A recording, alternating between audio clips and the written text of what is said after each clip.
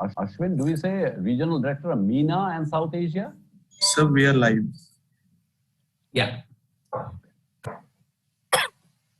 Hello and welcome to the World University Summit. This is the third day, the 20th session, and the lessons, the topic is Lessons from the Pandemic, Digital Transformation, Virtual Sustainability, and Digital Divide.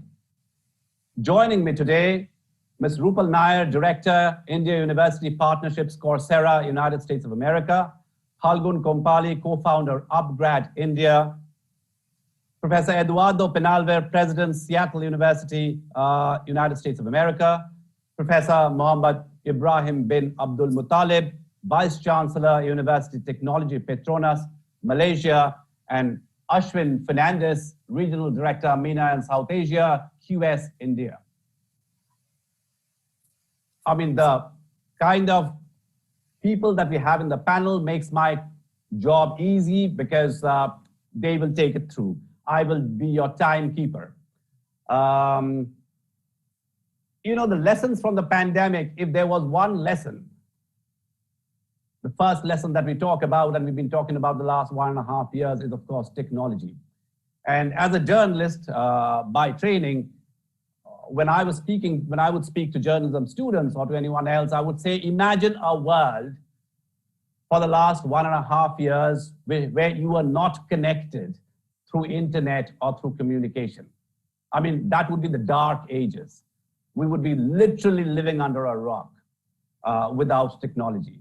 So technology and digital technology really helped us, or is helping us, go through the crisis in more ways than one. But that's not what we are really going to discuss today. The discussion is going to veer around the pandemic and digital learning, which has now widely become or has been accepted as a new standard in the education system. But students, however, from underprivileged backgrounds in the developing world particularly, have struggled to keep up with their classmates due to the digital divide. It has underlined the need for greater investment in universal digital learning by both public and private organizations. The challenges associated with underdeveloped and developing countries, digital divide, are considerable and need immediate action. While a person from lower income or more challenged demographic may have internet access even if they live in metropolitan cities, a wealthier person in a rural or more advantaged geographic zone may not. And we encounter this problem almost every day, even in class, even in a university like OP Jindal University. I teach a very small class size, but I know the challenges and I'm almost exposed to it. I learn every day the kind of challenges that students go through.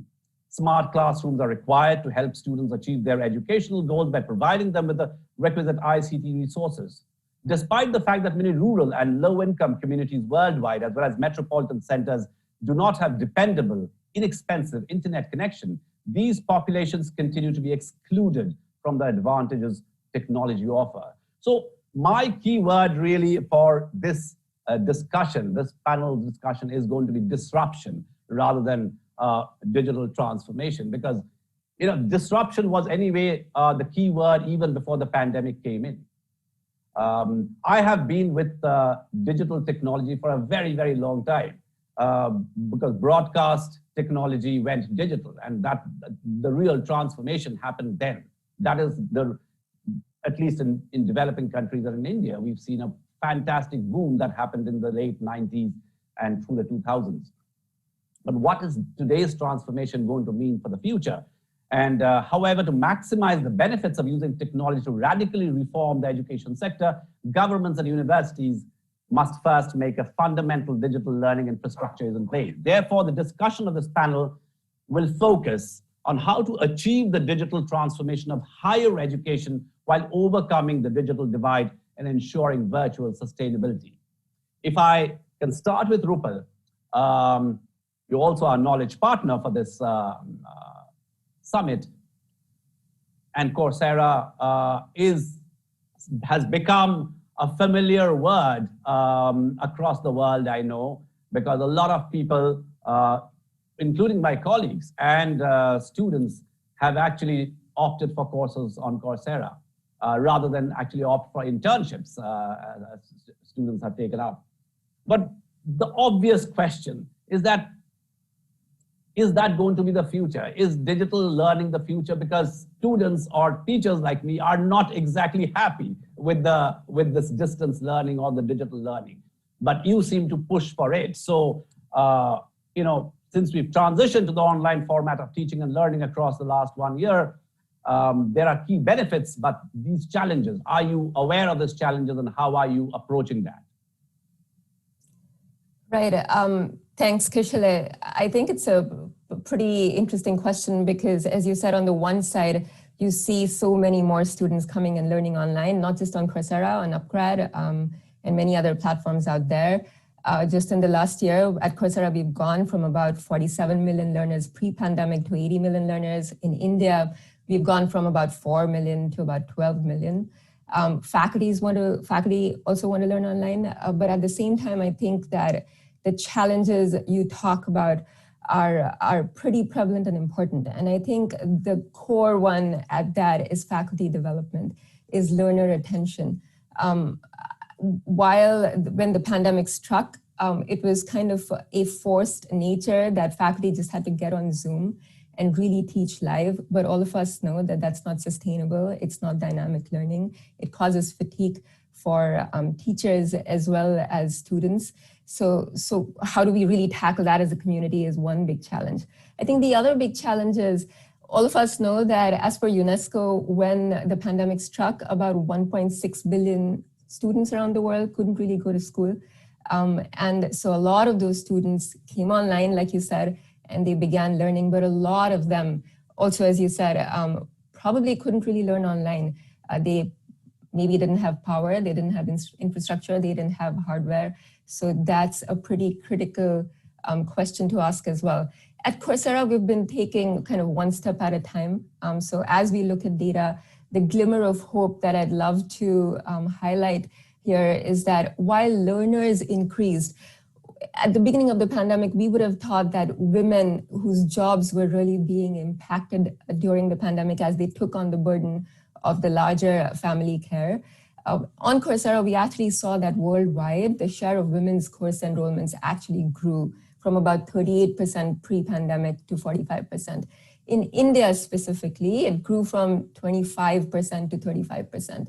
So while there is the digital divide and there are some key questions to ask and answer for faculty and students, it is a bit of a glimmer of hope that for women who probably had other conflicting priorities, online learning is coming front and center and giving them the space and flexibility to learn as they're having to experience and face other challenges. Okay, since you mentioned about women, I mean, there was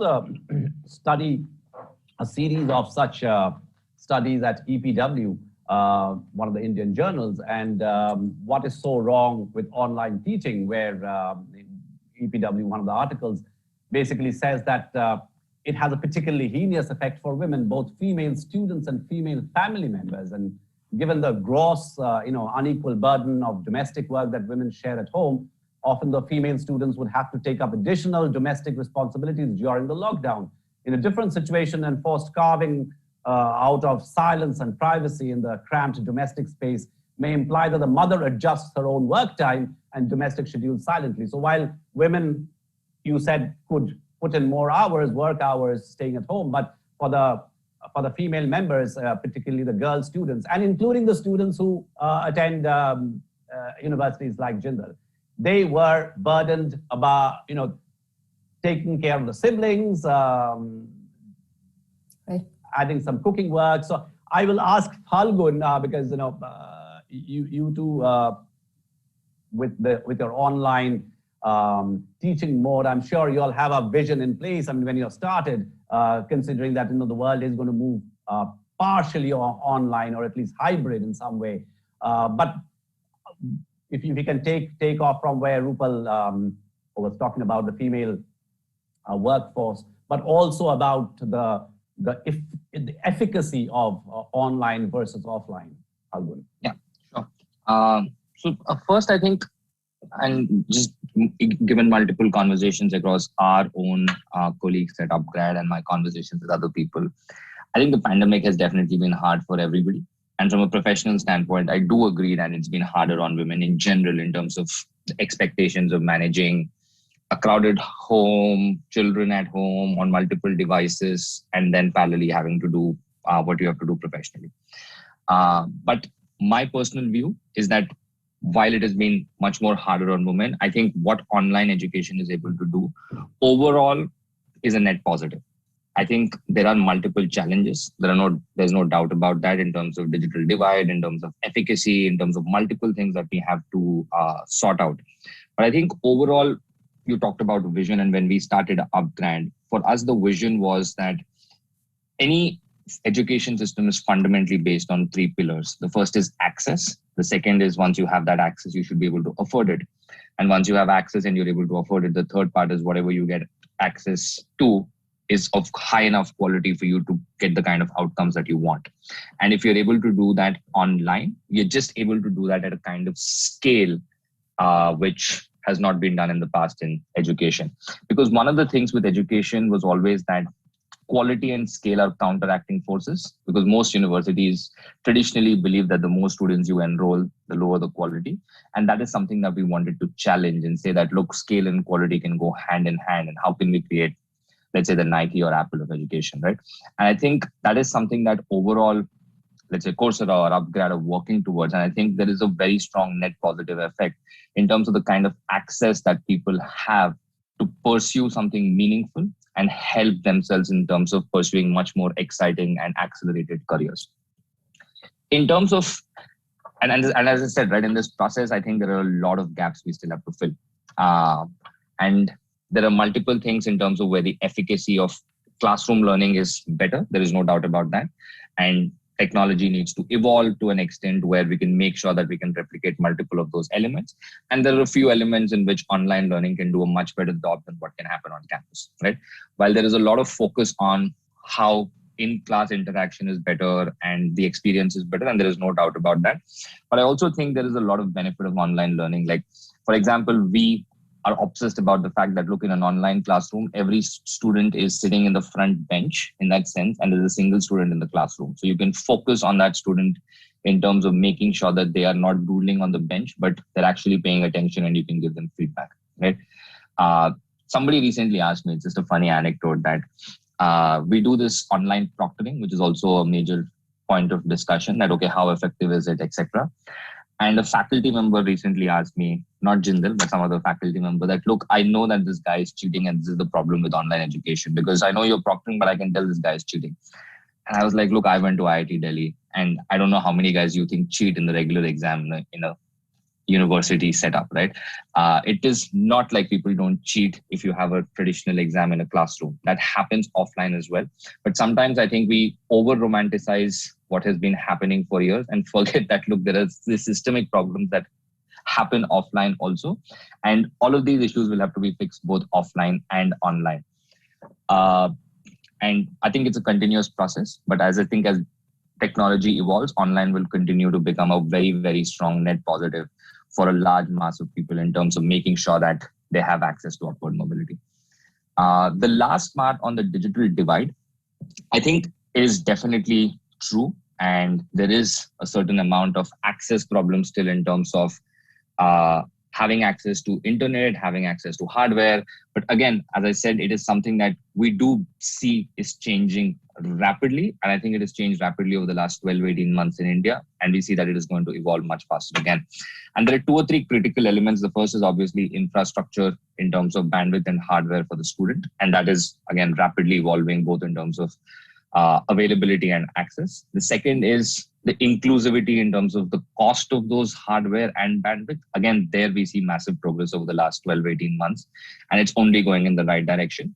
And the last part is once they have the infrastructure, it is affordable and inclusivity happens. The last part is the digital proficiency part, where, as Rupal mentioned, the faculty need to be proficient in terms of how to use this to effectively deliver, and the students need to be proficient to understand how they can effectively absorb it. So I think it's a journey. We're starting off. I believe it's a massive net positive, and I think it's headed in the right direction. And overall, we believe that, as I said, it can make a massive positive impact across a large set of people. Thanks, Falgun. I'm going to come back to you. But moving from Coursera and UpGrad, who are the millennials in and in online education, because distance education and online education is not really new. I mean, even when I was in college, IGNU in India started distance learning. I'm not very sure I'm quite sure a lot of people got educated, but educated in what sense through those online learning. But if I can come to Eduardo now, to a more traditional university framework, what type of discussions are university leaders like you engaging in regarding the role of technology, given that we are going to be dependent on some form of hybrid learning in the future? Maybe we've fast forwarded ourselves into what would have happened 10 years from now. Eduardo, would you agree with me? I guess as I listened to the conversation, I had three thoughts. Where you said that without technology, we'd be in the dark ages during the pandemic. And yet, I think it's a little bit of a mixed bag, right? What we're seeing globally, certainly in the United States, is that technology has in some ways hindered our response to the pandemic, right? The misinformation that's being spread on social media is discouraging people from getting vaccinated, which I think would not be happening if we were confronting the pandemic without some of the technological advances that we've seen in the last 10 or 15 years. So it's a tool, and it's being used by people for good and bad. And I think the same thing is true in the educational context. It's a tool. It's a useful tool. I don't know that the future is entirely hybrid or entirely online. One thing that what we've seen during the pandemic, I would say, are two different things. One is that the flexibility that the technology provides us is very useful, and I think that it will be an important tool in the toolkit for education going forward. Some students prefer the online modality, and there have been some interesting findings, I think, about inclusion and the way in which students who might be discouraged from participating in a class discussion, for example, in person, are more willing to participate online. There was an article recently in the New York Times, I believe, talking about staff and how staff sometimes, that some staff, especially people from underrepresented backgrounds, feel more comfortable working online. They feel like they experience fewer instances of discrimination working online than they would if they were in person in the workplace. So there are some benefits, both in terms of flexibility and in terms of inclusivity. At the same time, and this, I'll just stop with this, that students have spoken to us incredibly clearly that they prefer to be in person. And that's because education is about more than just the transmission of information. It's really about the interactions that happen, the casual interactions that happen before and after class with faculty. They're about the interactions that students have with each other inside and outside of class that are really impossible to replicate with digital modalities. And so I think the future is both in person and online. And some students will not be able to participate in person, and they will choose to use what they can to get in their education. But I think students who can participate in person are going to continue to prefer that, because that educational experience is really enriched by all the interpersonal connections that you can't duplicate through online education. Thanks, Eduardo. I'm going to come back to you asking about the legal implications of it, given your background. But Ibrahim, if I may come to you, without employment providing a structure in people's lives, and with technology replacing many human activities, which Eduardo just now mentioned, do you think our societies is likely to shift towards more individualistic entities with less human interaction?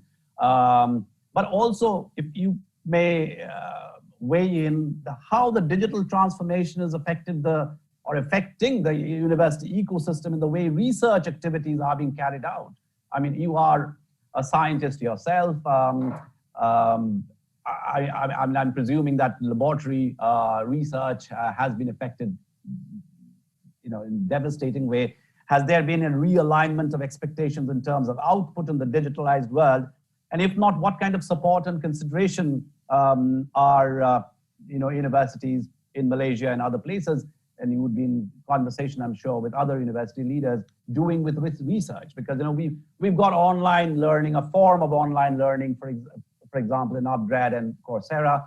We've got the traditional universities coping and hoping that we are going to have in-person classes very soon. But I think one of the areas that has been affected adversely has been research, isn't it? Right. Thank you, Kishale. On the first question related to how society would be as a result of this application of this online learning massively, the online environment massively. I am not an expert in terms of looking at how, but from the university perspective, what we're trying to do at the moment when we were hit by the pandemic, almost everything shift online. Yeah, almost everything shift online. And what we noticed was that there was a difficulty in terms of not only the lecturer in adapting to it, while you can put a lot of effort and quickly ramp up, as what Rupal and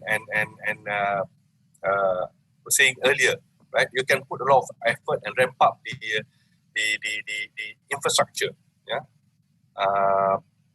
for the university as well as outside. But there's another part of it, which is the ability for the people to actually adapt and adopt to handle those technology. For a start, even our lecturers, when they do the teaching initially, they felt awkward. So we got to support them. We got to put up courses in terms of, we were a bit lucky in the sense that because we see the benefit of doing active learning, collaborative learning, cooperative learning. So we have prepared them to a certain extent before the pandemic came in. So it kind of helped, yeah. But then again, how do you actually conduct that online? That is something that we need to also train and develop them, yeah. And then there's not many experts around because we just hit like that, yeah. And on the student side, they are used to, I think Eduardo put the point that the students would prefer to have that interaction. In fact, I agree very much from the talk that I've listened, even from MIT Business School. And then from the feedback that I've got from the students, from parents, they prefer to have that physical presence. Yeah? Because that would, student experience is not just about the teaching and learning and transferring of knowledge, but it's also about the interaction, the social activities that they do, the environment surrounding the university which supports their development. So that is something that if you miss that, I think there would be a significant impact to those people. And if you sort of translate that over the years, let's suppose if the pandemic goes to 3 or 4 years, my worry is to a certain extent, not only that the student may tend to be sort of self-centered, probably, but my biggest worry is they will experience a lot more depression, a lot more, because they are not, now we are having a lot more rise in the mental health cases, yeah, not only among the students, to a certain extent to our staff, because, we human beings are social creatures, right? If we don't do a lot of interactions, social interaction, that to a certain extent can have an impact to ourselves, yeah.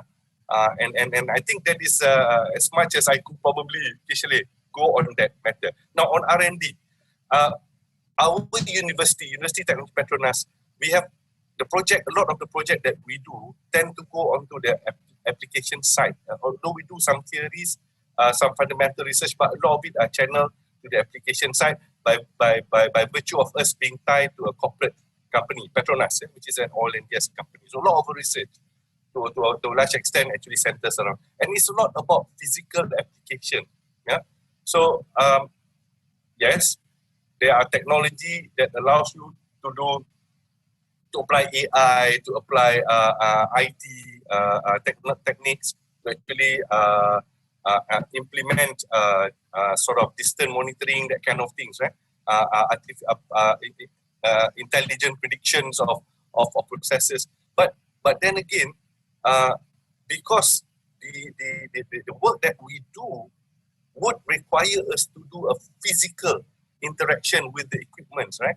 So initially when we have the lockdown, we were dumbfounded, because we have to let our students to come into the university to actually do the experiments, because you cannot do the experiments on virtual.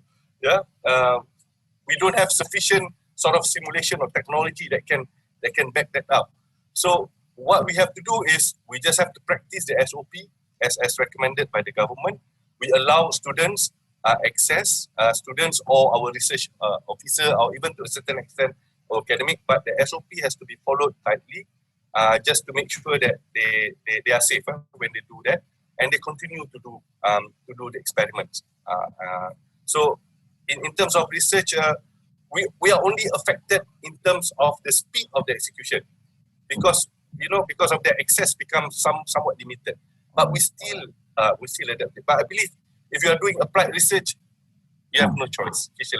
Thanks so much, Ibrahim. I'm going to come back to you. Ashwin, we've heard the traditional university, we've heard the hybrid, we've heard the online or the Coursera. Now, since you are going to rank us, and now the ranking is going to depend on a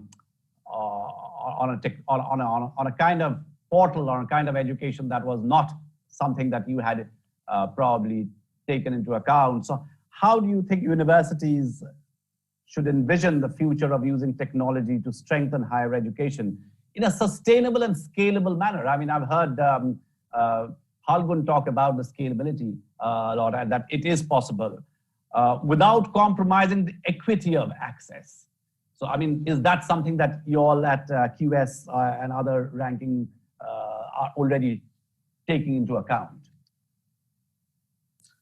Thank you so much, Professor Keshari, for that question. I think it's important that we don't just look at from the rankings lens, but I think when we're talking of India, we can see currently how the National Education Policy 2020 is going to impact education and higher education in the next 10 to 20 years. And we've seen that technology is going to be an important part of that transformation plan for India.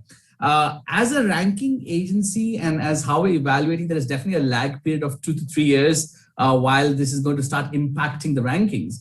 But what technology has done to higher education has been tremendous. It has provided, of course, access at perhaps low cost to a larger population. There has been international exposure for faculty members in India, much more than what it would be in the past. Students have been able to experience guest speakers from around the world. So there are definitely advantages for this. One of the areas which rankings looks at is internationalization. And I think with technology, getting international students and getting international faculty is going to be a boon, because it will support more international students to come in.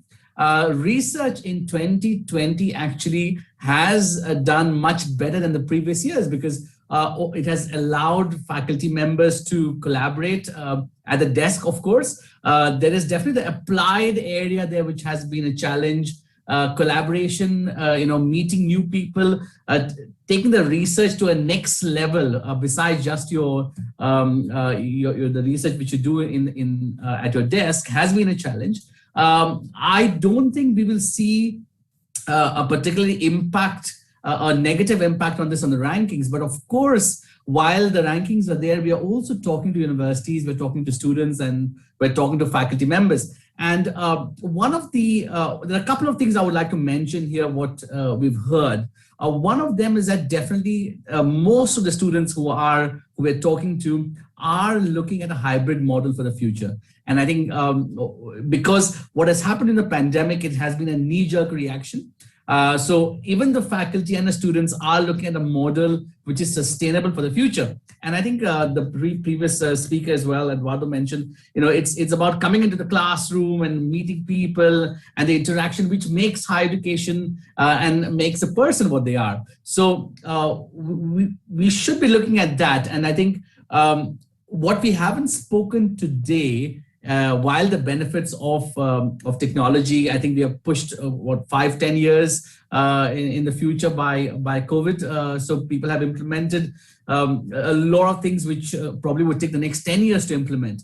But with that, I think the impact on well-being has been the most underspoken element generally. And when we did a survey last year, we've seen amongst the faculty, I mean, we talked so much about students, and we talked about, how do we provide them holistic education? Everybody is a front bencher, but what we don't talk about is the impact on faculty. Now, definitely the rankings looks at research output. We look at the faculty-student ratio. We're looking at the research output. But what about the faculty? And I think an alarming figure which came out of the research we did last year was almost 10% has seen a sharp increase in their stress and anxiety levels, because it was not easy for the faculty who's been always teaching in a traditional classroom without any kind of plan or any kind of, within almost a week, they had to get into the virtual mode. So that has been a challenge, and almost 50% reported a moderate increase in their anxiety or stress levels. So that's been, I think, the takeaway for us is how the institutions and perhaps also ranking agencies in the future start looking at faculty as well, because we always have been focusing on the student part of it. So that's the most important part. There are also challenges, I think, with micro-credential courses. We have, we have Coursera here today, which I think has supported a lot of micro-credential, and I think they do a full set as well. That will help also in the future with the NEP with coming in. I hope these credentials would start to impact the students, and also with the academic bank of credits as proposed by National Education Policy, that will provide a holistic experience for the students, and hopefully will also support the university in the rankings in the future, because I think having students who have international exposure at a very early stage will be good. So on our side, we are optimistic, but I would like to say that one is that the institutions should be looking at faculty well-being. Second is that providing better access to the students. And I think now would be the time to start planning for the next 5 years, because what institutions should be doing along with the government, because this is not an institutional, an institution cannot themselves do this especially in a country like India, where you have to involve the government and providing better access to the second and third tier cities and villages, where it's not just having I mean, almost 80% of those surveyed last year were using Wi-Fi, were using the internet on the dongle, which is alarming, because if you want to really take us to the next level, we should be having stable broadband internet available to at least majority of the population. And I think with the Digital India mandate and taking the fiber to the last mile, institutions should be championing this with the governments right from the early on. And I think that will really bring not just, rankings will be the last part of it, but at least having more qualified, happy faculty and students. And I think that will eventually have a better impact on the rankings. And that will also impact, I think, having better connectivity will also impact better research, because of course, some of the international best practices require you to use those virtual labs, which definitely require, a stable connection. And besides stable connection, I think it's also availability of electricity and other things. So there are challenges. We have moved fast, but there is still a lot of more work to be done. And I think institutions should play a role in that. Okay, thanks so much. There's a huge audience engagement, lots of audience questions. But before we come to the audience questions, I'll do a quick round of, questions to you guys. If you can keep your responses brief, I'll start with Eduardo. What do you tell your faculty and students, Eduardo, about what Ashwin just now raised? I mean, there is the stress level is high, there is digital fatigue, and of course, there is a digital divide even in developed countries. It's not just underdeveloped countries. So what is the approach that university leaders have towards your own faculty and students? Well, I think the key thing is we have to support all of them. So that, for our students, that means making sure that they have the technology they need. We'll provide them with laptops.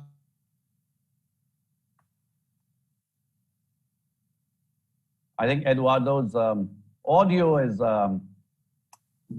lesson plans and understanding the technology that we're asking them to use. And so, at Seattle U, one thing that we did early on was really bolster an office that focused on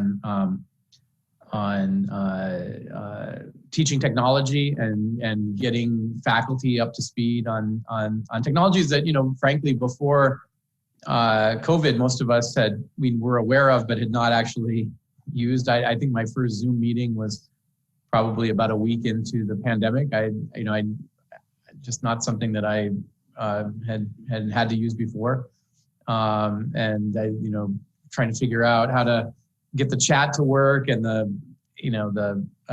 yes and no buttons and all that. I mean, it's just a new experience. And so providing that kind of support for faculty, I think, is very helpful. It doesn't eliminate the anxiety or the stress associated with that sudden shift, but it's a responsibility of the institution to make sure that we can ameliorate that as much as possible. And so those are really the key things that we can do. And then going forward, I think it's to assure both faculty and students that we're going to take a hard look at this experience of the past 18 months and take the best of it, right? Take the lessons that we've learned and apply them going forward so that we don't just go back to the way that we've done things in the past, but that we, to the extent that we think we can do things better now than we could then, that we make that possible. And so I think, it won't look the same once we're back after this pandemic as it did before. I think we've taken a big step forward, but I think that like I said before, it's going to be some kind of mixture that draws the best from both the prior model and the COVID model. Thanks so much, Phalgun. Not just over the last 1.5 years, but it's kind of accelerated over the last 1.5 years that, robotics, advanced materials, 3D printing, quantum computing, blockchain, 5G, words which were not familiar to me, and now I seem to be, pretty much familiar. But Phalgun has suddenly disappeared from the screen. So if he doesn't come on, I'm going to throw this question to Rupal. Do you think, Rupal, because Phalgun is still not there, that it would be safe to say that we are, fourth industrial revolution, as a lot of people are talking about now? Rupal, if you can take that. Right, and I see Phalgun's back, but I actually want to start with reflecting on something that Ashwin said. Ashwin, I think you talked a little bit about mental health and well-being. I think that is so true, not just for faculty and students, but just for professionals all around. A couple of things we've seen at Coursera is that, as you said, at Coursera, we offer an entire range of programs, whether it's degrees and certificates or MOOCs. And so we've seen that some of the courses, the online MOOCs that have really taken off are the ones on well-being in mind and health.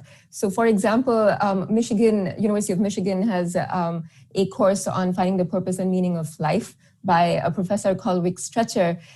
That course started in the pandemic and has about 100,000 plus courses. And Yale has a professor, Laurie Santos. Her course on science of well-being has about 3.38 million people, most of whom joined in the last year. And we just see that this is so critical to just people all around. And we work with a lot of campuses. So during this time, Coursera, and Kishle, this is probably pivoting to your question now. One of the things that we started to see during the pandemic and kind of encouraged us to introduce something new was that campuses around the world who don't necessarily have access to expert faculty in certain domains. So the fourth revolution, talk about data analytics, robotics, etc. And you could think of these as community colleges in the US or other kind of institutions or arts institutions that want to think about how to apply data science to arts. We're coming to Coursera and saying, hey, Coursera, during this time when we can't even go acquire faculty, can you help us with content from your catalog? And we began to work with a lot of campuses during the pandemic, giving this content to them for free, such that they could apply cross-domain information. If they were a tech school, they could leverage all of the psychology-based content that we had to kind of leverage that reflection in their learners. And if they were, let's say, an art school, they could use data sciences to see kind of really the application. So I think that Kishore, we're really going towards what you said, though how I would really summarize it is technology can really be the promise of equity, but only as we begin to see online learning and enabling access to all learners everywhere and remote learning. I think one thing we haven't talked about is remote work, how a lot of companies are opening up to remote work. So in a world where you can learn remote, or actually building on Ibrahim and Eduardo's perspectives, if you are the kind of learner who would like to make that choice of learning remotely and perhaps working remotely, then all of a sudden you have a lot more opportunity to tap into. Thanks. Ibrahim, if I may ask you, I mean, I'm not very familiar with the terrain in digital terrain in Malaysia, but given the digital divide, because the digital divide is a reality. I mean, that's not something that we are going to run away from, or that's not something that we're going to be able to bridge overnight, particularly in countries like yours and mine. And it can be, of course, attributed, as Falgun and Rupal and others mentioned, to the lack of infrastructure at a country level. But how do you think universities can collaborate with government authorities and with online portals like Coursera, UpGrad, etc., to promote policy implementation that enables the students with easy access of infrastructure for seamless online learning? Now, seamless online learning sounds almost pretentious to me, because I mean, it is not going to be. It's not seamless online learning. It's difficult. It's difficult because I mean, I'll give you a small little example, and Falgun is back with us now. It's like an Indian upper middle class Indian household, affluent, let's say, with 3 kids. Now the parents, Indian parents, don't believe that the 3 kids deserve 3 different rooms. So they're all put into one room, and all the 3 kids from one room are attending classes. And so they are not going to switch on their video. There is enough disruption and interruption out there. And the faculty is expecting them to behave. The kids out here are having a circus out there. Now, that's not seamless learning. So how do you think, Ibrahim, that this collaboration can happen? Because we have to collaborate at some level. And I really will have to, I want your responses to be brief so that I can take the audience question. Okay. We have plenty of audience questions. Okay. Kishore, if I can just give a brief. For a start, we do experience that for our students, Kishore, where there are students who are staying in cities. But what we did was, by understanding their problem, we sort of, a lot of the universities also work with the government to enable the students, those students who are sort of underprivileged, to come back to the university.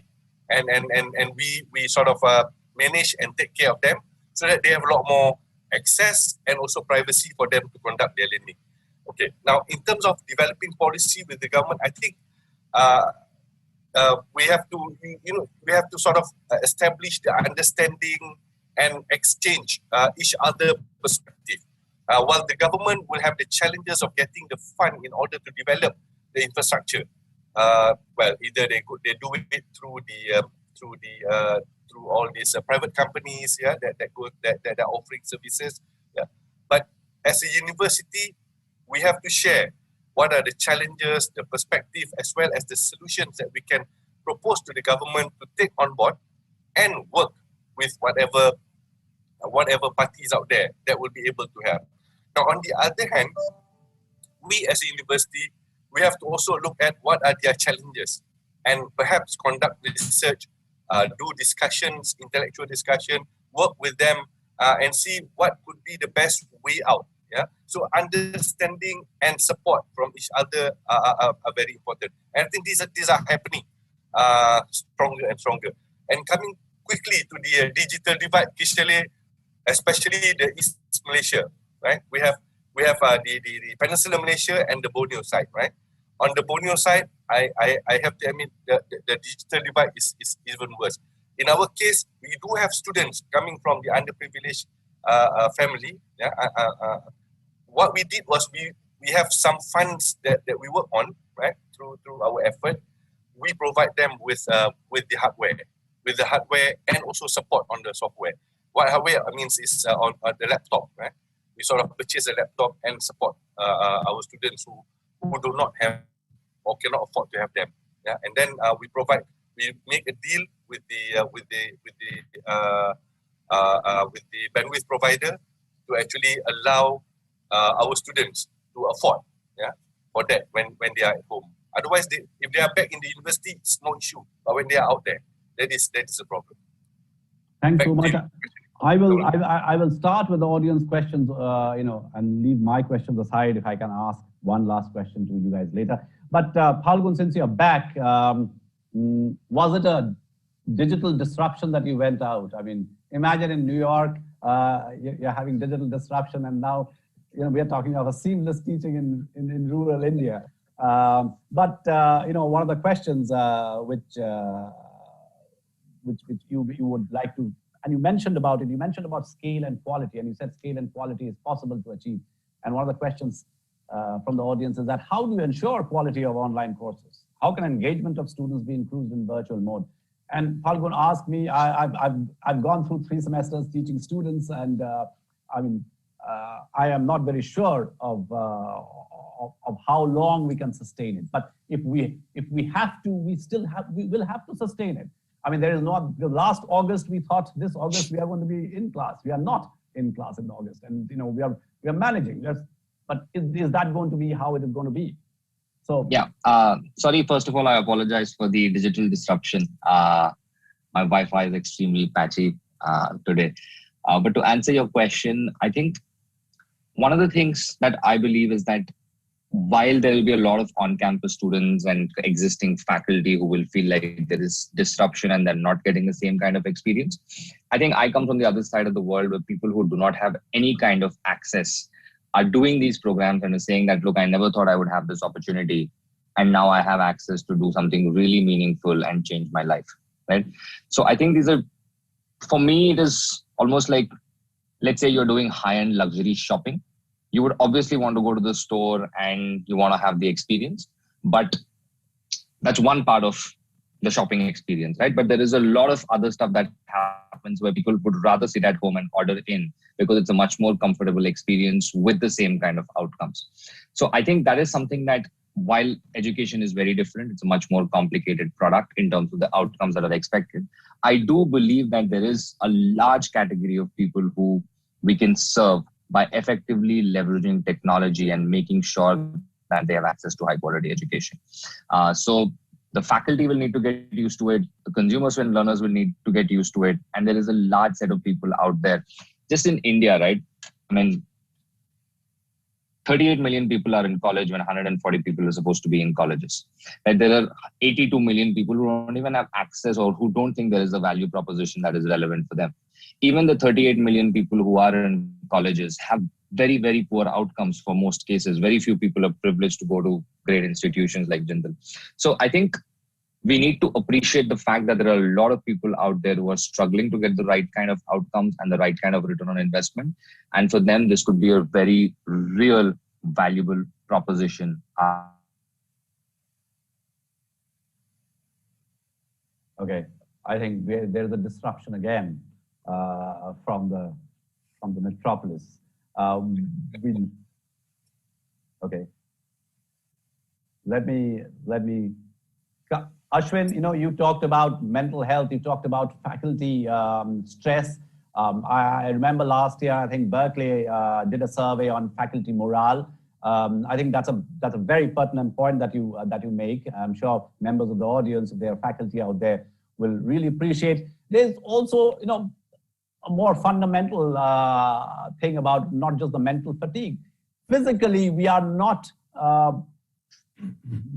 built in a way, we are not designed in a way to sit and look into computer screens for 12 hours and 18 hours. So how do you, I mean, have you taken this into account? And I'm not asking this from a point of what you do at QS. I'm sure QS is not going to take into account of, body stress. But, there's a lot of, and one of the audience questions, that body posture and physical weakness arising out of long, arduous hours of online sessions is slowly but steadily growing to become an issue.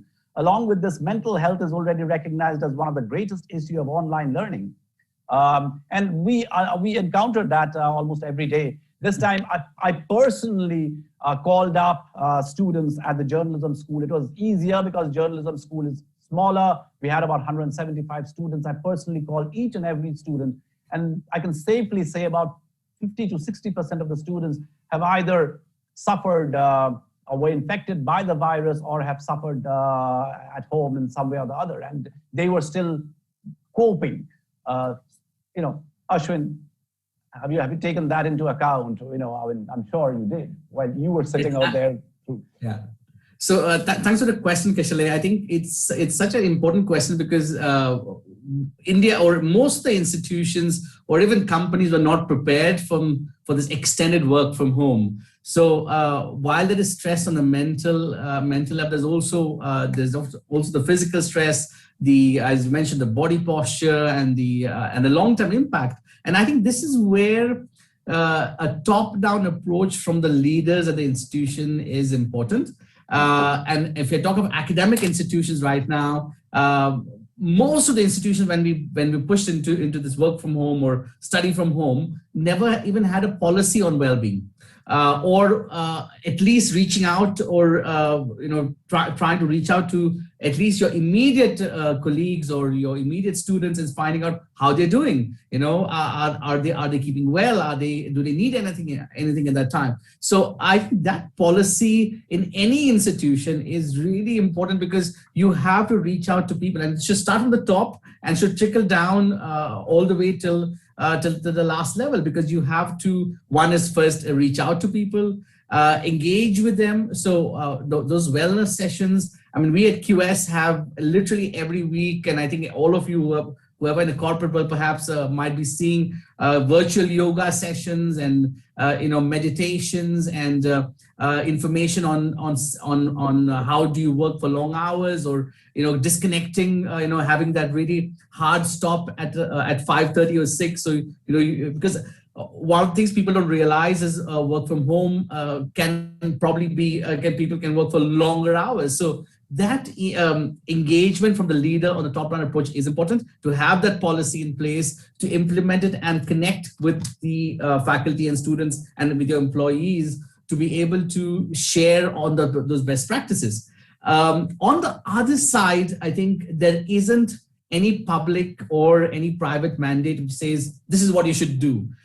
So at QS, and this is from our evaluation side, we created the eLead mechanism, which when people were thrown into the online mode, didn't know what do you have to do. The basic steps of, for example, data privacy. I mean, this is something which people even never thought of. How do we manage data? How do we look at perhaps keeping data secure? What's the backups required? So, and besides mental health and so on. So we created a methodology which I think OP Jindal Global University also was eLead certified, is looking at a 20-point agenda on what should institutions do to go online. So that is important. I think that can probably translate. We only did it in India, but I think that could translate to literally any part of the world, because that looks at some minimum standards you need to have, or some minimum thought you need to put into an online mode. So that is available on the web. Anybody who would like to look at it and implement it at their institution is free to do so.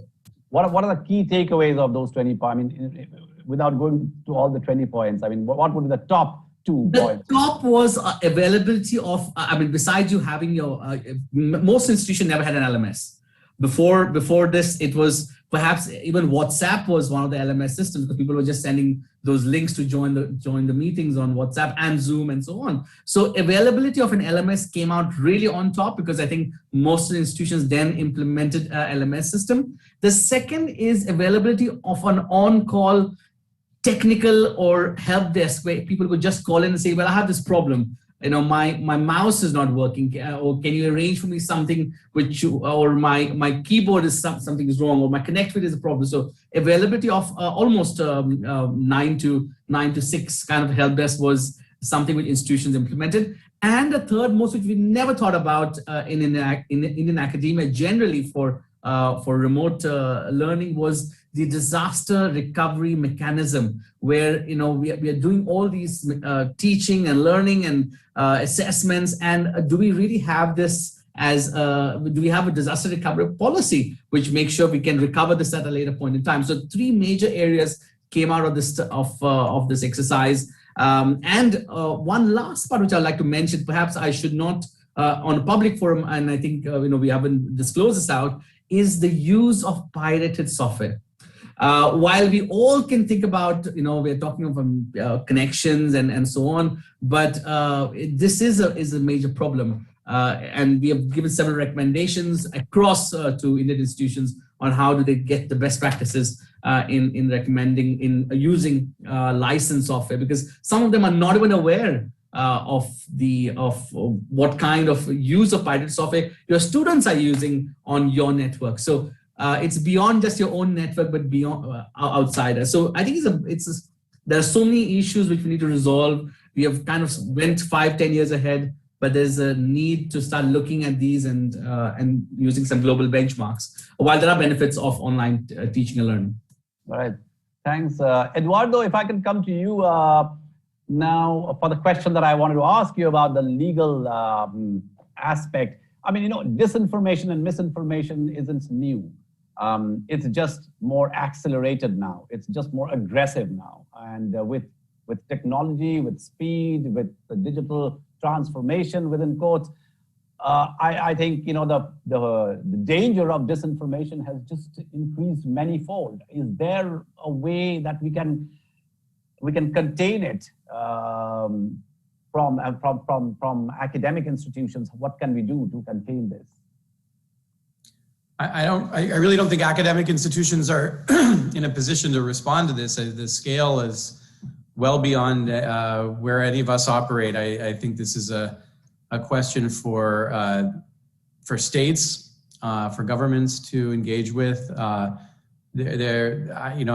can't pretend to have the answer. The conversations that are happening in the United States now are around antitrust law and whether there's something that can be done to go after the scale of these social networks, but also their accountability for a business model that really rewards extremism and rewards very emotionally charged content, whether or not it's accurate. And as the purveyors of that information, I think they do need to be held somewhat accountable for the consequences of facilitating that. So I think there are a number of legal avenues for that, but I think the solutions are going to run at the level of nation states and not institutions of higher learning.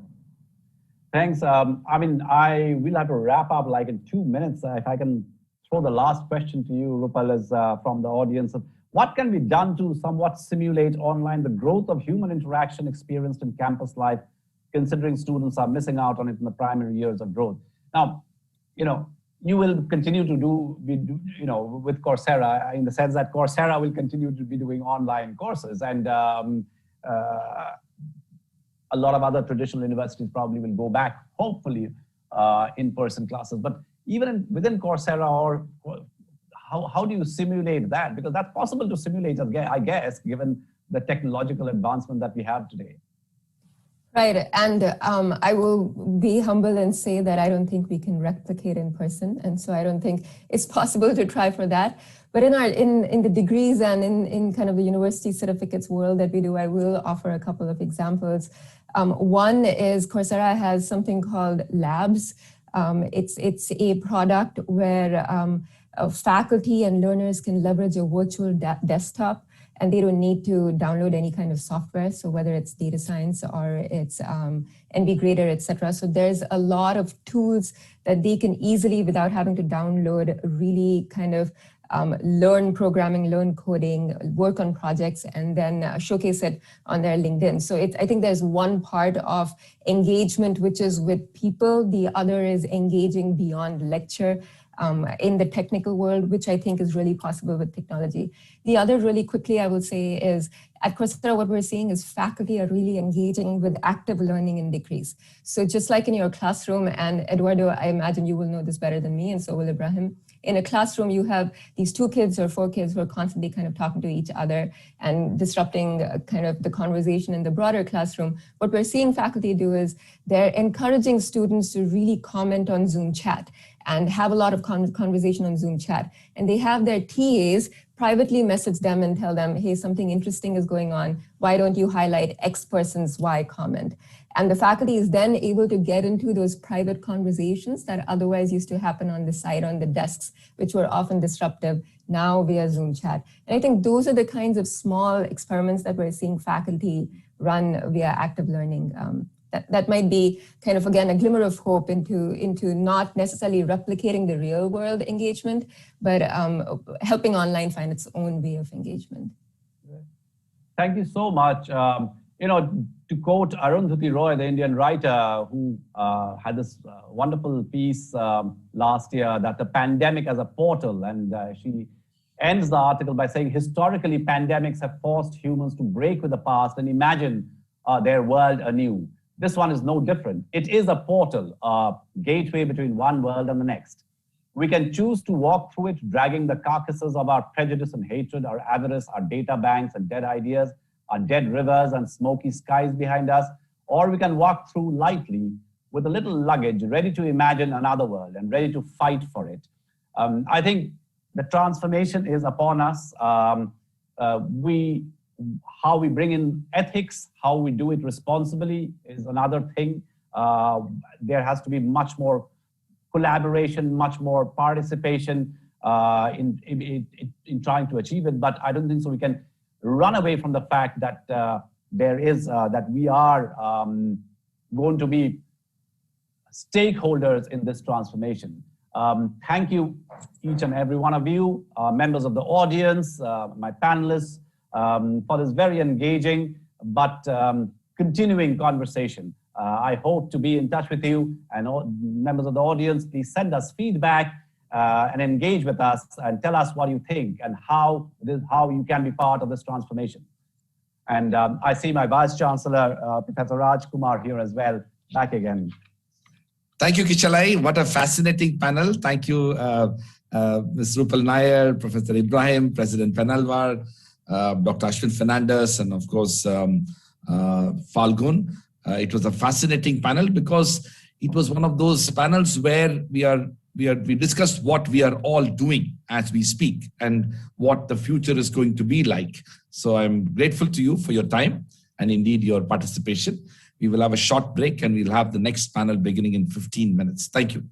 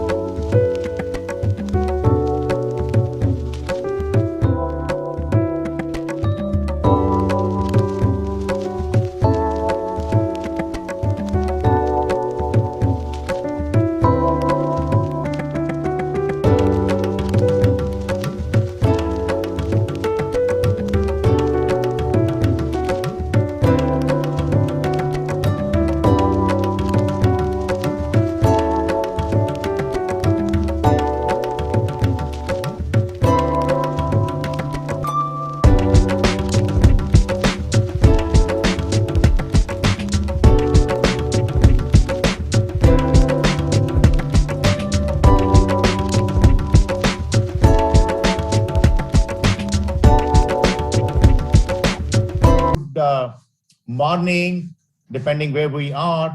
Sorry, I don't think we are live yet. Our IT staff will tell you when we are live. Oh, I'm so sorry. Yeah. So I'll say good morning again. Yes, our IT people will alert you once we are live on Facebook. Perfect. Excellent. We are live, sir. Great.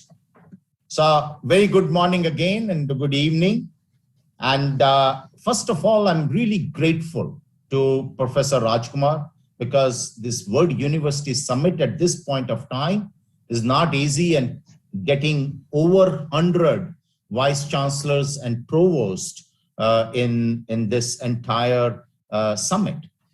Second thing is that we could manage and persuade people from all over the world, irrespective of timings, to come and join us, because many people are being benefited out of it.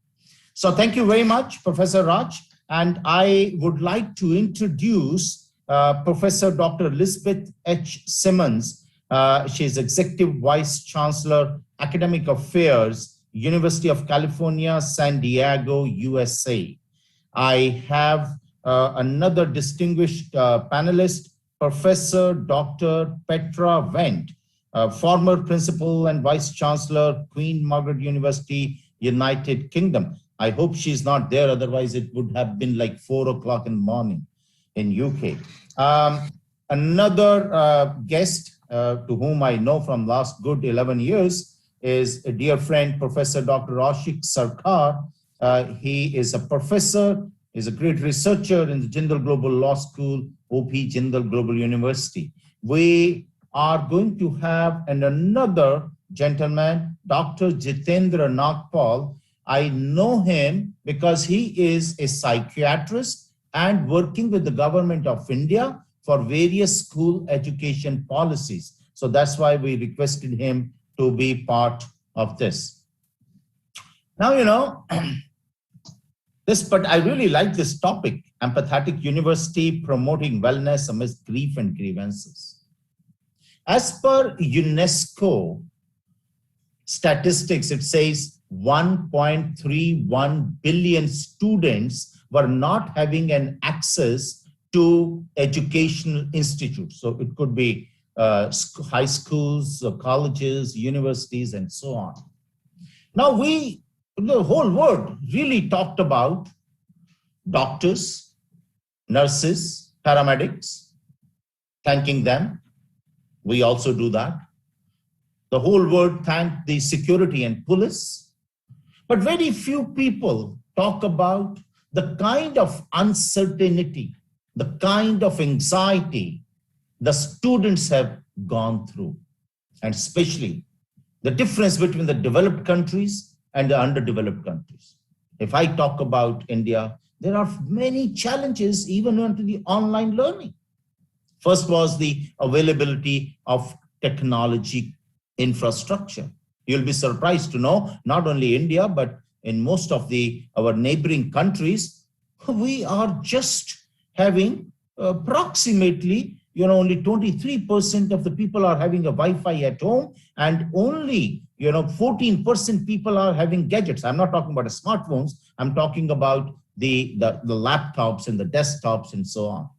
Not only that, these days the students are doing it on the phone. And if they have one phone, welcome Dr. Jitendra Nagpal. I've already introduced you to. Thank you, sir. Good morning, sir. Very good morning. Yeah. So, now as a student of psychology, I feel that once people are spending a lot of time, on screen, then definitely, the probability is high they may become an addict. And second is the future. What is the future? I'm not talking about school going students, but that also, if they are in high school and the last year and they have to take admission, they are going through hell because they are not able to get admission. Parents are not interested in sending them to the universities they want. They want their children to be near to the hometown. now all these students, those who were having a high hopes or wanted to go abroad or within India also, they're not able to travel. So all these things are causing a lot of psychosomatic issues in children, because we are dealing with almost 8,000 students in our university, and most of them have their issues on that. For that, I would like to have a perspective of UK, USA, India, and our law professor. So, and very good thing they have done, that they have already, given us the questions. And, but I'm going to ask you a few questions of my own as well. So, the first question, and we would like to discuss only on one particular aspect for not more than 2 to 3 minutes, but we want to understand your perspective on this. So, the first question goes, in the context of the ongoing pandemic, how have the various stakeholders, students, faculty members, and staff members of the university been affected? How has this been different from the pre-pandemic grievances? May I request Professor Simmons to let us know about her viewpoint on this. Thank you very much. I'm delighted to be here to be part of this important conversation. I think that during the pandemic, we heard much more from all stakeholders about the desire to be much better informed and to be part of conversations about how things were being organized at the university. And there was anxiety when people felt they didn't know what the plans were or didn't have a voice in the plans. And while before the pandemic, people always liked to be well informed, I think now it became much more important because there was so much uncertainty related to the pandemic. Students then had exactly the sorts of issues you've been talking about with respect to technology. The employees mostly had it, but not all of the students. And that was certainly a source of challenge. We ended up lending over 1,000 laptop computers and Wi-Fi hotspots to students so that they would be able to connect with their classes. And those were just a few things, but I think also just the isolation everybody expressed was a source of real challenge. Let my distinguished colleagues contribute as well. Sure. Professor Petra Wendt? Yes, in the UK, it was very, very similar. So although we are perceived to be a developed country, we had exactly the same issues as well. The anxiety was there among the students, but also clearly the disadvantage of some students not having access to technology. And even if they had access to technology, very often they would be in noisy households or they would be sharing the laptops with somebody else, so there were no study spaces. In the UK, we're trying very hard to narrow what we call the attainment gap. So the gap between those students who are privileged and those students who are not so privileged. And we certainly feel that the pandemic made the attainment gap worse rather than making it better. So this is clearly one of the issues. And the other one is obviously the issue of isolation as well, particularly for students starting, because many of them moved into halls of residences near their universities away from their parents. And suddenly the pandemic started and they had to isolate in their halls of residences away from their family and not even being able to meet their fellow students and have any social contact. So that was extremely hard for them. And some have never returned to campus. So those who were first-year students still have not set foot on campus, and they're missing out on the vital experiences that students have as newcomers. Great, thank you. In fact, I just introduced, but let me tell you that Dr. Jitendra Nagpal is a distinguished, very accomplished psychiatrist and doing a lot of work with school children. He is very popular among all the school children in India. And he's also closely working with the Ministry of Education, Government of India. So what are your viewpoints, Professor Nagpal? Good morning, sir. Very good morning. Really honored to be in the midst of such an august gathering. Undoubtedly, sir, I agree with our honorable speakers here. This has been a major onslaught on humanity, the entire human race, and also the abundant population of youth in India. We are gradually seeing emerging trends of psychosomatic, emerging trends of helplessness and a feeling of loss of identity. To me, I think the pandemic has no doubt been an opportunity to relook into the way we define the psychosocial well-being of young people in the nations. And I think for India also, this has been a impossible period to actually bring about a cohesive communication between young people. As we heard rightly, when the campus is off, it is online virtual medium that is bringing people closer. But let me tell you, 3 factors. Whatever we have been doing as small surveys, interacting with the young people, the peer educators on the campus, in the schools, especially the middle and the later adolescents, we are coming across a loss of identity of that developmental period. You know, we all know the sense of belongingness to the family and a sense of purpose. First time probably in the history of human race, the youth who has a great amount of ambition, great amount of, a skyline of planning in life seems to be shattered. Many of them have come across in hundreds of helplines in the country where they talk about a complete sense of existential anxiety. It's like, I don't know whether life is worth, what is the purpose of my occupation now? I tried to go abroad. I tried to get into some of the best universities. I got them, but nothing seems to be working. So that's the worrying part. We have about more than 1,000 plus universities in the country. And let me tell you that though the data is still emerging, one of the highest rates of suicides in the world in young people, the adolescents and the college youth, the first year and the second year. And this has not only brought in a snowballing effect the last 18 months, but also a sense of detachment of communication and care coming in from the family. They feel that the young people feel the sense of isolation within the larger family system, the communication gap between the elders, the grandparents. So the sense of detachment from the family and also the peer group. Peer group plays, we all know very well, peer group plays a very dynamic, intensive role in bringing about a personality change in people, especially the 15 to 20 years group. Now that seems to be stagnated. The dynamics have come to a standstill.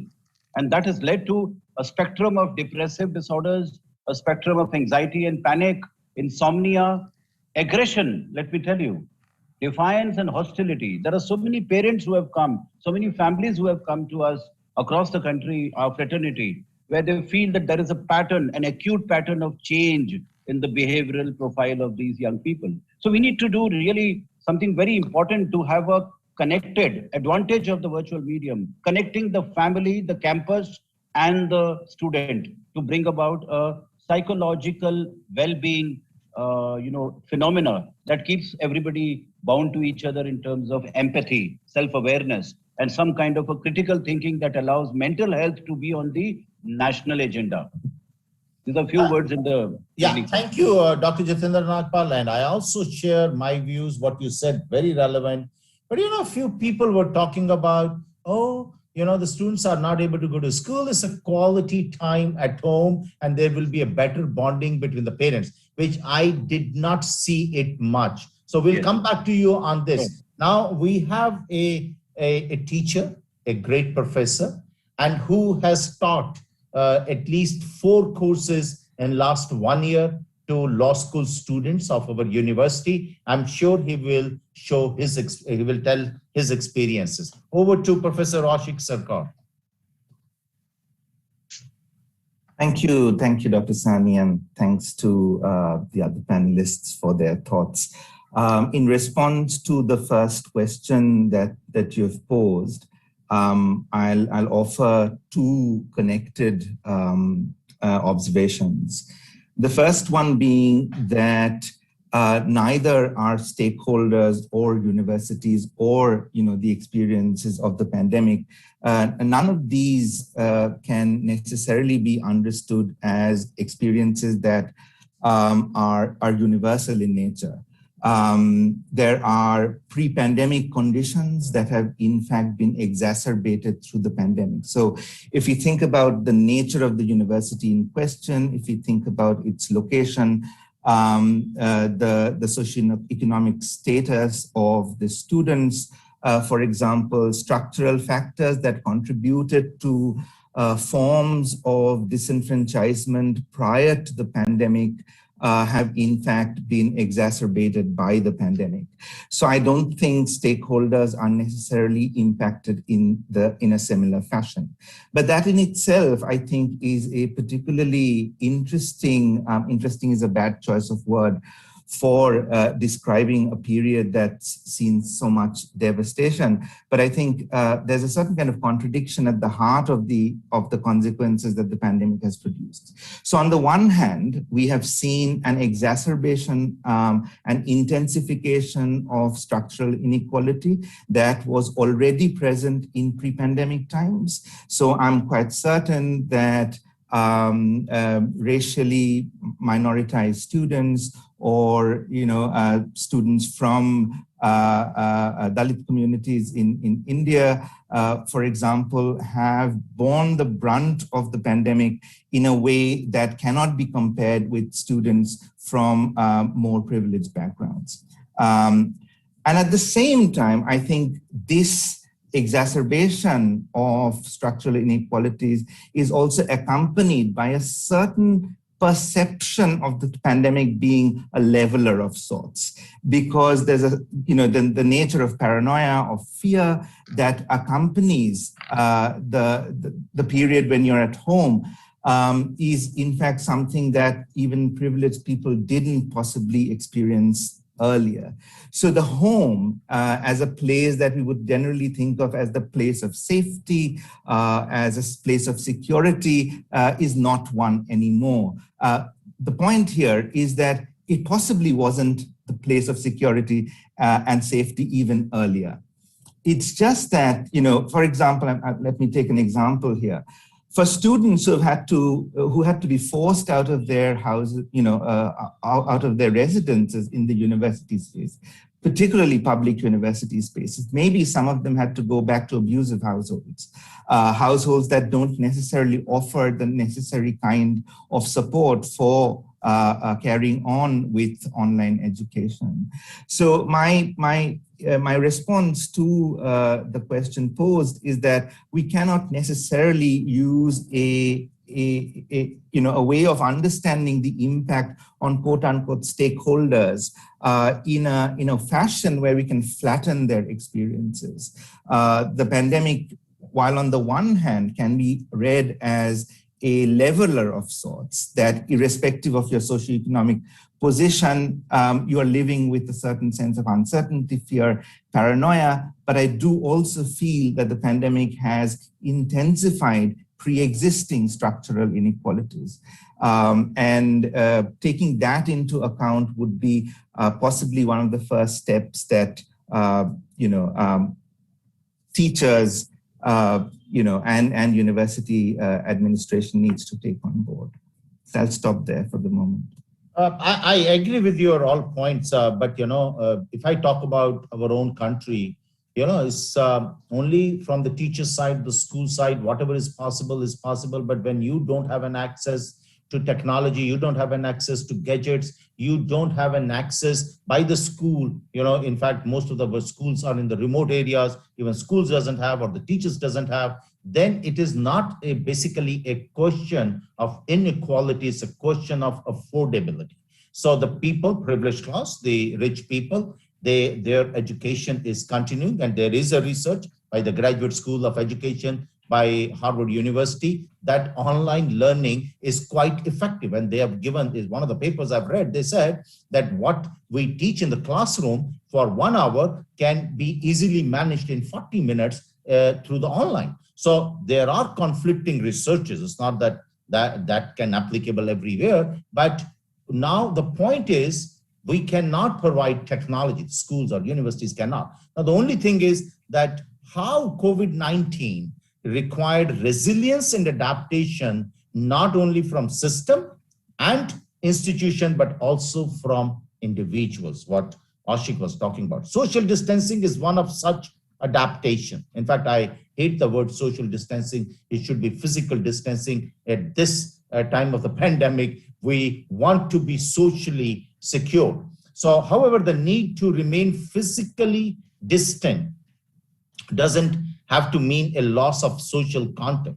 How important is it to engage in dialogue, conversations, experience sharing? How can universities create mediums of social contact even in the virtual environment to ensure that social distancing does not necessarily result in social distancing? So, anyone? I mean, that was certainly one of the issues that we had to confront early on. We were fortunate enough to have the resources to enable 9,000 of our 40,000 students to live on campus. So we were confronting that both for the students who were living with us but taking their classes remotely, and then the students around the world taking their classes remotely. We worked on it in a couple of ways. One was by empowering our student organizations and teaching our student organizations how they could continue so that students could build community among themselves. Another was to hold various events that were very pertinent to what was going on, particularly in the nation at that time. You may be aware that we had an unusual amount of social unrest in the US, both due to the political election cycle and then due to the really tragic murders of a very large number of Black Americans in the last year. And so to make sure that the students were not alone trying to deal with the extra emotional burden of those incidents alongside the simply trying to keep up with their learning, both the faculty and the staff organized events where people could come together to learn something about the situation, to share their feelings and thoughts, to learn maybe how they could participate in taking some form of constructive social action. So we tried to help them feel that they could stay involved in the national community and the national issues, as well as in their local organizations, in order to feel more of a sense of personal and societal connectivity. I'll stop there. Great. Yes, please. Yes, sir. I have a point to share here, sir. Undoubtedly, I think there is no two thoughts about the fact that there are three dimensions of dynamics which have happened, especially for the youth. One is we are coming across a large population who is extremely resilient, as you said, and they are taking this as an opportunity to bring about a better strength of a youth population in a country. In fact, they're taking leadership role. Second is, as we have agreed, there is a opportunity to identify those who have already been vulnerable to mental health conditions. And this has been a major, undoubtedly, the first in the last century, a major onslaught for scaling up the vulnerability. So these are the people who are likely to move into the psychopathology or disorders. The third category, who were already under, as a clinician, I'm telling you, as a large population of young people who avail within the campus of a university or a school or outside the campus. They avail mental health services, like OP Jindal has a fabulous linkages of mental health services. That population probably went into relapses also. And that's a population which again became more vulnerable to a large number of anxiety spectrum, depressive spectrum, psychosomatic disorders, and not to forget, substance abuse and self-harming. The four categories which we have been coming across in patches of research. So again, the onslaught is on the young people who need unconditional psychosocial support, whether it comes from the campus or a renewal of that compassion and care with communication within the family, or, well, peer group. I have come across young people. In fact, the National Peer Educators Forum, you are very well aware, sir, under the Ministry of Education, Manodarpan, we just formed that, and we found there are scores of students coming from schools who want to build up a peer chain, the empathy chain within the peer group. I find this is a connecting, the bridge over the waters between the campus and the family. No doubt that family as a renewal of maybe a quasi-therapeutic alliance for mental health with the child and the adolescent and the youth seems to be emerging as a human resource. The first aid in mental health, our family, our teachers. That's the first aid we can escalate for future trainings, also build up that human resource. Because mental health manpower or psychosocial support manpower at a professional level will always be lacking. India has hardly about 15,000 clinicians. So we need nothing less than maybe lakhs of them. So our faculty, our teachers, our parents, our grandparents, the first aiders in mental health, I found this to be a very good opportunity to bring them into the close circle of a support group for the young people. Great. Yes, Dr. Petra, please. Yeah, perhaps if I could start just with some practical examples of what we did, and then perhaps a more general point about a supportive atmosphere online. So the first, in terms of examples, what many universities in the UK did, they organized social events online for students.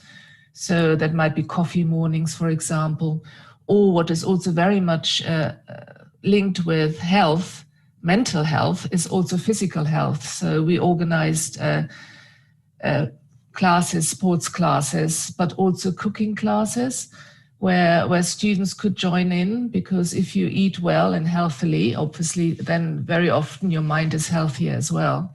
So these are practical things. But while the other practical thing is also that universities in the UK, and I'm sure in other countries as well, have counselors who help with mental health with the students. And so they were very, very busy. And in fact, more were employed to cope with online support as well. But for me, what is very important as well is that everybody comes together. So whether it's the leadership or staff and students, understanding all of us together that we are in the same boat. Because what happened in the UK is that students turned very much against the universities by saying, you're chaotic, you haven't organized everything well enough, you're leaving us to our own devices, we have to pay fees, we have to pay rent, we want our money back, and so on. And what many students didn't understand is that the vice chancellors themselves were given 3 pieces of conflicting advice from their governments every single day. And they had to work so hard to keep the universities going. And those universities where students understood that we are all in it together, this is also where more a sense of belonging happened, and students didn't feel so angry and felt that, yeah, we are part of a community where we are trying to get out of the troubles and out of our problems together. So that, I think, was very, very important, or is still very important. Great. Ashu? Yeah, I'll echo most of what has already been said. I'll make 3 quick points. One is that I think particularly the role of the teacher under these circumstances is in many ways to be the liaison between the administration and the students. And I say that with some trepidation, because it isn't always necessarily the case that the teachers either on the administration side or the student side, they do walk a tightrope of sorts. And that, responsibilities. So sometimes your ability to live up to the role of the mentor, in fact, majorly suffers under these circumstances. Now, this is connected to my second point, which is that what the pandemic sometimes can actually do and do well is to unsettle the relationship of hierarchy between teachers and students in the place of the classroom, even when it's virtual, because you actually start discussing experiences of vulnerability in that classroom space, where in a certain sense, there's a democratization that happens in the relationship between the teacher and the taught. And I think that's quite important. It's important for a reason that, Professor Simmons was talking about, which is, what is the use of teaching a course under exceptional circumstances like the pandemic, where what you see happening outside of the classroom space or your homes, for example, the Black Lives Matter protests in the US on the one hand, or you see, thousands and thousands of migrant workers walking bare feet from cities back to their villages, dying on railway tracks without food, for example. Now, what relevance is there between all of these images of devastation and suffering on the one hand, and what you're studying inside the classroom space? So I think one of the things that I tried to do, and many of my colleagues also tried to do, is to not treat the subjects that were being taught merely as forms of technocratic training, where students are only being trained in a certain set of skills that they can then use to solve problems later in life, but to make the content of the subject more relevant to everyday life.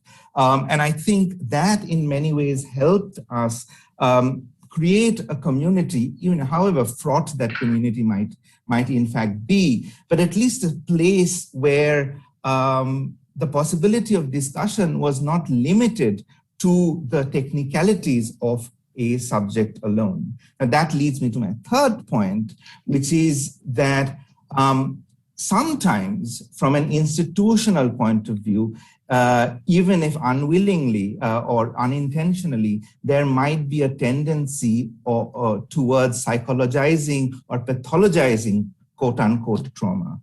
I think while institutional responses that put in place necessary access to mental health and support is absolutely necessary, and there is no alternative to that.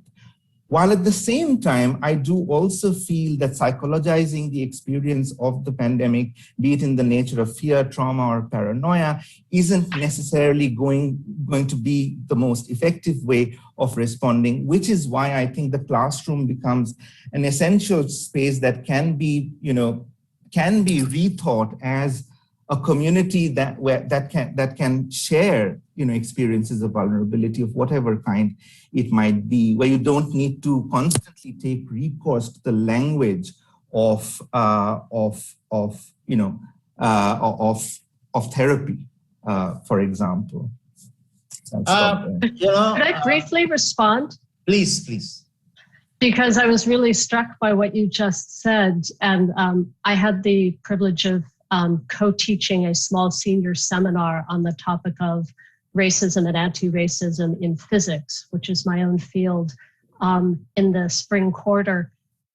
And it was extraordinary what a tight-knit community we became with the students, and how the students could use the opportunity to open up about what was bothering them, about world issues, about personal issues, how they intertwined, and how they related to the intellectual topics. And it made them, the topics then weren't abstract. They were very directly related. So exactly what you're saying, and it was an amazing experience.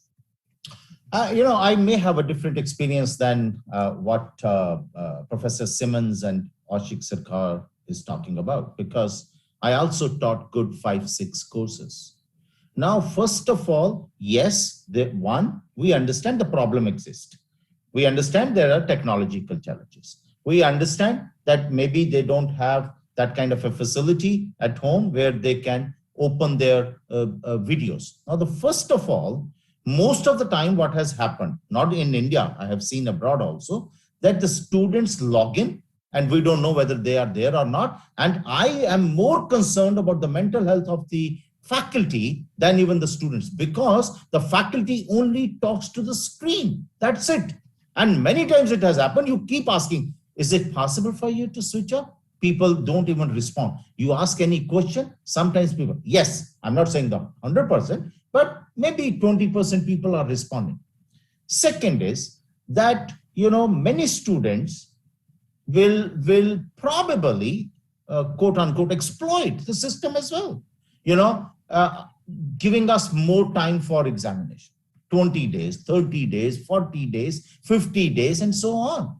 So my question is, what is happening? The good performer students, they are feeling bad about it, that they want, similarly what has happened, the class 12th, which is a high school last year in India, is the board, the examination board has cancelled the examination. And now they are working on that of a model where class 10th some percentage, class 11th some percentage, and the unit test. But let me tell you, in India, it's an entirely different thing, because most of the bright students, they go to the coaching centers. They don't care about the final exams of the examination board. And now they are suffering. They might not get admissions. So my question is more not onto that part, that resilience and adaptation by the faculty, by the student, by the administrator was more important. And I really liked a few practical things like social events and cooking classes and sports classes and so on. These things, at least. But the problem is, most of the time, students don't turn up. And but we need to keep on trying. My next question goes that according to the white paper published in The Economist titled Bridging the Digital Divide to Engage Students in Higher Education. So 66% students said that they are not mentally prepared for the next semester. In the light of this, what can universities do to motivate the students to continue education? Yes, please, anyone.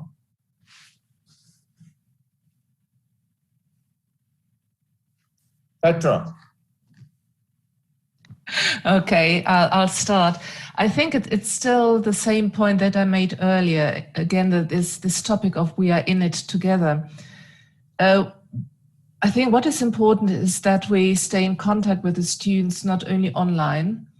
So we are trying letters, we are trying telephone conversations as well, and also trying obviously to get students together into peer groups as well, so connecting students with each other.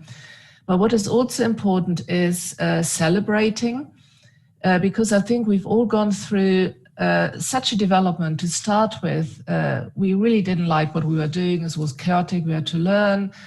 Then sort of halfway through, we got quite comfortable, and that also involves students. So it's not that all students are unhappy. So in some surveys being done, some students actually prefer this way of engagement simply because it seems more anonymous, they are less scared, they don't have to commute. So there can be advantages. But what is important is that students, despite the circumstances, do feel proud of what they have done. So again, what some universities in the UK have done, they've tried to do celebrations of any kind of achievements. So they were either online or, if it was possible, in a physically distanced way, having on-campus celebrations as well. I mean, they're a nightmare to organize, but it can be done. And if students, even in a physically distanced way, see each other and feel they are part of something else and see that other students are suffering from the same circumstances, I think they will feel much better prepared for the next semester, for the start of term, because they know they are not alone in it. So it is, again, I think what is also important, what history your university has. So if your university has a history of well-being, connectedness, and openness, then that translates quite well to online or other socially or physically distanced events. If that has never been the case, obviously that is very, very difficult to build up in the time of a pandemic. But at Queen Margaret University, we've always had the incredible atmosphere that we can be open and transparent, and that people will not be victimized if they do not understand something or if they do feel insecure, so that everybody can actually say, I need help. And what can it be? So therefore, when the pandemic happened, our students actually did feel reasonably well looked after, for the simple reason that the atmosphere has always been there, is you're not at fault. If there's a problem, please ask. What we also do have, it was mentioned before that students simply do not attend some of the classes. We have a system whereby if students do not attend 3 times in a row, they're automatically picked up and they're phoned at home, and they're asked, is everything all right? You know, do you have problems? Do you need help? Financial help, mental help, anything else we can do for you, just to really have the early warning signs. So it's a very much, it needs to be a coherent, integrated system. And if you do have that, I think students will feel better prepared for the next semester. I agree. Perfect. Thank you very much. Dr. Nagpal? So, I think that's a wonderful variety of inputs coming in. I go back to the point where I left, and I think listening to everybody has instigated more ideas, what we have done, what we're trying to do. One is, look at it the optimistic side. There is no doubt this is a great time for altering the way lessons are imparted, bringing about a change in the living and the celebration of life. 3 things. So when we are looking at living, whether at home or in a non-campus environment for the time being, and celebrating life, there's no doubt that lessons have a way to be imparted. The students, whether it is the middle and later adolescents or the youth, will not be probably comfortable with the conventional modalities, as Professor Sani, you mentioned, switching on and logging out and the lectures being addressed to a wall. That's a phenomena at the school level also. Teachers have had great difficulties. Pedagogy is going through a lot of transition. So why not? Why not then involve student as a teacher, student as a imparting authority, and a preliminary part of the lessons. I've seen teachers actually, suppose for example, in social science, they're studying about the sustainable development goals. If there are 17 goals, there are 17 students preparing PowerPoints and matter and presenting it, and the entire class goes through the rebuttaling, the discussion. Then celebrating Human Rights Day, celebrating the World Mental Health Week last year, celebrating the International or the National Youth Day on January 12th. I mean, these are events which are never possible offline. And the campus would be how many? 400, 500 people? We had about 18,000 adolescents participating. Professor Sani, you were there in that, across the country, online. So this is also an opportune moment to bring about a differential approach to adolescents and young people and their lives and living, not just the lessons being imparted out of the syllabus. Let's go beyond the syllabus, make it a curriculum, that this hybrid learning, this blended learning, and this flip classroom, the flip side of the classroom, where you the teacher, we the learners. So faculty and students become a family. And I've seen in schools, of course, sir, where middle school and high school adolescents, mother, father being the teacher, they offer their services to the school online. We have professions of the parents coming forward for career choices. So it's a great amount of involvement of the family in the high schooling and the higher secondary schooling.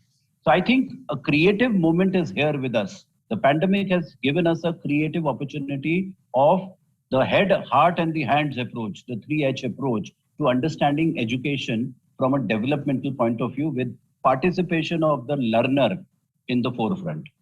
Why not create that moment? We will have less mental health conditions which are needing urgency as a help. We will probably be coming across adaptation difficulties, acclimatization difficulties, which are part of any resilient movement, any time in life. I must tell you that the audience has asked 15 questions. So, we need to talk to them as well. So, many things we have addressed, but the first goes, how can universities identify youth who need support, especially during these pandemic times? In fact, we have discussed, but the second question, how did universities deal with isolation felt by the different stakeholders, and help in dealing with mental health issues. Especially in India, and I personally know the stigma attached with the word psychology and mental health. Not many people or students are interested asking for help. Second is the confidentiality issue. They think that when they are going to go to the university wellness center, it might be leaked out that what kind of things they are suffering from. So there are certain issues. Anyone can address this. Yes, please. I'd like to build off of what you just said. To the issue of confidentiality, we found that offering mental health services online, either individual or group, helps with that, because you don't have to go to a building where people could see you going into a building and comment on that in any way. And we found that gives students a greater sense of privacy and access and confidentiality. And I know we're not alone. This is common now in the U.S. universities, and that's something that we'll be using in the future as well, even when we're able to have mental health services also provided in person.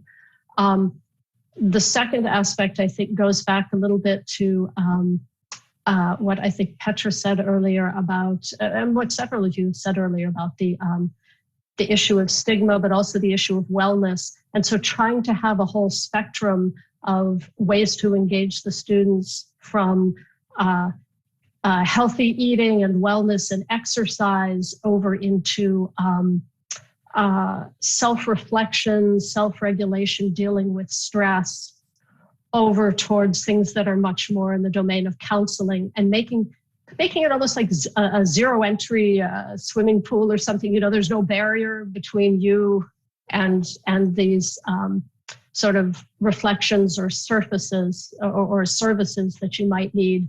So it feels easy to stick your toe in the water and kind of try it out, and very little stigma. So we've certainly found those approaches to be helpful. Anyone else? Otherwise, there are many questions. Ashik, for you also, there's one more question. That is, I really like this question. How can universities decrease cheating in universities now that it is easier than ever with online exams? Do you think this is going to bring the standard down? Interesting questions. Please go ahead, Ashik. So I had a previous point to make, and I'll try and see if I can connect that, think of a response that connects to this question. While it's kind of become axiomatic to talk about the experience of the pandemic in the way in which Professor Wend put it, that we are all in it together, and clearly that's true. We also do know that we are not impacted by it in the same way. So we might be in it together, but we are very differently impacted because of a whole range of structural, historical, cultural reasons. Now, the reason I'm pointing this out is to foreground something remarkable that I think different parts of the world has seen in the wake of the pandemic, which is the emergence of mutual aid communities. Now, I'm highlighting this to emphasize on the fact that while there have been several forms of institutional innovations that have taken place within the university, as well as at the state level, for example, but the pandemic has also in many ways demonstrated the failure of institutions. And it is in the face of the failure of institutional forms of response, which isn't necessarily particular to the pandemic, but is an outcome of historical forms of injustice, that we have today seen the emergence of community-based support systems that have possibly worked, far better than some institutional responses. And particularly in the context of the question that was posed earlier about, the uncertain future for students who might want to go abroad, or to study or higher education, for example, something that we've seen in India, and I don't know what the experience is elsewhere, is that if there's a student from a marginalized community, and who has secured admission into an institute of higher education abroad, but does not come from a privileged background to either be able to fund their own studies or is unable to actually gain state support to do that, mutual aid communities on the social media space have actually raised funds, something that's never happened before in such a concerted fashion, to actually ensure that first generation learners who have the opportunity to now go to some of the world's best universities to study can do that. And this in a way points at both the failure of institutional mechanisms and at the same time the emergence of community-based mutual aid support systems that have worked, quite remarkably well. They cannot replace systems. That's important to keep in mind. Mutual aid does not, replace the state, for example, does not replace the university, but it does point at the, even when universities are trying to reinvent themselves, it does point at the failures of the system. So that's one part of what I have. The second thing I think is connected with regard to the question that Dr. Sani posed, a question that's come from someone in the audience. How does one prevent students from cheating? And I don't think this is a situation that is necessarily unique to the pandemic. Plagiarism in higher educational institutions, when students submit assignments is endemic. Wherever you go, you have massive, there's an industry of anti-plagiarism software that exists because universities have to subscribe and buy, these facilities to be able to check whether students are copying or not. But I think the problem really is less about whether students have better opportunities to copy and pass off work as if it's their own under pandemic circumstance. I do think, and this is a point not related to the pandemic really, but to pedagogy in general. I think one of the things that higher education institutions, irrespective of the discipline, possibly don't pay enough attention to, and I would hold myself guilty for it as part of a higher education institution and as a teacher, is training students to read. I think that assignments focus too much on a part of a skill that we call writing. But I think reading and practices of reading can produce skills of how to be empathetic, for example, because reading enables possible flights of imagination where you can actually put yourself in the position of somebody who you'd possibly never be in your life. And I think forms of connection and relationship building with characters and ideas can emerge from the way you're taught to read. And I think that in many ways can play an important role in helping students find their own voice, where they don't necessarily have to fall back on templates that they have to then use to copy and produce work. So I think, I'm making a broader point about a pedagogical practice that I guess teachers need to pay more attention to, which is training students to read in a particular way. I mean, this about, of course, is a practical problem in certain disciplines, which is that if there are too many assignments to submit, through a semester, that in many ways, if not actively but tacitly, can promote ways of turning in those assignments where students end up copying from each other or from repositories on the net, so on and so forth. So I think it's again a systemic problem rather than a problem that can necessarily be addressed at an individual level, the matter of copying. And I don't think it is necessarily peculiar to the pandemic. More than a systematic problem, I think it is your mindset. It is, how you take things. So it is not. So the cheating, I will take it, is kind of a fraud. which it's a kind of a behavior. And and there are many systems of evaluation or assessment of students, which could be a continuous assessment, need not to have an examination at the end of 3 hours kind of thing. So, that can be worked out, but this is a more a behavioral issue rather than a systematic. Yes, Dr. I mean, I would disagree partly with you, Dr. Sahana, because I don't think we can completely pathologize the experience of cheating entirely. I think it's a product of a certain kind of education system and not merely individual forms of behavior. We cannot generalize these kind of things anyway. Professor Dr. Jitendra Nagpal. Yes, sir. I think we are indeed arriving at a consensus on what could be a roadmap. There's no doubt that when the discussion about cheating is happening, I don't think, Dr. Kaushik, that is movement to pathologize or psychologize. It's about also a well-being spectrum we need to look into.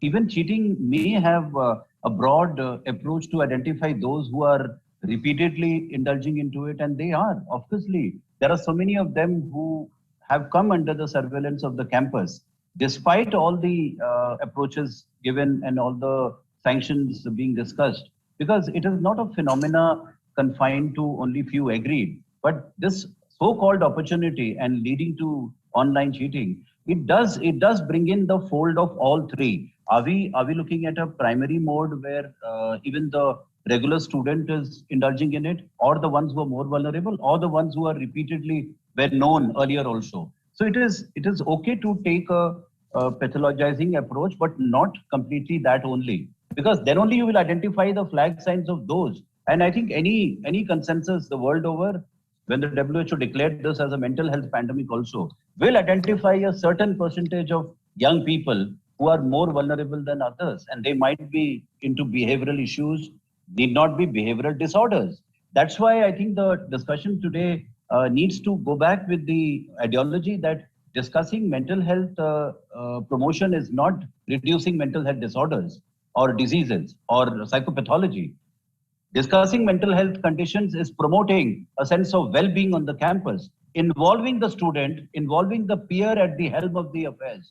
India has now tried to take from the new education policy after 34 years. The curriculum-centric approach is moving into the student-centric approach, where the ownership of the learning and the learning outcomes lie in the hands of the student. Teachers, faculty, and maybe even the allied teachers, they are the facilitators. So why not take this as an opportunity to minimize those conditions which may or may not move into a pathological zone? And we know that's one research. But one side, I think, let's create well-being campuses as we are going through the meaning of an empathetic university. But involving students at the helm, inviting them to take on even discussions like why cheating of this magnitude, apart from a whole lot of behavioral issues that are coming up. But the issues need not be confused with pathology. I want to clarify that. Issues need not be called disorders or labeled. That is stigmatizing, unless there is a group who needs clinical help, which could be a little more during the pandemic than the pre-pandemic era. Therefore, the time has come for centralizing the education approach in the hands of the student with concerted orientation to that. I told you, the My Opinion Matters is a movement happening with the peer educators in schools and colleges. My opinion matters. So if their opinion matters, let's invite them to also tell us about how lessons need to be imparted away from the lecture halls, how syllabus and curriculum needs to be completed. I think voice of the opinion is a true democracy, where this is the right time for universities across the globe, mainly in India also, to listen, to acknowledge, and also celebrate the power of the youth to transform education. Wonderful, and it's 9:45 and there is an alarm. So thank you very much, Professor Simmons, Professor Petra Van, Professor Ashik Sarkar, and dear friend, Dr. Jitendra Nagpal. In fact, we are getting many comments where people are very happy. Many educators and students are attending these programs. They are sending a lot of messages that they really enjoyed and learning out of it. Wonderful, and thank you very much. At the end, I would like to mention that what Professor Rajkumar has done even during the pandemic, collecting over 100 universities for this summit, is highly admirable. Thank you very much, and be safe, be healthy. Thank you very much. Thank you very much, Dr. Sani, and thank you to the Thanks, everyone. Fantastic. Be safe and take care. Take care. Bye.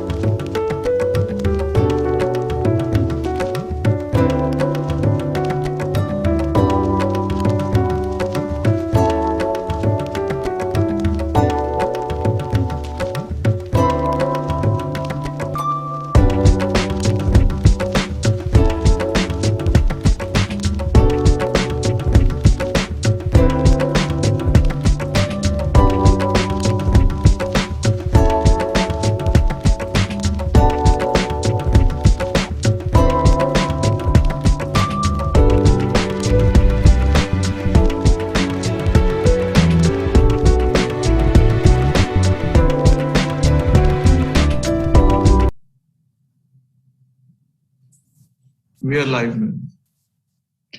Hello and welcome to World Universities Summit hosted by OP Global University. This is a session on redefining ways of knowing and doing research in the times of the pandemic. For this panel, we have a distinguished set of speakers, and they're also coming from diverse backgrounds. We have with us Professor Luke Georgiou, Deputy President and Deputy Vice Chancellor of the University of Manchester, United Kingdom. Professor Joshua Mokkaho, Vice President Lingnan University, Hong Kong. Professor Dr. Michael Grossman, Director, Center for Future Enterprise, Queensland University of Technology, Australia. Professor Dr. Reem Sari, Vice President, Hebrew University of Jerusalem, Israel. And of course, I am Anamika Srivastava, Associate Professor at OP Jindal Global University.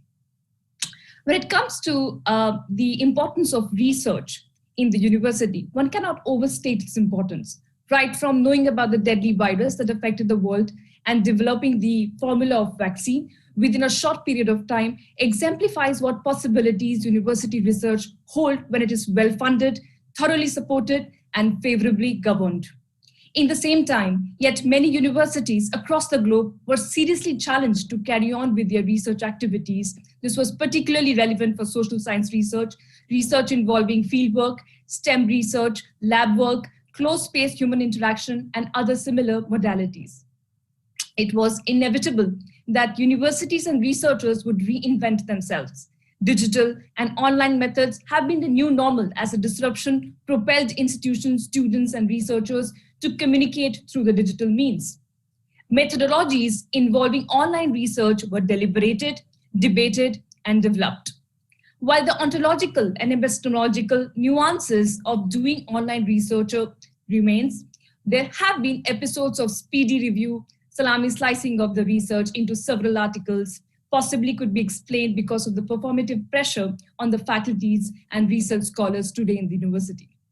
Data shows unprecedented amount of papers were submitted to various journals in the last 1 year. Yet, not everyone has adjusted well. Gender, region, class remain important factors. Colleagues from the vulnerable population found it difficult to catch up. Not all early and mid-career researchers have found it easy to deliver in this period. Of course, with technology and overuse of the internet comes the dimensions of data protection, data security, and privacy. It is in this context, let's begin the panel discussion today. Professor Luke Georgiou, given your role as the chair of the European University Association Council for Doctoral Education, what would you say on the impact of the pandemic on the early career researchers? Well, thank you very much, Anamika, and thank you for putting on this excellent summit.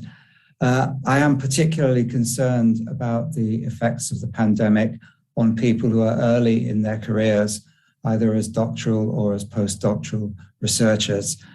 Like everyone else, they've taken part in our rapid adaptation to the online world, and in some ways they already had better skills to do this than many of their more experienced peers.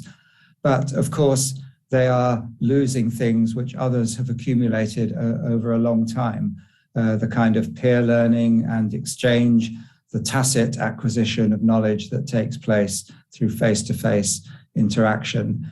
The effects have been very different according to discipline. Those who are dependent on remote access to scientific infrastructures, to particular libraries or research sites where they do their field work may well be more affected than others. And then at an individual level, of course, as you've just said, Chair, people have very different home circumstances for the digital world. And if they have caring or childcare responsibilities, or simply are living in an environment where digital work is not easy, they could be excluded. Of course, there are upsides in doing research online, and those who are dependent on interviews or contact perhaps have found it more easy to connect to senior people by arranging a Zoom call than they ever could have done in trying to fix up an interview. Nonetheless, we have found in the European University Association Council for Doctoral Education and in my own university at Manchester that there are the precarity of careers at that stage, already a problem in most of the academic world, has been increased. There's more concern about employment during the research, which some of them use to fund their work, and certainly about the prospects of employment at the end of it, when many institutions are under financial pressure. Of course, people can go with a new portfolio of skills that they've acquired during this period. I'd just like to conclude by mentioning the impacts on internationalization, especially given that we're speaking in a very international event. The idea of visiting doctoral and postdoctoral researchers has, of course, been greatly disrupted, both the system that supports it and the ability to travel and to host such researchers. We, of course, have done our best to maintain international partnerships, and in some cases we've mitigated the impact by sharing some resources for our doctoral researchers with partner universities.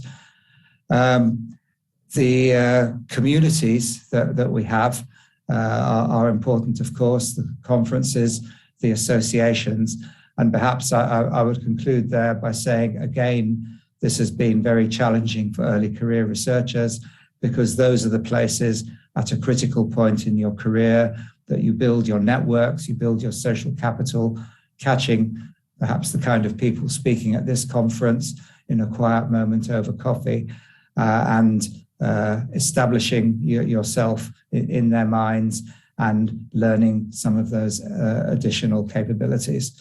So we are very challenged, and we need to know how to restore this to that generation of researchers. Thank you. Thank you, Professor Luke. I think the key takeaway that we found from your discussion was about the idea that how the early career and the faculty and the researchers are affected, and especially during their formative years, because that's sort of like, set the foundation. And it could be the institutional priority once we come out of the COVID situation to sort of help them. Let me come to Professor Michael Roseman. Professor, allow me to come to you with this question about how can we build capacity among academic researchers who have been able to access the universities but have been locked within the ivory towers and are not able to communicate and engage with their immediate local community to do research? What can we do about this? Yeah, Namika, thank you so much also from my side to be on this panel, and also congratulations to the entire team organizing this wonderful global summit. I guess these are times where those who are comfortable with online and who are agile will succeed. No other industries have seen this. We've seen this in banking and health, where disruptions are coming. And I often felt the research sector has been very protected. We have practices, semester time frames, the way we conduct research. It hasn't changed too dramatically. Now, I think, as our previous speaker said, of course, there are tremendous challenges, but also tremendous opportunities. The question was around community engagement. And so I can say, well, you either join existing communities or you create your own community. You shape the future that you want. There are plenty of existing communities. And I think COVID has just amplified that those who are introverts are even more amplified to stay in the ivory tower. Now we encourage our young researchers in particular to join external communities wherever possible. In the past, that would mean they join their events. Now they join their online events, and the cost of participation are lower. So to join an existing community today is easier and faster than ever. And I fear that's often more a question of mindset than existing restrictions. And the second point I made was around creating your own community. Let me take you through one example. Our research is in the space of innovation. So what we created 18 months ago is a local community of innovation professionals. And the idea is we just have monthly meetings, and depending on the status, they happen physical, hybrid, or online. But it's a growing community where innovation directors and innovation researchers come together. And what we are working towards is continuous conversation. We don't know what industry demands, and industry often doesn't know what research has on offer. To overcome this mutual unconscious incompetence is what we try to foster here. So in summary, I said, join existing communities. And I think that's a mindset, and that's a task and opportunity far beyond COVID. But second, maybe even more important, as a researcher, try to create a community of practice that you could drive, where you, if you're an advanced academic, could showcase emerging PhD talent. But it's the ongoing conversation, the opportunity to create a first mover advantage, to be the very first who sees the research question they're making, that might give you the cutting edge. And I think community design and community engagement is something we really, really have to mature across all industries and all disciplines. Thank you very much, Professor Michael Rosman, for those comments. And I think the idea of, changing the mindset to reach out the community sort of existed before the pandemic as well. I mean, there are only specific or certain types of researchers who sort of go out to the community. Otherwise, we sort of remain within the ivory towers of the university space. With this, I would now like to come to Professor Joshua Mokaho. Professor, for you, we were thinking about the issue of pandemic, that how it has sort of extremely disruptive for all professions. Travel restrictions have particularly affected those who conduct field-based research. Yet it has become more important in the middle of the pandemic to gather data at the community level across all regions of the world. Can the pandemic then redefine the ways of doing research? Can it redefine the ways of knowing and doing? Okay, thank you for the organizer for putting a very important and international conference for us. And I'm delighted to join a very distinguished panel. So I think I agree with my colleagues just shared with us about the change of mindset and also highlight about the difficult time that we are now facing. But learning from the human history, I think we've gone through so many difficult times, crises, in the last decades also. I think this particular crisis has turned into great opportunities for us as academics work together beyond our ivory tower. Talking about the community, I think it's extremely important. I certainly agree with Michael when talking about we have to be more proactive in setting out our community of practice. But other than that, during the crisis time, universities in Hong Kong in general have been trying to move beyond our own box by working beyond the university sector, going along different sector. We are traditionally people talk about a triple helix as a model governing about university, industry, and business collaboration. But certainly with these particular crises we are confronting, we certainly move beyond the triple helix to multiple sector, including engaging the local community for redefining research topics, identifying research problems, because a lot of wisdom can draw and also come from the local community. Taking my university as one example, my team launched a campaign, we call it DSE. DSE is a Fighting COVID-19 campaign with three major DSE. D stands for discovery, S stands for service, E stands for education. Because we don't want to be trapped by only the crisis. As university leaders, I think we have to mobilize our student, faculty member, and all to refocus our attention on opportunity rather than only focusing on crisis alone. So through this DSE campaign, we actually engage our faculty and students together for working with the local community to identify real issues confronting them. And what are the major problems they face, and in what way we can work together and turn our research problem into some concrete services or actions which can support community development. And I think through education, we also make use of the opportunity for educating and also promoting public education to be more positive rather than only putting our emphasis on the crisis alone. Of course, don't misunderstand me that, I don't mind about the crisis. It's truly challenging. But we turn the crisis into great opportunity through this fighting COVID-19 pandemic campaign.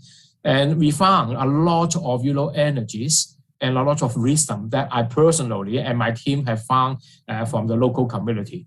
And a lot of issues being raised by them, very interesting. And also the way they come up with different solutions at local community would be really eye-opening for all, not only about doing pure research. I think it's kind of, evidence-based research would help academics to reflect upon the basic research as a research problems. So how to take these two things together, pure research and community-based research with evidence generating from the field would be very important. And my students and my team have actually learned a lot, because we are talking about not only research, but also turn research into policy solutions or local solution for supporting the community, and also bringing in donation or fund from different social donations in support of research and also community action for making sure we go through the difficult time together.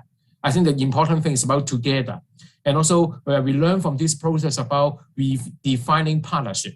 Before the crisis time, most universities in Hong Kong certainly work across industry, business sector. But this time we found working with the local community or community at large would certainly widen our horizon and also enrich our experience about the definition of partnerships.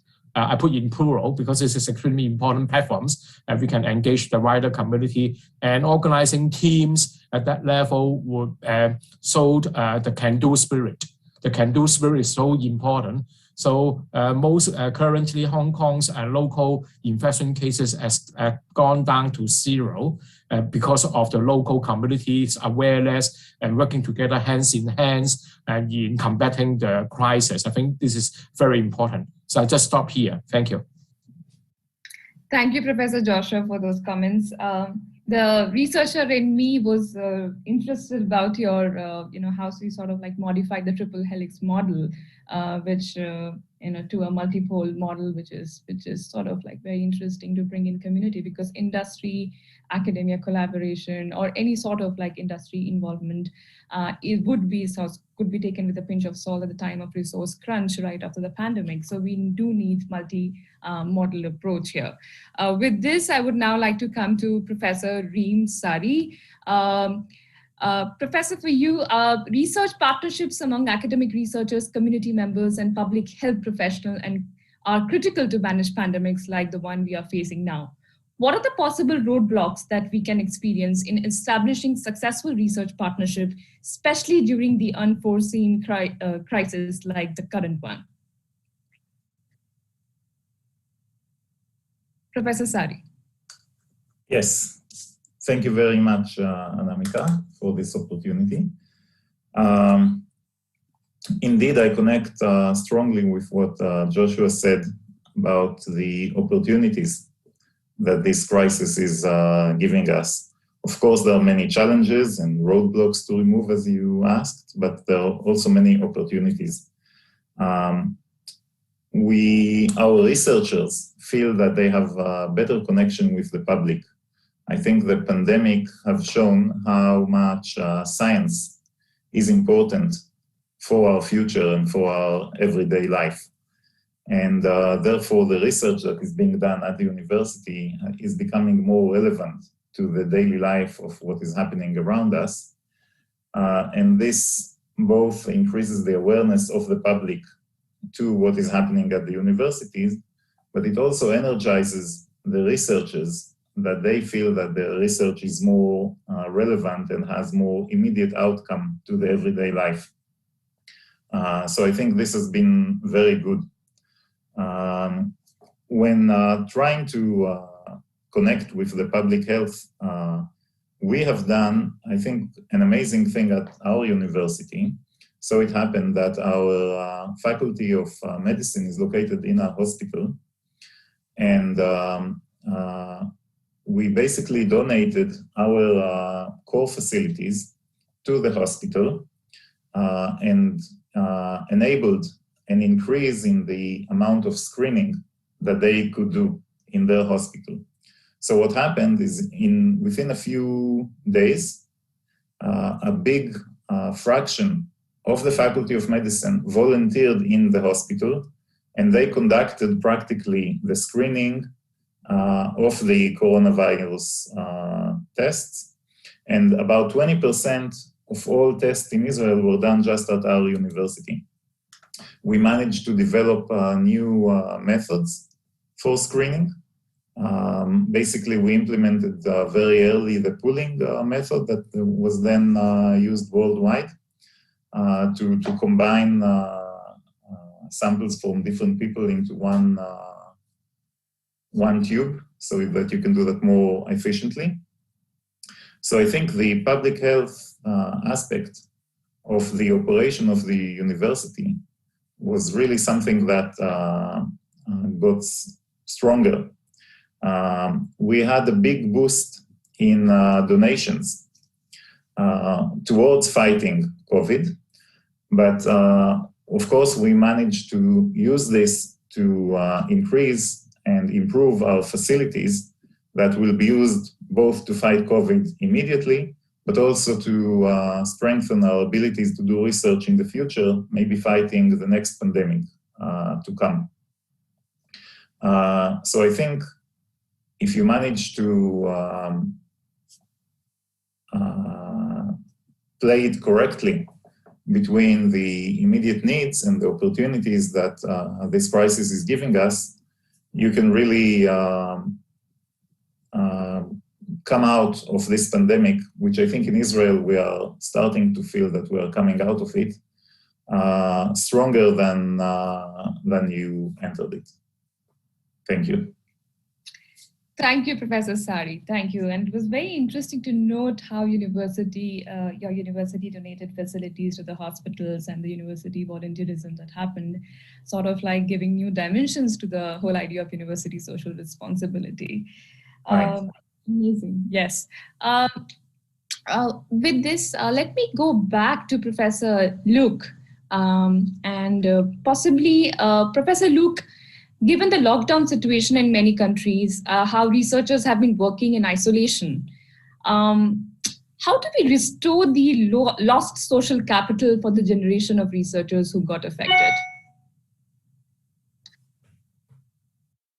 Well, I do believe there is a pent-up demand to do this, and I'm sure many of us experience it among our undergraduate students as well. People want to experience the things that they have been missing. I mean, my view is that as we adapt back into the world of face-to-face contact, we should particularly remember those who are not simply switching back in, meeting old friends and building their networks, but really work hard on new network building events and make sure that we prioritize these often younger, certainly less experienced generations to attend and get engaged in those events.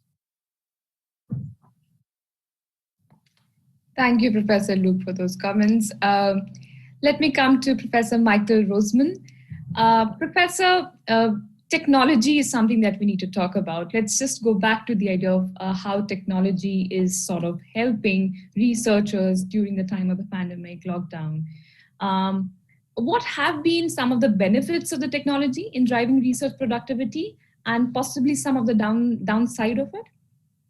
Yeah, so maybe let me talk about scale and speed as the two areas where I see impact. So scale means I now have a global audience. I've attended conferences where the number of participants have doubled. And these are long-established conferences. So all of a sudden, when I speak, I have a larger audience. And I think the impact of technology, the ease of taking part, the reduced costs of conferences, let alone the absence of travel, giving us a global audience. And that means there are potentially more readers, higher impact, more visibility, and the challenge that a lot of research has been hidden is addressed by using this. we again, I think sometimes can be proactive. So for example, it's not just technology, it's how you use it. We used something simple like LinkedIn, and it created an Australian-German research network that has now nearly 1,500 members. And it allows as a platform peer-to-peer conversation. So proactively building a platform for a very open purpose, but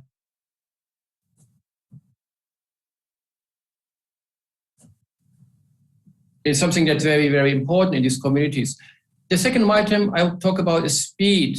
So we are going down to the point of creating 24-hour live research. If we now partner, in my case, being in Australia with partners in the US and in Europe, our research potentially never stops. And you could have seen, and not just for those who invented pharma, a lot of research has accelerated from mental health issues to new business models. There all of a sudden was an appetite to get access to papers very quickly. We now talk about factors like time to paper, where research efficiency is measured, and we don't ask ourselves how good is the paper, but how fast is this paper on that market in a time when people won't have answers. Now we see this activation of research partnerships in all sectors, where 24-hour research, as opposed to 8-hour research, cuts speed, time to paper in thirds. And I think, again, as an opportunity, COVID and the move towards online research has created entirely new ways of collaborative research that, in summary, have increased the scale and massively had impact on the speed in which we do research. Thank you, Professor Roseman, for those comments. Yeah, possibly using the existing platforms in a new way. The example of LinkedIn is sort of like really exciting. Okay, so let me come to Professor Joshua Makaho. Given your experience at the Lingnan University, what would you say on how can the knowledge gained during the pandemic, including new ways of knowing and doing research, can be sustained beyond the pandemic? Professor. Well, I certainly agree with my colleagues that I see there are great potential and also opportunities coming out from these challenging times. But I would, before I get into your question, I want to just follow up what Professor Roseman has mentioned. He highlighted about the positive side by making use of technology in informing research and innovation.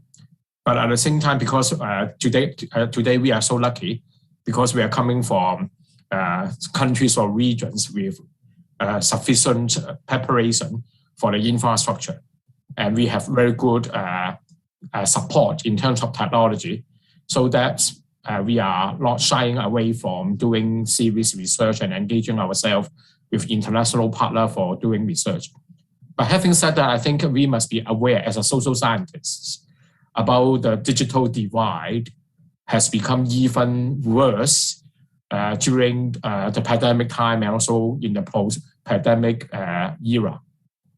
So in what way we are doing education and how different parts of the world could work together with the technology to enable those people from less fortunate environments would be able to engage or keep engaging with us. So this is one major challenge facing the world. And at the same time, I think doing research through technology is fun, but we have to look about the well-being, because more time being spent on the technology or the screen. And my recent research conducted asking about student feedback. The majority of students, they are fine with the online learning environment, but at the same time, they found number one, fatigue of their eyes, health issues, discipline issues are becoming problematic if we stay on only online environment.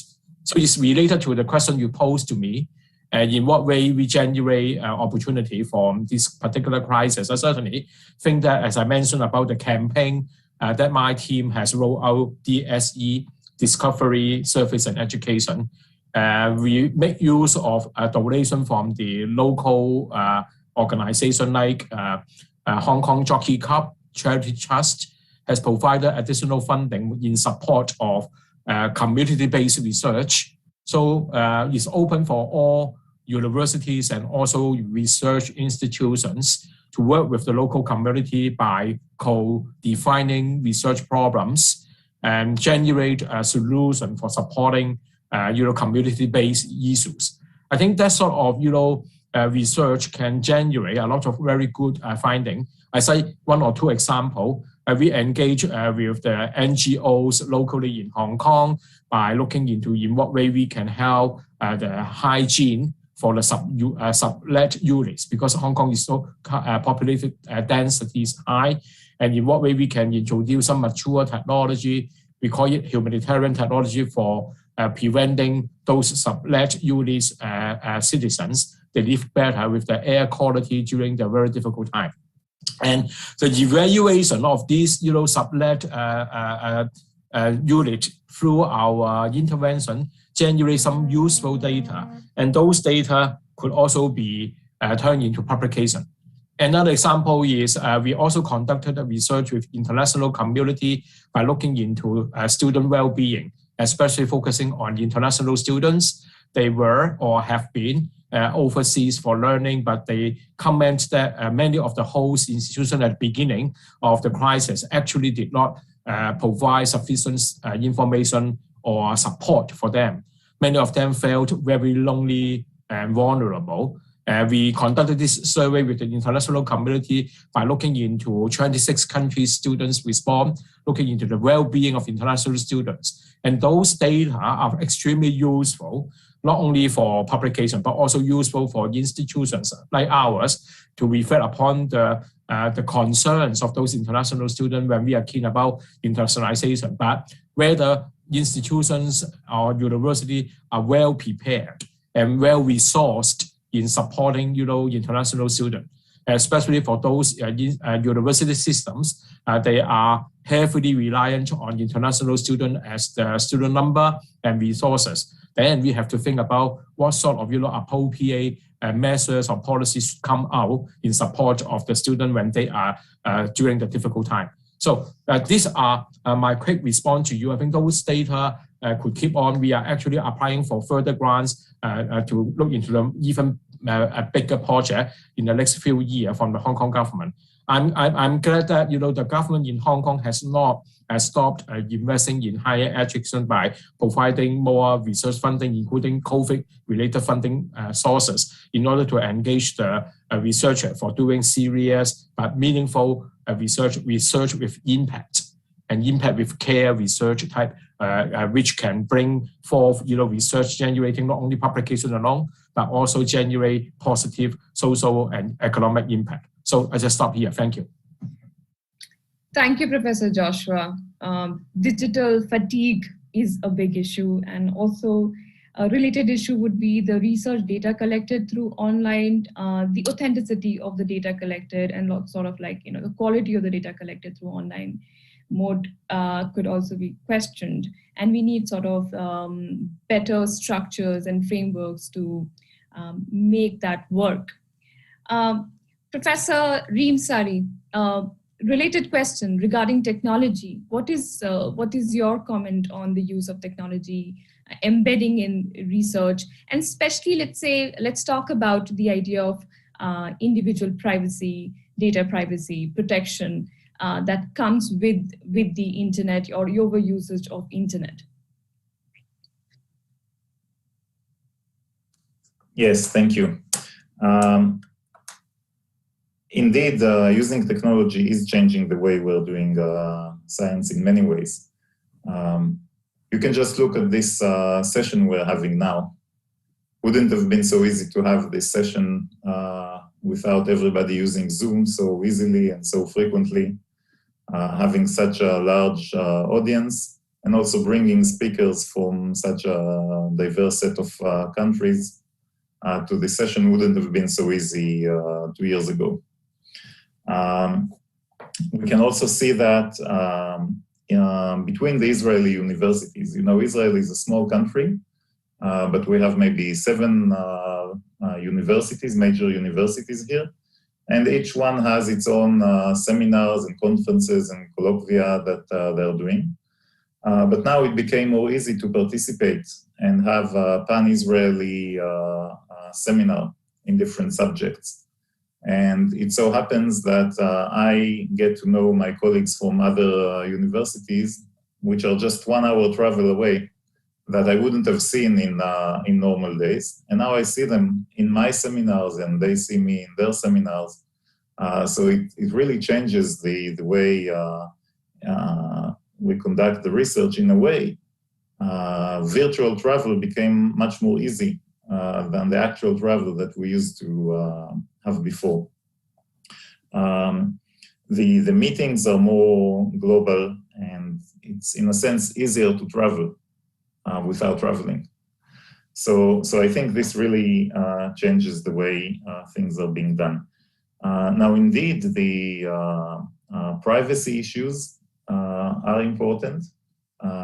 This session we're having now is recorded. Many of the Zoom meetings are recorded. Sometimes I see people starting to say something, and then they say, "Oh, this meeting is recorded. Okay, let me let me change the way we're gonna say that." And you see that both in talks and also in even interactions that used to be just face-to-face interactions are now in Zoom, and many of them are recorded.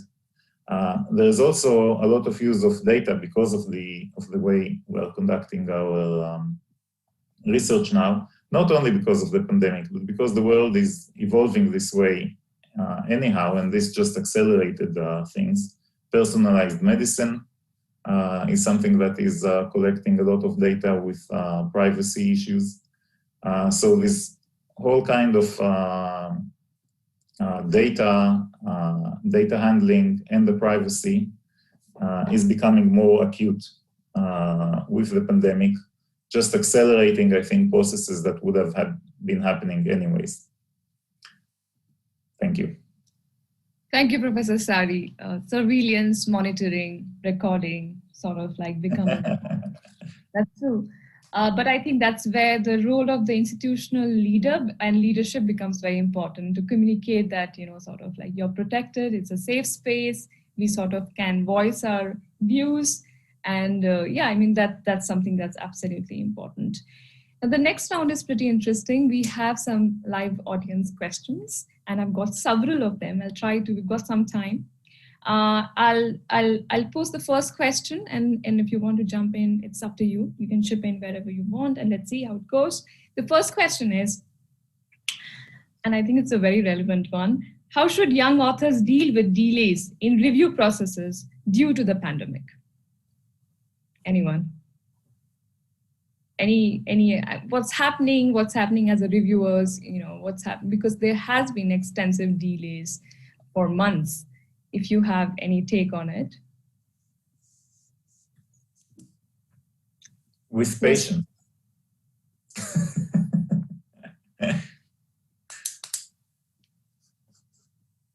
Yes, Professor Luke. Well, everyone has experienced the great frustration of the long time that the review process is taking. I'm not aware that the pandemic's made it worse. It was bad before, and it's bad now. I sympathize with editors who are finding it increasingly difficult to get people to do the reviews. They often have to make even 20 requests before they find somebody willing to referee some papers. So the whole publication system is under great stress at the moment. And we do perhaps have to have some kind of rethink about how we communicate and validate knowledge that gets beyond this. So if you don't mind, I agree with Luke wholeheartedly. I think the system has its flaws. I wouldn't be surprised if future researchers and authors address those journals that are known for quick turnaround. I wouldn't be surprised if some established journals might suffer because a fast publication process might be more important than a long-lasting publication process that leads to one-touch higher journal. And so speed has entered as a criteria. Most industries, again, probably not the research sector. I wouldn't be surprised what you just mentioned might be the tipping point where speed starts to matter much more. And again, I think COVID has demonstrated that access to scientific data matters a lot, and we want this access fast. Can I? Well, I just found, I agree with Michael about your observation, but I also found that some publishers, they are very proactive in making their material open access. And we see a lot of, these publishers move beyond traditional arrangement, become the winner because the download rate is so high, and it certainly affect the impact factor and also the ranking of journal. Well, I hate to say that, but it becomes something very sensational for young scholars. They look for journal with impact factor and citation is high. So it all depends on how publishers they want to turn around. It's a challenge and also crisis, but at the same time, for some publishers, if they are moving beyond their own old way of doing things, can also redefine the domain by attracting more and more special issues. I found the special issue with more focused submissions of thematic topics are having a lot of downloads, especially related to COVID-related matters. Yes, Professor Joshua. Thanks for those. I find it interesting that the publication system is still acting in the traditional way that it acted in the last few decades. And I wonder how long is it going to still stay this way, and how quickly are we going to move to the system with a different kind of peer review than what we currently have.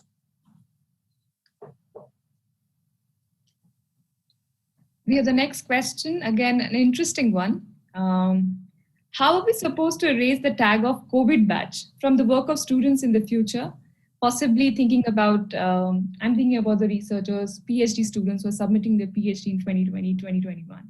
Do you think there would be a sort of a stigma behind these students, these scholars? Or do you think it's something that, sort of will go away, fade away with time? Professor, I'll start with Professor Luke. Well, I was already talking about that we've had a generation that has been particularly affected. I think it is really important in appointment, probation, promotion decisions that we take full account of the impacts people have had.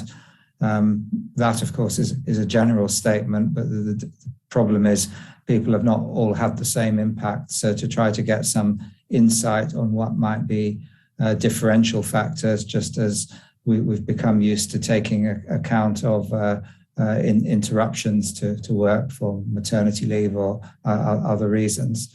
So it's very important that we become aware of this. It is something that will fade over time, like most of the effects of the pandemic, but we'll also be left, as we've been discussing in almost every question, with some permanent changes, and we need to be sensitive to those.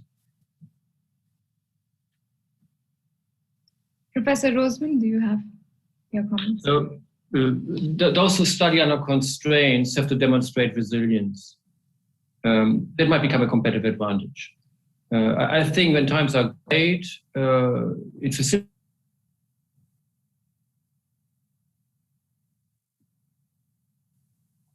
If constraints exist, then you have to be even more competitive, even more resilient. So you might flip this around, and some people might say frugal but credible research, because your PhD is still assessed based on the same criteria. Just the way you got there was harder. So I admire for the rest of my life everyone who will be able, under very frugal conditions, to conduct a world-class PhD. And that might, as I say, it might be a good advantage.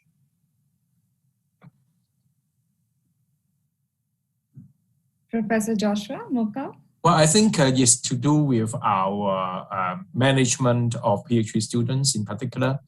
and in what way universities should take a more proactive approach in responding to the challenging times by allowing flexibility in terms of the study period, and also offer more mentoring support, especially for those students doing their PhD during that period, will certainly have a very high level of anxiety or loneliness because they may feel more vulnerable. So we have to revisit about the policy guidelines in governing about the PhD programs, but at the same time offer support and mentoring during a difficult time. Mentoring is not only about academic advising, more importantly, I think it's about counseling, well-being support is extremely important during the difficult time. Having said that, I think it requires resources because faculty members, they are also under stress. But in what way we can develop a better support system would be very important. I don't want to give a stigma only for the student, because for faculty members, they are also under pressure for producing high quality output, especially for substantiation or promotion. And they need, everyone has some kind of critical point. The university management should think about in what way we can support our people, because people are the core, asset to universities. Professor Sari. So I agree that PhD students are facing lots of challenges now, and we have to make sure that their well-being is fine and that the opportunities they're facing are similar to normal days. But if you ask about whether their PhDs will have a long-lasting stigma, my guess, well, we'll have to see, but my guess is no. My guess is that the community and the scientific environment has a short memory for such things.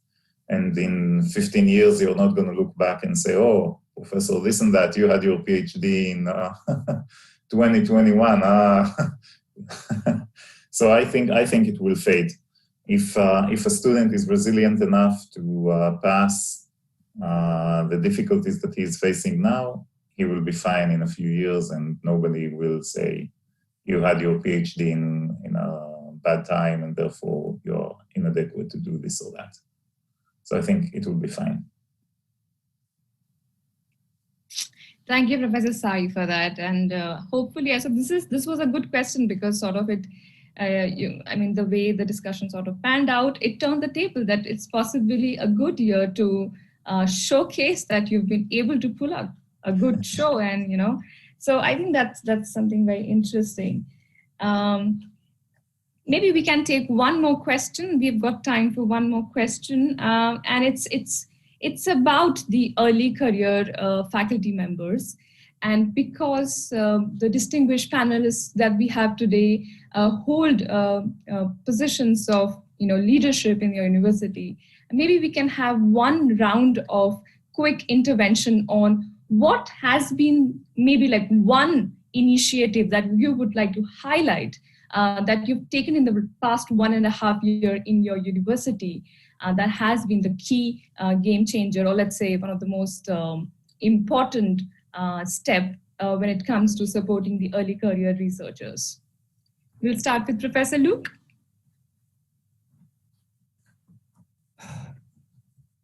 Well, it's difficult to pull out one particular initiative, as there are several different ones going on. I think all I can say is that we have been highly sensitive to the challenges that they face and have really done our best to keep them integrated and part of the community. Probably, if we ask them, I think the most important thing is that we have, first of all, lobbied very hard with the people who are funding them externally to make sure that they have had as many and as good extensions as possible to take account for the period when they could not get access to laboratories and so on. And then wherever possible, we have tried to pick up those who were excluded by the more generous funders doing this and support them ourselves. So I think that was probably the most important. Professor Roseman. So my colleague Joshua talked early on about togetherness. What we have done is we try to incubate individual projects. Academic freedom often means you can work on whatever you want. What we try to encourage now that we only work on shared research questions. We created 4 so-called signature projects, each of them 8 to 10 members with a shared research question. And I felt it was much easier for a cohort of researchers to work on one big question. So in the old days, I could ask individual researchers, ECRs and established researchers, what are you working on? And they would talk about at least 3 projects. Now I want that 3 researchers say, I work on the same.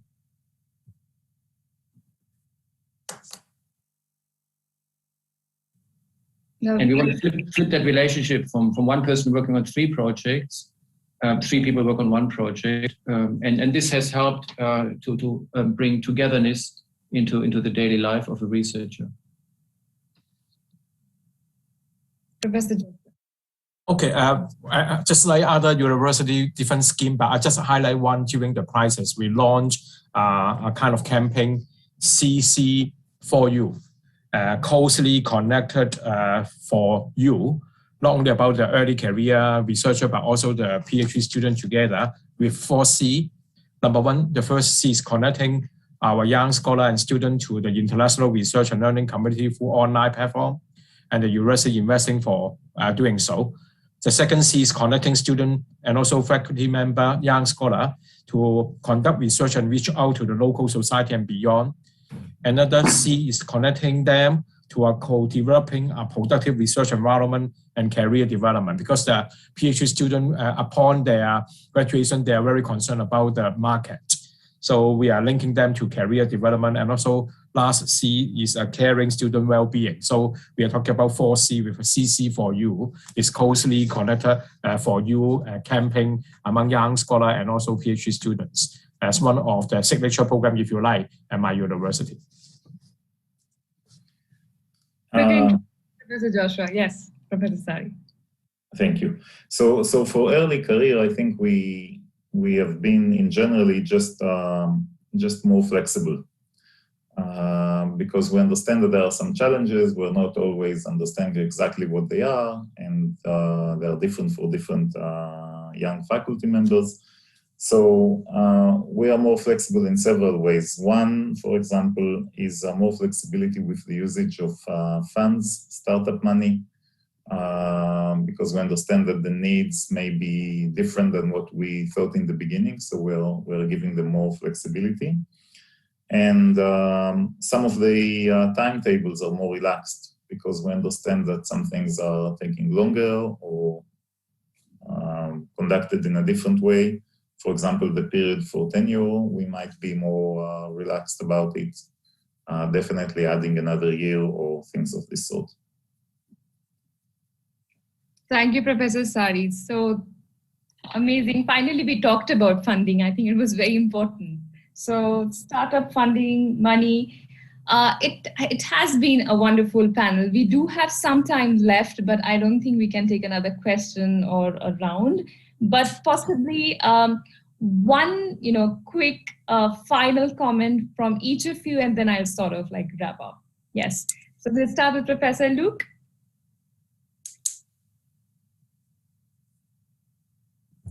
I believe that all of our discussion has shown that we've been through a time which has changed the world in a defining way, just as people in the past would talk about themselves as a post-war generation or something like this. We will be talking about a post-COVID generation.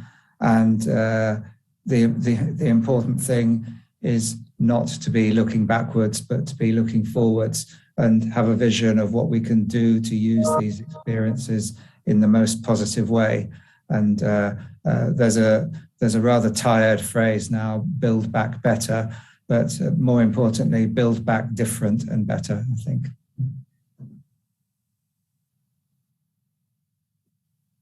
Professor Roseman. Yeah, so we can't change our environment. We only can change the way we deal with it. So the world will see more challenges, more crises. more disruptive changes. So again, being agile, being efficient is something important. I just feel often in research, we focus on outputs, on the funding we recruited, the PhD we supervised, the papers we published. We focus less on the process, the efficiency, the agility, the resilience.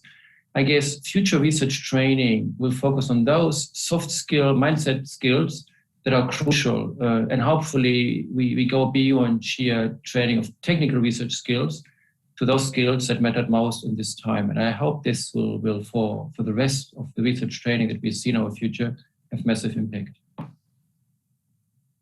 Professor Joshua. Okay, I think the whole crisis is really a humbling experience for many leaders in universities around the world. So I want to conclude by 2C. I think this humbling experience brings forth about the importance about first, collaboration, and then second, cooperation.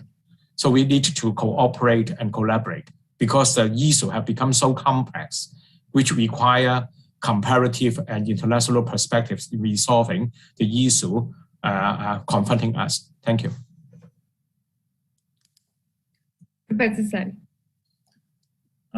Yes, so I think indeed a humbling experience, but humbling and also energizing.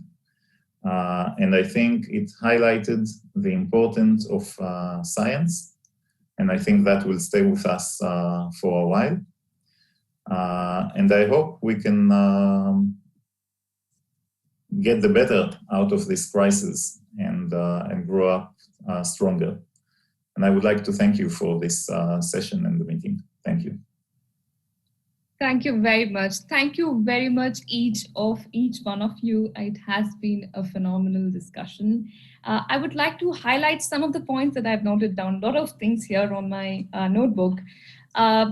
So what does research in pandemic means? What are the dimensions? We need to be sensitive, empathetic, sort of explore new platforms, reach out to the community. We need to look forward, but not forget the history. We need to sort of focus on agility, flexibility, open access resources, open access journals. We need to be humble at the same time. It is a phenomenal situation. We need to be energetic. And the last thing I would like to quote Professor Rosman when you said, those facing constraints need to demonstrate resilience. And this is the time that we need to demonstrate resilience for the future researchers, for those who are in their formative years of their career. We need to and they need to demonstrate resilience. Institutions need to demonstrate resilience, and leadership needs to demonstrate resilience.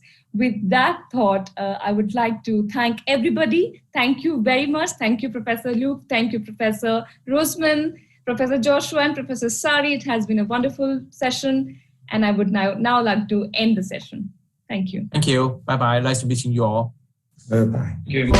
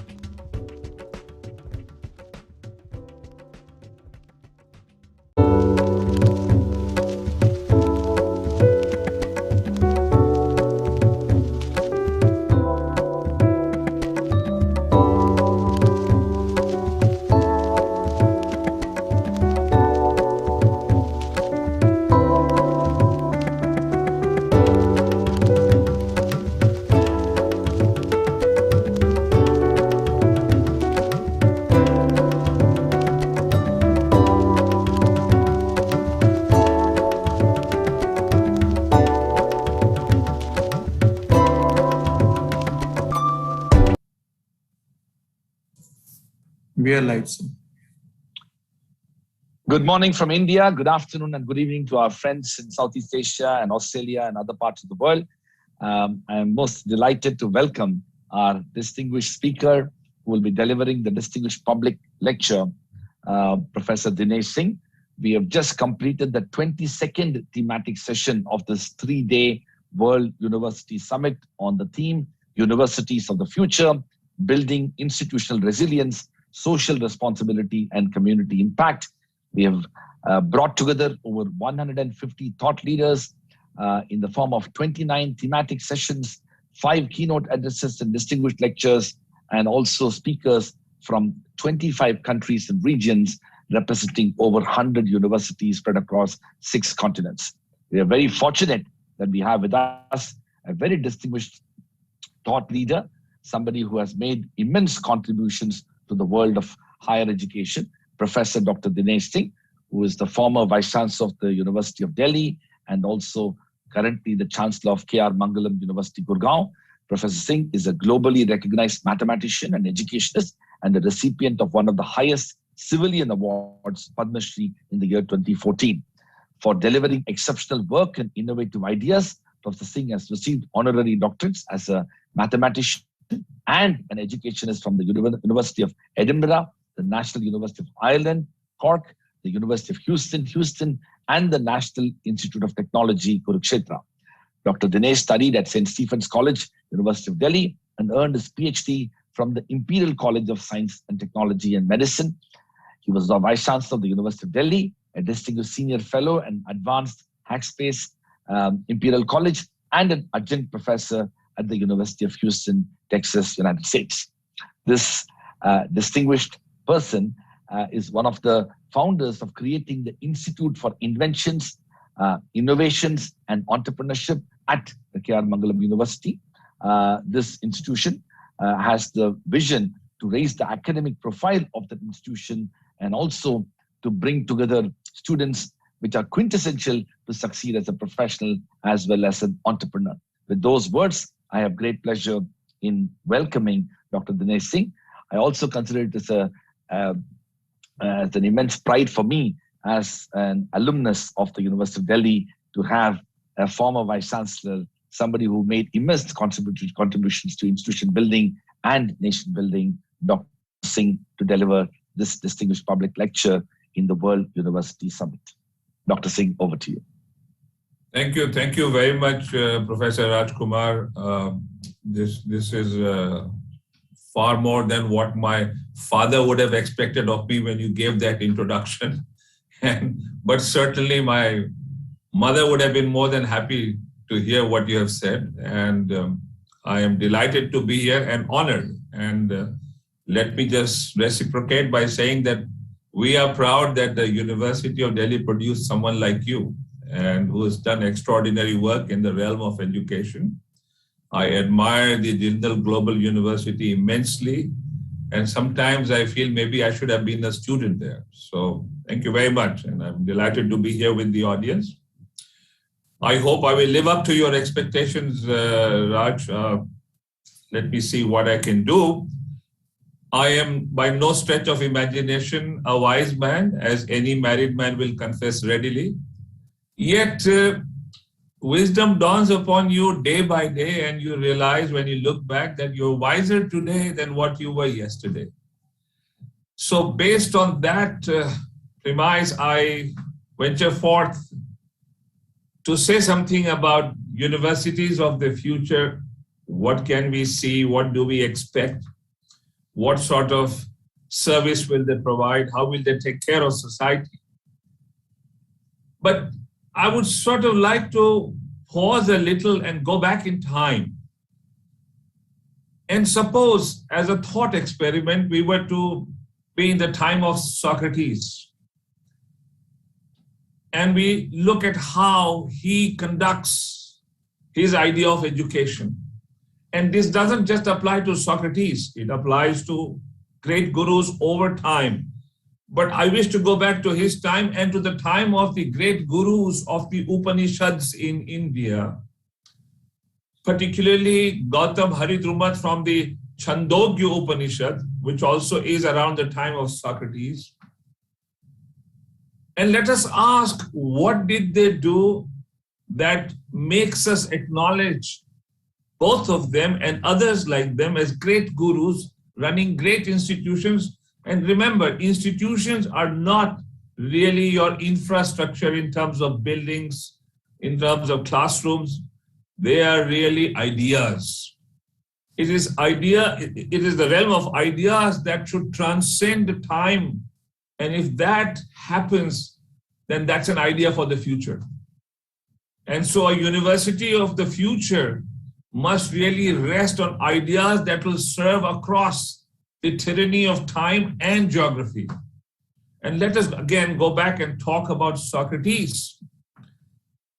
So as I said, the university of any time is more a concept.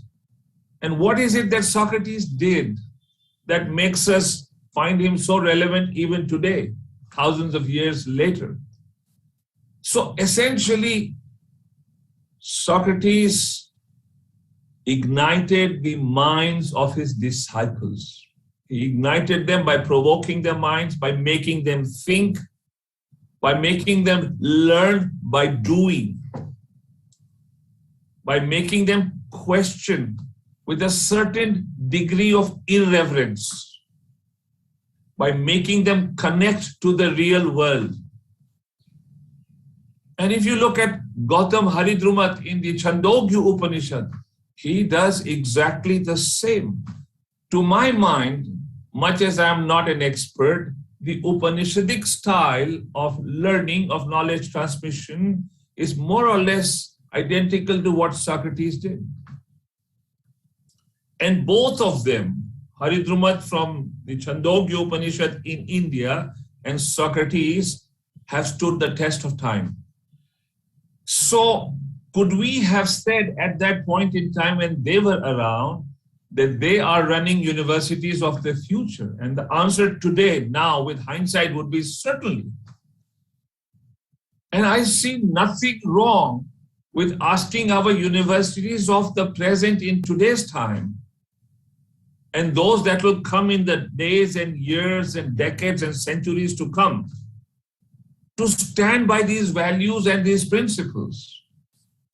And we will serve the cause of education, learning, knowledge very well if we do that.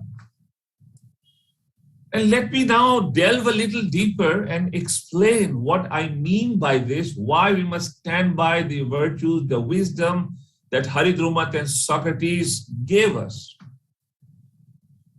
So, you know, amongst the 7 deadly sins that the Bible denotes, pride is pretty strongly evident there, vanity. And if you ever want to serve and be benefited by any university, past, present, future, one of the virtues that must descend upon you is humility.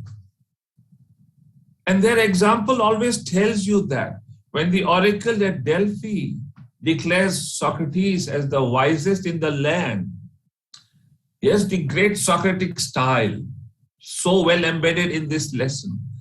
When the oracle at Delphi declares Socrates as the wisest in the land, and his disciples come running to tell him that, Socrates does not gloat over it. He does not pound his chest.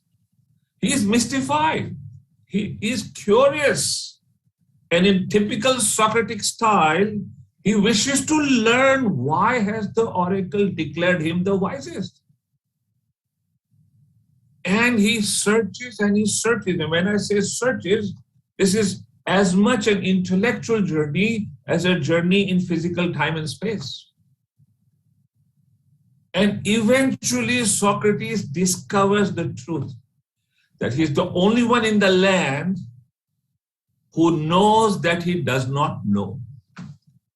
That is what a university of the future must forever serve. If you do not have humility and this unquenchable desire to seek answers, the way we are explaining the Socratic method in his own search for why he was declared the wisest, then you're not going to serve the present, forget the future. And everyone, I mean, why did the Bible list this? Not to be vain. Obviously, there is wisdom there. And in the Upanishadic style, and then for centuries after that, in India also, they have consistently emphasized that if you wish to enroll in search of knowledge, one of the prerequisites is to learn to be humble. Again, in the Chandogya Upanishad, there is this cart driver, Rikwa. And these are historical stories of people who lived in those times, whose wisdom spreads far and wide.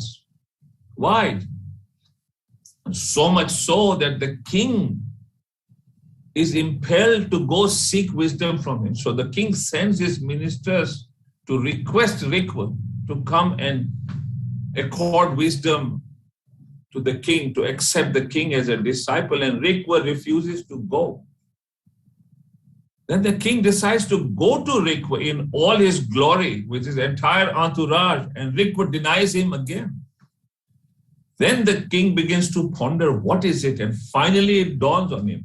Go as a true seeker in all humility. Do not go as a king, shorn of all his glorious garments of royalty, of his entourage, of all the trappings of power. He finally goes barefoot in humility and bows before Rikwa and seeks to be his disciple. And that's when Rikwa admits him.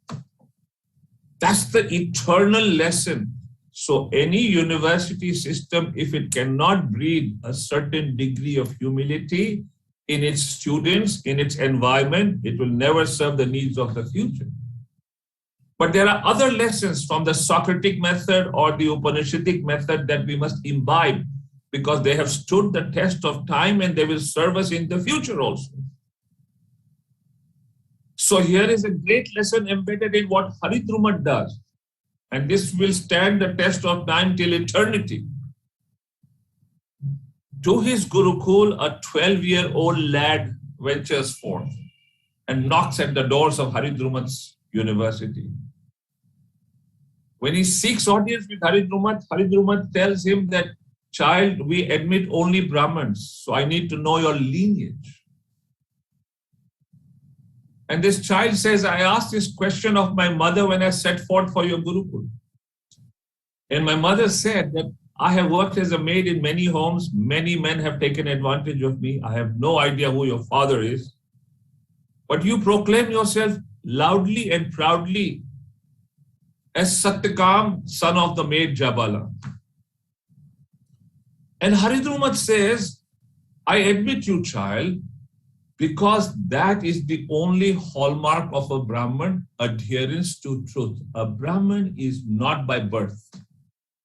This is an eternal principle. Brahman literally means one who knows Brahm, the ultimate supreme knowledge. And that will come to anyone who seeks the truth with complete sincerity. That's the second lesson, truth. And this has stood the test of time, just as humility, the need to be humble, the need to seek eagerly.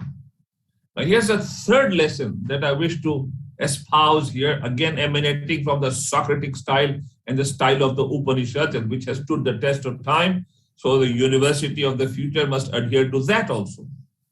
And that lesson is to learn by doing. That there has to be a balance between the intellectual and what you do with your hands. What do I mean by that? It is again best illustrated by the story of Haridrumat. What does Haridrumat do to this child Satyakam? He doesn't tell him to go sit and memorize the Vedas, meaningless form at that point for Haridrumat as far as Satyakam was concerned. He gives him 100-odd head of cattle, tells him to venture into the forest and not return until they have multiplied threefold.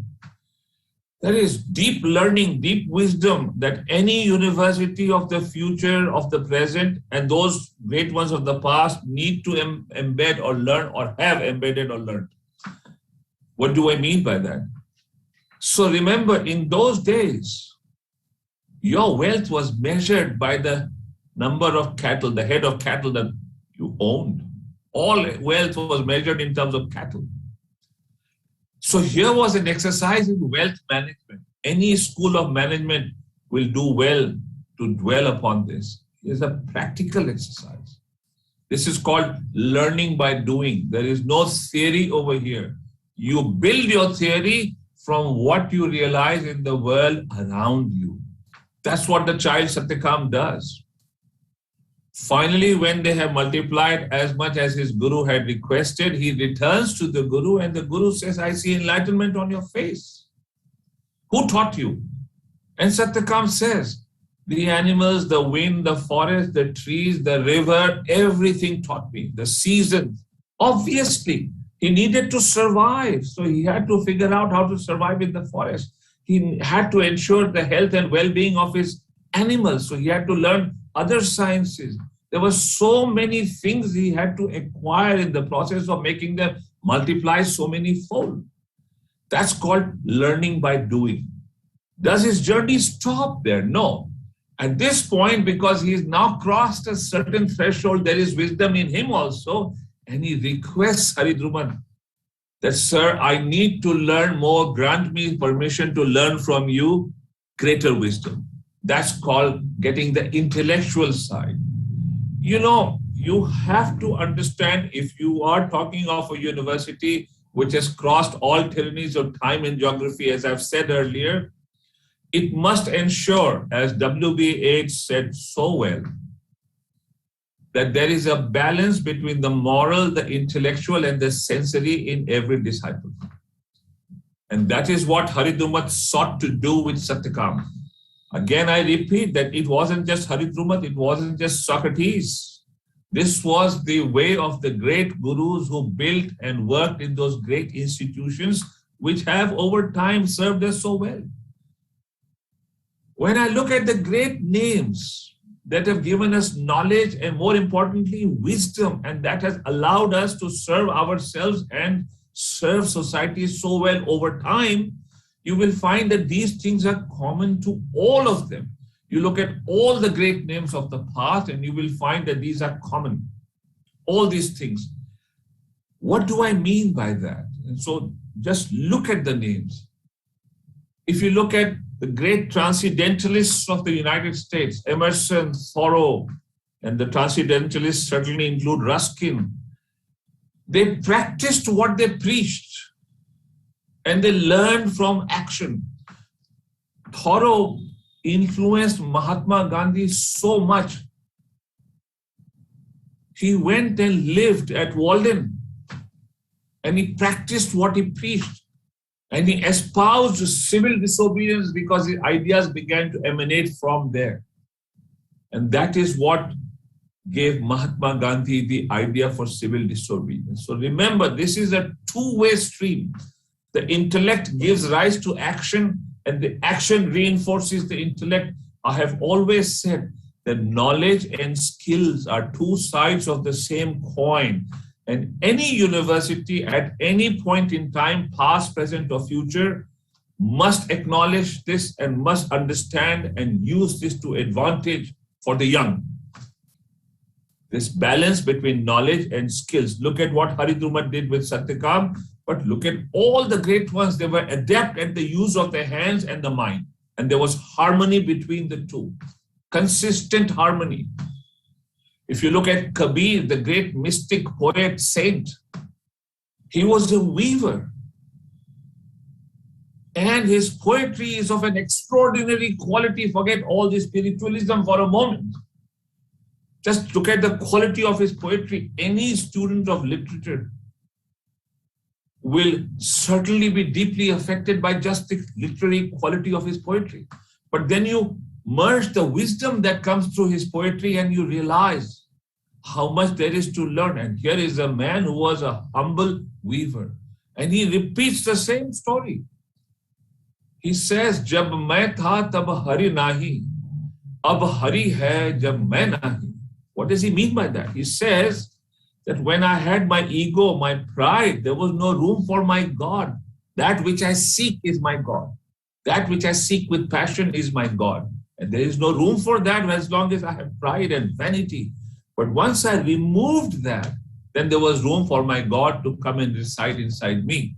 That is this eternal lesson that dates back to Socrates and has gone on over time. So if you wish to look at a university of the future, let us acknowledge that these are eternal lessons that they must always have in their spirit, in their culture, and in their body part. But what is it that a university of the future must do? Again, I hark back to lessons from the past. Our job is to educate. And therefore, we need to understand what is education. And remember, I am a mathematician. I love to define and then illustrate with examples. So I love to define education, and this definition has personally stood me well over time. So to me, education is nothing but a search of the self. We have to dwell within at an individual level and discover who we are. And once you do that, you begin to get educated. That doesn't mean you're educated, but that's the first prerequisite to begin to get educated. And I call this the discovery of the inner drumbeat in every individual. Each one of us is born with a drumbeat or our calling in life or our passion.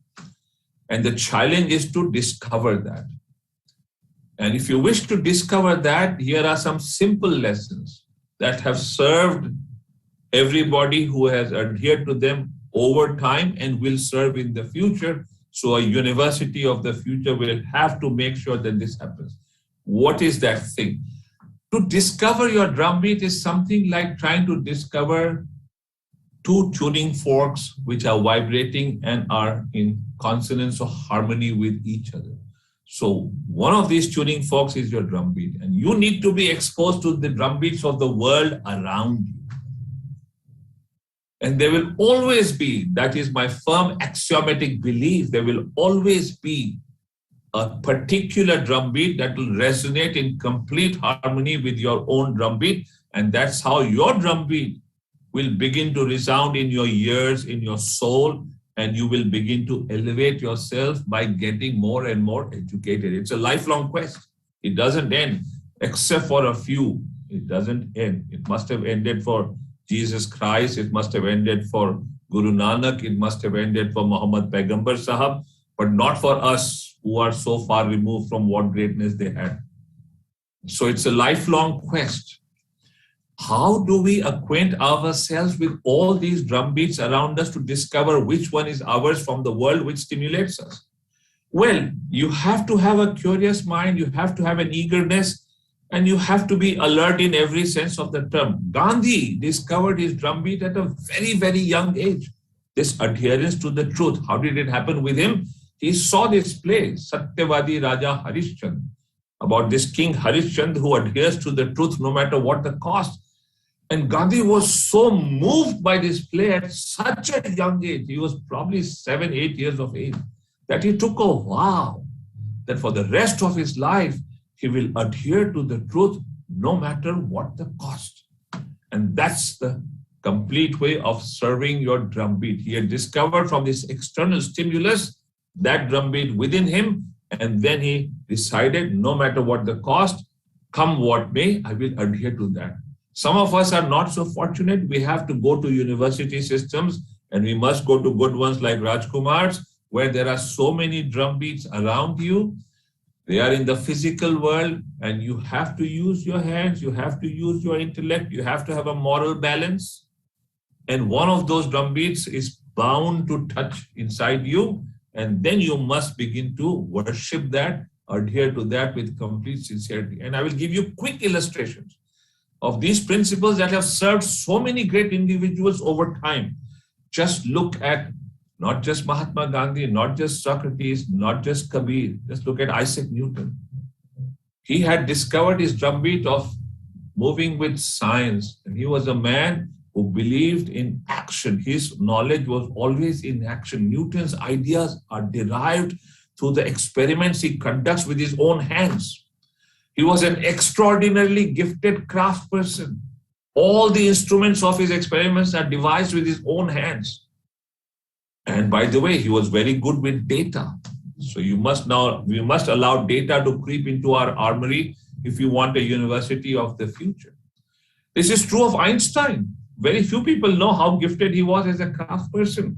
It isn't just this high intellectual level of creating general relativity. Much before that, he invented the first automatic camera in the world's first, and he held a patent for that, the world's first modern refrigerator. It's very good with his hand. He held more than 50 patents. Do you see this? I've always said this. If you delve into their lives, you will see the same eternal principles over time with all of them. Do not forget that Jesus Christ was apprenticed to his father as a carpenter. That Paighambar Sahab was a shepherd.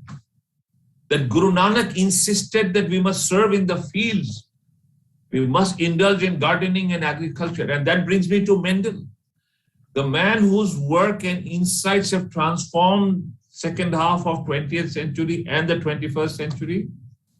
This man was extraordinarily gifted with his hands. He was a gifted gardener. He understood data very well. And between the two, he managed to give us the laws of genetics which have transformed the world. All your vaccines that are now fighting this COVID pandemic are derived on DNA, RNA. And where does that come from? It really can be traced back to the work of Mendel. And this goes on and on and on. It doesn't stop. You can take any name that you like and you will find that this is common to all of them. Look at Michael Faraday, you look at Mother Teresa, you look at Muhammad Ali, the boxer. Very early in life, Muhammad Ali discovered his drumbeat. He really liked boxing. He adhered to it like a prayer. He was the first to reach his gym every morning and the last to leave in his formative years. And that adherence, this worship of his drumbeat, this prayer, this spiritual elevation, made him the great boxer that he became. It is true with all of them. So a university of the future must enable all these great things so that a student enables himself and ennobles himself and rises above. Now we come to this business of what is happening in the world around us today and how will it serve us for the future. And very quickly, in the little time that I have, if I overshoot by 2 or 3 minutes, Rajkumar, I hope you will pardon me. I would like to enunciate certain things. As I see things, the traditional concept of the university that exists today will recede and change a little bit. The pedagogy will change in many ways. It's not going to be a teacher who will play a good role, but a mentor, someone more in the shape and form of Haridrumat or Socrates. Why do I say that? Because now I see peer learning, self-learning, and learning with the aid of technology surrounding us and helping us. I have innumerable examples before the pandemic, during the pandemic, where individuals and groups have benefited immensely through all these practices. I know of a really gifted undergraduate who at 1 in the morning sits on his computer and is comparing the researches of Albert Einstein in general relativity with the researches of a modern Russian physicist in parallel form by switching back and forth between the two research papers using technology at his desk at home. I have seen groups of students teach themselves deep concepts of calculus without having a single teacher around them. So we must acknowledge that technology, whether we like it or not, and we should like it, will help us change the concept of a university, which is more or less entirely campus-based, to treating the world and society around us as a campus. And what are the tools that are now going to influence the direction of knowledge in these systems? I see computing and technology play a big role. I can see cloud computing will change the way we resource and seek and store knowledge and information. I see data playing a big role. Artificial intelligence and data will be so greatly enhanced once quantum computing comes into play. And I see that coming very soon. I believe quantum computing is going to change the world of knowledge for all of us. It will transform the world of data. Just think what a supercomputer could take weeks and days and months. A quantum computer right now could possibly do it in 1 second. That's the power of its computational ability. And that is going to come sooner rather than later. And I believe that will change the world around us. And finally, we must understand that every university must forever foresee the needs and challenges of the future as best as it can. Many drumbeats lie over there. Use all this at your disposal. Get your young to engage with that. And I believe in the years to come, that's what universities will do. We will not be required or restricted by a classroom or a campus. It could be anywhere. And universities must learn to give all kinds of certification and accreditation, move out of this mold of forever giving a degree, allow students to go into streams as they deem fit. So there will be some who will pursue knowledge, go for research, create things within a campus with a guru. Excuse me. And there will be some who will just read some kind of specialized certification, go forth, come back, allow this fluidity of movement. Finally, and let me just tell you this, even as I speak, the power of computing is overtaking us.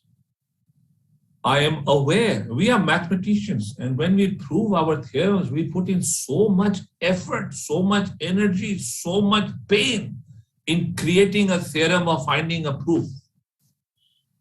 And as I speak, Google has already created artificial intelligence-based logical systems powered by high-speed computing that have begun to prove theorems on their own. And at last count, Google's systems had proved more than 1,200 theorems on their own without the help of any human intervention. Think about this. This will transform the world. This will transform how vaccines are made. This will transform prediction theory. It will transform the world around us. The sooner universities of the world recognize this power, the better they will be able to understand W.B. Yeats or Kabir or Einstein or Faraday or Elon Musk or things like that. Thank you very much. Thank you very much, Dr. Singh. What an extraordinary exposition and a comprehensive tour de force on the history and evolution of education in all its forms and manifestations, but most importantly, underpinning the philosophical foundations of knowledge creation and its impact on society, past, present, and future. I am truly grateful to you for this fantastic and truly inspiring lecture. We have already received a number of questions, so we have, if you permit me, I have a good almost 25 minutes for this Q&A session. So I will take up some of those questions and ask you, and we will move forward in that spirit. Yeah, Rajkumar, I love questions, but there is no guarantee that I have the answers, okay? Well, in your characteristic style, you have responded to that.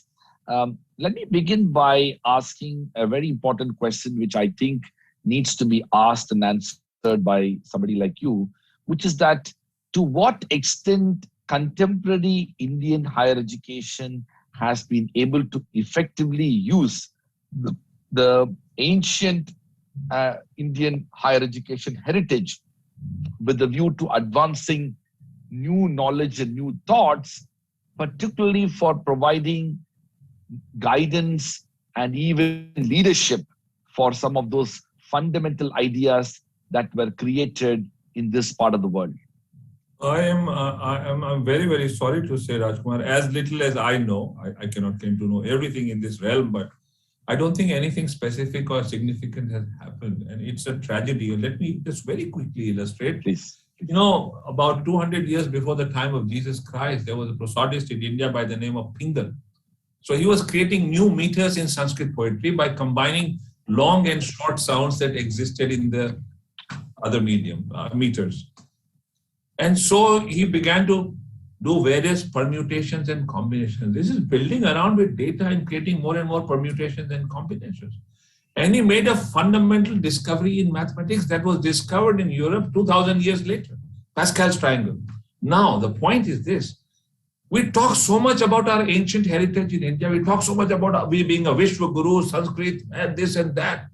No one, not a single curriculum has allowed students to simulate what he did, to build algorithms, to play around with those permutations and combinations of sounds to see how new meters could be created. I don't know of a single place, not a Sanskrit university, not a science, not an IIHEd, not an IIT, not a traditional Sanskrit university. So I'm afraid my answer to your question would be more or less a no.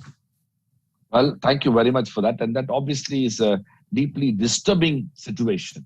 So now the question then is that to what extent contemporary ideas of education has actually influenced and impacted the education system that we have created. Of course, at the dawn of Indian independence, we had nearly 20 universities, and today we have nearly 1,000 universities. We have one of the largest higher education systems in the world. But then to what extent this education system that we have created is able to fulfill even the goals and aspirations of the people who are receiving that education, let alone being benchmarking ourselves with the other well-developed international education ecosystems? So I'm glad you asked that question, Rajkumar, because, one of the byproducts of discovering your drumbeat is that you will find a fulfilling life. Muhammad Ali or Tendulkar, they had no university qualifications, but they have led very fulfilling lives. So you must find your drumbeat, and whatever you seek otherwise as a byproduct will follow. Your career, your wealth, those are not goals you must pursue, but they will descend upon you.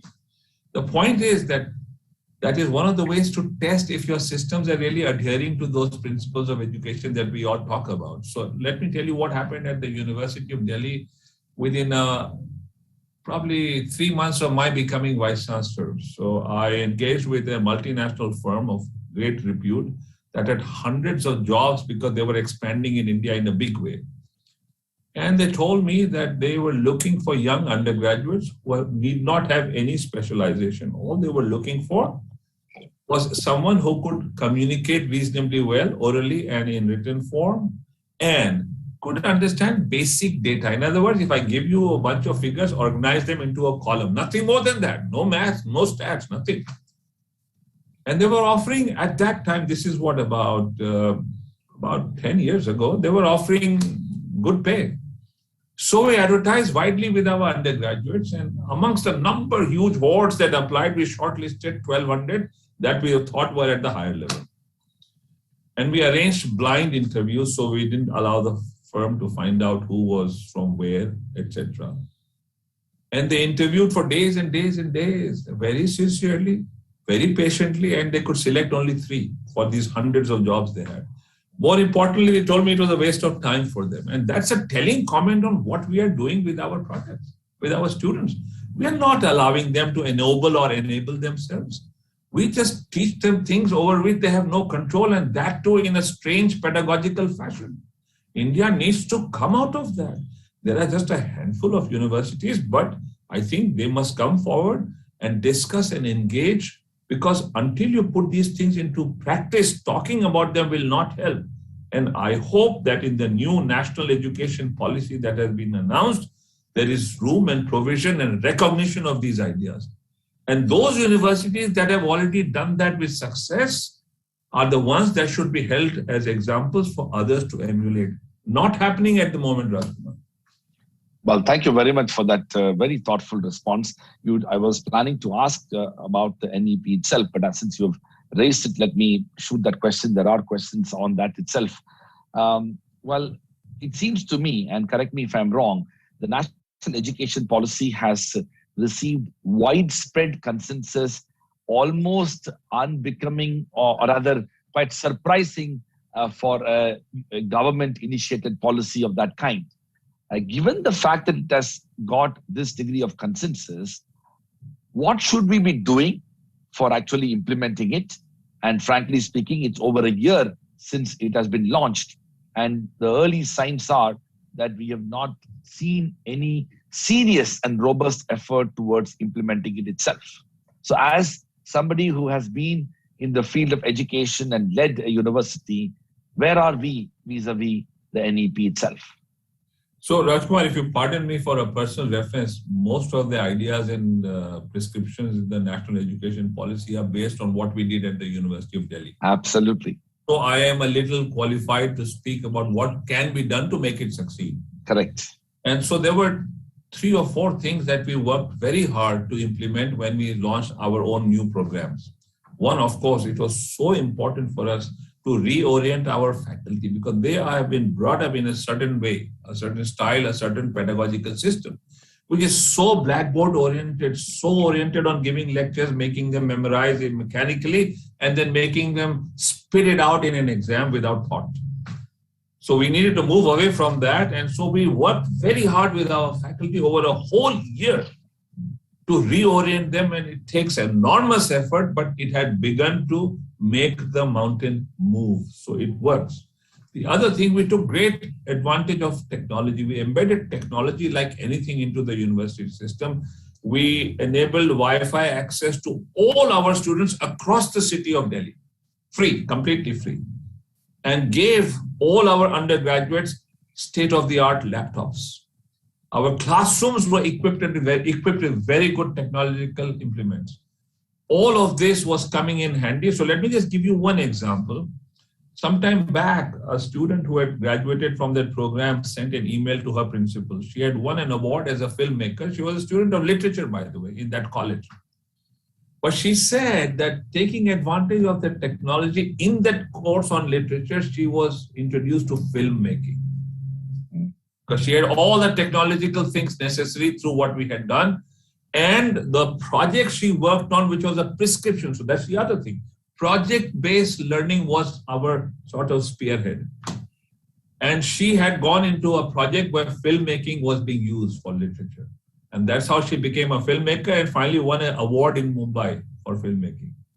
So that is the thing that we need to do right now. Embed technology, reorient our teachers, use the pedagogy that we have so successfully experimented with at Delhi University, which is project-based learning in groups around the needs and challenges of society and the world around us. That included climate change, that included need of data, slum redevelopment, transportation problems, so on and so forth. And finally, we had to create other resources. So we used the web as a huge resource, and we created a great deal of learning material of our own, spread over a year's effort with large groups of very gifted and very committed teachers. And that helped us, and that's what I think they need to do in the national education policy. Thank you very much, Dr. Singh, for that. There are several questions. I'm going to pick up one question here. A lot of educators watching this. This question is, when teaching using the Socratic method, is there a most appropriate way or a balance of employing the method in the context of mainstream Indian educational culture, which is more instructive than inquisitive? It's a questioner's view of that. So, look, please, first of all, let me tell you that I don't claim to be any great, votary. I mean, I'm a votary, but I'm no expert on the Socratic method. But with whatever little I have experimented, I have received enormous, reward, even in existing systems. So, as recently as last year, I taught an advanced math course, which was really meant, it's a very specialized course. I expected about 5 students to turn up for that.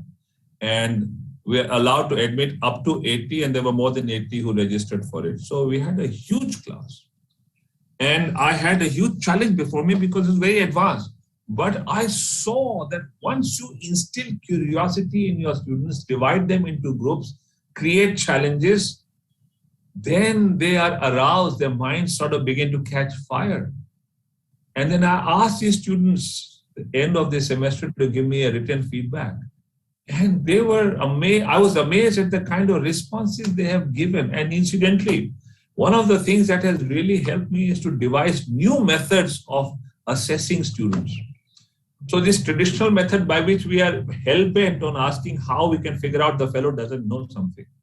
Instead of that, we must use this business of assessing to enable the student. And I allowed them up to a certain score because my rules in my university, not of my choosing, done much after me, restrict me from doing everything in full measure. I was yet allowed up to, I think, about 40% of the grading to experiment with testing as I liked. And I allowed them to sit in groups and discuss the answers to the questions, but write in their own words. And they told me that not only did they learn, not only did they like what they did, but they really learned through that assessment. So I think all these things can be done even within existing systems. But with the national education policy, if you implement it sincerely, the way it is prescribed in your institution, you will have much more freedom to do these things. Well, thank you very much for that. Now, there's a very interesting question which is about the contemporary challenge that we are all facing. And this question is as follows. Each teaching methodology has its pros and cons. Delivering the best programs might entail a smart combination of both traditional and online instruction. How can blended learning be a way to go? Oh, that is the future. It is blended learning. If you recall, I mentioned that peer-led learning, students learning by themselves. Look, the YouTube itself is a university, complete university. What is the challenge with you if you want to use YouTube? You must actually trawl through everything, vet everything, and create a whole library of outstanding resources, almost every topic under the sun. I'll give you a simple example. I was looking for ways and means by which I could teach school students how to measure the circumference of the earth. I've done this, 20 years ago with minimal technology between students of Bangalore and Delhi. Now, when you look at YouTube, there are all kinds of hands-on experiments, and you have to study and decide which ones are correct, enabling and ennobling, and create a resource. And your students will latch onto them like anything because they're very well designed. I'm just giving you one example. And where will the teacher fit in? Just once in a while, the teacher must intervene as a mentor or a guru. And that's also blended learning.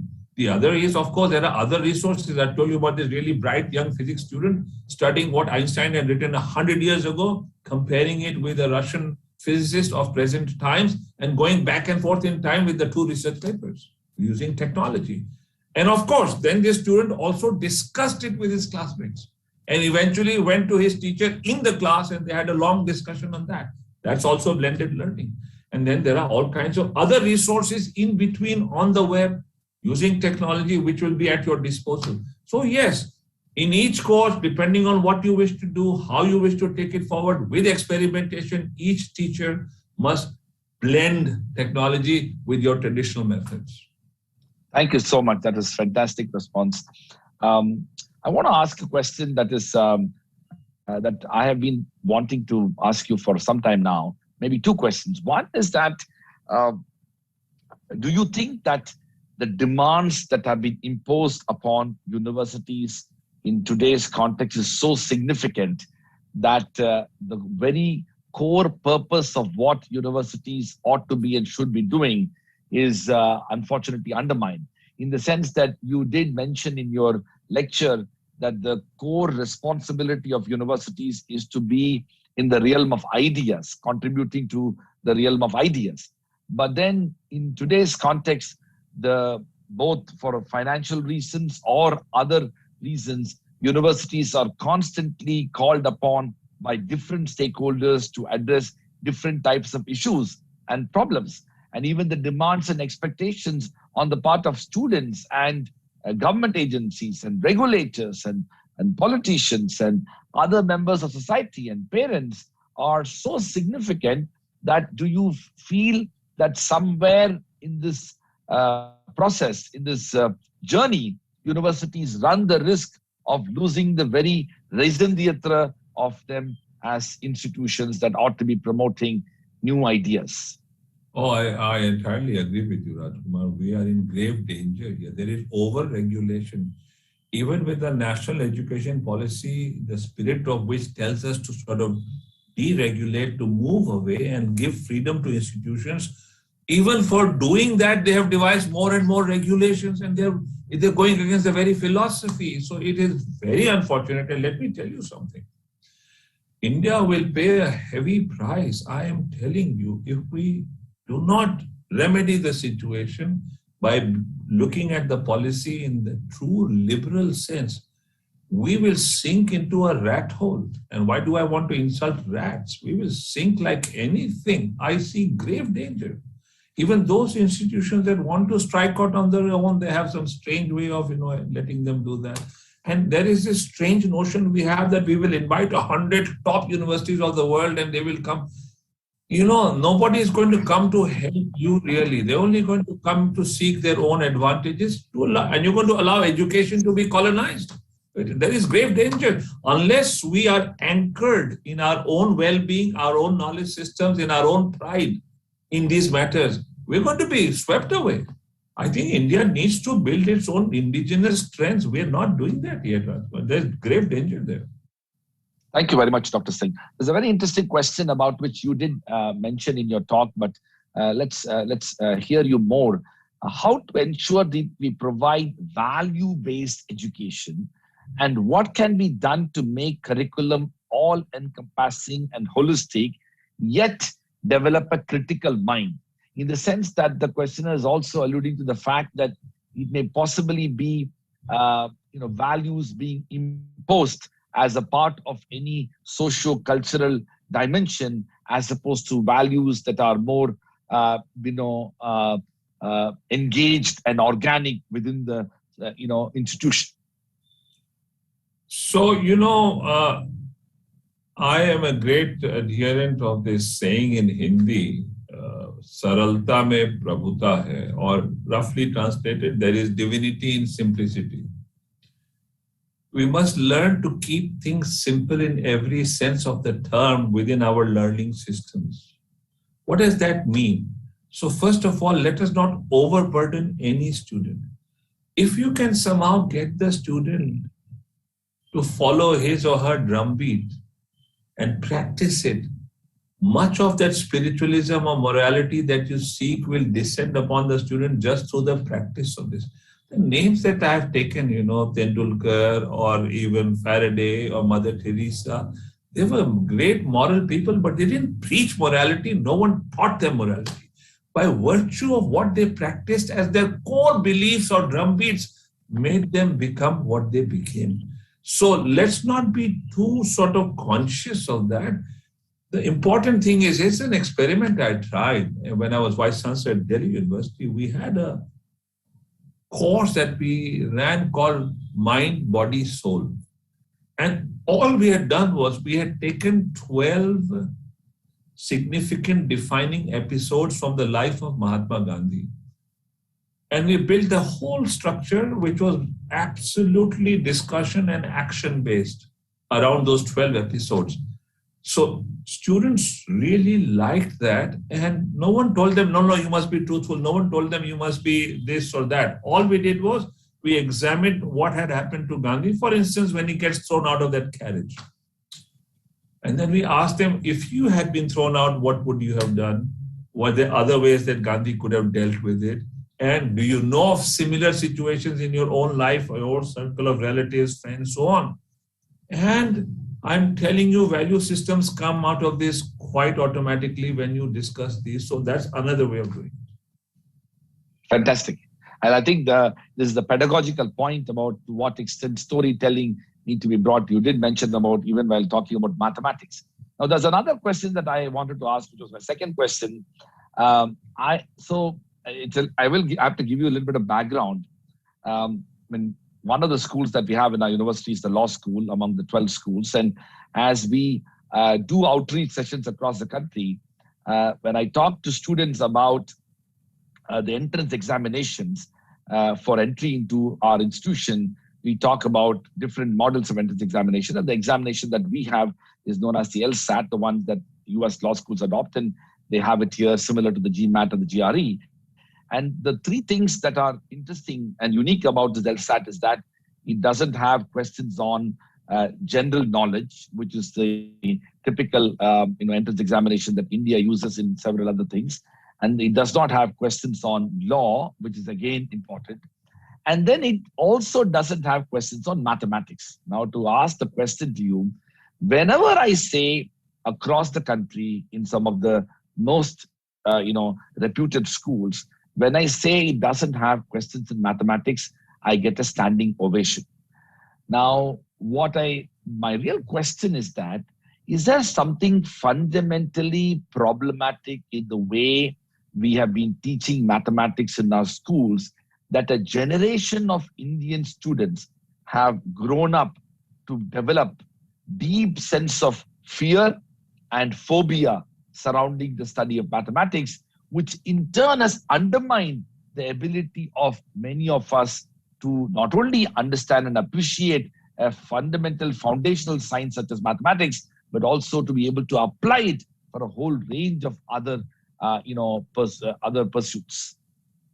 Yeah, certainly, Rajkumar. I mean, you are absolutely right. I mean, it is tragic the way mathematics is handled in schools. You know, I don't know if your audience has had time or occasion to acquaint themselves with the work of George Land, who was a systems scientist working with NASA, and he devised a creativity test. And to identify people who could be suitable for NASA, they needed very creative people.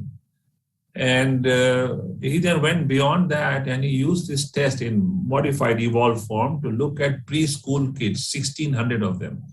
And he identified almost all of them to be in the genius class. I believe every child is born a genius. And then he followed them with these tests over a period of time, right through their schooling and then beyond into the 20s. And you know, they had dwindled to less than 3%. Gosh. They all lost their creativity. How and why? Because in school, you recall what Mark Twain said, I did not allow my schooling to interfere with my education. That's what schooling does to all of us. Look, I'm a mathematician, and I'm not claiming to be a great mathematician. I'm just happy being a mathematician. I like discovering things.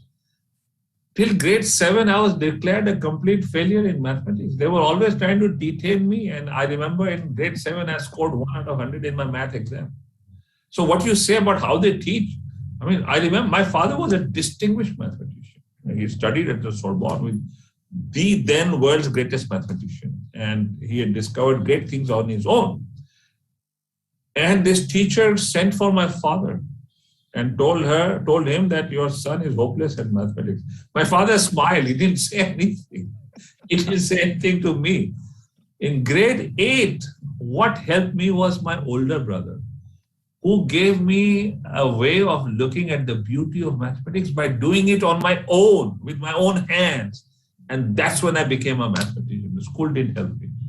Yeah. So that's it. We are killing our students by teaching them too much and teaching them in the wrong way. They teach parallel lines in the 6th grade, and they make them learn all kinds of things in mechanical way on the board, this, that. I conducted an experiment with children of Bangalore and Delhi and got them to use parallel lines to measure the circumference of the earth.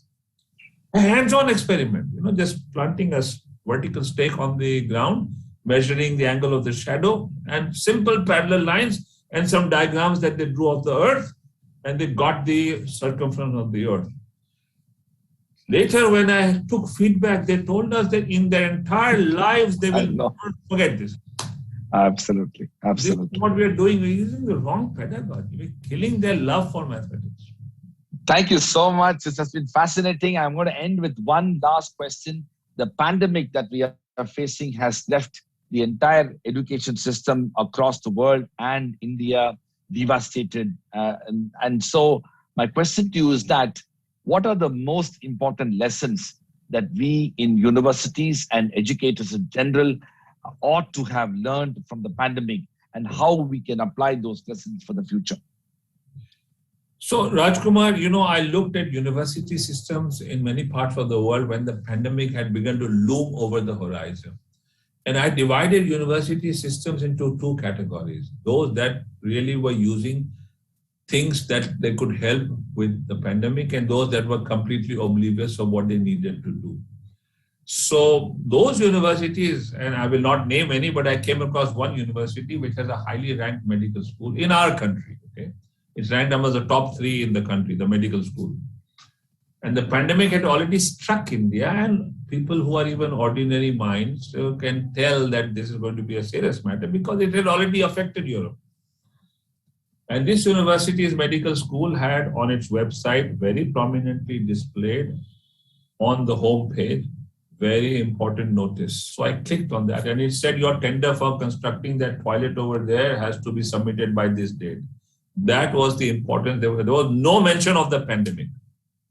So they were clueless. And so one, they could have used their medical knowledge to prepare ourselves in advance. Why could they not anticipate that this pandemic will make people suffer and the lungs will suffer, so you will need oxygen?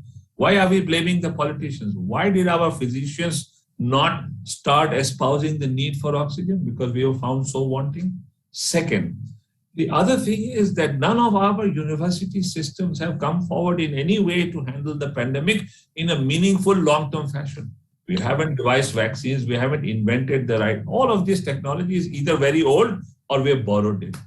And we must ask ourselves this question. But those universities that did in the world are benefiting. And the third thing, they have understood that blended learning and technology-based learning is going to be the future. Campuses are going to begin to melt and they will reinvent themselves, treat the world as a campus. That's the big lesson that is coming from the COVID crisis. Well, thank you so much. What an extraordinarily inspiring experience this has been. I am very, very grateful to you, Dr. Dinesh Singh, for your lecture, but also your responses and the answers and the reflection that you shared with us. I sincerely hope that you will soon visit our campus back again. But also, I know for sure that all the people who have been watching this program, I'm still receiving questions and I'm afraid I'm not able to take it, but they would have all immensely enjoyed by the very presence of yours in this program. Thank you very much, Dr. Singh. Thank you. Thank you, Rajkumar. I really enjoyed this. As always, it's a delight to engage with you and your ideas. Thank you very much. Thank you. Thank you so much.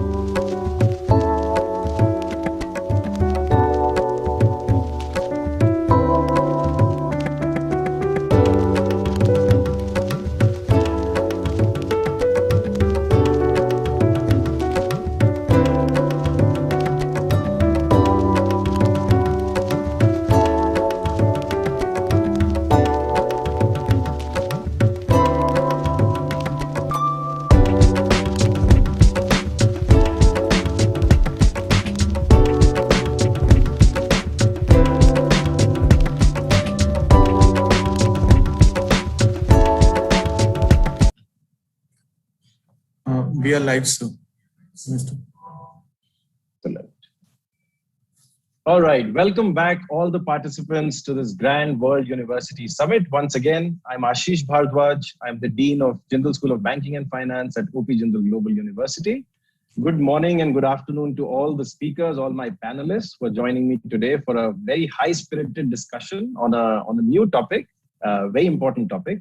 And just so the audience knows, before we started this session, all of us have reached a consensus that this is the most important session of this summit, very important for all higher education institutions.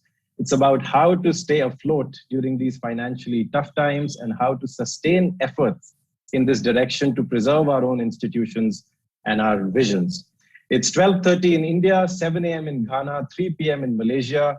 We have 60 minutes in this session. We have hundreds of live YouTube viewers, and we have 4 eminent thought leaders from Asia and Africa joining me today. Let me very quickly introduce you. Professor Shalini Bharat is Vice Chancellor of TISS, Tata Institute of Social Sciences in India. Professor John Japong, Vice Chancellor of the University of Health and Applied Sciences in Ghana. Professor Shailendra Raj Mehta is President and Director of MICA in India. And Professor Kamal Nasharuddin Mustafa, Vice Chancellor, University Tenaga Nasional, Malaysia. Thank you very much for joining me today, all the panelists. If you allow me 2 to 3 minutes, I'll give a very quick context to this very important session before we start. Since March, April last year, all of us have been talking about the significant losses that a lot of institutions around the world, including universities and higher education institutions, have been suffering due to closure of physical campuses. The senior management, vice chancellors, presidents, directors of higher education institutions have been discussing about falling revenues. They've been discussing about closure of income streams, about the steep rise in very unanticipated costs.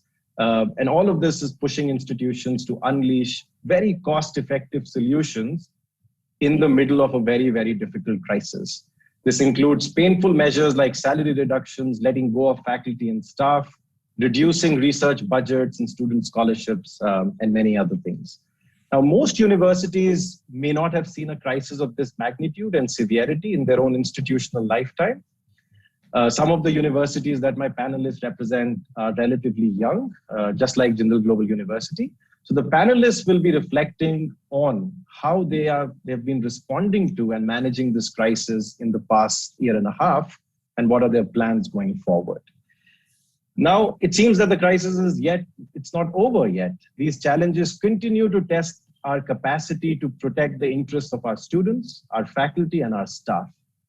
So based on this, I'll be engaging with my panelists on how they've maintained standards of excellence that their institutions are known for while facing these challenges of the pandemic.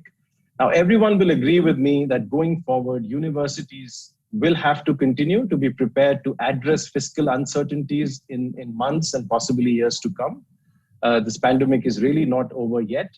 Our higher education institutions will have to address cash flow problems due to changes to tuition and other fee structures, creation of new pricing strategies, creation of new funding mechanisms, and maybe creative compensation measures to our employees, and reliance on endowments that are so important in our functioning. So does this mean that we are looking at a complete overhaul of our existing revenue models? We'll find out in the discussion. My last point to provoke thoughts of our viewers and also my panelists is on the financial implications and opportunities in this pivot we made to digital education and online learning, both of which are indispensable, both during the pandemic and post-pandemic. So how creatively are universities designing and strengthening their digital infrastructure to meet the needs of both faculty and supporting the aspirations of learners, knowing that all these interventions have financial implications? Now, during the lockdown, multiple lockdowns across the world, several governments resorted to the good old Keynesian model of economic growth. I'm an economist. I'm trying to draw that analogy. While everything was shut and continues to be like that in several countries, governments are heavily spending on infrastructure, including roads, highways, metros, etc. So do universities have a similar approach or similar plan in mind, or do they have a contrasting approach? Is this a phase that doesn't require investment on physical infrastructure at all? And perhaps it is better to redirect valuable resources to build technological infrastructure and digital learning resources, which is going to be beneficial now and even in the long term. But resources are limited. Institutions face trade-offs. All the institutional leaders in this session make difficult decisions under constraints and uncertainties. So we'll find out how they have approached this matter in the last few months. So the discussion is important for survival of institutions during this pandemic. Let's find out the ways by which institutions have responded so far, their plans to preserve the promise they've made to the society, and how they are making their financial strategies resilient and sustainable. So with that context, if I may start with Professor Bharat from TIS. Professor Bharat, how did TIS confront the unanticipated financial shockwaves? And what kind of adjustment mechanisms were you able to deploy? Over to you. Thank you for inviting me. So actually, just to reflect on the whole scenario of that unfolded in early last year, I think in over several decades, the academic world has not seen the kind of disruption COVID pandemic has brought about, accentuated by its suddenness and naturally our total unpreparedness in the academic world. We are not prepared for these kind of shocks. And the situation is much the same globally, more so where institutions have depended on international enrollments. But even for institutions like ours, which are dominated by domestic students, the impact has been felt at several levels on our stakeholders of all kinds. The most immediate and serious fallout, as we all know, was in terms of campus closure, emptying out of the campuses and hostels, abrupt suspension of academic activities, and all community-based research and students' field internships came to a halt.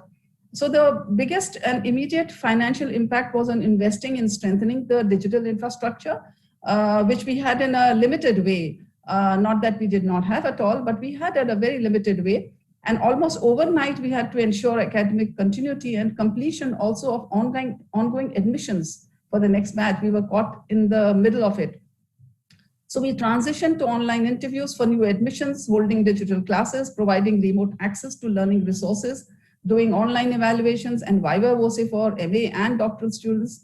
All this became an urgent necessity. So increasing server capacity, buying hundreds of Zoom licenses, developing a more robust online learning system, also training the faculty and secretarial staff also for use of this learning system, developing e-content and accessing more e-resources was done with great speed to ensure students graduated on time and the incoming batch too did not lose out on admission.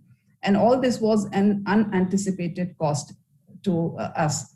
Now, the other big impact we felt was on bridging the digital divide that our student body experienced, since a large percentage come from socially, economically marginalized groups and are dependent on the campus cyber library for access to computer terminals. And many of them, of course, come from remote rural areas with poor internet connectivity and frequent power failures. So many of them lacked access to hardware and could not afford to spend data packs. We couriered them laptops to hundreds of students, many in remote locations, and paid for monthly data packs for the entire course duration for several hundred students. The next big and significant impact was on reduced fee collection and non-recovery of past dues. So we needed to facilitate the academic journey of students by providing them for fee concessions, keeping portals open for a longer time, enabling them to pay in installments, and creating a larger corpus for giving them financial aid. So actually access and equity to be managed in a significant way was really a financial decision that we had to take, in both in kind as well as in financial terms. So in a nutshell, Thank you so much for those reflections. It's incredible the kind of support this has provided to students. Now, let me take the same question first to Professor Japong and then to Professor Mustafa. And I'm choosing you first because your institutions specialize in disciplines of health and allied sciences, engineering, computer science, respectively, which may have posed some additional challenges because of the resources that they require. So how abrupt was the transition to online classes last year? And how did you confront the financial implications of it? Professor Japong. Oh, good morning or good afternoon, wherever you may be, and thanks for having me here. It's been quite a steep learning curve for us. We have had to adapt to many things. We needed to learn very quickly. That is why it became very steep for us. And having said that, we are still in the process of trying to adjust. It hasn't been easy, particularly in areas in Africa, for that matter, where the infrastructure for IT connectivity is not very good. We needed to build a online learning system from scratch. And it was a very difficult experience. But we managed to pull through by reorganizing our finances, by reprioritizing, and having to make some sacrifices. So you only have a limited purse. And therefore, when unanticipated expenditure lines come in, then you need to reprioritize. So basically, that is what we had to do. We needed to cut down some issues and invest in the IT services. Having said that, we had a peculiar challenge of, having online teaching and demonstrations could be probably much easier with the humanities and the arts compared to the sciences. We are in a University of Health and Allied Sciences, and we train doctors, we train pharmacists, we train nurses who spend close to 70% of their training time on the wards. How do you do that online? It was not very easy. There are some online training modules for practical sessions. But if you want to train a doctor, the best place to be is on the ward and not on the computer. So those challenges were very, very difficult for us. And also, for some reason, we had to cut down on our infrastructure development, other infrastructure development issues. We are a new university. We are only 10 years old this year. So we are still in the process of building. And therefore, our infrastructure budget is much bigger compared to other budget lines. We needed to stop infrastructure and redirect our resources into ensuring that our students are safe and our faculty and other staff are safe. So in a nutshell, we needed to reorganize our financial resources to be able to meet the necessities of the day. And I'll be happy to get into the details as and when we move along. Thank you. Right. Thank you very much. I commend you for the swiftness with which you made the transition, given the challenges of the discipline that you articulated. Let me take that question to Professor Mustafa. How abrupt was the transition to online classes last year, and how did you confront the financial implications? Thank you, Prof. Ashish, for the very important question. And I must say from the very outset, thank you so very much to the organizer for inviting us.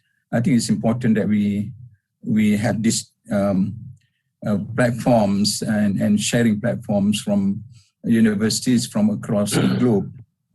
We will share our experience and the important things that we do. I remember vividly, it was in the context of Malaysia. It was on the 18th of March, 2020, when we first imposed this MCO, movement control order, for the whole of Malaysia. So it was truly abrupt, though the signals were coming from early 2020, January, February, but eventually we had to impose total lockdown for the whole country in March 2020. So, but if I may just share that we universities, we are used to facing challenges, Prof.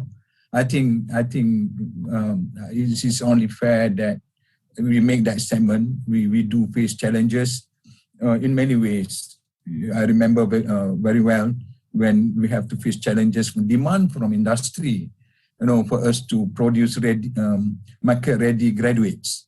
Then the issue of affordability, the issue of the need to provide lifelong learning, the issue for us to provide talent for the country and talent for the world. So these are the challenges that we face from early on. But this COVID-19 pandemic is unprecedented in a way because it is not a localized issue. It is a global issue.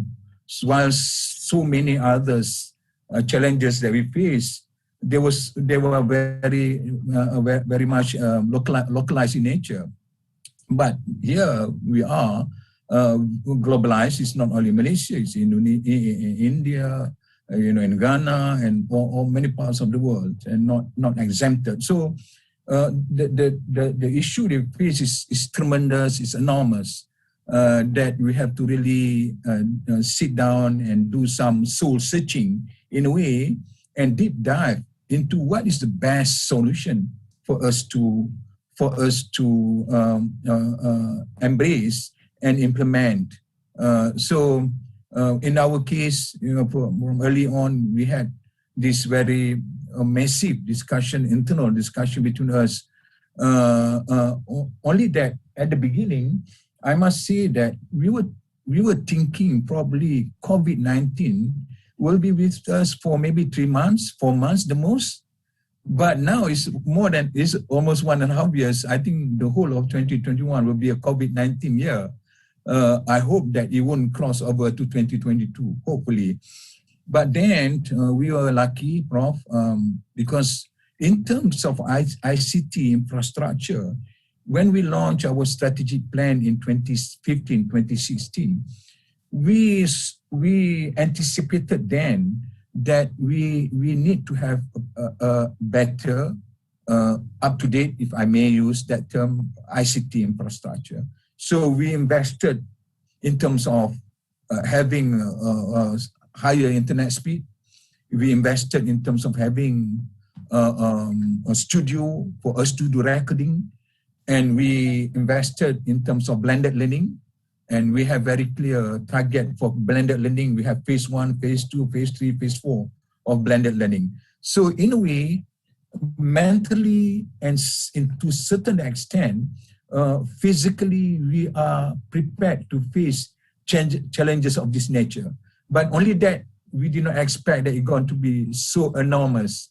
I mean, for so long that we have to face. So then, when 18th of March 2020, when the students had to go to leave the campus and to study from their homes, respective homes, what we did was to ensure that our ICT infrastructure was really working well. I mean, the internet speed is working well and all the support system were in place. So one important thing I think, Prof, is that it's all about getting people to be conditioned, to be ready.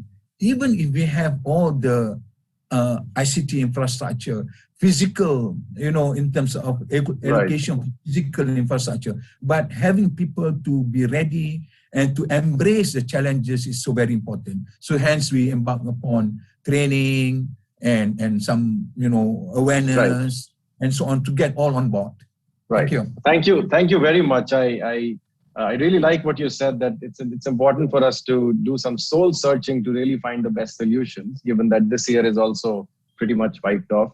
Professor Mehta, you've been listening to all these remarks and reflections very carefully. What was your experience managing things in MICA last year, and how did you confront with this financial turmoil? Right. First of all, it felt very similar to what my 3 predecessors have talked about, right? So we also faced a sharp decline in revenue. Why? Because being a management school, our management development programs were severely curtailed, number one. Consulting vanished, right? From which we get a share of our faculty. And number three, we had to significantly reduce our room and board charges, right? Because except for the last 3 months of the term, when everybody came back on campus, unfortunately, we had no cases of COVID on campus, even though everybody came back, partly because we maintained very strong social distancing and masking regulations. But given that the revenue fell, I think the first thing that we did was obviously freeze salary increases. But fortunately, we kept our commitment of not laying off anybody, faculty or staff, or for that matter, cutting their salaries. So we maintained their salaries for a year. This year, we gave everybody a modest increase. So how were we able to square the circle, so to speak? I think the saving grace was that for the past 3 years or so, we had been investing a lot in online learning. So we saw that wave coming, partly because we have been literally at the cutting edge. We were amongst the first schools in the world to introduce, and this was almost 2 decades ago, to talk about digital transformation. So we had a large roster of faculty and courses and received wisdom that we had in this area, which we had been steadily putting online for the past several years.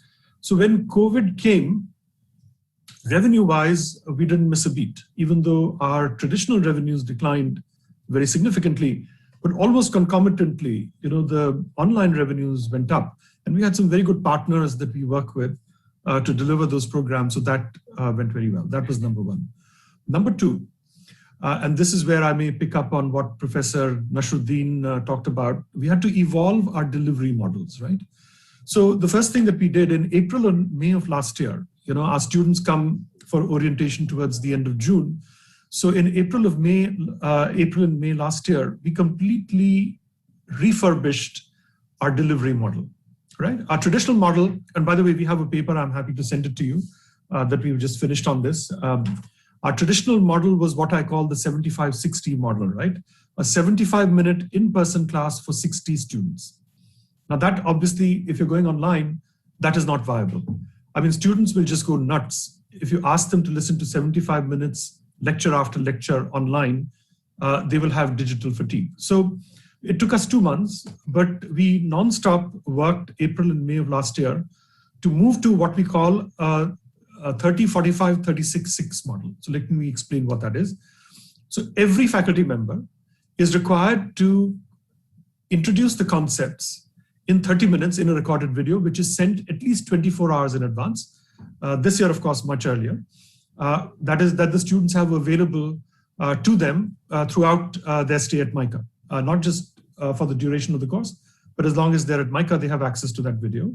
And then the faculty member comes in and in another 45 minutes, engages in discussion around those concepts, clarifying of doubts, and explaining all these different concepts. And the other thing that we did is that we reduced the class size from 70 to 36, and very often breaking them up into groups of 6 groups of 6. And if you do the arithmetic, I'm not going to do it. If you do the arithmetic, the total faculty time before students remained the same before and after. Now, the advantage has been, and that was, of course, part of the reason for this model, but the other advantage has been that our entire curriculum now is online, recorded. And so this year, our faculty had a much easier time, because, of course, we do expect that they will revise their videos or add to it or take out snippets, but even revising those videos is so much easier. So the entire curriculum is online, and they just have to press a button and boom, and then they walk into class and take care of questions and discussions and add any new things, etc. So that is what we have done to evolve our delivery and financial models. Happy to share later on what we've done with the students and the course content, but that is probably for later questions. So back to you, Ashish. Thank you very much, Professor Mehta. It's we look forward to reading this paper and this new 30, 45, 25 pedagogical model. I'm sure it's quite appealing.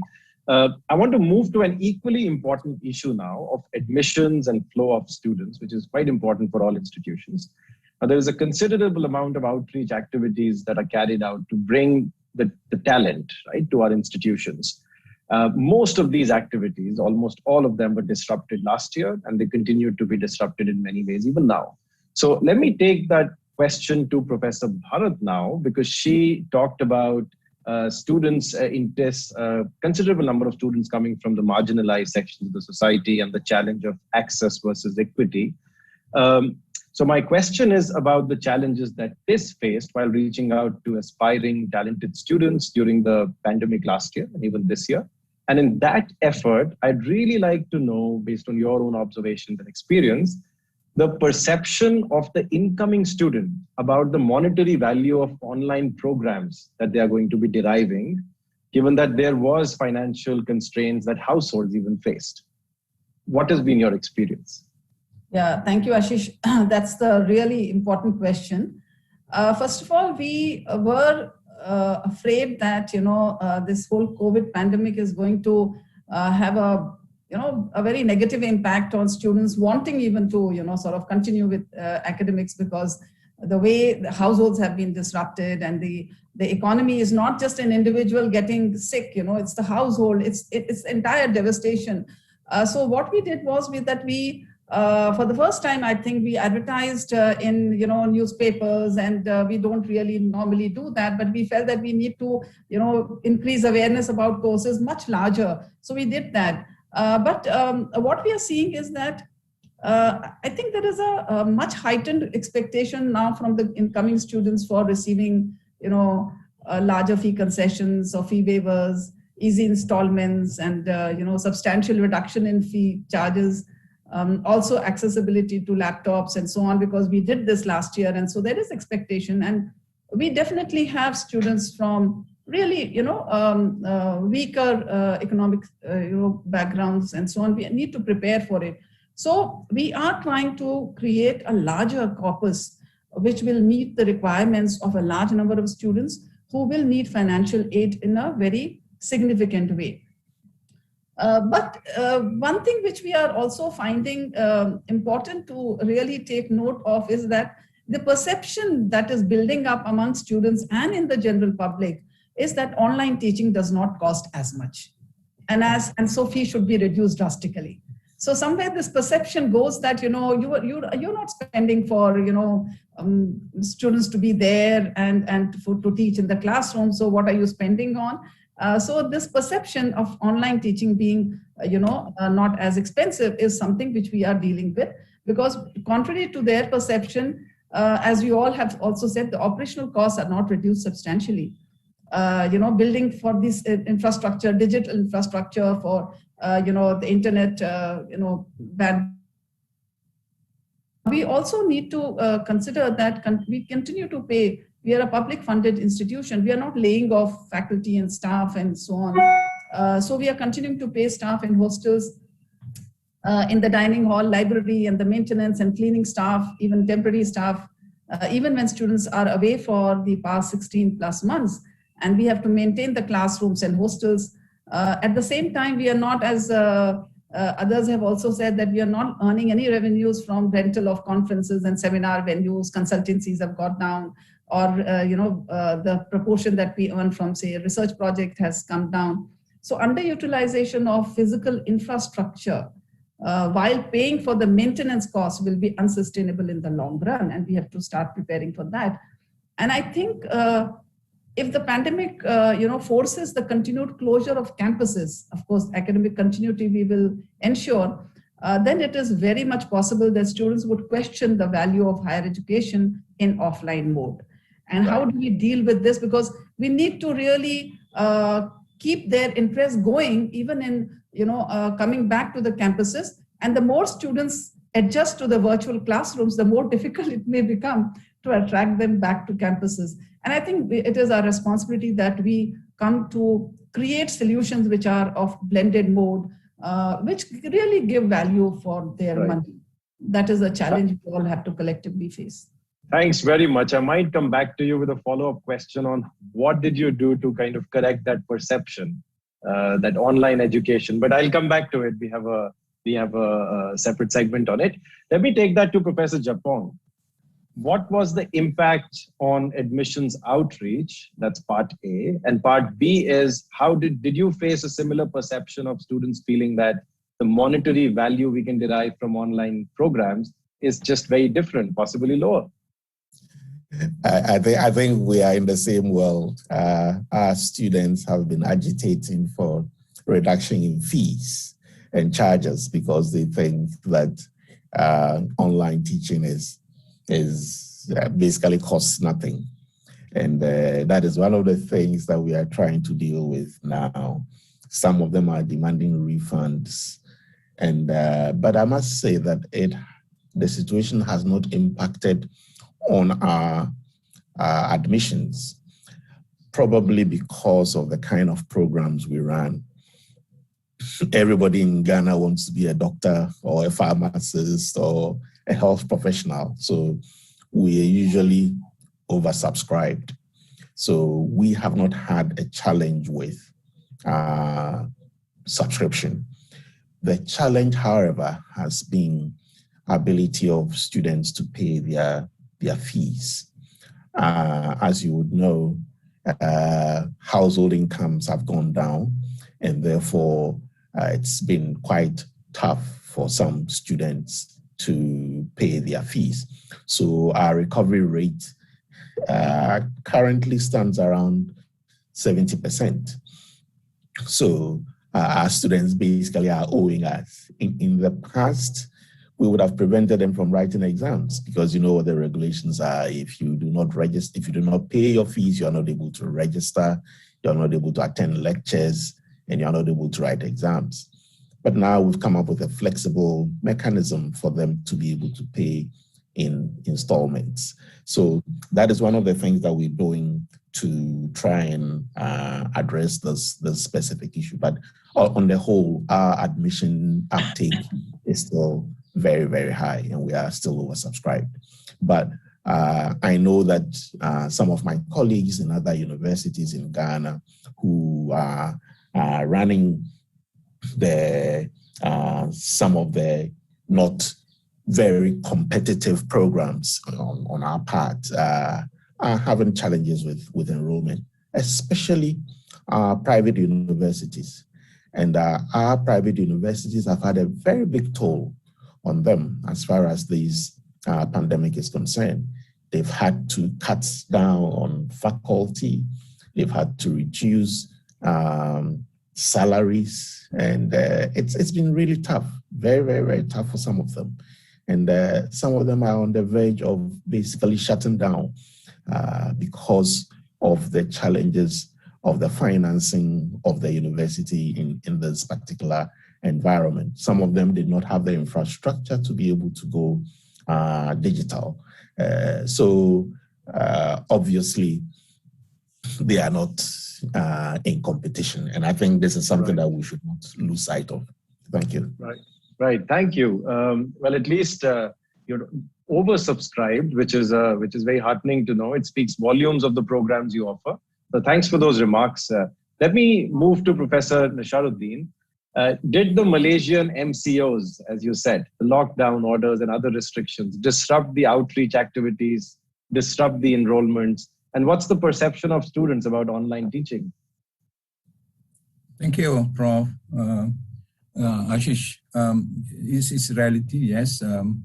If I may share with you, in Malaysia, we have public universities and also private universities. I think it's the same as in other countries, private universities and private colleges as well. In terms of enrollment in Malaysia in higher education, there are about 1.3 million students in higher education, and almost 50% in private higher education institutions, and another 50% public. So year on year, Prof. Ashish, I may share with you, say from 2019 to 2020, there was a drop of about 20 to 30% of students enrollment in private higher education institutions. So this is a stark reality that we face in students, reduction in students coming on board across the board, about 20 to 30%. So we have to manage this. If I may share, because we talk about enrollment, First is that we have to ensure students who are already in our system, so that we do not want them to drop out and face all the challenges, and they probably they may extend, but not to the extent that they drop out. So what we do, I think it's important to share, is that for us to really manage them whilst they are at home, we need to provide a strong support system for them to enable to continue their studies, though maybe some of them have to extend because of issues of internet connectivity and so on. So managing students already in the system is so very important. But then the issue is also how to get students coming from post O-level, coming to universities, or international students coming to Malaysia. This is a challenge. It is a real problem. In Malaysia, parents and students take a wait and see attitude.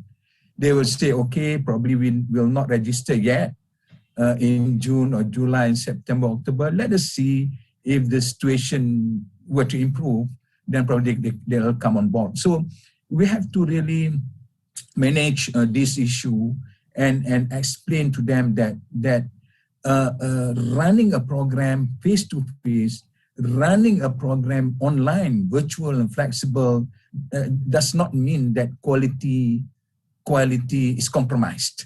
I think it's so very important that we bring the message across that quality is safeguarded, because we have ministry, we have quality assurance agency looking at the accreditation process and so on. So that's not really something that parents can be worried about. But it's again, we have to put the message across to the society. And also another challenge that we face is that because of pandemic, the affordability is a real concern. So in Malaysia, the household income reduced. So this is also an issue that probably we can deep dive a bit later. How do we actually address this issue of affordability so that students can come on board, whether during this pandemic or post-pandemic, and so there's no worry about the quality and so on. So it's a matter of a strategic move, initiative that we have to embark upon. Right. Thank you very much. You've really raised some very important points. Professor Mehta, you've again heard all the panelists. It seems that students see a kind of lower return on the investment when it comes to online teaching. There's also seemed to be some kind of a perception problem. How they are perceiving online teaching and what kind of resources goes into this model is not understood very well. Now, MICA excels in strategic marketing and communication. Do you think this is a problem of institutions not being able to convey to learners and other stakeholders of how resource intensive this technological change is? That's my first question. And a second question is, are the disciplines around marketing and communication, social sciences, just generally less impacted when we talk about enrollments? I think we were not impacted at all in terms of the number of applications. In fact, there was a slight increase this year, partly because we are so digital friendly, in terms of our core curriculum, etc. That may have been one reason. The problem that we faced is that we have a really unique interview process. Of course, we have a regular interview, which is conducted in different parts of the country. But then we also have a group project that we give them as part of the interview process in small groups. And our faculty observe how they actually solve problems in a group, because that skill is extremely important. Now, obviously, with the pandemic raging this year, when we had these processes going on in February and March, which was the height of the pandemic, it took extra effort to make sure that everybody was safe and that we concluded those processes safely. I'm happy to report, touch wood, everything went well. I think hats off to our faculty. They just improvised. I think Indians are very good at improvising when things are uncertain. So that brings me to my second point, which is the major point that I want to make in this segment. We realized, not just last year, but even prior to that the world is changing. It's a VUCA world, right? Volatile, uncertain, complex, and ambiguous. And we started preparing to create immersions for our students so that they can make sense of that complexity. So as we speak, we have 4 immersions rural, urban, international, and entrepreneurial, of which 2 are compulsory. The rural and the entrepreneurial immersion. The entrepreneurial immersion, we launched last year in the pandemic. We had been preparing for a year prior to that. What that requires is that every student at MICA, while they are there with us for 2 years, let us say, they have to launch a business. They have to start and launch a business as part of their curriculum. And this curriculum lasts for the entire 2 years and the 6 terms that they're with us. Now, it took a year to launch this. 3 of my colleagues and I are spearheading this. I'm personally leading the charge because I realized long time ago that the model that Stanford pioneered, and that is something that we have to make ubiquitous. That is, students should be thinking not just about getting jobs when they graduate, they should be thinking about giving jobs when they graduate. In fact, I'd like to, and I'm proposing this for the first time in this conference, I'd like to propose the concept, we talk about carbon neutral, right? We'd like our institutions, our management schools and our professional schools to embrace the concept of what I call job neutrality. That is, our students should be giving as many jobs, let us say over the next 10 years, as they would be absorbing as part of the recruitment process. So that is the big goal that we have set for ourselves. And I'm happy to report that 48 businesses were launched last year as part of this program, many of which are already revenue positive. One of the 48 teams chose not to go for summer placement and chose to focus entirely on their startup. And I'm pretty sure of these 48, some more will be mature in time for graduation next year in April next year. So I'm hoping that at least 3 or 4 teams will not go for placement. And that will be a big step forward. And I'd like to increase that number in the years to come. So in a nutshell, if I were to sum up, the world has changed. It was changing even before that, but with COVID, it has decisively ruptured with the past. And our students are now going into a world where they will have a 40-year career. Remember, pensions no longer exist. They basically have their own retirement savings that they take with them wherever they are. And they will have a work life of, my guess is, with the life expectancy going to be 90 years for women at least, a 45-year work life, in which my sense is they will change a job at least 12 times. Right? This is the world we are preparing them for, and especially our women students. And by the way, MICA is gender neutral, right? From our inception more than 20 years ago, we've had 50% of our students being women without any quota, any kind of, because of our entrance exam, right? It emphasizes creativity and logical thinking at the same time. So women and men have a level playing field. But think about it from the point of view of women.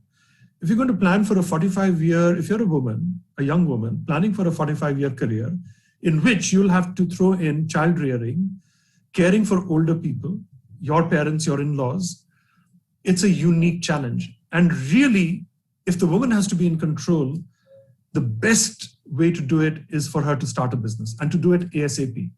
Because then you're the boss, you tell people what to do, not the other way around, right? And you can monitor the cadence that you want, and you can regulate the cadence that you want.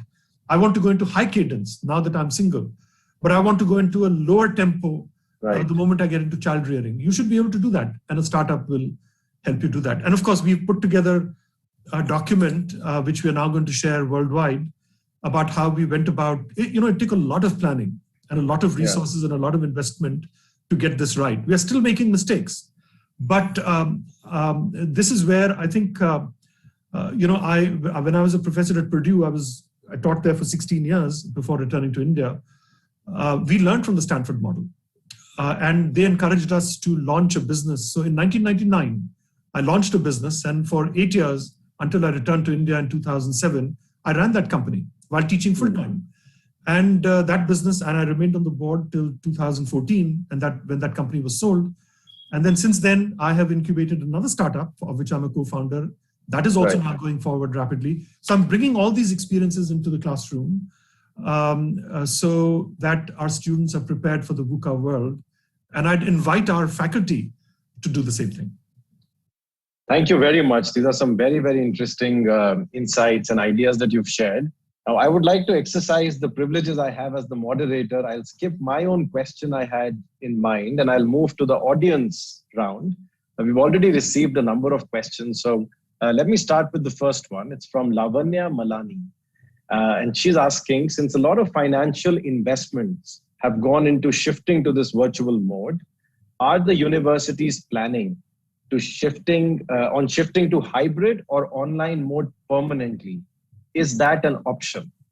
I would like to take that question to Professor Nasharuddin first. Your quick reflections on that, Professor.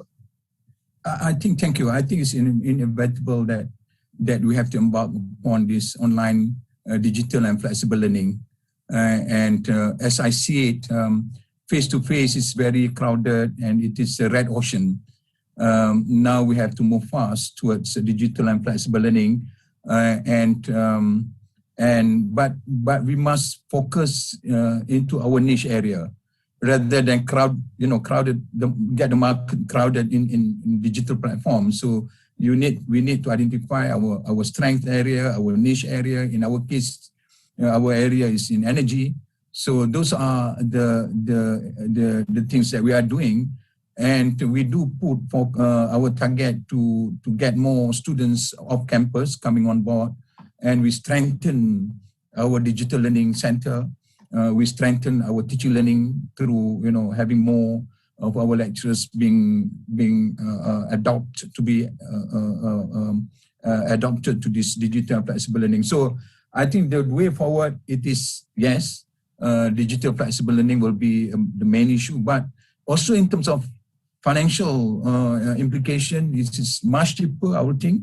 The initial investment is, yes, we need to invest upfront, but in the long term, it is much it's cheaper. We do not have to provide the facilities as required to face-to-face. We do not have to have so many resources to support.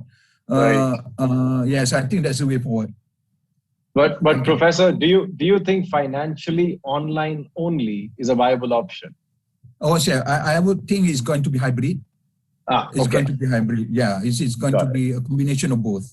Got it. Thank you. Thanks very much. Any speaker, any other panelist wants to weigh in on this question? Yes, I could. Okay.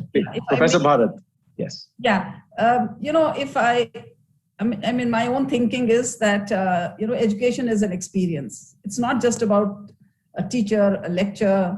It's just about, experiencing the whole thing with fellow learners in the system, being in the system and interacting with not just your teachers, but interacting with the entire institutional, setup, your libraries, your, cafes, your dining hall. So this whole experience, I think, is unique to student life. So I would, but yet at the same time, we have experienced that, yes, online teaching is possible.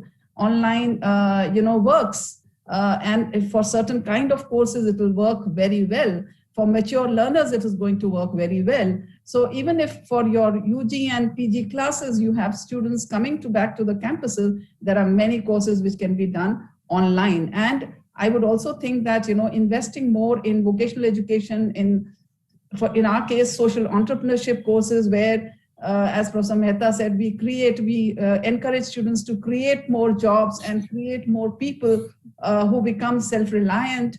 I think for many of such things, a hybrid model, a blended model will work. And I think we all need to create those in a very creative way and learn from each other. So I would go for a hybrid. Possibly. Thank you.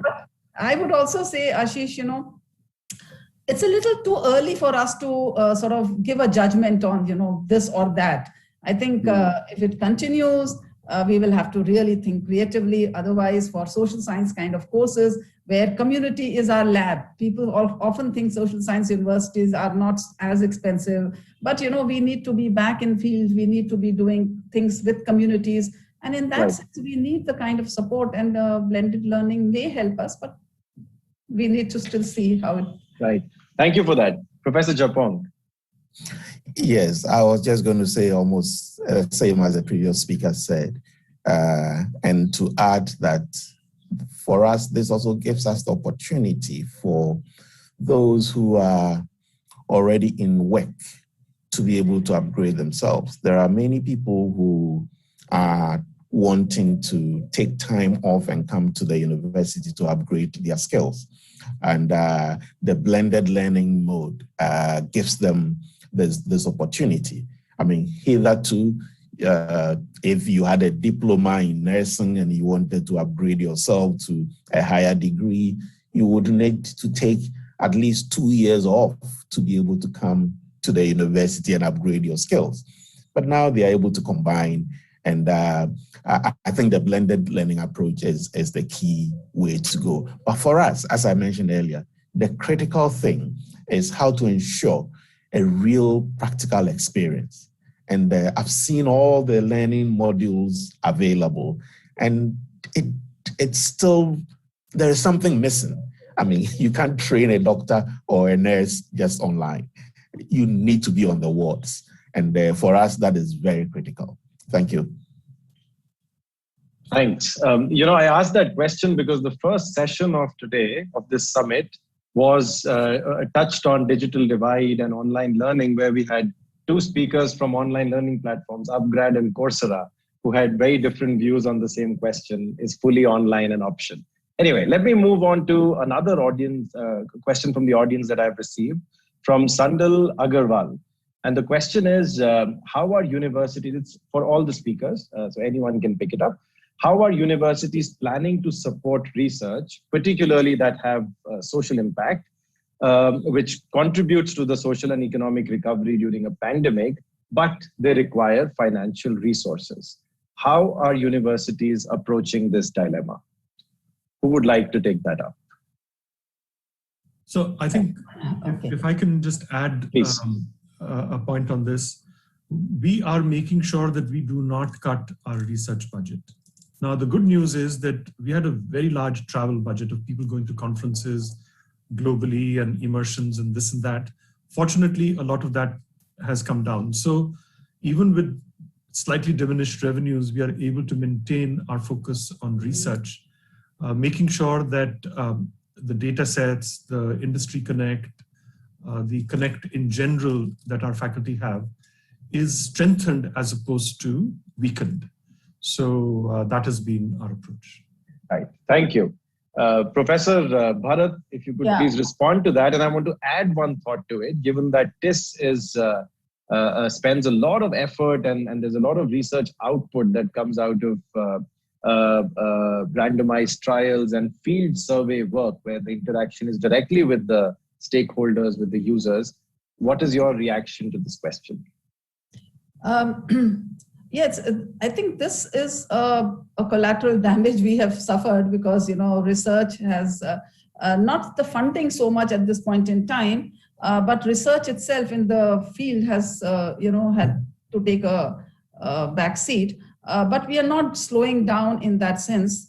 We are looking towards more of, industry connect in this. The unfortunate part is that there is a lot of interest in the industry in, supporting STEM subjects, social science and technology, and all those things. But social science is really not given that much importance. But the pandemic has shown that if you neglect mental health, if you neglect the social connectivity, if you neglect what is happening in communities, I think we are paying a huge price. We have field action projects, 18 of them, 19 of them currently on, and almost all these field action projects, just continued working. And for the entire time they were in the communities because they're all working with professionally qualified staff. And fortunately they had funders because they needed to support communities. They needed to remove this whole stress and they needed to reach out for mental health and so on. So that's the connect we make with communities. But I hope, and we are looking forward to having industry and philanthropic organizations supporting the kind of work we do. And the pandemic, I think, will make them see the importance of such social science research. So thank you for asking that question. Yeah, I think this is a very relevant point that our colleague made. And for us, the other dimension is that as a University of Health and Allied Sciences, we were called upon by government to support the response to the COVID pandemic. We are in the eastern corridor of the country with a population of close to 5 million people. And all of a sudden, our university became responsible for testing and treating and doing almost everything for this whole corridor. And I mean, to cut a long story short, our resources as a university basically went into all this. If you know the way governments operate here, they ask you to do things and they bring very little resources to support you. So almost all our savings for research and all that went into such activities. And we've had a challenge with the whole issue of uptake of vaccines. And our social scientists needed to come on board to engage with the community to be able to try and bridge this very, very critical gap. So research that impacts upon the community and service delivery from the universities makes us very relevant in such times. Otherwise, the community does not recognize what it is that we're doing. And as far as they were concerned, we were just offering a service that was very relevant. Right, thank you very much. I have a very interesting question. Oh, sorry. Do you want to add something, please? Yeah, just briefly. I think I want to echo what has been mentioned earlier on. I think as a university, teaching, learning excellence, research excellence, and financial sustainability are three important aspects that we have to look, and we cannot in any way disregard, including research. Second is that briefly, in terms for universities, what we in Malaysia, we call it as RS1, revenue stream 1 from tuition fees, revenue stream RS2 from endowment, RS3, revenue stream 3 from research, consultancy, commercialization. Surprisingly, in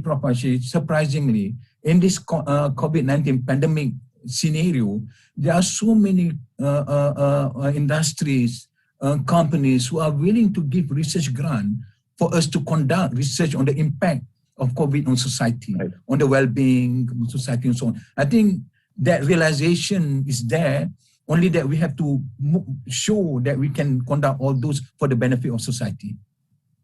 Thank you very much. I know we're running out of time, but I have to take this one question that has come in from the audience. It's an open question from Shikha Patel. Universities may consider developing a financial model that permits students to continue to pay fees even after they graduate without taking the bank route, instead of burdening them in years when they are not even earning. Any quick reactions to that proposal? Actually, we have removed those kind of entry barriers. If students are not able to pay, we have not prevented them from entering their classes, and we have also said that after they have passed out, they should be able to pay in installments. The only thing is that I think we have to make sure that this repayment is based on their earning capacity.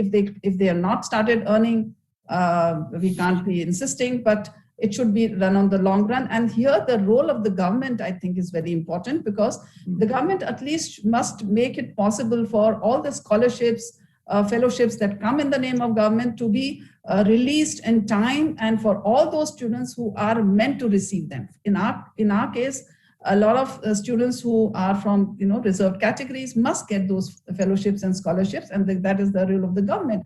And on our part, I think we should be able to allow students to pay back when their earning capacity increases. I completely agree, and it should be possible for us to develop those kind of models, for which I think the role of philanthropic organizations and foundations is very critical, because they should start contributing and supporting institutions with endowments, which is the way the US universities sustain themselves. I think that is something which we need in India. It should grow as a big movement. Right. Thank you. Yes, please. We're running out of time, so if you can have quick responses to that. Quick one. I think what people say is when there is crisis, there's opportunity. Now because of pandemic, there are quite many workers have been laid off. They lose jobs. I think looking at that, there's opportunities for us to get them to come on board to get their degrees, masters or PhD, whilst they are out there in the doldrums. So there has to be a very strong message put across that come to universities. Universities as a whole now do remove the stringent requirements for students to pay first before they can take exam. We understand the situation that we are a bit more flexible. And even more important, if I may share, quite many of us universities in Malaysia do provide scholarships for students, especially from the poor students from poor background. What's important is that we want to develop talent and get them to come on board and get their degrees and so on. We have check-ins with government. I think government also have realized that it's now to invest. It's now to invest by providing a lot more scholarships for students. This is the good sign, as I was saying, opportunities whenever there is crisis. Well, Professor Japong, 15 seconds. Yes, if you want to truth be told, this will be very difficult to do in Ghana. We don't have a system for tracking our people. Government gives loans, and the loans are, almost zero rated interest. So the university will not take it upon itself to be tracking people to come back and pay their fees after they have left. Excellent. So on that note, we've run out of time completely. Thank you so much. What I can say is to be financially stable, to stay afloat, what we need, other than all these creative financial models, is strong, resilient leadership that can manage and handle crisis in time, which is what all of you institutional leaders have demonstrated. Thank you so much for your time, each one of you. It's been a pleasure to host this session. And now the session is closed. Thank you. Thank you. Thank you for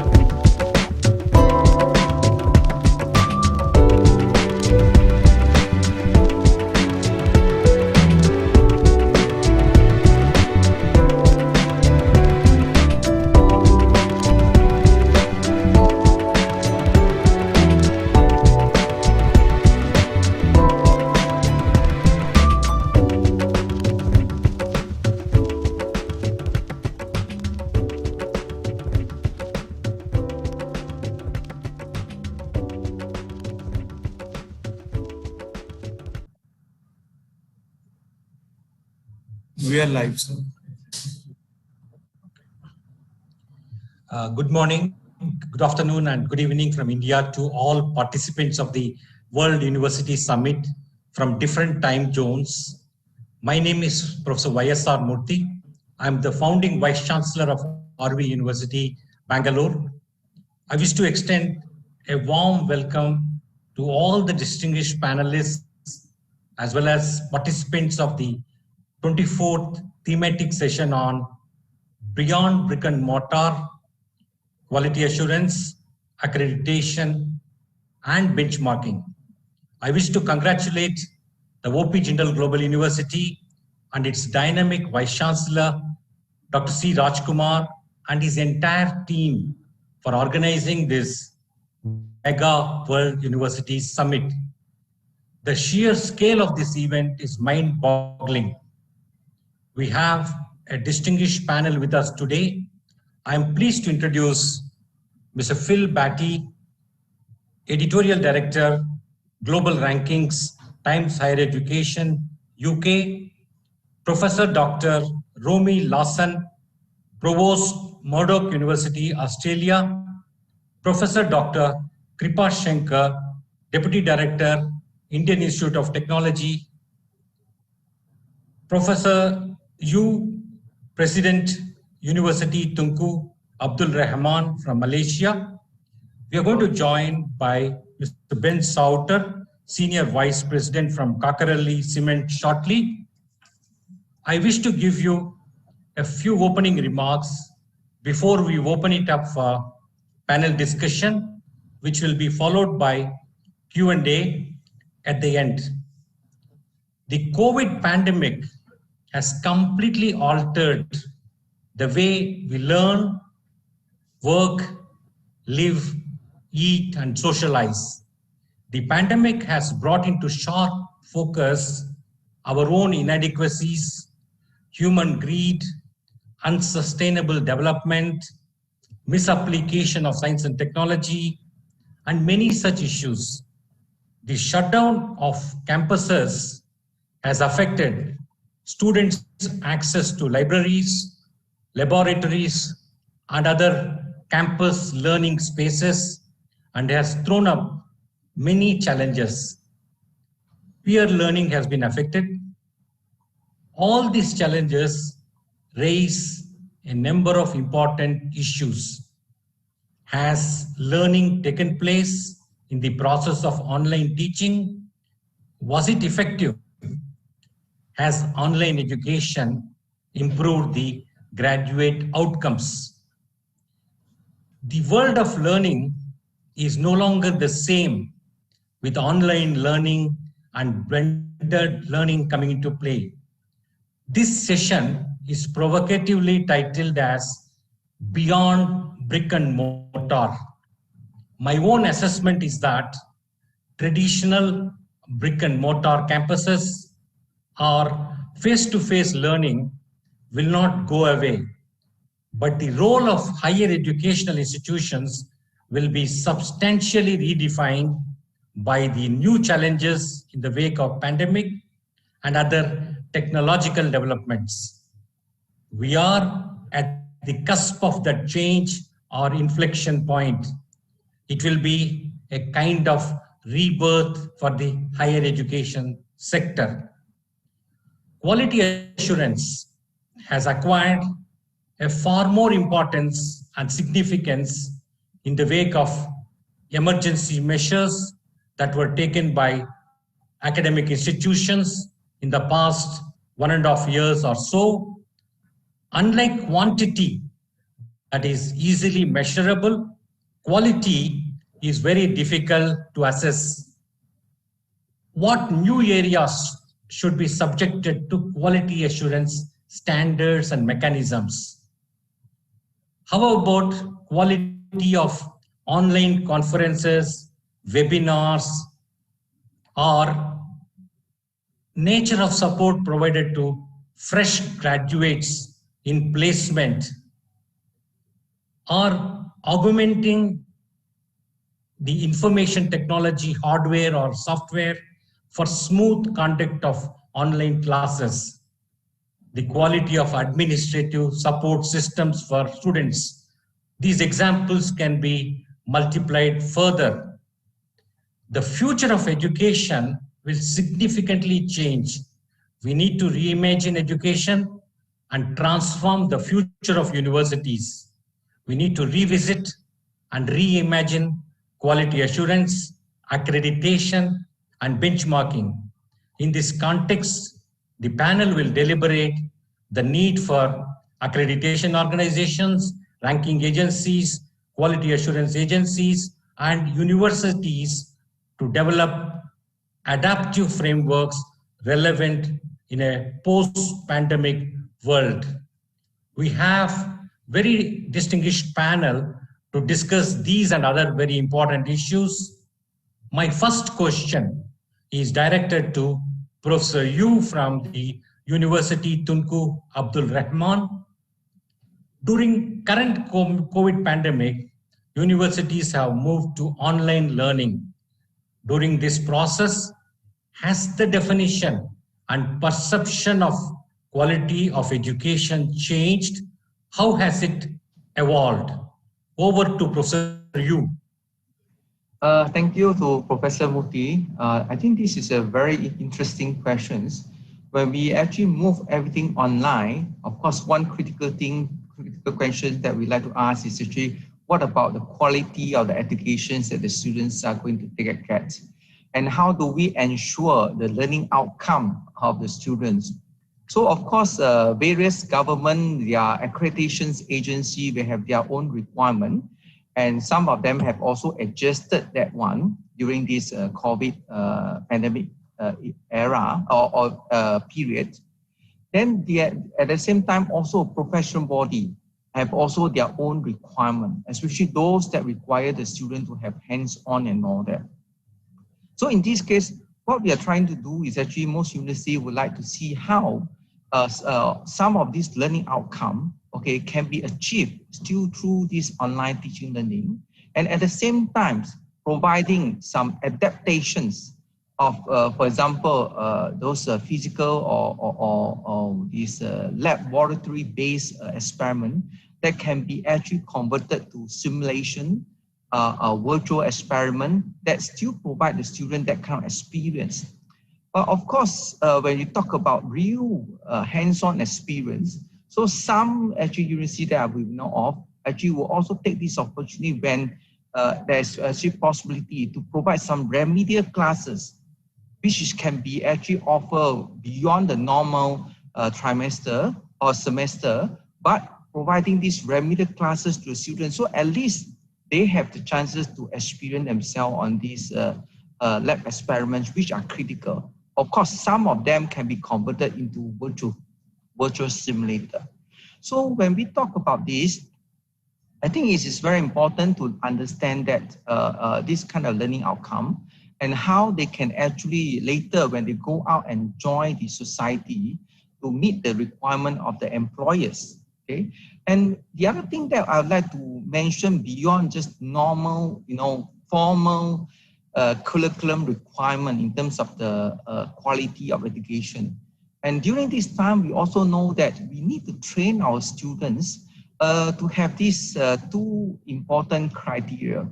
One is actually they must have this growth mindset. How to continue to actually train them to have this growth mindset that they are willing to do self-learning, learn on their own, and also, of course, guided by the professors, and also willing to face the challenges and overcome all those challenges, okay? This is, I think, one critical criterion as well. And the other thing is actually knowing about situation of COVID and all that, how we can help the student at this time to think about themselves and their relationship with the society, and how can develop their empathy, okay? So that they understand each other, because even in the era of AI, this kind of empathy is also very important. So I think that is a very unique time period for us to think about education. So beyond the normal quality of the assurance that we want for our academic programs, during this time, we should also think about something beyond the formal one, but those may be more related to life education, about having them train themselves up so that they have the growth mindset and empathy. Thank you.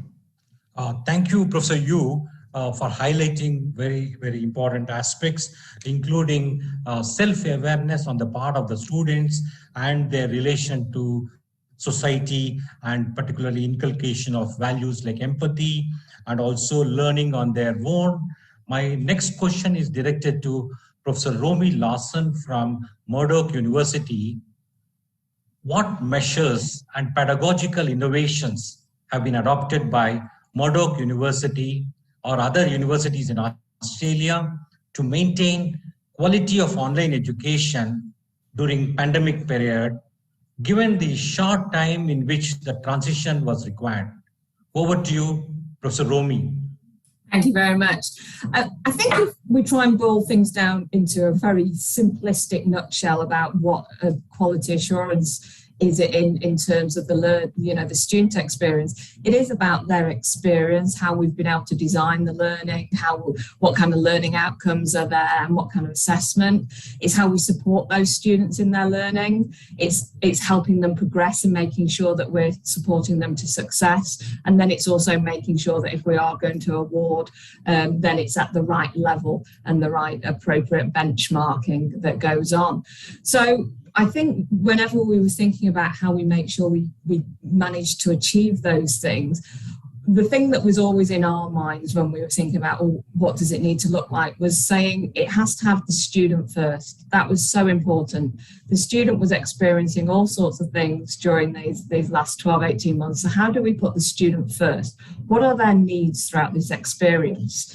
So first of all, when we think about the learning experience, we needed to make sure that we were working very collaboratively with professional bodies to ensure that we were still able to meet accreditation requirements where people were going into more vocational courses. It was no use us continuing on hoping that that was going to meet requirements if professional bodies or the external compliance bodies were saying, no, we're not going to accept that. So it was about having that ongoing conversation.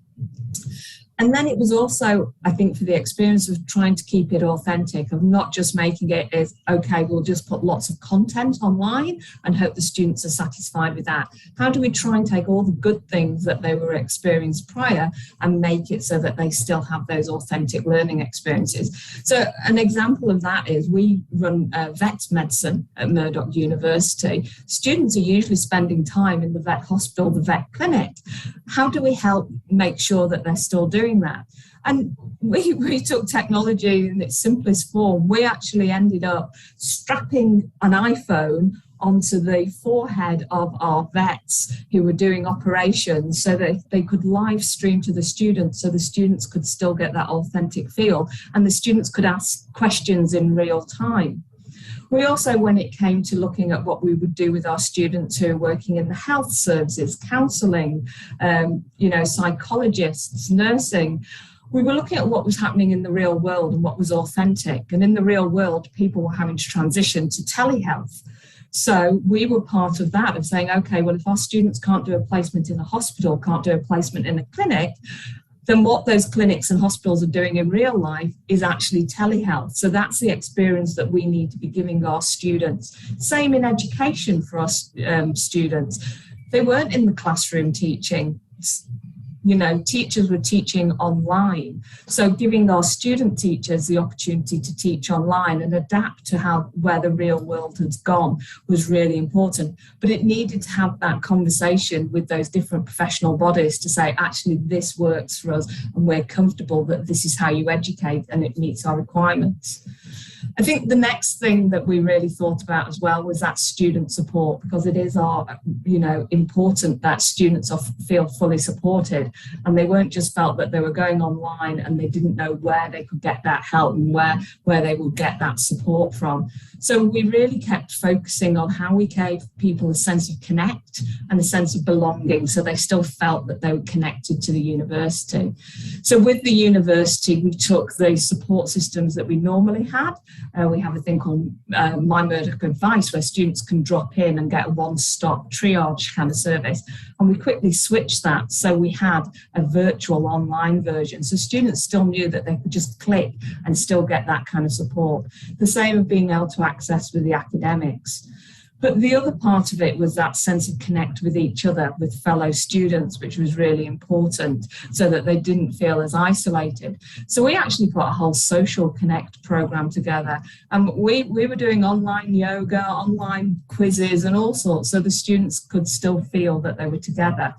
And I think what was also important when they were actually doing the learning experience was that we made sure that we kept a lot of the online learning so it was in the synchronous format, so that students were still doing group work, they were still getting to have that interaction, that class discussion, and it wasn't just all put into the asynchronous. Maybe if I just talk about one other thing, which was a big thing that needed to be addressed, it was about assessment with students. And we had big conversations about procurement. They went across the whole of Australia about, should we just continue with doing these kind of exams and look at how we proctor, those exams and how that looks like. We as a university decided not. We decided to use this as an opportunity for us to think differently about assessment and think about how we could do more authentic assessment. But we had to be really careful that we were keeping that academic integrity in place so that we could make sure we were meeting that quality kind of assurance things as we went along. I will throw in one extra thing. We also then thought about our future students and what that might look like for them coming through into the system, how the final year school students were being impacted. And we thought about what could that early entry look like for them to take the pressure off them while they were going through this extraordinary circumstances and missing out on chunks of their education. So we worked together across the state to think about, well, what could that look like as far as early entry, making sure we were still meeting the requirements of the admission transparency, which we need to do across Australia. So hopefully those are a few examples of the kind of things that we were doing and what we were trying to think about to make sure that we kept the quality assurance in place as we went. Thank you, Professor Romi, for highlighting a number of pedagogical innovations, including simulation, student support, social connect, and ensure that students don't miss out on the classroom interaction and class discussions, even while we do things online. And I can't agree with you more when you say that put students first and focus on what their needs are. My next question is directed to Professor Dr. Kripa Shankar from IIT Kanpur. It is now fairly clear that online learning will not go away even after world comes to terms with the COVID. In that context, what criteria do you think will be most important to measure the quality of online learning? While engaging with students online will need robust mechanisms to ensure quality learning, it will also require creativity and pedagogical innovation. How can we ensure a balance between quality, regulations, and autonomy, both of which will be critical to defining the success of e-classrooms. Over to Dr. Kripa Shankar. Thank you, Professor Murthy. Am I audible, sir? Yes, can you speak a bit louder? Louder, okay. Then can I use the... Yes. You're fairly audible. Go on.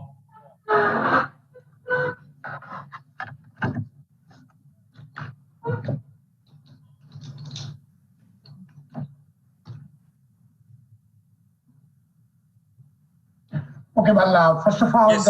Thank you so much for making me the part of this August gathering.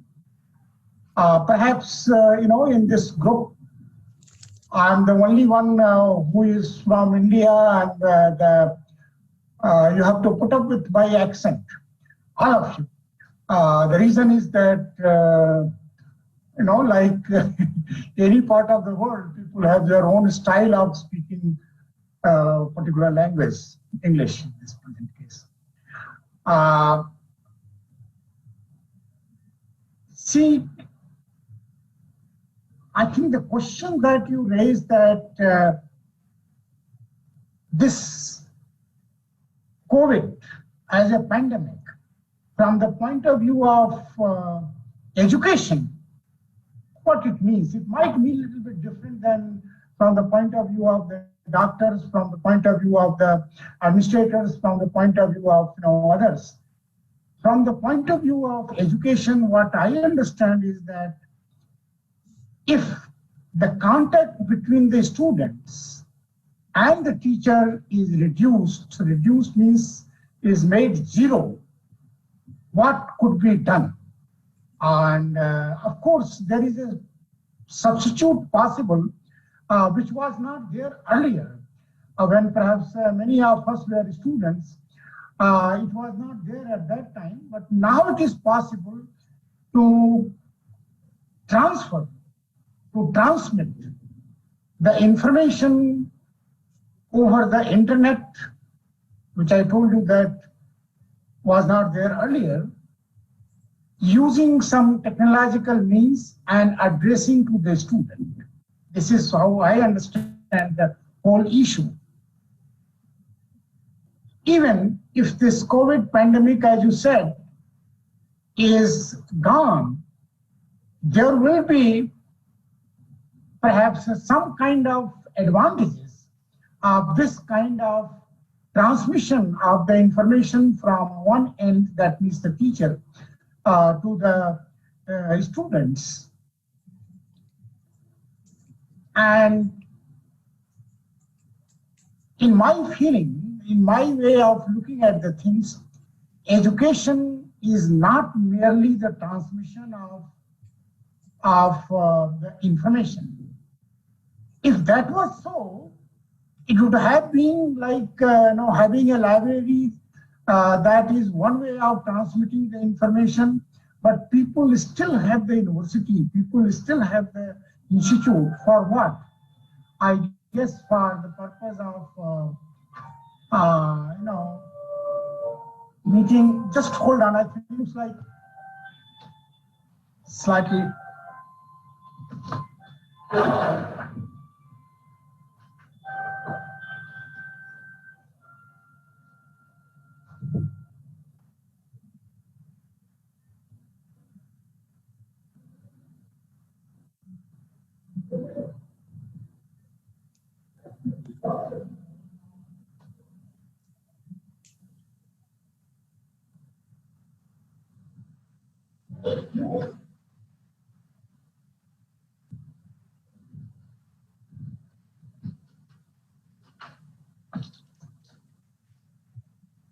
Sorry, I think for interruption.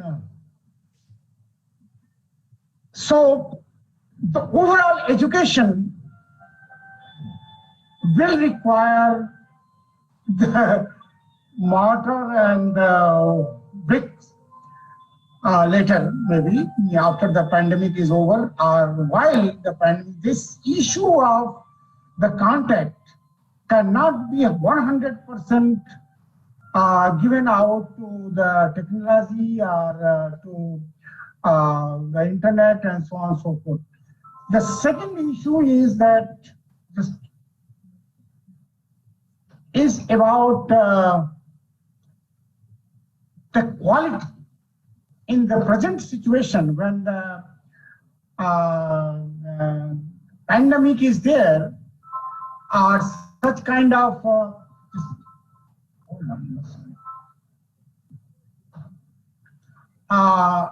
the quality of education actually means the quality of the transmission, in my opinion, because part of the education is totally cut off, and that is the interaction between the teacher and the student, the interaction between the student and the laboratories, the instruction or the smell of the laboratory and the student. He doesn't know how the H2S gas would smell. So there are certain things which are not being imparted, and they cannot be imparted unless there is contact of the student with in some physical sense. That's one.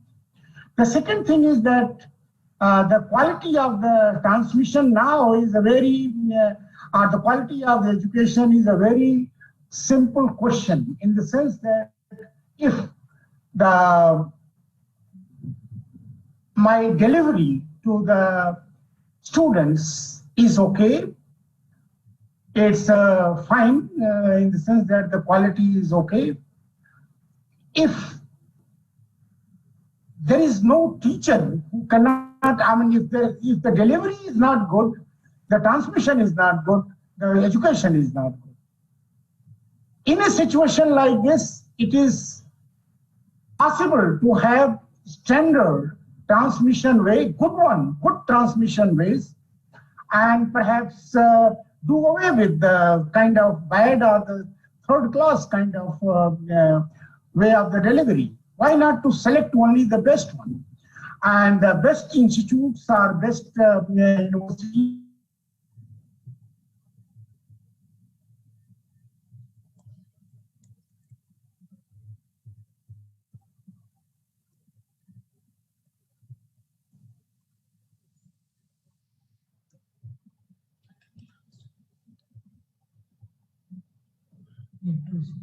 Dr. Krupashankar, are you there? I think we have lost Dr. Krupashankar. Maybe we will take up his thing when he rejoins. Now I'll move on to the next question. My next question is directed to Mr. Phil Batty.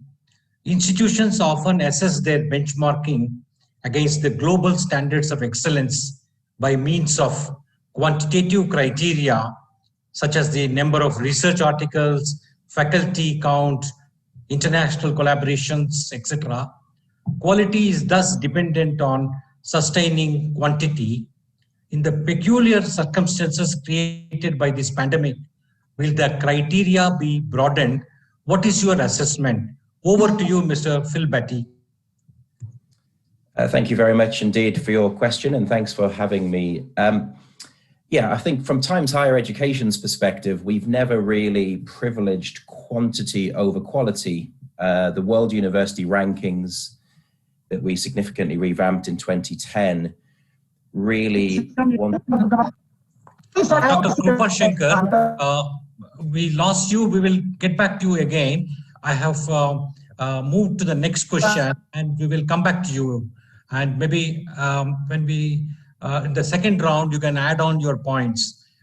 The floor is now over to Mr. Phil Batty. You can carry on with your response.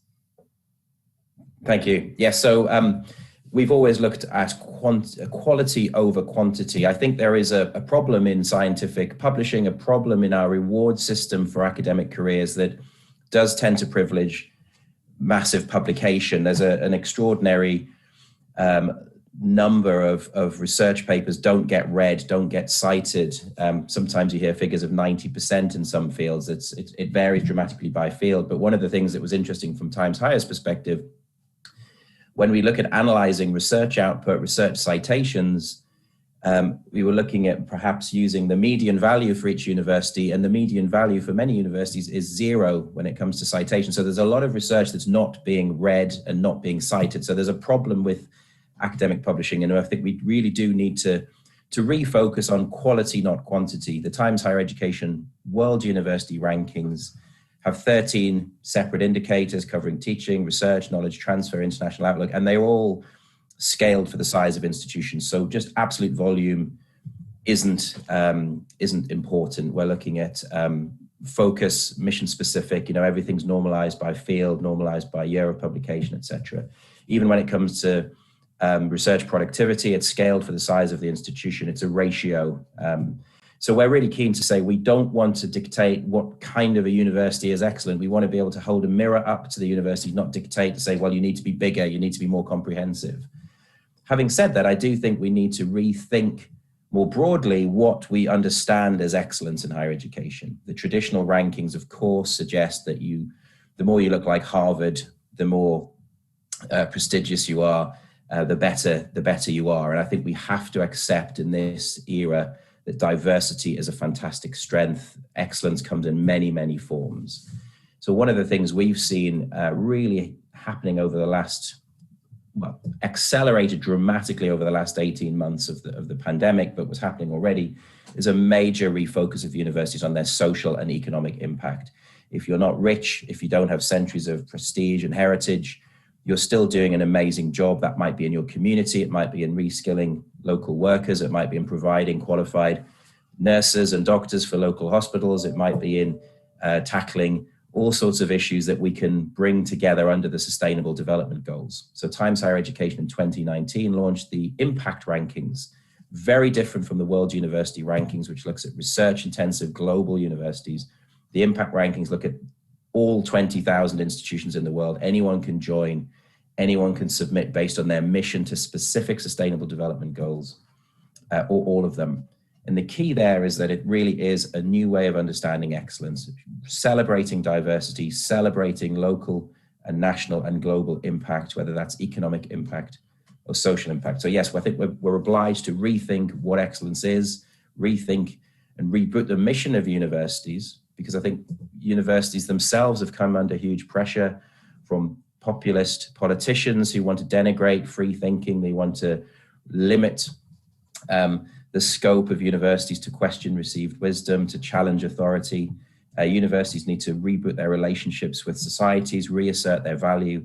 And the pandemic, I think, has given them the best opportunity ever to reassert their public good, their contribution to the world, not just through the extraordinary development of treatments, the incredible volunteering we've seen, the amazing resilience we've seen in terms of keeping the lights on and educating hundreds of thousands of students globally through a pandemic, but also, from the socioeconomic side, from the epidemiology side, the modeling, the policy advice, and the post-pandemic recovery, universities will lead it. So in short, sorry, I'm waffling on. In short, we need better and different and more diverse metrics to recognize diverse excellence, and Times Higher Education sees that very much as part of its mission, to understand excellence in all its forms and celebrate excellence in all its forms. Thank you, Mr. Phil Batty.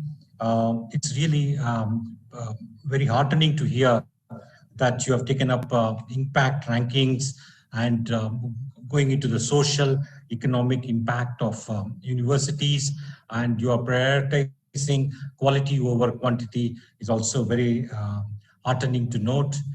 My next question is for Mr. Ben Sauter from US.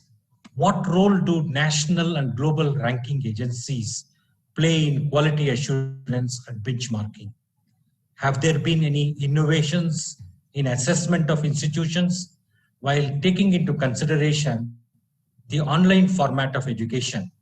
In what ways has the ongoing pandemic led to the reimagination of the rankings? Over to you, Mr. Ben. And thank you very much. And thank you for inviting me to speak today. It's always a privilege to be on a panel with people who actually work inside a university, who are doing the real work. And I often pinch myself a little bit when we in our sort of rankings capacity get invited into the conversation in this context, because one of the fundamental truths that has already been illustrated, I think, in this panel is that at least global rankings and probably national rankings have very, very little role to play in quality assurance terms. Actually, the principal actor of quality assurance is the institution itself, taking responsibility for its own delivery, its own students, looking after its own stakeholders, and not waiting for an external rankings agency or a government organization to regulate what it does, but to take responsibility for its own impact and interest. And I think what Professor Yu and Professor Lawson were both saying speaks in volumes to that, because they were talking about things that no ranking can and will and ever can evaluate, such as really putting the student first, evaluating how effectively students connect with one another, looking at how well a university fosters growth mindset and empathy, all came through, and there are no indicators in any ranking that look at any of those things. So I think we should start by being realistic. One of the things, more than anything, that I think the pandemic has done for international higher education is shine a big fat spotlight on some uncomfortable truths. One of them for us in the ranking space is that actually we haven't really been talking about teaching and learning because it's difficult. It's difficult to measure, it's difficult to evaluate. We weren't evaluating it before the pandemic, we're not evaluating it during the pandemic, and therefore the pressure to really change what we're doing in the evaluation of education, which we weren't already doing, hasn't really been there because we're still not doing it. In fact, the interesting movement to online education provides all sorts of opportunities to evaluate the quality of teaching that were never there when it was all offline. If you want to check in on a recording of a lecture, you can do that much more easily now than you could when you had to physically go to a lecture theatre somewhere. But really, that's only the very tip of the iceberg. I think if all of us are honest with ourselves and reflect on our own experience at university, what happened in the classroom was the merest slice of the overall experience. It was a rite of passage. It was where we made some of our lifelong friends. Perhaps we met our husbands and wives during our time at university. It was the first time we stood on our own 2 feet, or at least we thought we were standing on our own 2 feet. The first time perhaps we developed some independence from our parents and went away a little bit and learned how to live. Now, the reality is that during the pandemic, everybody has scurried home to their parents and has got their mum and dad doing their laundry again and cooking their meals for them again and aren't learning these fundamental life lessons of how to get on in the world. And guess what? Before the pandemic, after the pandemic, and even after we come out the other side of the pandemic, rankings are not looking at any of that stuff. We're not looking at how the university experience in the round creates a test space for young people to learn how to live in a safe space, in a safe environment.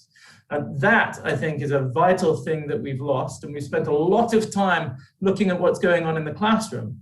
Again, an uncomfortable truth for universities. With online education, the main thing the pandemic has taught us is what we've already been talking about for 15 years. That online education is important, that we should be better at it, that we should be offering more flexibility, that we should enable people to learn from different places at different times and in different sort of chunks of education. And what's happened is after 15 years of talking about it, how long did it take? What, 10 days for a lot of universities to put everything online? 10 days. To get over 15 years of inertia talking about something that we all thought, oh, well, it's never really going to happen. It's never really going to be important. Well, guess what? It is important. And universities have had to learn it and learn it fast. But there are a lot of questions that many universities are not really asking. And those are questions that rankings are not looking at. So whilst rankings have an important role to play, not so much in the quality assurance, but to a certain extent in the benchmarking space around how universities act, the impact they have, the research that they're doing, the number of students that they're educating, some fairly headline numbers, the responsibility of rankings to get deeply embedded in the quality assurance problem, at least directly in what they're doing, is I think, very limited. What we're going to see in terms of innovations in ranking is not a reimagination for the pandemic, but I expect a reimagination after the pandemic, when whatever is comprised in this hateful term, the new normal, right? How long have we been talking about the new normal? Normal is not something to aspire to. It's something to get away from. Jodie Foster said that, the Hollywood actress. I think she had a moment of wisdom right there. We should be looking to the new remarkable. And as the new remarkable emerges from international higher education, then rankings will have a responsibility to follow what is seen as important by the sector. And that's another key truth for every leader and every vice chancellor around the world, that it is not your job to follow what we say is important. It is our job to follow what you say is important. And for you to take control over what the future of higher education should be and what the priorities are, and for us to struggle to catch up with your innovation rather than you worrying about how to comply with our data requirements. Thank you, Mr. Ben, for this candid and frank views on various issues. You have put the focus back on the university and its delivery to the stakeholders, and how the global ranking agencies, world rankings can impact on the benchmarkings, etc. Thank you. And my next question is directed to Professor Yu. What are some of the innovative methodologies used by universities to measure the success and quality learning? While quality assurance standards like students' feedback forms could provide crucial feedback, these have a limited impact since they are collected at the end of the term. In this context, what other mechanisms could be put in place for continuous improvement and quality assurance? Over to you, Professor Yu. Okay, thank you. Now, I think this, as you all know, that because of this online teaching and learning, there is also a new norm, and it opens up new opportunities. So I think many universities in the world, when we actually move on to online teaching and learning, we can also see different pattern of learning from the students, and then how students actually interact with the professors. For example, using all these online tools, Zooms, Teams, and all this and all that, students can give direct feedback at the very time, very same moment that the professors is teaching and all that, and we can receive this kind of feedback continuously. And now it is so easy for us to conduct online quizzes, online questionnaires and all that, and survey to know about their response and all that. So I can see that as long as we are willing to actually have this growth mindset, willing to actually see how with the new opportunity, new devices, how we make use of this one, and then to facilitate this. For example, in the past, if we want to actually arrange for a student to have a small group discussion, you need to find a room and all that. And nowadays, with all these things, the student can easily, anytime they think that they want to have a group discussion, right away, they can organize it and they have it at that one. So that actually also has transformed how we view about what they have learned and how to assess them. For example, during this time, many UC have actually moved on to open-ended assessment. Okay, so by having this one, of course, we have to ensure that the students know how actually to answer those questions and how to actually reflect what they have learned. But sometimes I would like to think it in a different way. For example, if the students have been tested on those questions in a textbook, okay, and with known answer, we can say that they have actually acquired the knowledge and skill to answer those problems with known answers.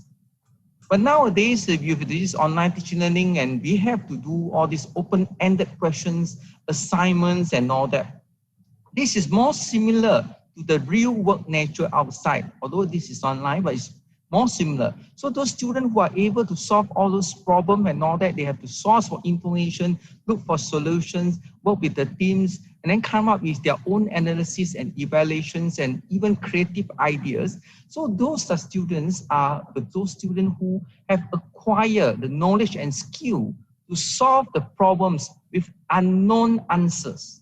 So, but if you look at this one, it actually opens up new opportunities that we in fact prepare our students earlier than last time for the digital world, digital economy, and also for the way how they view problems. That is no longer just a fixed set of solutions, but it goes beyond that. They are willing to explore, they have to learn themselves, they have to collaborate, they are willing to source for information and decide what is the right and wrong information and come up with their own analysis and creative ideas. So I can see that this one really transform how, and as long as we can make good use of these tools and new ways of teaching, learning and assessment, even when we go back to physical classroom teaching, we should be able to continue to complement the conventional way and enhance the students' learning experience. Thank you. Thank you, Professor Yu, for highlighting the open-ended assessments and the new opportunities for group discussions thrown by the online education or the Zoom platform, etc. My next question is directed to Professor Romy Larson. How should universities develop meaningful collaborations to facilitate a smooth exchange of best practices to enable growth in the global average of excellence in higher education? How can more senior and established institutions engage with younger universities or universities in developing areas to enable them with higher standards of quality and excellence? Over to you, Professor Romy. Thank you. I think when I think about the collaborations, I think about it in perhaps a couple of different ways. I think there's within the university, across the universities, and then there's also that kind of partnership element. So perhaps if I start with the first, and I think what has happened over the last 18 months has really forced us into thinking about the balance of where competition is and where collaboration is and where we can be stronger as a sector in collaboration. There will always be some competition amongst universities. You know, that's the nature of when you're trying to compete for student numbers, student load, rankings, etc., etc. But I think that people have learned that we've actually progressed a lot more when we've collaborated in these times of unknown going forward. So a couple of examples that I can give you of collaboration, one that I think went well and one that has got room for improvement is, I talked to you earlier about the fact that we work very strongly as a sector with the professional bodies. Rather than having lots of single voices of the universities going to the Nurse and Midwifery Council or going to the education councils and saying, well, what could it look like so we can still progress our students? We went together to say, let's have the conversation and let's try and find a solution so that we can help all our students be able to still meet the requirements needed for accreditation and that everyone's got that comfort level. And by having that collective voice and working together in that collaborative way, we were able to really achieve at a much better pace, a solution to be able to continue to progress our students rather than saying, sorry, you can't do what's the normal. You'll have to sit on the sideline for a while until we can get you over it. So that was an interesting one of working together. But also what I think we got from that was by having that collaboration with the professional bodies, we were actually helping them develop their practice. They were also in a point of wondering about how, you know, I talked about telehealth, online teaching in schools, you know, was going to have to progress and adapt. And by having the universities working with them to say, so this is what it could look like in a placement format, it actually helped progress them in their thinking about what they needed to do within their professions. So that was good. And an example of one where there's room for improvement, I mentioned earlier that we went into an early entry process across Western Australia. So 5 different universities, all doing it differently. So the intent was there that we were taking the pressure off students in those final year exams when they were missing out on chunks of their learning and allowing them to use their previous year's results in order to get that early entry. However, because we were all doing things differently, it was confusing for students. They weren't sure, you know, which way they had to do it for one university compared to the next. So if we'd had those earlier conversations and not been as competitive to think, oh, well, this is a way that we can help with our recruitment, it would have actually been a much better outcome for the Western Australia sector. If I now can just think about talking about partnering a bit more, and with partnering, I think about going a bit wider. So I think one of the things that we've learned about through this is that, you know, technology, it was there. We've accelerated. Ben, I loved all the things you were saying about where we are now. We've taken that 15 years and made it happen in 10 days, 3 days in some instances. But what it's made us realise is we don't have to function in the same way in a university anymore. And we've been talking about having this co-design, co-delivery, cooperative learning, where we're actually working very closely with organisations to help the students have that real world learning. And because we know we can now do those kind of things in a much more using the technology as the norm, then it's kind of accelerating this. And, you know, thinking about something that I call beaming in excellence, you know, we don't have to have the person being able to come and do a guest lecture anymore and be in the classroom.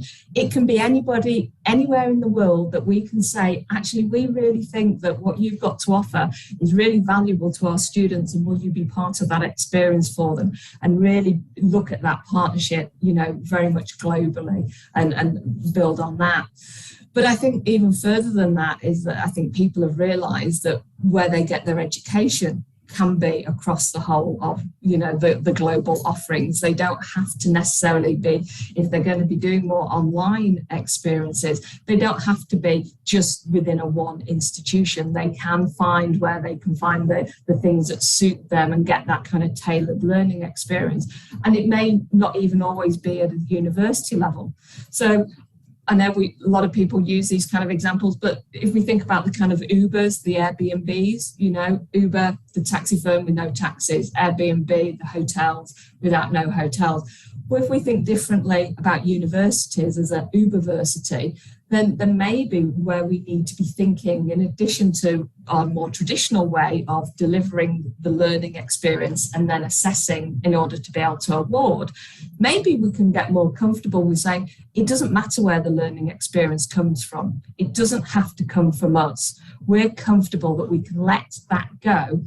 And what we do as a university is see whether or not the learning experiences that the people who come to us have are at the right level in order to be able to award them the appropriate degree. So we become more of that assessment, that kind of capstone of people bringing what they've got from different areas to the universities to say, yes, we can recognise that for you, and it's okay that you've been able to have a global learning experience in that way. The last thing I would say is just to, in relation to how can we partner and help with those universities that are perhaps more advanced, more senior, been around longer, with those ones that are perhaps younger. And I mean, to me, that's a simple answer. It's networks. We've got some great networks that really support us in Australia. We work across Australia with the Universities Australia. We have groups that work to support different roles, academic, vice-chancellor, research, international. And then we also have smaller networks in that kind of give more like-minded, similar universities an opportunity to work together. So my university is part of the Innovative Research Universities, but we also have a regional universities network, a technology network. We have one that's we call the GO8, which are, you know, the equivalent of the Russell Group in the UK. So those kind of groupings that can work together on these solutions and kind of, you know, have that joined up voice to really help progress things. And I think that's really useful. And then also the conversations that go on within each of our individual states to actually have that collaboration moving forward. So partnering, collaboration, I think it's where we have to be and where we have to have that conversation. Thank you, Professor Romi, for highlighting certain best practices in collaborations. And I like the idea of some universities getting together and forming a collective and engaging the professional councils to find some solutions to the student needs, student issues. and it will go a long way in making the life easier for students. And my next question is directed to Mr. Phil Batty. How can a culture of internal quality assurance be created within academia to promote excellence and benchmark good practices in the areas of teaching and learning, research and administration? Over to you, Mr. Phil. Thank you very much. Yeah, and I would absolutely echo Rumi's comments that I think we know this. We're moving to an era of sharing and collaboration. I think it's vitally important. And although rankings often position universities in terms of competition, I think more and more they can be opened up and the data can be deployed to actually encourage and incite collaboration, I hope. In terms of Times Higher Education's role, actually we felt we've hit our 50th anniversary this year. That's 50 years of providing way more than just data and rankings. We provide content and we provide events. We see ourselves as a facilitator, a supporter of excellence in global higher education. I've personally just hit my 25th year at Times Higher Education as well, most of my career there. So we've had a really big think over the last 18 months about what we can do better to support the community, to support the higher education sector. And obviously the crisis has prompted lots of people to innovate and to try new things. And a major initiative that Times Higher Education launched last year, early on in the pandemic, was THE Campus. And this is basically a platform that we've created entirely free. It's a completely open peer-to-peer network where people share best practice. We got some seed funding from Microsoft. We got seed funding from Arizona State University and an organization called Sahana to build a new community platform for academics. And the entire purpose there is to share best practice. It's very much about resources. In the early days, of course, it was all about how do we adjust to online learning? How do we ensure we engage our students? How do we maintain standards? How do we reform the way we assess and monitor performance? How do we rethink education? How do we even tackle the digital divide, cope with engagement challenges? But it's become a really rapidly growing place where individual scholars across the world are uploading their own resources, their short videos of explanation, course content, essays in some cases. And it's become a wonderful global community to share good practice. And I think what we're seeing now is individual universities are subscribing as content providers. So we have the University of Edinburgh, the University of Exeter, the University of East Anglia in the UK have become Campus Plus members. They are basically institutional content providers. We have Arizona State, we have University of Boulder, Colorado.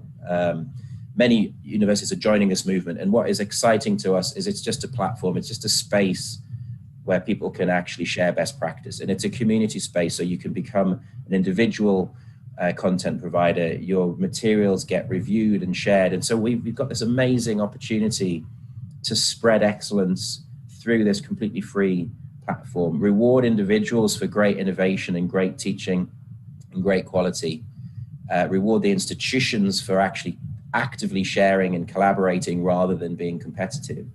So that's a wonderful, wonderful thing. I think we've contributed, and I'm incredibly proud and excited by it, but it needs to be fueled by the community. We just sit back and let the community build this incredible resource. So less on the quality assurance, internal culture, but more on this concept that we need to just be much more open, much more collaborative in helping one another and sharing great ideas and great examples of good practice. Thank you, Mr. Phil Batty. It's very interesting to hear about the Times Higher Education campus platform launched by you and how it is helping various academics. And congratulations to you at a personal level for completing 25 years in Times Higher Education, and congratulations to THE on the 50th anniversary. My next question is directed to Mr. Ben Sauter from QS. How can universities engage more meaningfully with external quality assurance agencies to achieve higher levels of excellence? Over to Mr. Ben.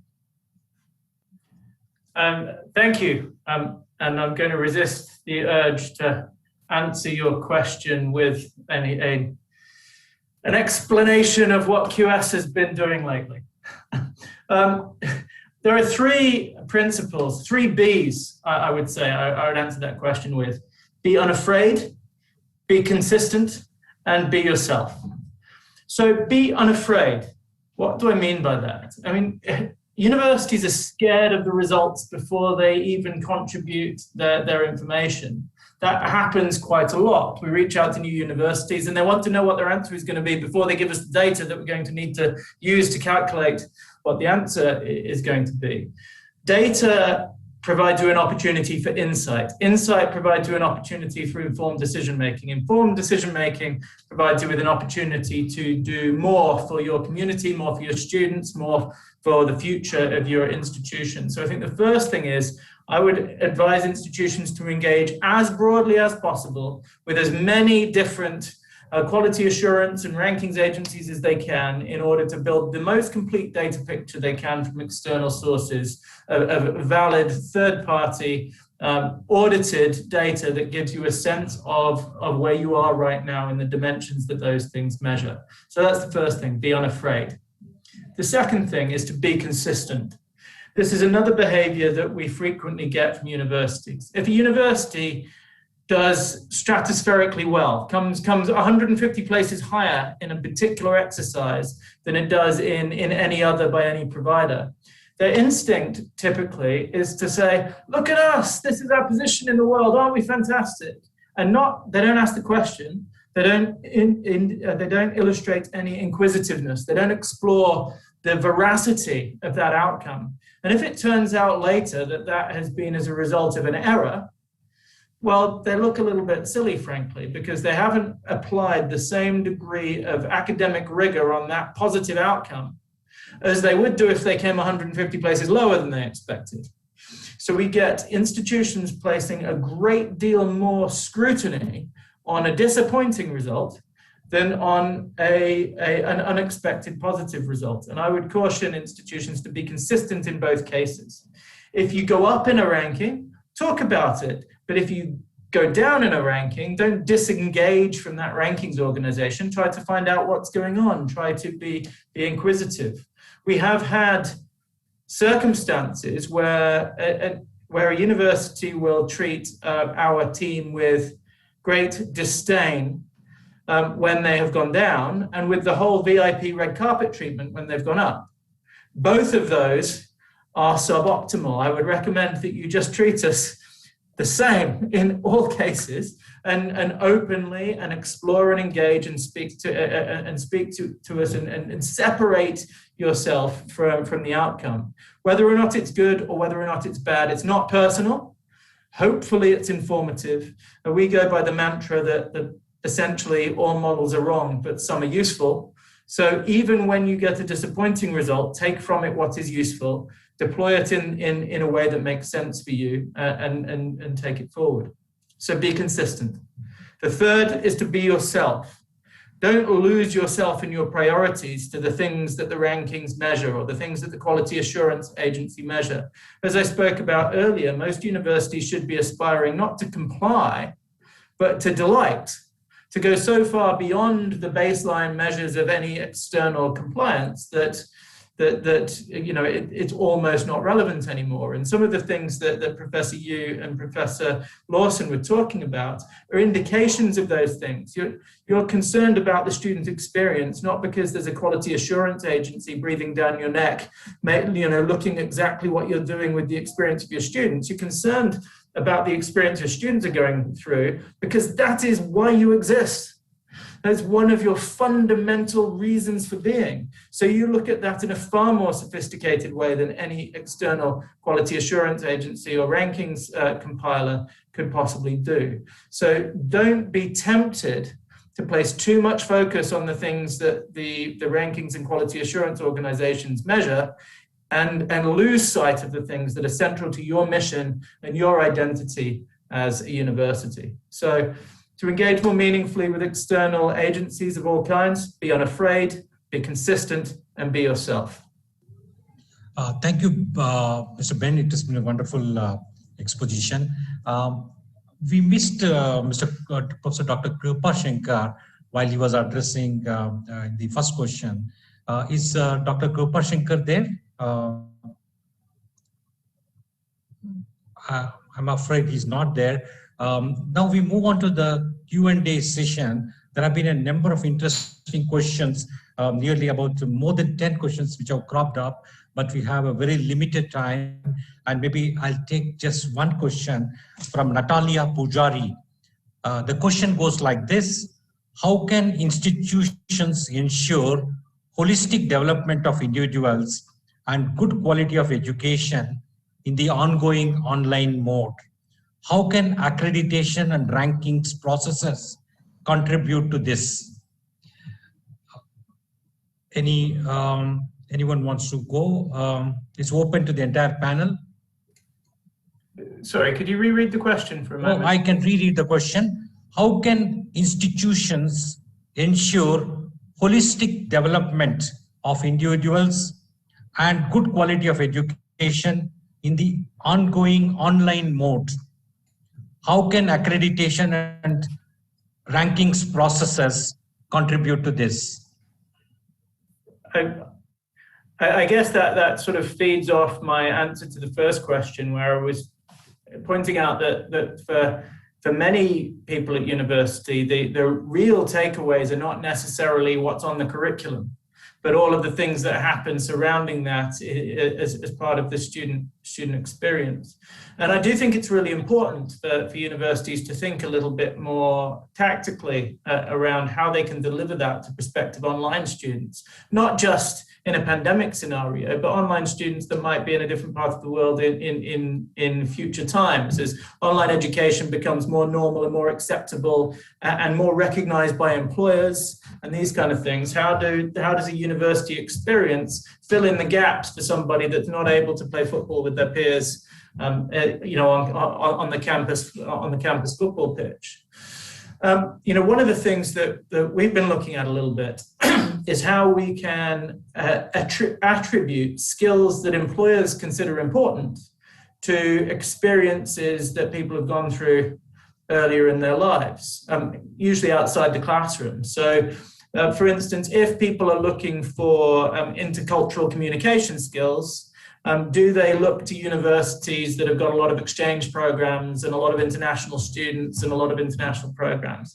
If people are looking for team skills, do they look for people who've had a lot of opportunity and exposure to engage and participate in sport and other team activities, for example?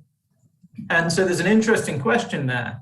If you're educating somebody on the other side of the world on an online program, how do you tell them what the other things are that they need to do in order to round out their education? Because every city in the world has got a football team you can join. It's not just about you being able to play in the university football team. So maybe there's a way for universities to do a better job of speaking to online students around what the extracurricular things that if they were on campus they would be doing, and perhaps signpost opportunities in their local environment to engage with that. Point out where the local football clubs are, point out where the local museums are, point out how you can go and get involved in Toastmasters or other kind of activities that can fill in some of those extracurricular gaps and complete and perhaps round out a more university-like experience, despite the fact that your classes are actually online. As to what external rankings and quality assurance agencies can do about this, well, one of the biggest things we can do, and actually in Phil's last answer, he was talking about this, and it's something that we do in a variety of different ways as well, is showcase some of the things that can't be ranked. Tell stories, shine a spotlight on good practice and best practice, point out where the leadership lies in the sector, because generally the metrics are going to get you to a certain level. But for the leadership, you've got to go so far beyond that, and you've got to really understand where the success stories are really happening and connect people together to collaborate and share that good practice and see how it can be implemented in other places. And QS, like Times Higher Education, we've got a Reimagine Education Awards program. We've got various other things that are designed to try and point out where you can find examples of stories that can never be put into the metrics. Thank you. There are so many interesting questions, but owing to paucity of time, we are unable to take them. Can we have one brief 1 minute last comment from the panelists, starting from Mr. Phil Batty? Yes, of course. Excuse me. Look, there's a cliched line that I've been repeating a lot through this this pandemic, which is that, you know, this idea that universities can change the course of history through their discoveries, through their innovations, but they can't change a history course because they're burdened by red tape and bureaucracy and endless committee structures. That myth has been busted. Universities have proven they can do extraordinary things very quickly. They can make great innovative change overnight. The most important thing is, of all the terrible, terrible things that have happened through this pandemic and are still happening, we need to seize those really positive, seize the momentum, seize the dynamism, seize the agility, and make sure we do build back better, to use another cliche. We should have not a recovery, an equicovery, as they say. I had Anna Murray course at the University of Washington saying it needs to be an equicovery, not a recovery. And the most important thing for me, just really briefly, is universities have and must rediscover their social purpose, rediscover their obligations to society, rediscover their role as a fantastic, vital public good. And I think that, for me, is the most fundamental thing that should come out of this. Thanks. Thank you. Professor Yu, 1 minute last comment. Thank you. Now, we talk about the quality assurance and all that, and you know that under whatever kind of conditions and situation, it has to come from the inner part of it. Because it is very important that the organization, institution itself, think highly about this and they think that this is something very important. So all the external benchmarking, accreditations and all that would definitely help us to grow. But as mentioned by all our panelists here, it is very important that from internal part, how we continue to have this aim. And more important is actually, as mentioned by Phil just now, we have to be relevant to the society, to the world, so that we can continue to actually play our role as a university to contribute to the world. That's why it's very important that during this time, we have to actually help a student to grow from the formal curriculum, core curriculum, or hidden curriculum, about how they can be actually having this growth mindset and empathy. Thank you. Thank you. Professor Romi, one last brief comment from you. Sure. I think there was no blueprint, was there, for what's just happened, and we've had to, live through it and learn through it. And I think as leaders, I think there's been a real lesson there that, we have to stay nimble and we have to accept that when we do things that haven't been the best solutions, that we learn from them and we change and we just say, okay, there wasn't a blueprint, we've had to change the approach and it wasn't right in the first place. But I think the main thing that I've experienced, and I know a lot of our conversation today has been about the online learning, that hasn't been what has carried us through the last 18 months. At the heart of what's actually helped universities be successful is the people. This would not have happened because of, we would not have been successful because of the technology. It's been because of the people, the staff and the students. And it's been their willingness to both adapt and to accept what was going on. And that's what's carried the universities through over the last 18 months. And for that, I'm very grateful to all those people who work in the university sector. Thank you. I want to profusely thank all the panelists for enriching this session with their views and insights and perspectives. Thanks a lot. With this, the session has ended, and it's been a pleasure interacting with you and moderating this panel. Thank you. Thank you very much, Professor. Thank you. For moderating. Thank you. And thank you, Professor Twa, Professor Lawson, and great to see you, Ben. And thank you, Ben, for your time, and also Phil Beatty. It's been an absolute pleasure to have all of you in the session. I deeply appreciate the time that you've taken to contribute to this World University Summit. Thank you. Thank you, Raj. Thank you. Thank you. Thank you.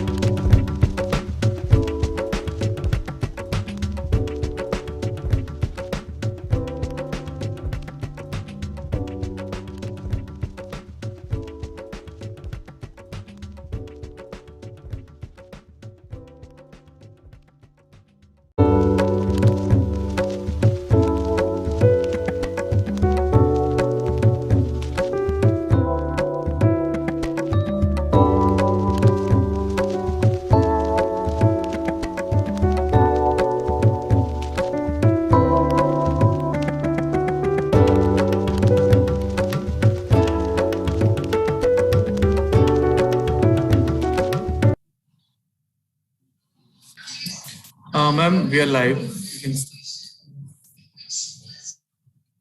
Good afternoon, everyone. Welcome to a very important session titled Breaking the Glass Ceiling, Universities Promoting Equality and Nurturing Future Women Leaders. We have a very distinguished panel with us today to have this very important conversation on diversity and women leadership in the universities. Let me just start by introducing our panelists, and then I'll talk a little bit about the issue. And then we'll have 2 rounds of questions. In the first round, we'll have all our panelists respond to a common question. In the second round, I will have specific questions for each of our panelists. So let me start by introducing Professor Dr. Ellen Baldry. She is the Deputy Vice Chancellor of the University of New South Wales, Australia.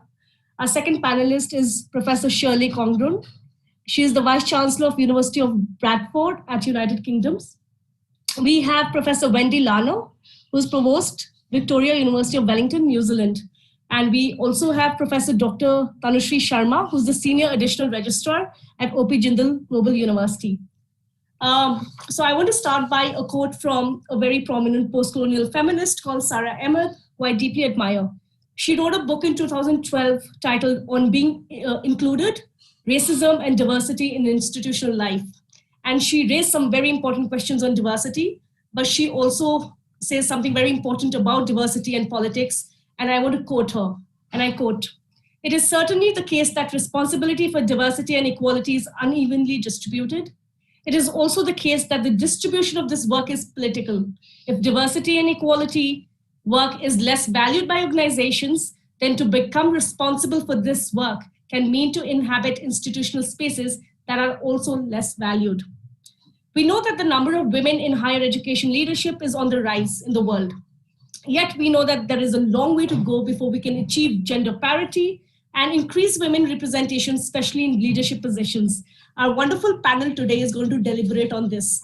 My first question to everyone today on the panel is, the composition of this panel actually is a representation of how glass ceiling has been broken and shattered in academia in certain respects. What are your views on the evolution of women leadership in the university space? Have we moved beyond tokenism? May I please invite your comments? We can go with Professor Ellen first. Thank you. In some respects, there has been some breaking of the ceiling, but I'm not sure whether everybody who's listening and watching knows that higher education across the world really lags behind a lot of other organizations and disciplines and areas of work. So, women in higher education do more than 1.5 times the amount of the annual service compared to their male counterparts. Women outpace men in conferred doctoral degrees, yet men outnumber women 2 to 1 at the highest level of faculty ranks and in administrative leadership roles, as well as on university boards. And a figure which is really disappointing is that worldwide, only 39 of the top 200 universities are led by women. And so I think in our discussion today, I'll be so interested to interact and discuss this with my peers on this panel. Maybe my final quick comment will be that we have stalled. So in Australia, for example, we have stalled in women, they're rising to parity. And so we are working extremely hard. We've copied something that the UK has, which is called SAID, Athena Swan. And in Australia, we are trying to copy that. It is very, very slow going. And so I think we need lots of new ideas, or we need, we need to decide that we will have quotas, or we will have goals. And we will say, we have to have this percentage of women at senior leaderships in universities across the world in the next 10 years. Thank you so much. I'd like to now invite Shirley for her comments. Yeah, thank you. So I'll build upon Ellen's comments, really. I mean, I think despite progress that has furthered gender equality in higher education, and this has been through law, policy, practice, the persistence of career patterns and outcomes that differ from male counterparts. You know, they're still very strong. There's been numerous reports and projects that have recognised that the gap continues to exist despite the principles that we all say we believe in. I think perhaps there's a debate to be had on whether people really recognise it as an issue and a problem, and that we are losing talent and the benefits from female skills.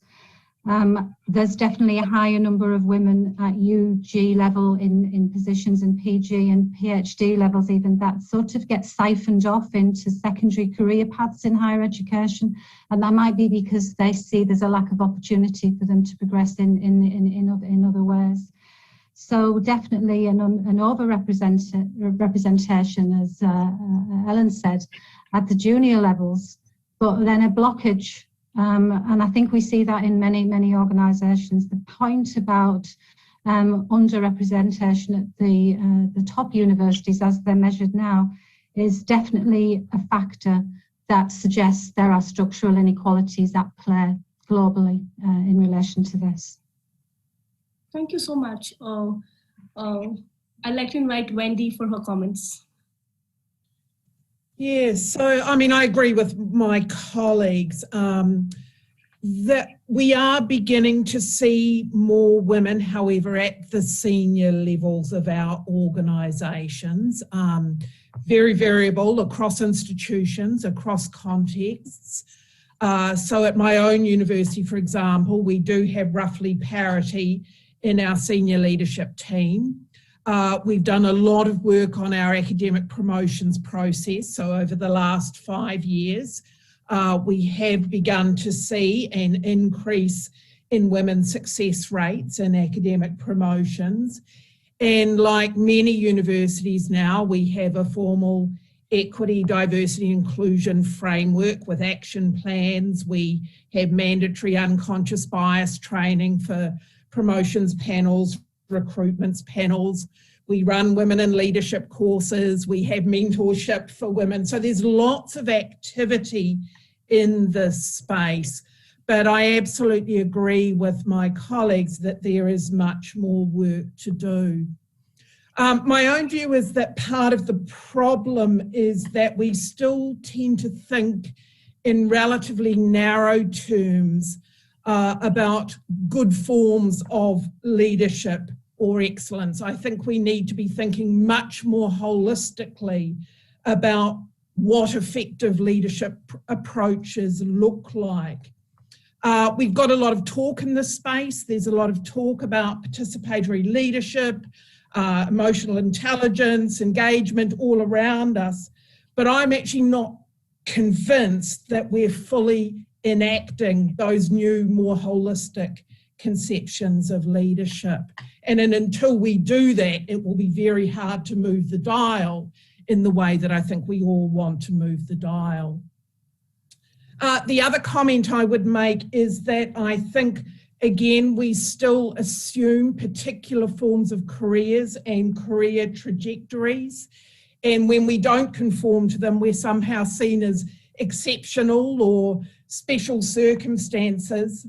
But things like pregnancy, caring for others, ill health, they're normal parts of lived experience for everyone. So how do we normalise those things and recognise that career trajectories are diverse and organise our institutions accordingly? So I think if we begin thinking in those kinds of ways, our institutions will begin to make more space for women rather than doing what we currently do, which I think is still ask women to behave more like men. And that's our challenge, is to really open up that debate and discussion. The final comment I would make is I think we need all our organisations to understand the importance of equity, diversity and inclusion, not just those of us who are underrepresented in our institutions. women, minority groups, Indigenous peoples and the like. It can't just be incumbent on us to be raising the issues and doing the work. We need everyone to take responsibility if we are to have more inclusive universities. Well, thank you so much for that. Absolutely. May I invite Tanushree to please offer your comments? Thank you, Deepika. I completely resonate with the ideas and opinions shared by my co-panelists. If I talk about India, I think we have been able to break the glass door. Now, not many women do enter workforce and universities as well. So if I may refer to some of the percentages that I was able to note down, which are coming from one of the surveys conducted. So this was All India Survey of Higher Education conducted recently. They say that around 27.3% of professors and equivalent faculty positions are held by women. 36.8% of reader and associate professor faculty positions, and 42.6% of lecturer, assistant professor, and faculty positions. So we do have a very good representation of women in workforce. But then, as you must have noticed, it gradually declines as women move up the ladder. And it seems that the ladder to that ceiling is somewhere broken. We are not able to reach that ceiling so far. When we be able to reach that ceiling, if I may refer to some other thing that I have recently read. So the UN SDG 5, the UN Sustainability Development Goal 5 is anchored to gender parity, gender equality. And there was this fascinating post by World Economic Forum in which they actually brought out that it will take at least 208 years for women to reach that equality status in the US, in the USA, right? I mean, I'm not talking in context of India. If that is the case for the USA, I really don't know how long do we have to wait to achieve that, that status of gender equality. And then, I mean, perhaps we not only need reactionary measures, but revolutionary measures to achieve the UN SDG 5 by 2030, perhaps. So yes, the glass door has been broken, but glass ceiling is yet far away. Thank you so much. Over to you, Deepika. Thank you so much. So what I'm really hearing is that there's a long way to go. Of course, there has been some space in some context and some jurisdictions, there is some sort of ceiling breaking, but of course it's not true about all the jurisdictions. But I think there are also structural barriers to, to these kind of like promotions in the higher sort of spectrum. So for example, one of the most fundamental aspects that we've noticed in institutions is that a lot of young women contribute to administration when as young professors, like assistant professors, associate, but when it becomes professor, it's very difficult for them to become at a leadership level, mostly because of institutional limitations or structural problems like childcare, right? Or not having the right sort of framework to work with in terms of in the university space, housing and other aspects. So I think it's really important, and what many of you alluded to, especially Professor Wendy, when she spoke about how, to reward different career trajectories, when we talk about publications, not many women are able to publish. Like pandemic is this time where we're having so many conversations around different countries on why they haven't even attempted to publish.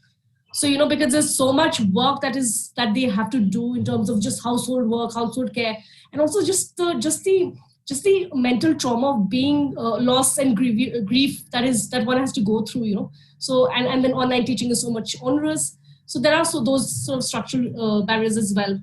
Whereas some of the men may not face those issues. And then there is also this idea that they can sort of surpass some of those care work and other aspects and publish and then sort of reach those positions. So I think that's really important conversation. I will now direct questions specifically to each of you. And just drawing from this conversation, we can just build on the conversation we're currently having. So first question is for Ellen.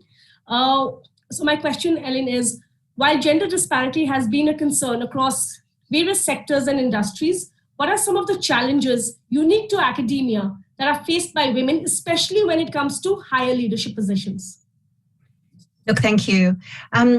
I think they've been touched on in various ways by the other panelists. I think there are a whole range.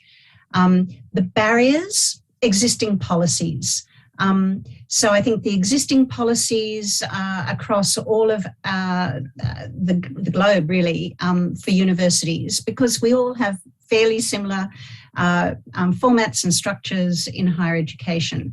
The existing policies do not support women to move, as you just mentioned, to move through in ways that is more enabled for men. So there is also a major issue for, as someone recently pointed out a minute ago, stereotypes. So the stereotypes that people expect of women.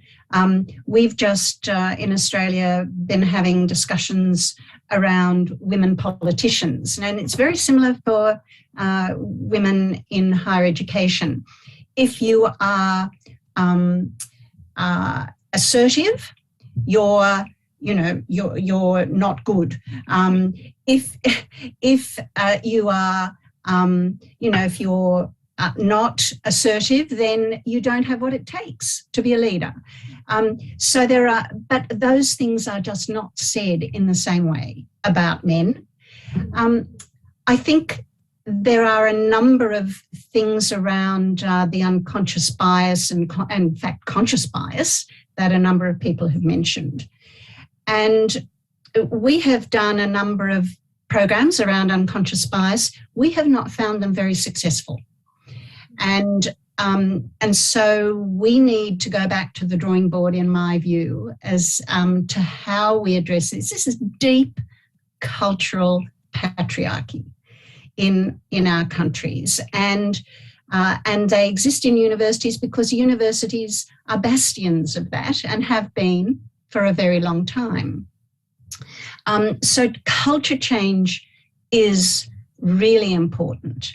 And then I think the hidden ways in which networking works for men and not so well for women, partly because men don't take off the kind of time that women generally take off. Not all women, but women have more interruptions. Men keep those networks going, and we have recently in Australia been discussing sponsorship, not just mentoring, but sponsorship, so that, that someone actually sponsors you. That's how many men get ahead. And then I think the final thing is coming back to the bias. I'll just give you an example of what has happened in Australia over the last year during COVID, the last year and a half. We have 39 universities in Australia, public universities in Australia, and 15 of them, 17 I think actually, of the vice-chancellors across universities in Australia either left or announced that they were leaving. This is an opportunity.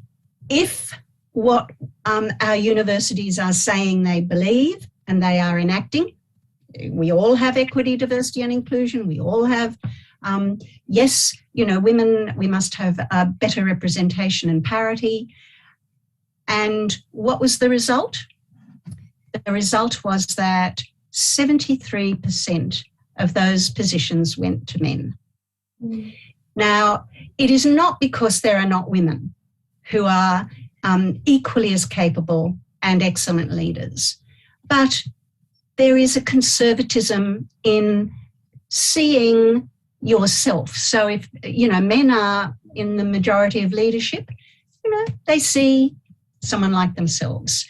So that's not the only reason, of course, but it just shows that we the mindset has not been changed.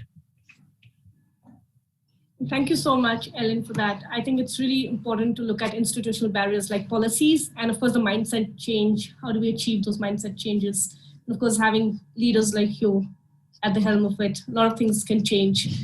My next question is to Shirley. What can universities do better to promote gender equality and to nurture future leaders? To what extent can significant institutional policies shape the future of women in academia? What have been some of the key innovations in building diversity and inclusion in higher education institutions around the world?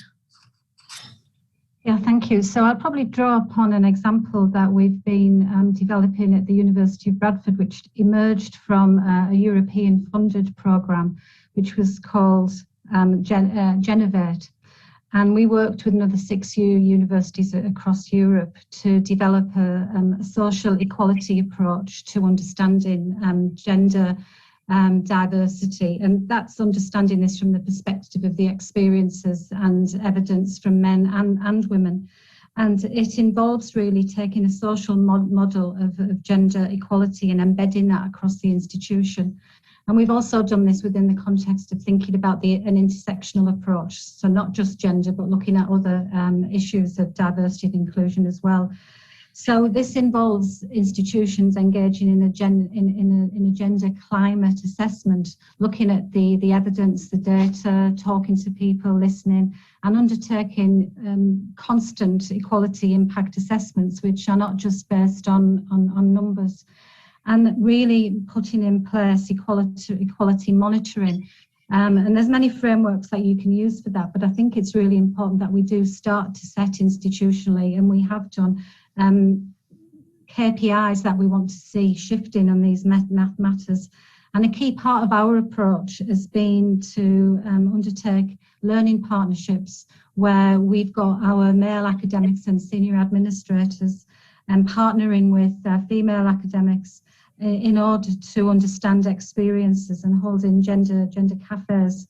So I think in essence the key part of it is sort of recognising the issues and the problems within the context of your own organisation, the national context, the global context, and putting in place specific organisational plans. I guess some of this means that for me it won't happen without gender competent leadership. I think it goes back to what Ellen was saying. We need leaders that understand the issues, that are not only understand them, but are prepared to champion and to change policies and practices in their organisations, and come off the fence and not be shy or embarrassed, as some people may have been previously, to say this is a problem. And for it not to feel that you're turning into a campaigning organisation just to be noisy. So I think we've got to be strong, we've got to have really strong leadership, and people like ourselves have got to be able to stand on the world stage as we are today and speak up for this. So I think transforming organisational culture requires strong leadership. And I think the point that was made earlier, I can't remember who said it, we need people on our governing bodies who are also able to understand this and understand that it's going to be embedded in a way that will need resources. So when we're looking at our financial plans, we've got to make sure that our gender equality plans are appropriately resourced and that our governing bodies, in whatever shape or form they are fully supportive of that and can equally play a leadership role. Thank you so much, Shirley, for this. I think you're absolutely right. Just looking at how these institutions are governed in the context of South Asia, we know that leadership is really important, and political will of the leadership is really important in deciding who should be hired, how they should be hired, who are the future leaders. And thank you so much for that. My next question is to both Wendy and Tanushree. So in the current pandemic, the whole world is relying on caregiving both inside and outside the house. The binary of work and home has collapsed for many of us. In this context, what kind of possibilities and challenges have there been for women across the board in the university during the pandemic? So maybe we can have comments from Wendy first, followed by Tanushree. Yes, well, I guess you've touched, Deepak, you touched on some of that earlier in terms of the the lived experience of so many women in universities, both academic and professional staff. And I do want to keep our professional women visible in this discussion as well. That it has been enormously challenging trying to do our jobs from home, to balance the demands of dual delivery, online learning and teaching, the growing mental health issues amongst our student body. All of that work is crowding out research time, as you referred to earlier. So again, we've been thinking about this at my university. We have been, for our women academics, we have been trying to ensure that they have additional support to ensure that their research remains on track. Writing retreats, delayed deadlines for grant applications, building recognition into promotion processes, thinking much harder about merit relative to opportunity. I think we're only beginning to see, however, the impact of COVID on our universities. The sector was going through a qualitative shift even prior to COVID. COVID has amplified a whole raft of things, and quite where all this will land, I think we can all do a bit of crystal ball gazing. But again, in my own university, we've begun to take very seriously that long talked about notion that we would see the unbundling of the academic role, that we would see, and I know Elaine's university already has this as well, differentiated pathways for our academics, teaching intensive, research intensive, as well as the model we're more familiar with, a 40-40-20 model. What we're beginning to see is a proliferation of new professions around, particularly our learning and teaching. I don't know about other countries, but in New Zealand, it's almost impossible now to find good learning designers and instructional technologists because they are so in demand in our universities. And this is where Shirley's point about thinking about the gendering of these processes and gender impact as we move into these more fundamental shifts in universities is really important. So we were a bit worried our teaching intensive pathway might be a feminized pathway. Not at all is the evidence to date. But again, we're monitoring that really, really carefully and thinking really hard about how that plays out.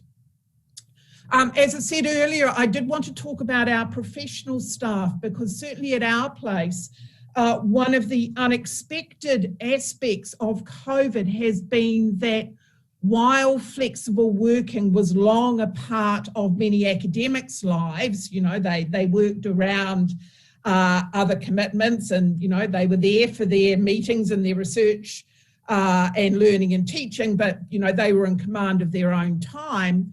What we are now seeing for our professional women is much more flexible working. So the ability to have some autonomy over how they use their time, where they work from, and how they do things. And that's been really well received by certainly some of our professional staff women. And as I was saying to colleagues earlier while we're waiting, again, we're travelling less, and we know that for women, travelling was often an issue, right? It was much harder to travel. I couldn't have come to a conference in India with small children, but I can come in and join you for an hour in and around caring responsibilities and the like. So I think what I'm trying to signal is that our universities are going through a qualitative shift. Things won't go back to normal after COVID because they were changing anyway. My own line is that COVID hasn't caused a lot. What COVID has done is amplify a number of changes that were already well and truly underway. So again, as we work our way through the changes of the coming years, how will we ensure that the gendered impacts of those are visible, being thought about, where they're deleterious, being worked against, and actually looking for those spaces where our institutions could be more friendly for women, where they could be different, because I genuinely think our universities can be different, and I genuinely think they can be much more welcoming of women than they currently are. Thank you so much, Wendy. Tanushree. Sure. Thank you, Deepika. So I would like to pull a thread from Professor Lana's statement, where she said that this COVID pandemic has exacerbated or exposed the fault lines in our societal framework. The division of labor has always been disproportionate, and it is always gendered. There are certain sets of responsibilities which are expected from women and certain from men. Now, what's happened during this crisis, women had to assume a lot of additional responsibilities, as Deepika has rightly said, whether it is related to caregiving, taking care of kids, or looking after elderly people, or in fact, in India, we know there were no domestic help available, so domestic chores and other domestic responsibilities also went up too much. And it was a bad struggle for everybody. So I think each and every woman in India, and especially women at work, would resonate with me when I say that all sorts of boundaries disappeared, right? Personal, professional, days, nights, right? I mean, you were kind of working around the clock.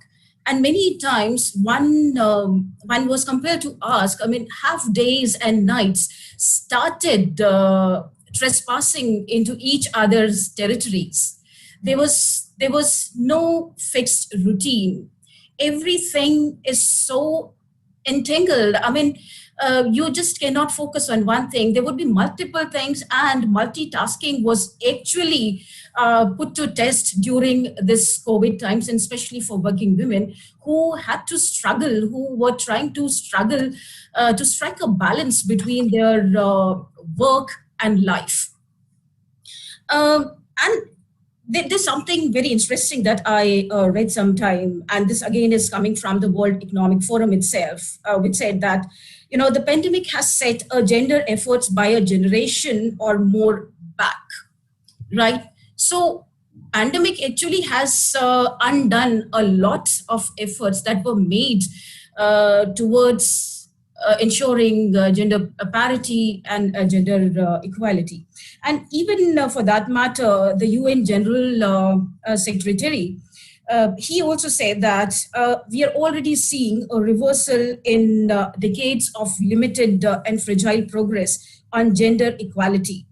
And then he said, without a concerted effort, it would be very, very difficult to help societies recover the progress lost as a result of this pandemic. Now, there's one more thing, and whatever you said, it's so heartening to hear, different ways in which your universities have helped and supported women academics to manage a very, very difficult situation in which women were finding themselves pulled into complete opposite directions. So in our university also, help and support was extended to everybody. Without the vision and forethought of our leadership, it would not have been possible for us to migrate from offline teaching to online teaching. So whether it was like conducting training sessions for faculty members, for both, male as well as female, men as well as women academics. So lots of courses were offered to them, lots of support was given. Even for that matter, you know that how important internet connectivity could be for seamless conduct of one classroom. And then one interruption actually holds a lot of potential to disrupt the entire flow of the conversation, the intellectual discourse that happens in the classes. So it was also looked at from that aspect. So additional equipments were provided to all the faculty members. So a lot of support has been extended, but this support is just one part of it, right? And actually, I completely agree with you. This problem is so complex.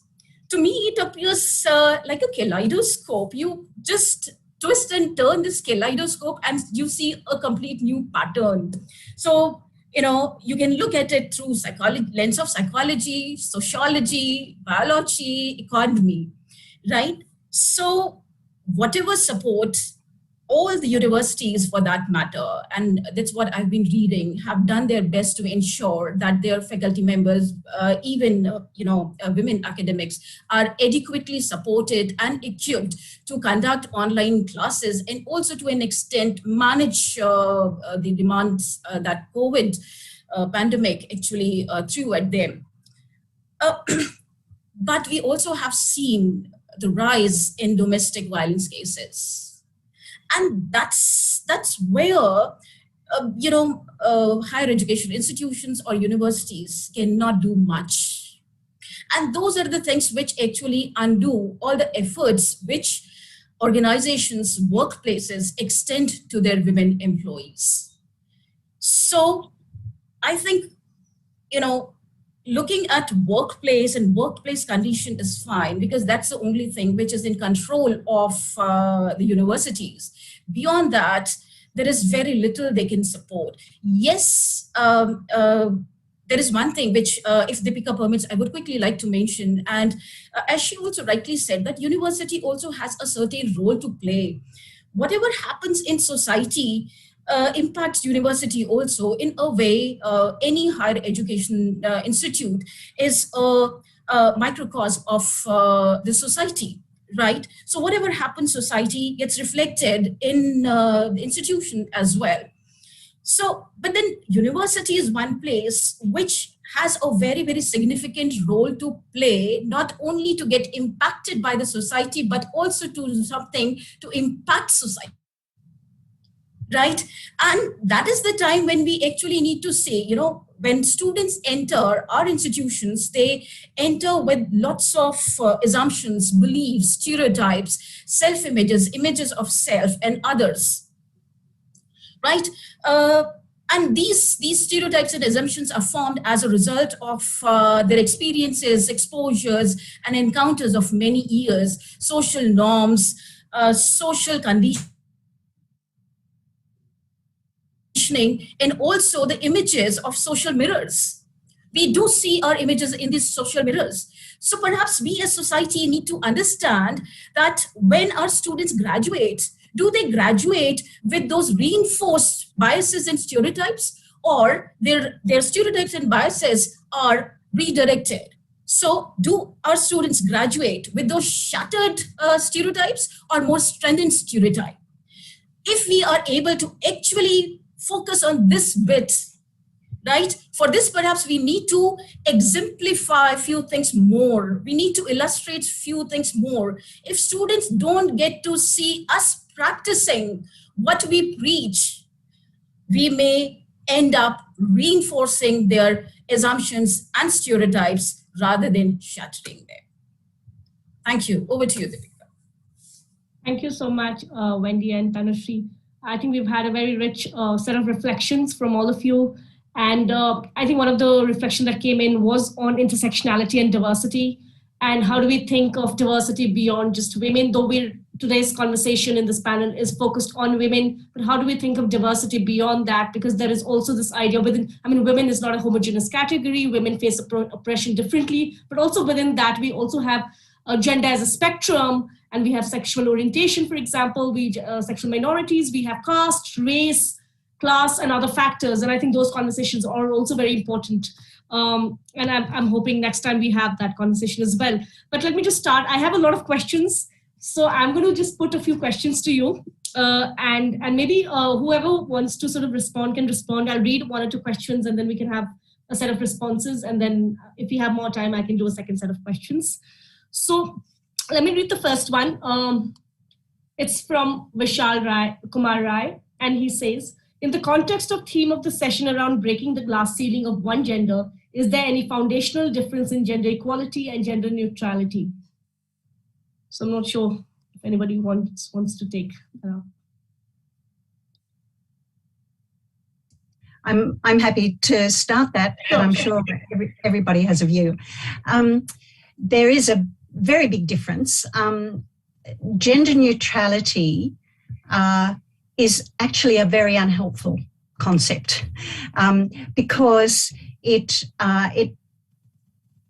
provides a sense that you can erase the biases that our society, I think in the way that Tanushree has just spoken eloquently about, that the notion that you can erase that by gender neutrality is a complete fallacy. The other thing which I think is, which other people have spoken about and you just raised then, is actually we don't want gender neutrality. We want to celebrate diversity. We want to celebrate gender diversity. We want to celebrate women and men of colour and of different, different inputs. And therefore, I don't think that's a very helpful thing to deal with. And I think it was made up by people who didn't understand what they were looking at. Thank you so much. I think Shirley, you would like to come in. Please do. Yeah, I just think just building upon that, I think it's really important that we do reflect on what I said earlier and you did about the intersectionality, because the most important thing is that we understand diversity, we value it, we support it, but more importantly, we leverage it. And this is what this is all about. So within that overall goal of wanting to leverage our diversity, it's really important that we understand difference. And this is why you need the dialogue going on about gender and sexual identity, etc., and race at the same time. But it's got to be within the umbrella of we seek diversity to be able to push social inclusion and make a fairer and just society for everybody. With Wendy and Tanushree, would you like to come in? I absolutely agree with what's been said. Okay, great.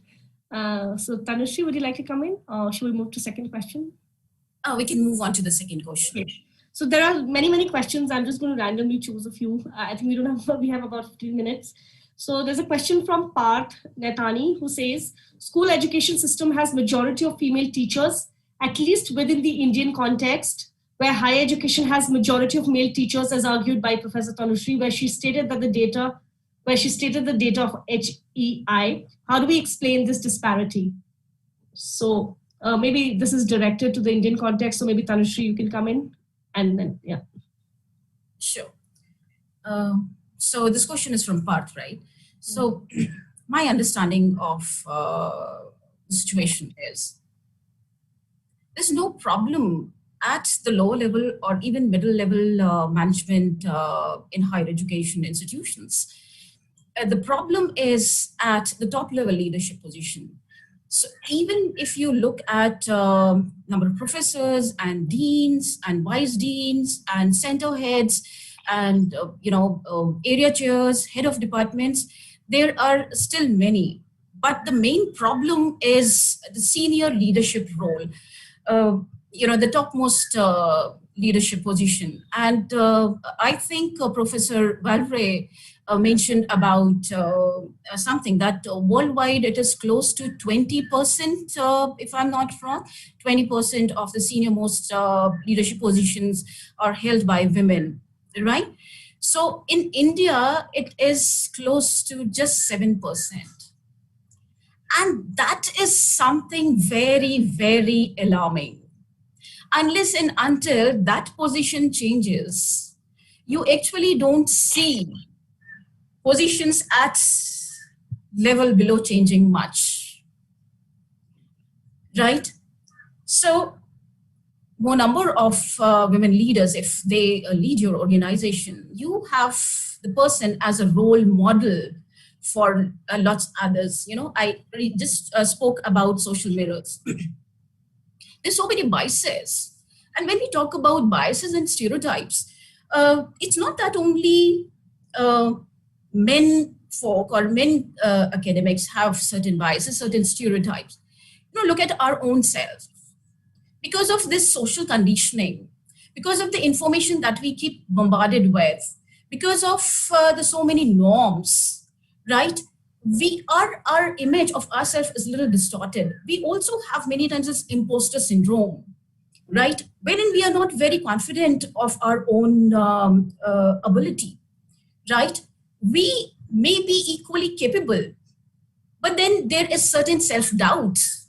There is a lot of negative language that plays in our minds, right? So the moment you have a role model, there's a hope. And not only role models. See, what happens is there's something known as social learning. We just don't learn in structured session. We learn in different ways. We learn by observing people, right? And when you have role models, we learn from them. They're available. And then if this thing can take in a little further, where high potential youngsters, they are mentored, they are coached, they're given opportunity to shadow these people.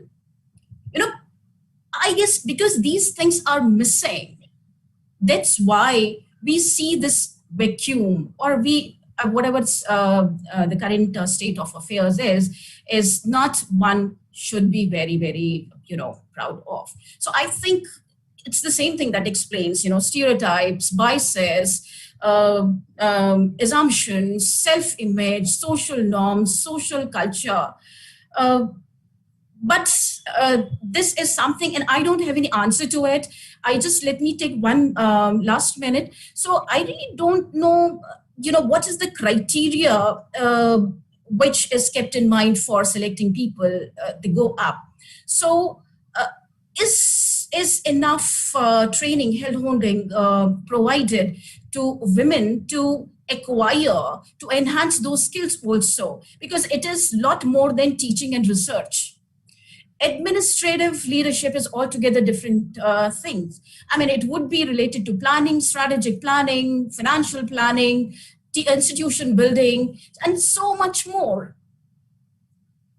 right? So are women academics getting trained on these also? Do we first of all make efforts to identify them and then train them so that they feel equipped and empowered and present their candidacy themselves to assume these senior leadership positions as well?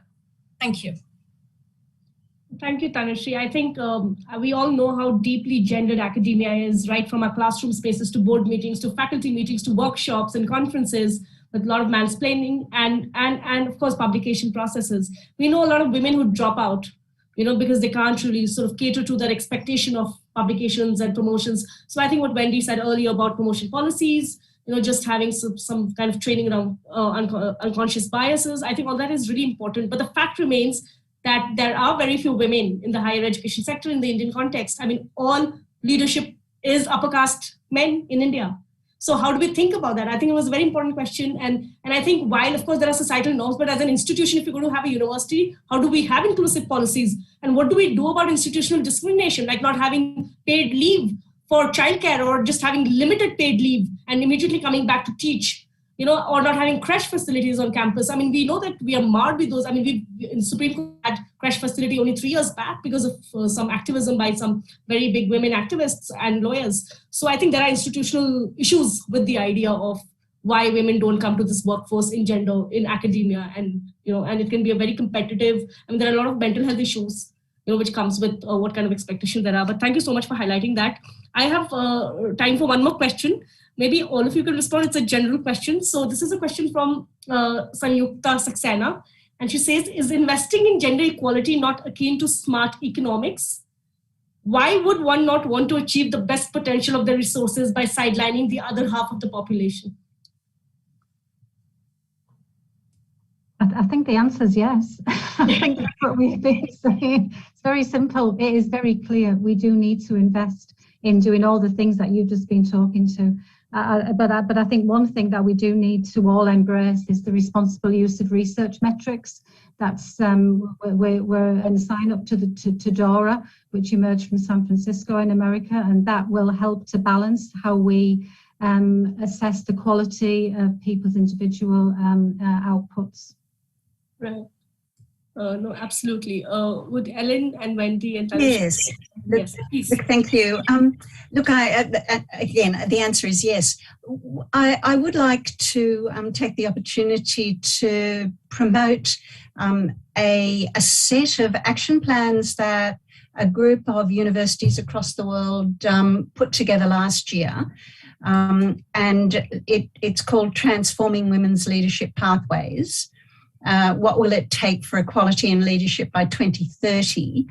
And in a sense, it speaks to all of those plans speak to what we've just been talking about. But I think there is something important that everybody has said, and I think Tanushree just emphasised, and that is that universities have a social responsibility, and universities have the opportunity to do these things, and so these action plans look at 10 areas. They look at higher education, they look at engineering, they look at medicine, they look at politics, they look at law, they look at the arts. All of the major areas of teaching and research that we do in our universities are looked at from the point of view of what are the specific things in each of those areas that would help us get really on the track. And they're different. They're similar, but they're different in each area because there are different issues that are faced. And part of it is addressing what you just talked about. That is, we need to be training and teaching our students that this is the future. This is the way our society needs to be.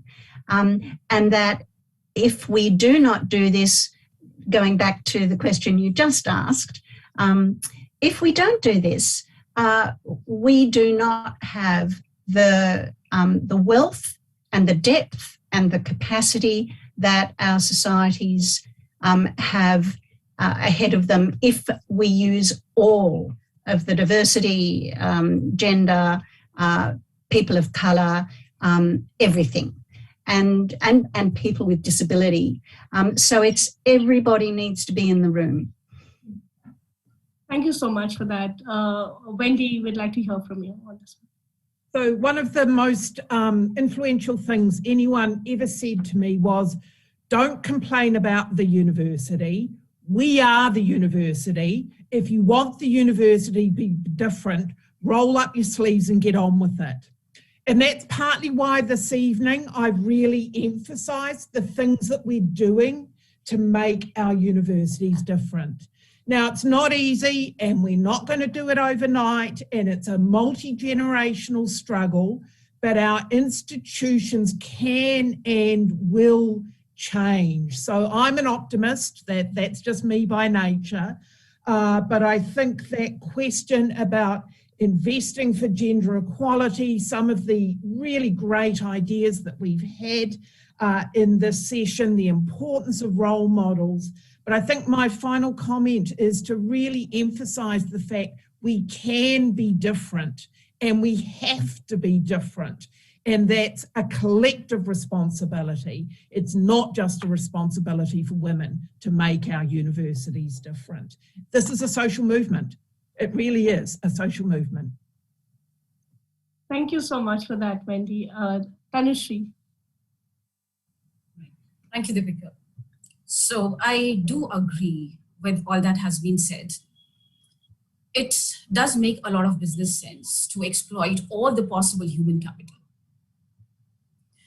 And I really like the way Professor Lano ended her statement, being optimistic about things. So this pandemic has taught us a lot of things, right? Interconnectedness, that we are not invincible. But then it also exemplified our spirit to conquer everything, right?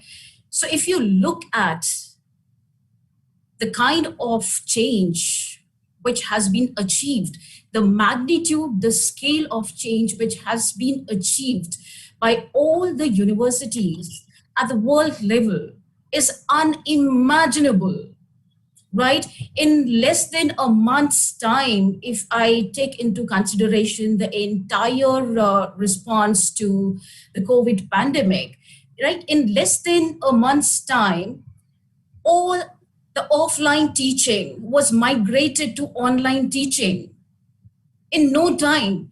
This effort otherwise would have taken many decades. So we also need to understand, is this problem that rooted which cannot be changed? Or is there something else in addition to it? Is it more to do with our own complacency, right? Our own acceptance of these things. If we can achieve what we did, and that to that huge level, unimaginable, unprecedented level, then if we actually put our concerted, coordinated, and collective efforts with grit, guts, and gumptions, I think this is very much possible. Thank you, Deepika. Thank you so much for all your optimism and amazing conversation, and very, very inspiring personally for me to be hearing all of this. I think what I take away is how do we think about challenging everyday and ordinary gender and sexism in the universities? How do we sort of challenge that through looking at our institutions, reflecting on those institutional policies, reflecting on those policies? How do we say that everybody has a chance, and then look at it within that spectrum? And I think that's really, really important. And our classrooms are a good starting point. And thank you for that reminder. We've had a wonderful conversation, and thank you so much, everyone. Our time is up, unfortunately. I have a lot of questions, but perhaps in another conversation, we will continue this conversation and we can have more engagement then. Thank you so much. Really appreciate you spending time. Thank you. Thank you to all. Bye. Thank you. It's been a great pleasure.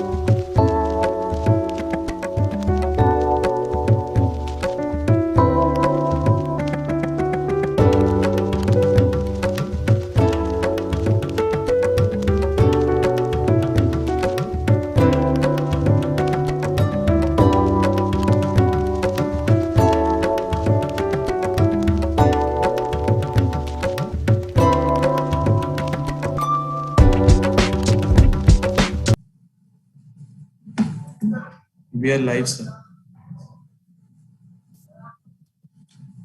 Okay, good evening, good morning, good afternoon to all the people who are attending this summit at this moment. So my name is Dr. Pankaj Gupta. I am professor in Jindal Global Law School and Dean of Office of Career Services here in OP Jindal Global University.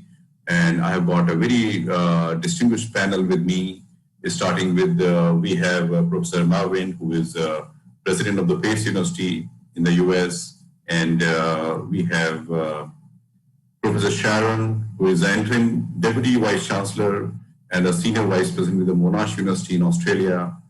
We have Dr. Jamil Sarmi, who is a global tertiary education expert based in Colombia. And we have Mr. Ronnie Escruwala, who is a co-founder and chairman of UpGrad India. So it is the third day of our education conference, which has attracted a great amount of, it has already made a big impact all over the world by 150 plus thought leaders, and the whole media and the whole world is watching this conference. It has been created with the vision of our Honorable Vice Chancellor, Professor C. Rajkumar.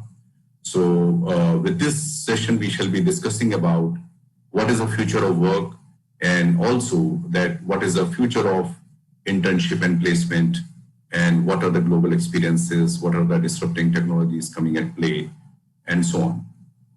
I'll be just making a brief comment.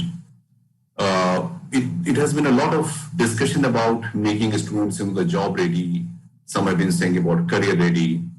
And we also think about that certain what kind of skills have to be imparted. And some skills are only having a certain time period, and there are certain skills which are time tested and they go on for a long period. So what is the right balance? And also, one is the making students ready as per the job and industry and company requirement. And second thing, which is also very important, is what is the inner calling of that student? Because sometimes you just prepare somebody for some career, but later you feel you are a different possibility altogether. And we have been watching this whole literature, and we've been talking about the do this and you will have that. So a lot of focus has been on the doing and having. But also there's now a lot of literature coming up, especially the whole discussion started with a book by Shrikant Datar, who is currently the Dean of Harvard Business School. So he published a book many years back about rethinking MBA. And then we also spoke about the being leadership. It is not about the doing and having, but also the being. And also these days we see that the being a data literate, being good in IT skills, knowing about AI, blockchain, big data, that all is taken as a requirement. But also we have to see that what are these skills have to be imparted in an online manner, and also all over the world you see that there is a lot of different ways and methods in which we are engaging with the students. So there are some skills which are better imparted through face-to-face and that kind of engagement. But there are many models, and I know Ronnie is here. He has done a great work by creating this wonderful company, UpGrad, and that is transforming life of millions of people. So we'll be hearing from him later. So at OP Jindal Global University also, we have done a lot of new initiative we have taken towards placement and internship. So one of that special initiative we have taken as per the inspiration of our Vice Chancellor to create an internship bank. So it is one of the very unique model anywhere in the world, where we have done tie-ups and association with many corporates, law firms, consulting organizations, and where they commit to us that how many they would like to have and which area they want to have people summer internship and how many in the winter internship. Because we give a lot of focus on internships, and we believe that it is a great opportunity for our students to prove their worth in terms of those internship, and also a lot of the learning opportunity. So we have a system of internship bank where we have deposits coming there, like the way you have a deposit coming in a bank, and at the same time our students have facility to withdraw. And they will say, click, okay, I want to try this thing. And they have, oh, so many opportunities available. And then they click, and that is how it is operating. In our Office of Career Services, we are not only just focusing only about providing them placement, but providing them a career opportunity. And there again, with the inspiring vision of our Vice Chancellor, we have created separate verticals. Like one is a higher education vertical that some of our students, they would like to go for higher education abroad. And we have so many multiple international partners where they are going. So we have created a separate system over there where the students are giving a lot of guidance, counseling, and also for the test preparation, hand-holding, how to create a personal profile, and like that. Because you need to create that portfolio, you need to create those research articles, and so on. Plus, there were some students who wanted to try for civil services, some wanted to try for judicial services. So we've created those cohorts as well. And we are also going to create a Center for Life Goals, where we'll know that what is your passion, what is your ability, and what is the faith you have, and where you want to go, and what is the seed you have within you. And with that seed, what kind of soil is good for you, what kind of nurturing support you need, and how you have to create a plan. Suppose you are here for a BCom, LLB, or BLLB program for 5 years. So we create a complete cohort and a pathway for them, that what they can do in first year, second year, and therefore the career outcomes are coming very naturally to our students. So I just thought to give you this small brief about it, and that is the reason our university has made a big name within a short period of just 1 decade. But it is all about that passion and ownership with which we work here under our inspiring leadership of our senior leaders. And we feel very happy and proud to work over here. So similarly, we get a lot of support from our OCS staff and also the students and faculty members. They also are one single part. So I just thought to give this small background about what we do. And then I'll be now coming to Professor Marvin to share his thoughts, maybe about 6 minutes time you can take, as to what you think is the future of work and about your thoughts about internship and placements. May I request you, please share your thoughts. Thank you. Well, thank you, and good morning, everyone. It's a pleasure to be with you. I'm coming to you from Pace University. We have 3 campuses in the New York area, and one of the things I'm proudest of is that in the Raj Chetty study, we were, our outcomes were considered the top of any private university in the United States for promoting upward social mobility. And of course, those outcomes are related to the work we do to provide internships and job opportunities to students as part of their education. And of course, the New York region is very rich in opportunities. Although we, like everyone, experienced a bit of a downturn in 2020, I'm pleased to say that 2021 is a much better year, it appears. And what we've done, and I'm sure others have done as well, is we've helped students go where the opportunities are. And so there were certain industries like hotels, tourism, performing and fine arts. Those industries took a bit of a downturn, but what we have seen is an uptick in areas like internet and software, accounting, education, and insurance. And so we're one of the things we work with students to do is to identify opportunities. And I think this is probably not the right moment to talk about our philosophy of education, which is to provide basic liberal arts skills to everyone, but also to encourage them to pursue whether it's technology or business and so forth, and those more specialized skills. But I think the Career Services Office is very much integrated from the day students set foot on our campus. They are introduced to the Career Services Office, and there's a discussion about what kinds of internships.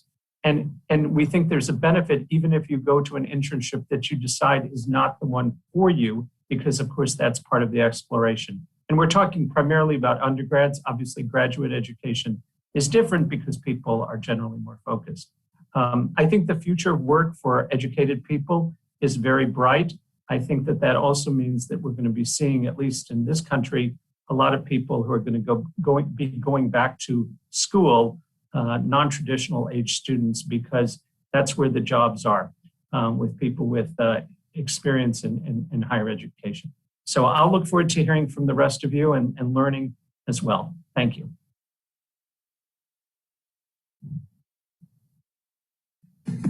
Really great. So I'll now go to Sharon to share her views.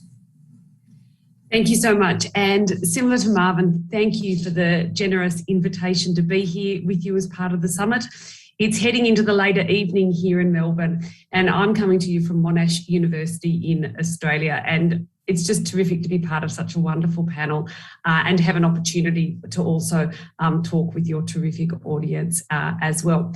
Monash University is Australia's largest and most global university. We have campuses in 5 countries, including in India. What's really important for us is that we are a very large university of some 75,000 students. We are a research-intensive university, but across all of those campuses, one of the things that we've really focused on is industry and those industry engagements to really fuel both our educational offerings and, of course, our research activity. And I think one of the great things, well, there aren't many great things about the pandemic, but I think in terms of the great things that have come out of the ways that we've all had to adapt the way that we've had to approach the student experience is it has become absolutely crucial to think about the questions to do with employability and their industry readiness. But I really like the introduction that our generous moderator offered here, that what we're trying to enable our graduates with are not simply technical skills. Because of course, what every industry, what every company has told us during the pandemic is that what they have needed is the ability of their people to think creatively, to not just bring their technical skills to the table, but to bring those skills that mean that they can actually adapt. They've had to communicate far better and in different ways, in ways that we didn't have to before. I mean, look at us here on this conference right now. Think about the ways that our students have had to learn. Think about the ways they've had to undertake their internship. And so I think one of the outcomes of the pandemic has been that acceleration in the way that we've had to bring industry in rather than the idea of simply sending our students out to industry. So of course, one of the more traditional models has been to think that the internship is the industry experience. What we now know is our students expect of our universities, and what we've tried to build at Monash is an ecosystem of industry engagement. That's about industry coming in. It's about our students going out to industry. But above all else, it's been about co-designing learning experiences for our students, authentic experiences, authentic assessment. And importantly, when we bring our students together with industry, we have the opportunity to bring one another together. And I would be remiss if I did not mention something that was truly stunning to me just some 6 months ago. We are usually in India for many months of the year, bringing large numbers of students in India as part of a large global immersion program that Monash runs. And of course, we cannot travel at the moment. What we did is we offered a virtual version of this. But what we did is we focused on industry engagement, and we brought together our students at Monash University with students from OP Jindal and students from Atmajaya in Indonesia, in Jakarta. And they worked together for 3 weeks intensively with a whole range of industry mentors. In fact, 25 industry mentors online.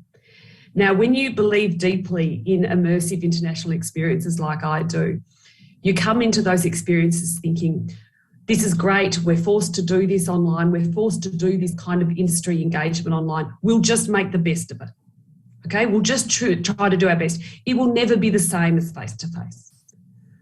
What our people, what our educators and what our industry partners, and most of all what our students taught us in that experience, is in actual fact, when we design this well, it can be just as transformative for our students and for our industry partners. Those students developed prototypes, they developed ways of operating that we never would have anticipated could be done online. And they did that in a short period of time when they had never met one another before. So what I believe right now is that our ambition for disrupting the traditional model of industry engagement is right in front of us. And I think as a sector, we have an opportunity to say how much we want to seize that opportunity as we draw in wholly new ways right from the get-go, right from the point which students join us in the first instance, all the way through their undergraduate and postgraduate experiences, and most importantly, especially for a place like Monash, in the ways that our students come back to us as alumni and participate in those programs. So I would really want to thank our students for what they have taught us, our partners and our other university collaborators, because I think reaching out across the sector to creating these opportunities models to our students the kinds of future of work that we see before them. And that is collaborative, that is both in person and online. It is across borders and it is across cultures, and it's not just technical. It is requiring of our students a level of all those most important communications, critical thinking and problem-solving skills, and bringing that all together. So thank you. Really great, Sharon. There was great comments by you, and they also showed that how you took it as more as an opportunity, and you know what a very different and surprising results came up which you did not anticipate maybe initially going there. And you also shared about how it has impacted the undergraduate and postgraduate students. So very nice. Thank you so much. And so now I'd like to go to Jamil for your comments, please, on this question.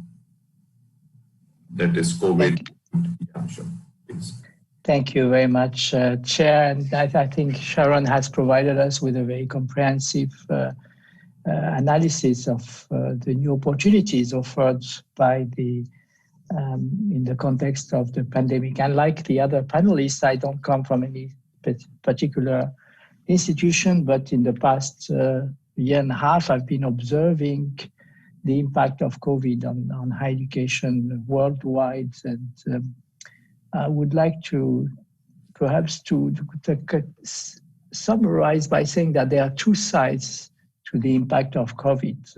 On the one hand, we have seen very positive developments, despite the tragedy and the kinds of developments that Sharon has described. And I would call that under the category of describe that as the acceleration of innovations, of finding new ways of continuing to engage with industry, with the world of work, and making sure that the experience of students within higher education institutions and non-traditional institutions, I believe Ronnie will be talking about that.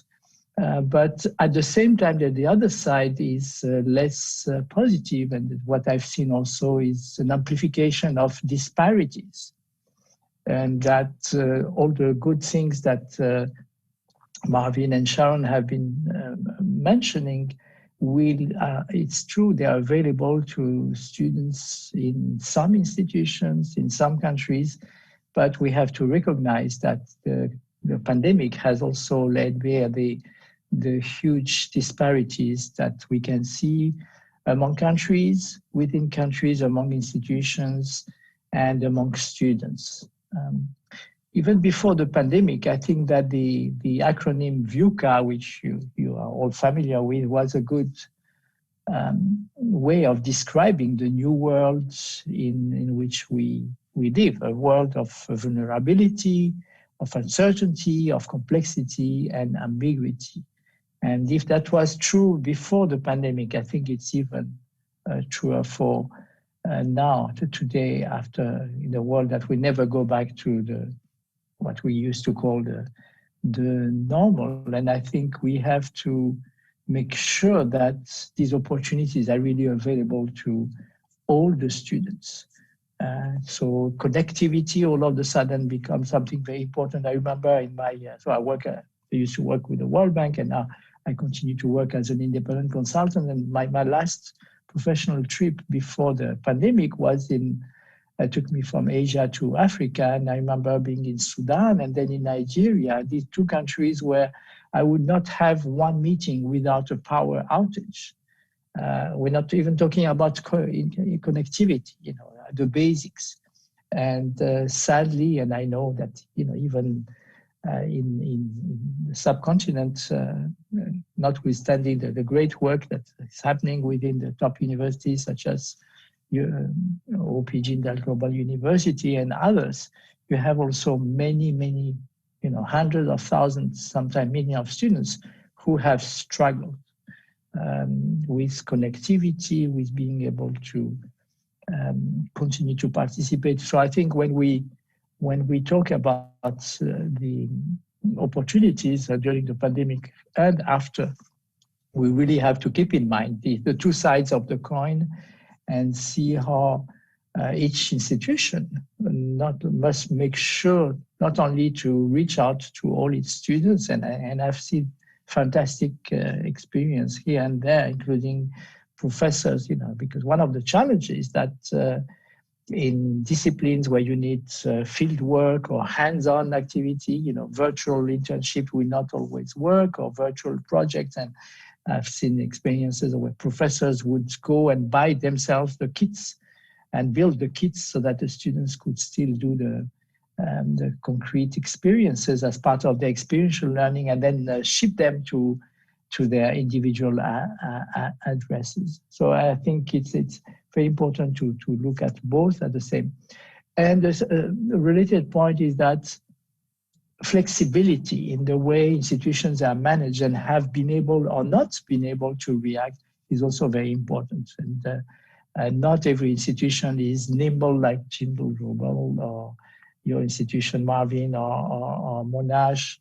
And I think that's also that will increase the gap between more traditional universities and higher education institutions that are rigid, bureaucratic, and those that really have already had this habit of working together with the external partners and adjusting as they go. Because I think pandemic has been about swiftness, about being able to adjust very fast, and with students that perhaps are better prepared than the academics that will finish with this. And I've conducted interviews throughout the world during this period, and many professors have started their conversation with me by saying, Jamil, I have to confess, I'm a digital dinosaur, and I've been struggling more than my students in trying to adjust. But on a positive note, I think I will coming back to this issue of internships. I think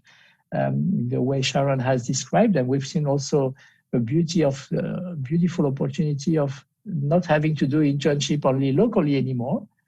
But if once you're doing virtually, you can do it anywhere. So you can marry the professional experience with the internationalization experience and being exposed to the opportunity or having the opportunity to work in teams from all over the world. And just to underline what Sharon said, to conclude this first part, I want to recall the words of Jack Ma when he was still allowed to speak. He, at one of the commencement address, he emphasized that competition today is not only competition among people with the right competency, but also people who are creative and who can apply critical inquiry. I'll stop here. Indeed, and I really liked your focus also so much on connectivity and also on the flexibility. I think these are wonderful points, and without which it is very difficult to survive in this world. And these days, it is generally the students in India, sometimes they were very much upset about the quality of food. But these days, they are much more concerned about the signal, Wi-Fi signals, and those things available on the campus. So very nice. Thank you so much. So let me now go to Ronnie for your comments, please. Yes. So firstly, thank you for having me here. The good part about being the last person on the panel to speak is either you can summarize or you say very little, because most of it is already been covered. So maybe I had a few sort of just bullet thoughts listening to everyone here and some of my own.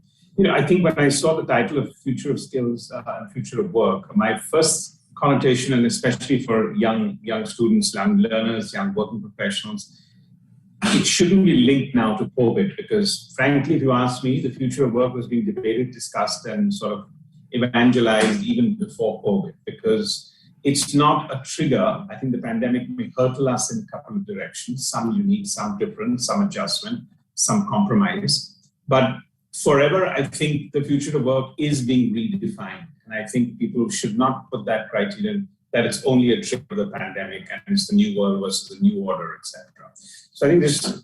Second, I think for everyone, for universities, for faculty, and for learners across, I mean, at the end of the day, outcome and impact is one of the two things that you kind of design and look at for almost everything that you do.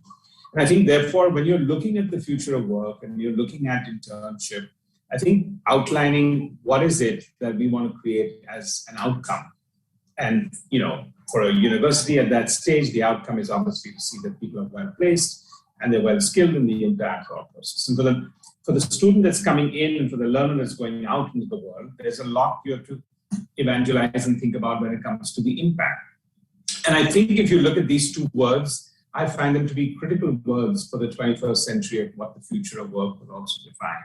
That if we can keep aligning ourselves onto what I would call the direction of what are outcomes and what is impact, I think it's going to give us a good guiding light for people to get a certain sense of clarity. We are at UpGrad, our online education platform, but one of the first things we design and look for is actually outcomes. And I think we're one of the first ones. The first thing we did was bring in and what we would call a recruitment agency into the midst of an education company. And the only reason for that is because it was absolutely important for us to integrate the context of job transition, job worthiness, what it needs, what is the future careers of tomorrow, what are the careers that are going to be tomorrow. Forget about the career, just the workplace, which is the culture and the attitude, but really what are the careers? And I think there's a general concept and a discussion, and I'd love to hear what the other panelists think about. A lot of people and a lot of learners and students, and I talk to tons of them, is about, should I be a specialist or should I be a generalist?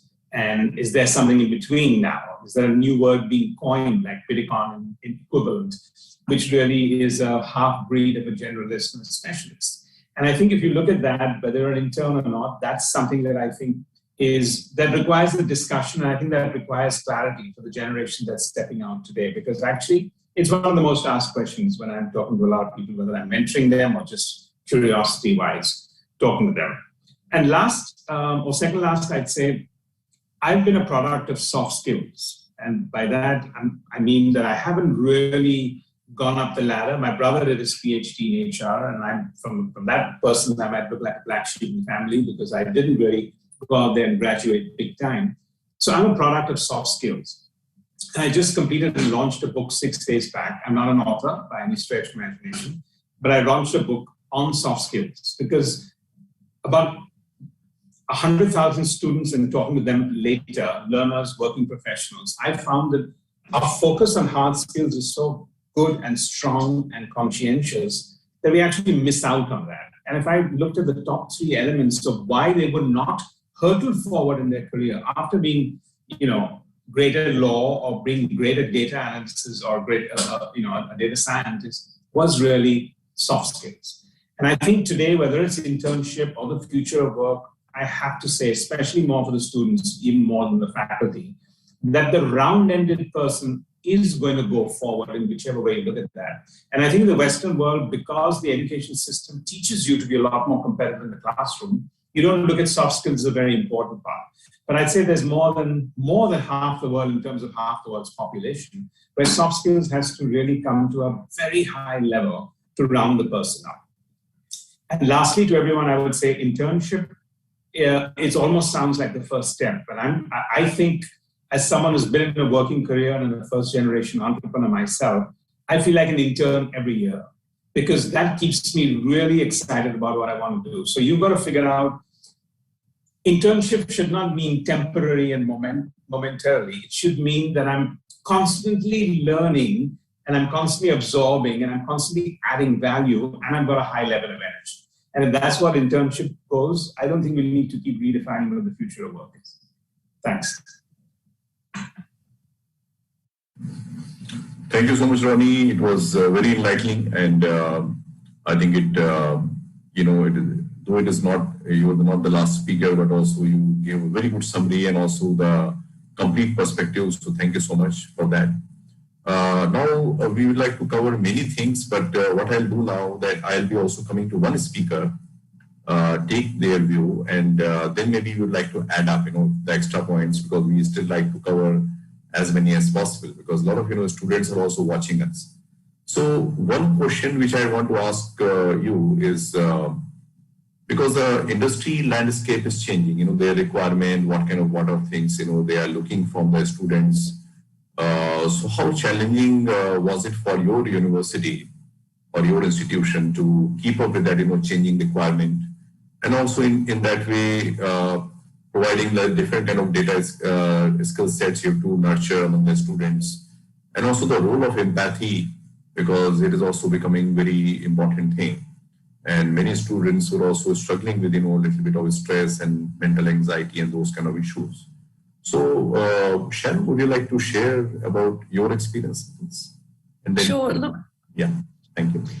Thank you so much. And thank you to the comments of the other panelists. This has been, really terrific to hear their views, and following for your questions there, Chair, and also Ronnie's comments that I just want to echo so clearly.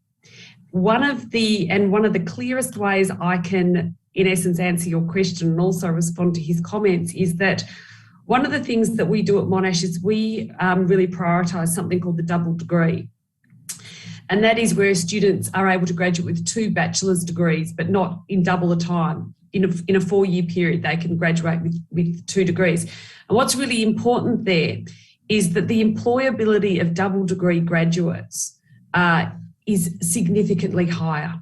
And the reason it's significantly higher is precisely for the reasons that Ronnie points out, that employers are often looking for those great technical skills, but they're also looking for all of those soft skills as well. They're looking for that well-rounded graduate. And right now, when you think about the challenges in the sector and thinking about how they engage with universities and how universities adjust to that, the most important thing universities can do is make sure that we are graduating the students who can go out there and can work in industry incredibly effective in this, in this increasingly disrupted context. Because I think, as Jamil noted, this is not a break. This might have been an acceleration in relation to the future of work, but it's not a break. We've seen this coming. We've now, in essence, leapfrogged ahead. And the opportunity now is where we go further with that. So I think the real challenge for us has been able to ensure that we're able to not just now keep up that momentum, but ensure that we accelerate forward. So I think the real big opportunity is to take that jump forward, but to recognise what's really important in terms of what has been built. And that bringing together of the technical and the soft skills, of bringing together, if you like, STEM and HAS in our graduates. And not for those young people out there who are thinking, I need to think in terms of either STEM or HAS. Actually recognising, no, actually you can, and not only can you do both, but you should be doing both, because that is where you are going to be so strongly positioned for a whole range of industries. And on top of that, I would say that not only having those multiple levels of industry experience, but also having that ability to work across cultures. To be honest, it's not enough to have a range of industry experience in your local context. This world is global. We need graduates who can also work effectively with industry when they are outside their home cultural, social and political context. We need my students from Melbourne to be able to work effectively in Delhi and in Mumbai. We need Mumbai graduates and Delhi graduates to be able to work effectively in Melbourne or in New York or in Washington, or wherever it might be. And so I think where we have previously thought about these parts of the student experience being separate or isolated. What we're now seeing is we have to think about them being far more integrated. So we need to think about our students coming to us to get the technical and the soft skills, but also to be able to bring together those industry experiences that speak out, both from that very local context into what are the needs for our region and indeed for our world. Sharon, I think it is really wonderful. And whether anyone would like to add to this? Yeah, I think just one point really, because you mentioned that there's a lot of stress in the environment for everyone. And I just say to that, I think that's a lot because of uncertainty. And I think it's all our jobs to, at this point in time, over-communicate.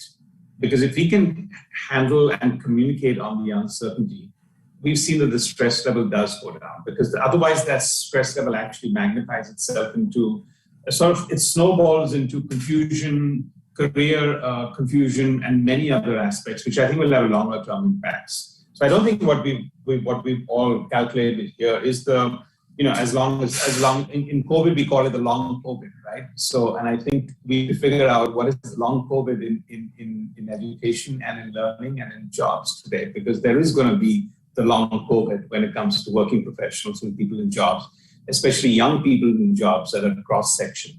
So I think it's all our responsibilities to actually figure out how we over-communicate at a time like this to remove the uncertainty. I would say that I agree with the notion that the pandemic has accelerated trends, particularly toward technological, the importance of technology. But I think another area that we've seen is the importance of DEI and diversity, equity, and inclusion. And that includes international perspectives as well as different domestic groups for us in the United States. And of course, I think that is something that industry and employers want to see.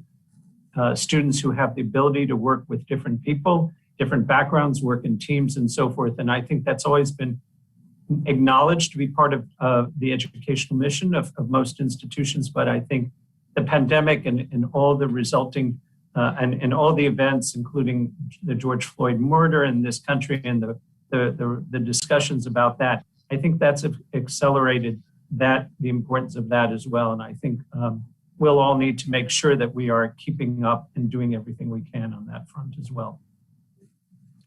Great. Very nice. Do you want to add something? Yeah, if I may echo what Marvin has just said, I think that another positive result that we have seen is that, if you think about internationalization for many, before the pandemic, it meant that a small proportion of students would have a semester abroad. It entailed high cost of travel and living expenses in the foreign country. But all of a sudden, if you turn it around and make internationalization a virtual activity, then it's accessible to many more students. And I've witnessed, for example, this network of Pacific Rim and universities. It's an association that has universities from your country, Sharon, from New Zealand, Asia, and the western part of the US, Canada, and South America. And they've done wonders in really looking at new opportunities, having mirror classes across the world. So I think that's an important dimension that we should not forget. And just to echo what Sharon said and Ronnie, is that about empathy and these non-technical competencies or characteristics that are so important. I've always been impressed by the experience of Olin College of Engineering. Some of you may be familiar with it. It's a small new school of engineering south of Boston.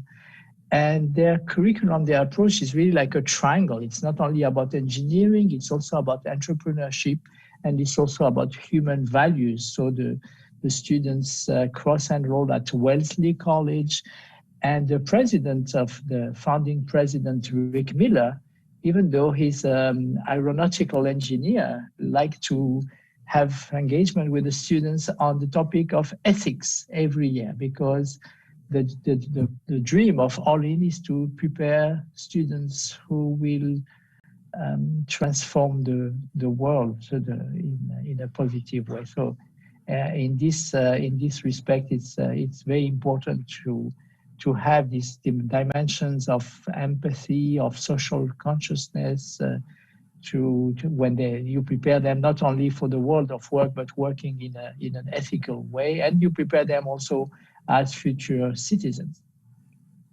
Thank you so much. Very great pearls of wisdom, and you see that we have been in the discussion for almost like 40 minutes, and people are just so glued to their screens. And thank you so much so far for your very valuable contribution. I'd like to share with you that in OP General Global University also we have taken a lot of initiatives and a lot of new innovation, and some of which I shared with you, that like creating an internship bank as per the guidance of our Honorable Vice Chancellor, and creating those verticals for different career goals, life goals. So we would like to hear from you that what are some of those innovations you have done in your Office of Career Services, and would you like to share? You have already shared some of those innovations, but if you want to add something, so anyone can take this question. I'm happy to start off. One of the things that we have looked at doing is recognising that in many of our degrees, in essence, there are a lot of professional placements within them. So if you think about medical degrees, nursing degrees, teaching degrees, and so on, they already have very deep industry placements as part of their structure. So one of the opportunities for us was to think perhaps a little bit similar to OP Jindal is how do you make those internship experiences available to all students. And so we introduced a professional pathways program, which means that students from right across the universities, a little bit similar, have got an opportunity to see where they can undertake internships at a whole range of organisations, large and small, local and indeed international. And we've really seen that grow quite exponentially in size to be able to really meet the significant demand.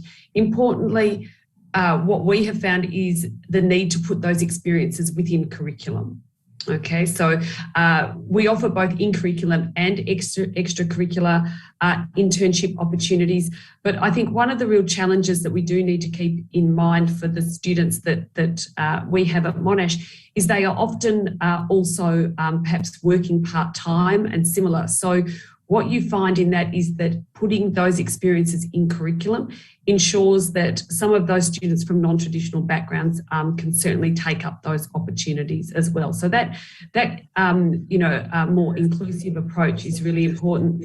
The other piece that has been really important to us has been drawing on our alumni and partnering our students with our alumni. And we've undertaken a program there with all of our final year students to be partnered with with our alumni, and we've seen nearly 500 of those partnerships over the first 12 months. So there've been a couple of really key initiatives for us in terms of that comprehensive suite. But I would be remiss if I didn't also mention that across a number of our programs, we've also developed more teams-based approaches, both in curriculum and extracurricular, where students can really develop their skills and industry capabilities. Yeah, just to top up. Sorry, go ahead, Mark. Please go ahead. Yeah, I was going to say, in addition to the alumni mentoring, we've also offered career services as a lifetime opportunity for students, because a lot of people have been displaced or are looking for game changers, and we even offered parents of students. Sorry, Marvin, you went back on mute. I think you accidentally pressed mute. Yeah. And we also offered parents the opportunities to come in and receive the advice in terms of resume building and so forth and skills development.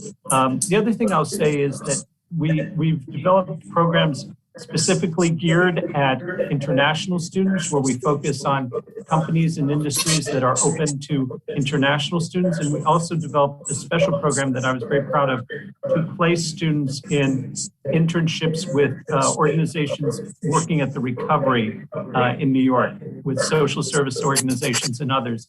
This is a way of introducing students to not-for-profit work and also for helping rebuild the economy in the New York region.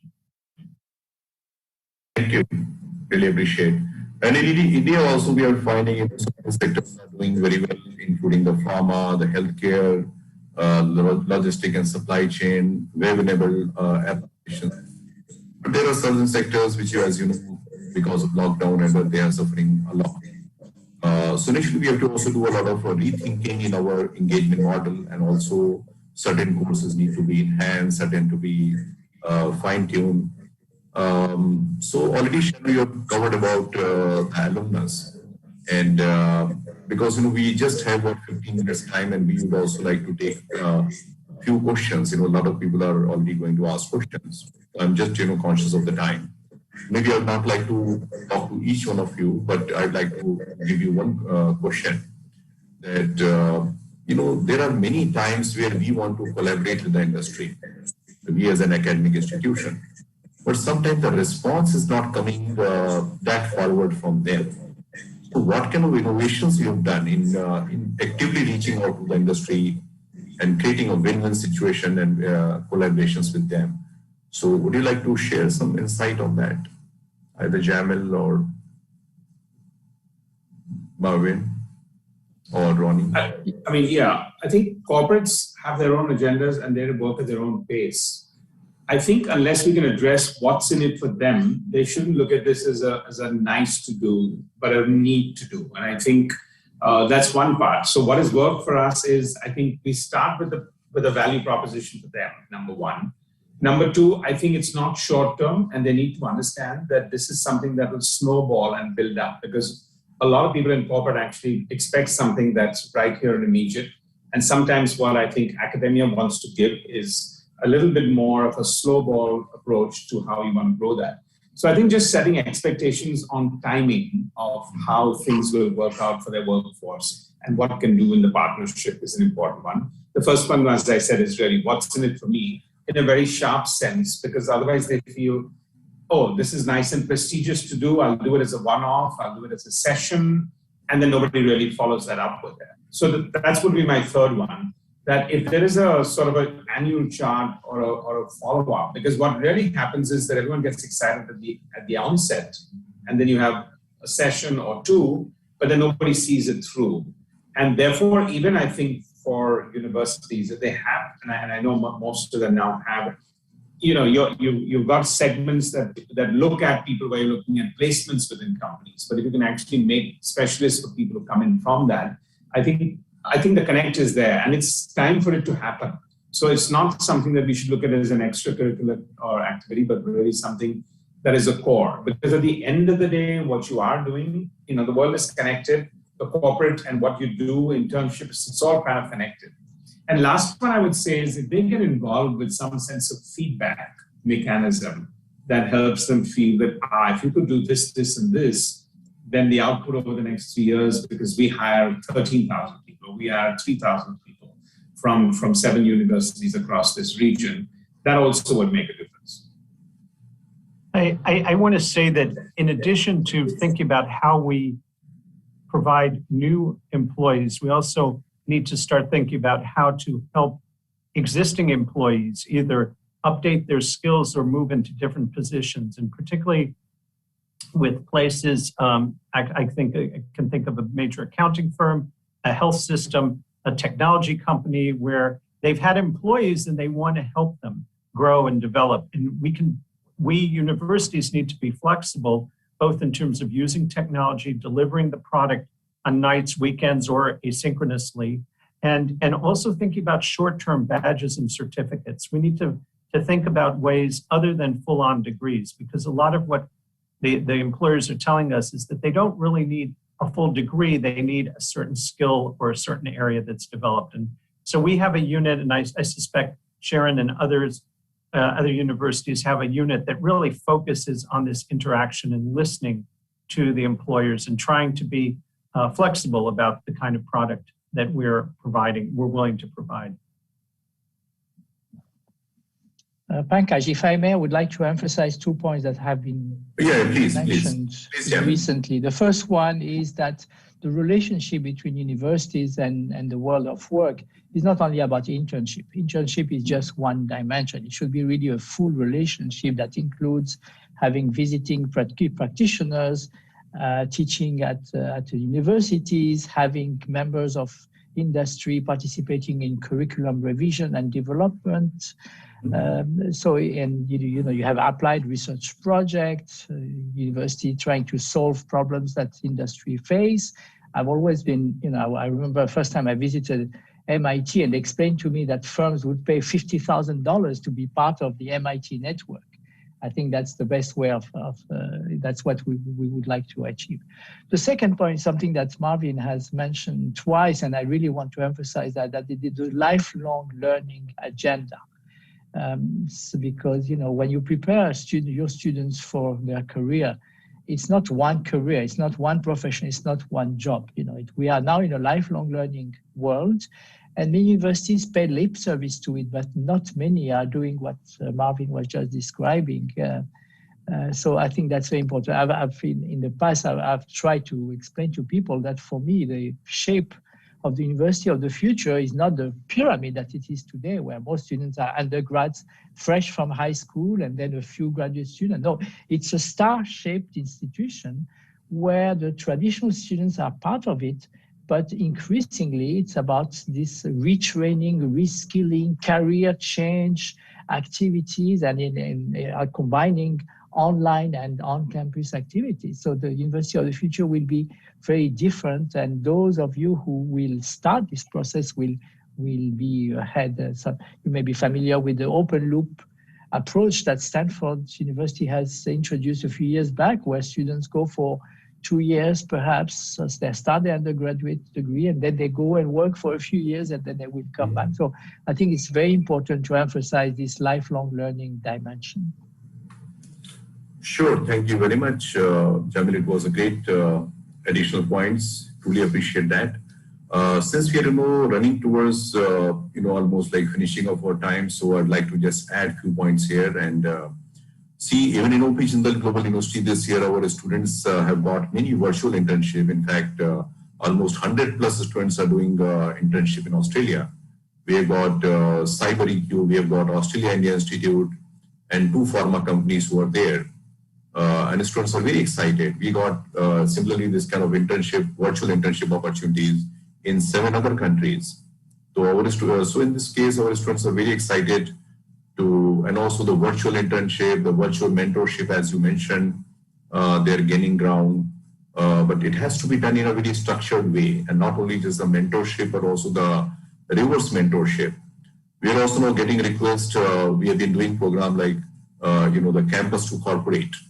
But we also have created a new initiative known as corporate to campus. That is not like, what Ronnie was sharing, that it is, the value proposition, what you provide.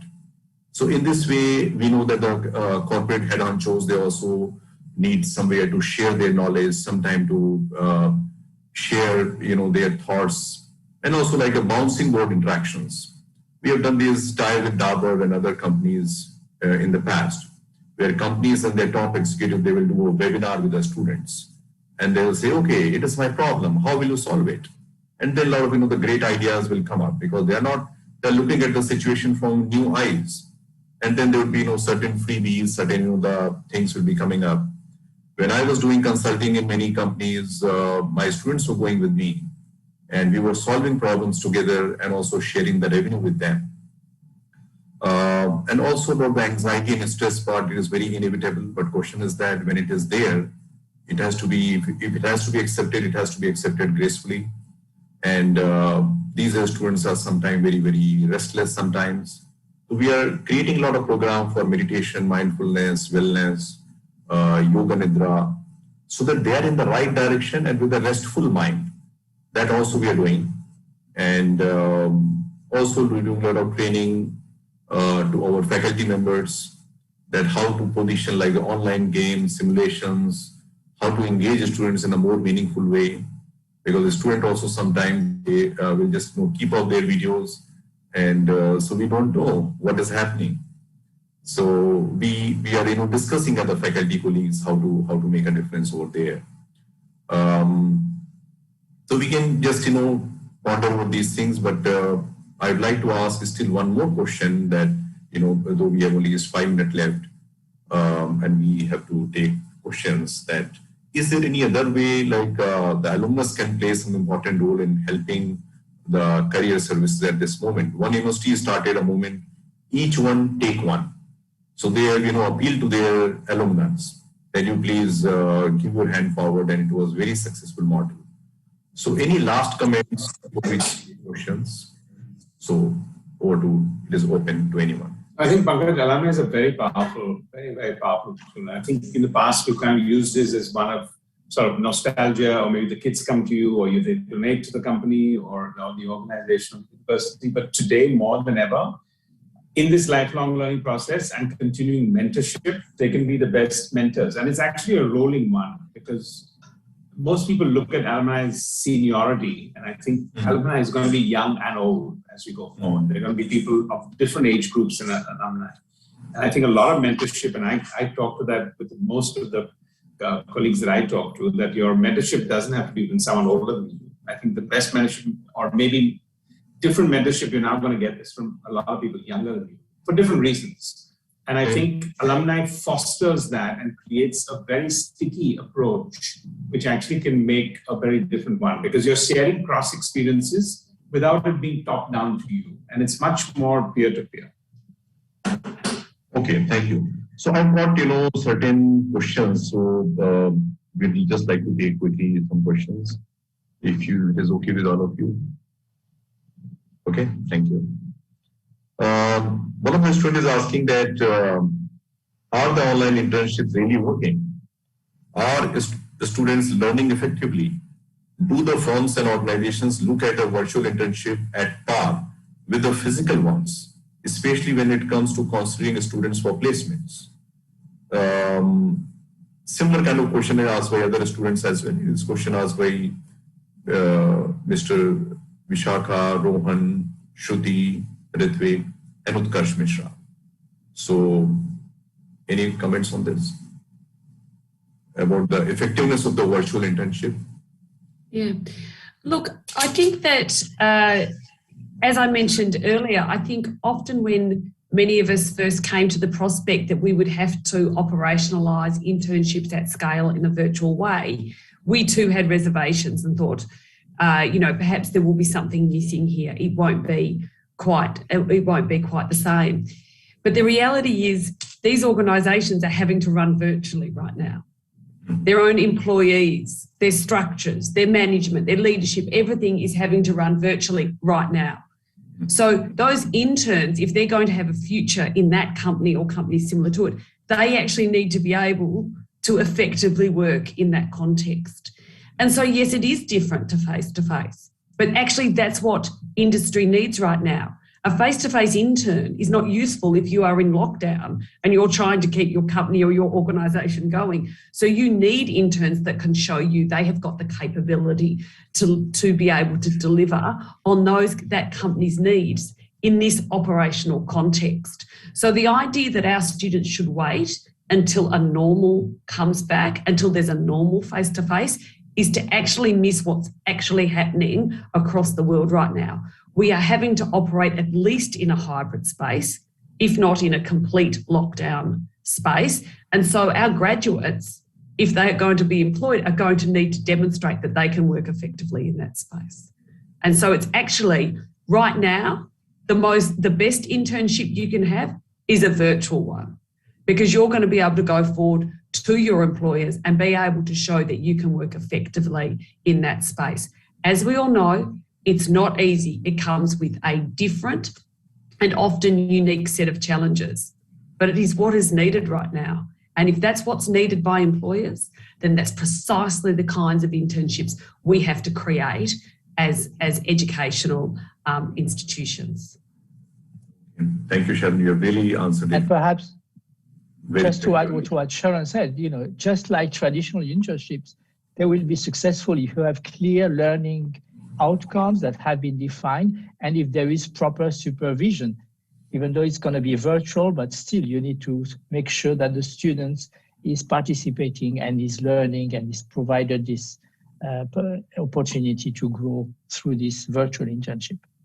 I mean, let's all just think for a moment what it's like from an employer's perspective to have a graduate come to them right now and say, I can work really effectively in the face-to-face context, but I don't have any experience, or I don't work well in the virtual context. They've just lost all currency in the employment market. Sure. Thank you. The question asked by one student, Samanvi Naran, that she says that we usually focus on the employability and being able to earn as much as possible, but we miss what is at the core, that is I. And hence it is important to find what an individual actually wants to do. How can universities facilitate this? So anyone? Ronnie, would you like to answer?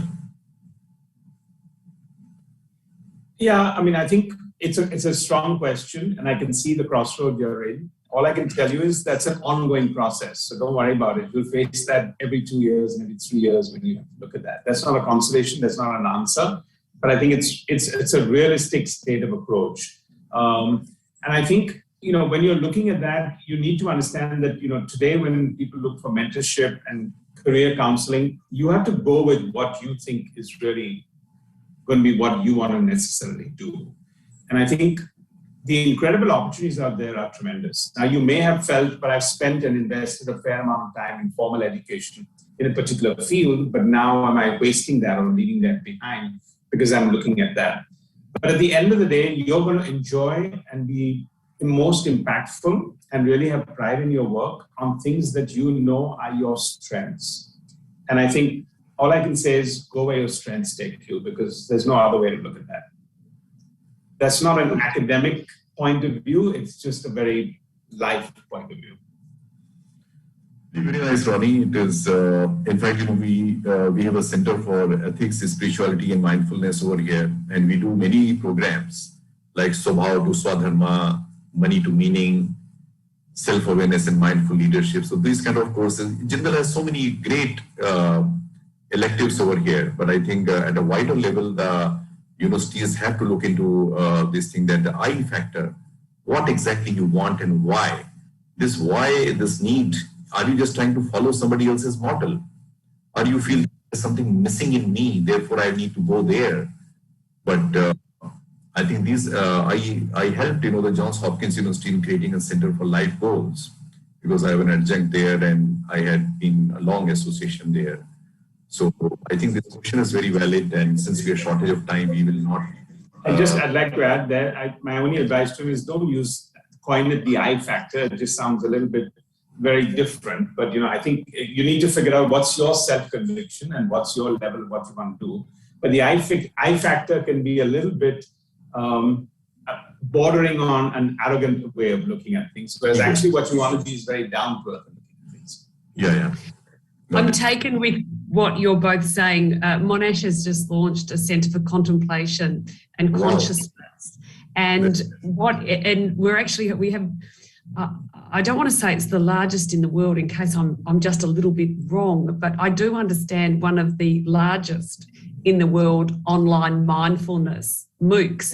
And what's really interesting about that is being able to encourage your students to be able to pursue both in curriculum and outside curriculum such experiences. But what this gets back to, if you think about what's at the heart of internships, you're trying to find that transformative moment for the student where they connect their learning with their future career. And I think when you're thinking about, well, what are we thinking about in terms of the kind of the scholarly heart of our students? We want to give them those transformative moments. And I think internships are part of that. I think other kinds of industry engagements are part of that. That international immersive experiences is part of that. Things like consciousness and contemplation opportunities are part of that. There is no single part of that. There are many pieces that we can bring together that ensure that that student comes out in an incredibly well-rounded way. And we can be sure that we're not only producing great technical graduates, but we're producing great creatives, great critical thinkers, great communicators, and really good ethical operators in our world. Really, so wonderful, so wonderful. Now I'd like to take one question from Manudeep Kaur. She says that, is there an inherent bias of the potential recruiters worldwide to hire the graduates from their own country?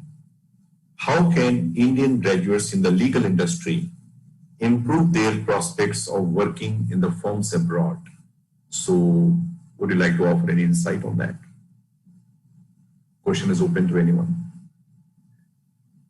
I think at least my understanding is that there are many American firms that actually are looking to hire students with an understanding or background in India. Mm-hmm. I think that if you are part of an international firm, I think that helps. You don't necessarily have to study in another country. And I think the point we've been all making is that the world of Zoom actually increases opportunities for interaction and growth and development. But I think that I think there are many, many opportunities for Indian students. And I've had people in this country say to me, we want to hire Indian students who can train in the United States and then go back to their country because it's an area of increased development and opportunities. So I think they're great opportunities, but I would say studying or having experiences internationally or with whatever country you're interested in will improve your chances. Thank you. Thank you, Marvin. Great answer. One question is asked by Parth, and he's asking, is the future of the learning is online, and the future of work is online and work from home? I think that what the pandemic has taught us is the idea that there is online and that there is face-to-face, and that they are two different and distinct things belongs to the past. Everything that we do now is both.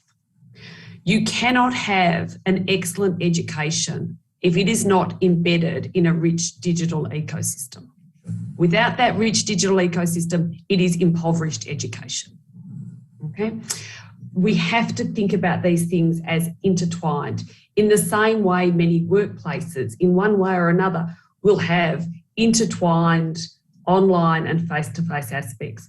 It's not two separate things. They are increasingly interdependent. And we have to think of them in that symbiotic way when we are delivering our education, because our students do want increased choice, they do want flexibility, and they do want a personalised approach to their education. In the same way that the customers and the clients of organisations around the world expect something similar. So our organisations, our universities, our education providers, we are recognising these are the one thing. They are no longer two separate things, and we must navigate our way through what that looks like for the particular purpose of our organisations. Thank you, Sharon. There is one more question for you. Can I take that for Sharon? It's from Sanyukta. She says, not all universities are equipped with placement banks. Yeah. On campus facilitated interaction with the seniors and fostered in alumni network. And that helped in securing jobs. How this can be done and ensured online? Yeah, I think that's a really great question. And I think one of the things to think about is that for many of us who are now in that position to be able to do that have come from somewhere. Okay, we all had to start this journey with industry somewhere. And often we started that place with few resources. And I think one of the things to consider are many of the suggestions that the panellists here tonight have really talked about. It's not a one-size-fits-all approach. And every institution is embedded in a community. And every community is connected to different kinds of industries. And I think that really fostering that area around the campus and those organisations that connect with your campus, even in the virtual sense, can be the places to start. And what I would also suggest is that it is with a few effective partners that you can make great strides. So you don't need to have 1,000 partners to have an excellent internship program. You actually might only have 5 or 10. But if they are the right partners for the student placements that you need, then that's where you go. And it's a process of building, it's a process of layering, and then of bringing those organisations into that classroom, of looking how you can co-design with them and developing your reputation as being a great place for industry to collaborate with and to collaborate in unexpected ways. Internships used to be the preserve of very few fields. Very few fields would factor in internships as a matter of course. Now it's actually very difficult in many places not to conceive of internships as having relevance for every course. So everyone has started from somewhere, and I would encourage that layering and incremental building. Thank you so much. Really appreciate it. So Ronnie, there is one last question is for you, Shivani and Prachi. So though it is a long question, but I'm just asking in brief here that the pandemic has redefined my employers' expectations from the potential employees. Are there any skills they value more in employees now? So what would be your take on that? Can you just repeat that last part? Are there one? Are there any skills which they value more in employees? Like, is there something which you would really like to value something? Yeah, I mean, I think today more than ever, the world is picking up in multiple opportunities. And I think, and I advert to that when some of my opening comments of being the generalist or the specialist. And I think that's also something that is an important crossroad for people to look at to figure out what their career options are and what are they. I think people look at technology as the forefront of what is changing and what is the careers of tomorrow. And the only thought I'd like to leave with you as a brief answer is consumer trends are changing at the same pace as technology. And if one wasn't complemented by the other, you wouldn't have a full circle. So sometimes if you feel that you want to play in the technology space or you want to play in the consumer space, and I think today it's much more exciting in many ways to actually look at both. So figure out what you really want to do, but don't get intimidated that the future looks like, oh, it's not machine learning and artificial intelligence and data science and data analytics and business analytics. I'm no one, and therefore if I want to be in the top, I need to have a different approach.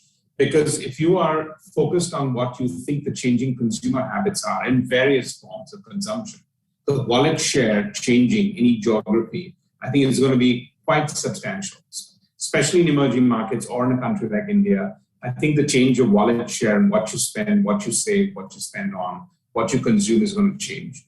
And look at those and figure out what opportunities come from that. Sure. Which, we're almost quite ahead. We are quite out of time at this moment. And so we, though the session has been going so well and the whole time it just passed on like this. And but I'd like to thank each one of you, Jamil, Marvin, Sharon, and Ronnie, for your very valuable insights. I'm sure the students must have learned a lot, and all my colleagues over here and the people who are attending it globally. So we are so much deeply grateful to each one of you for sparing time, and we look forward to having continued interaction with you. So with this, I'd like to close. Thank you very much. Thanks, everyone. Thank you. Absolutely. Thank you. Bye-bye. Thank you. Bye-bye. Bye-bye. Bye-bye.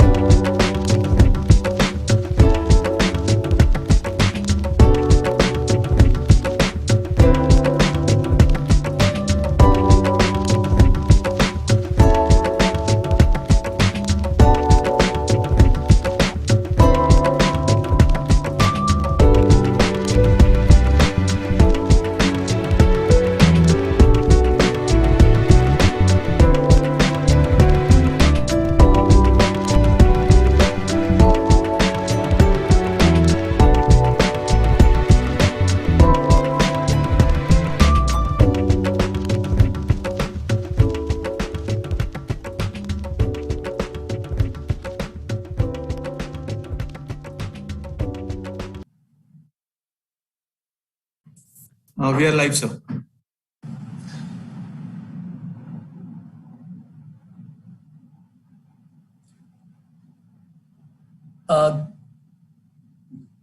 Welcome everybody to the 26th technical session of the World University Summit.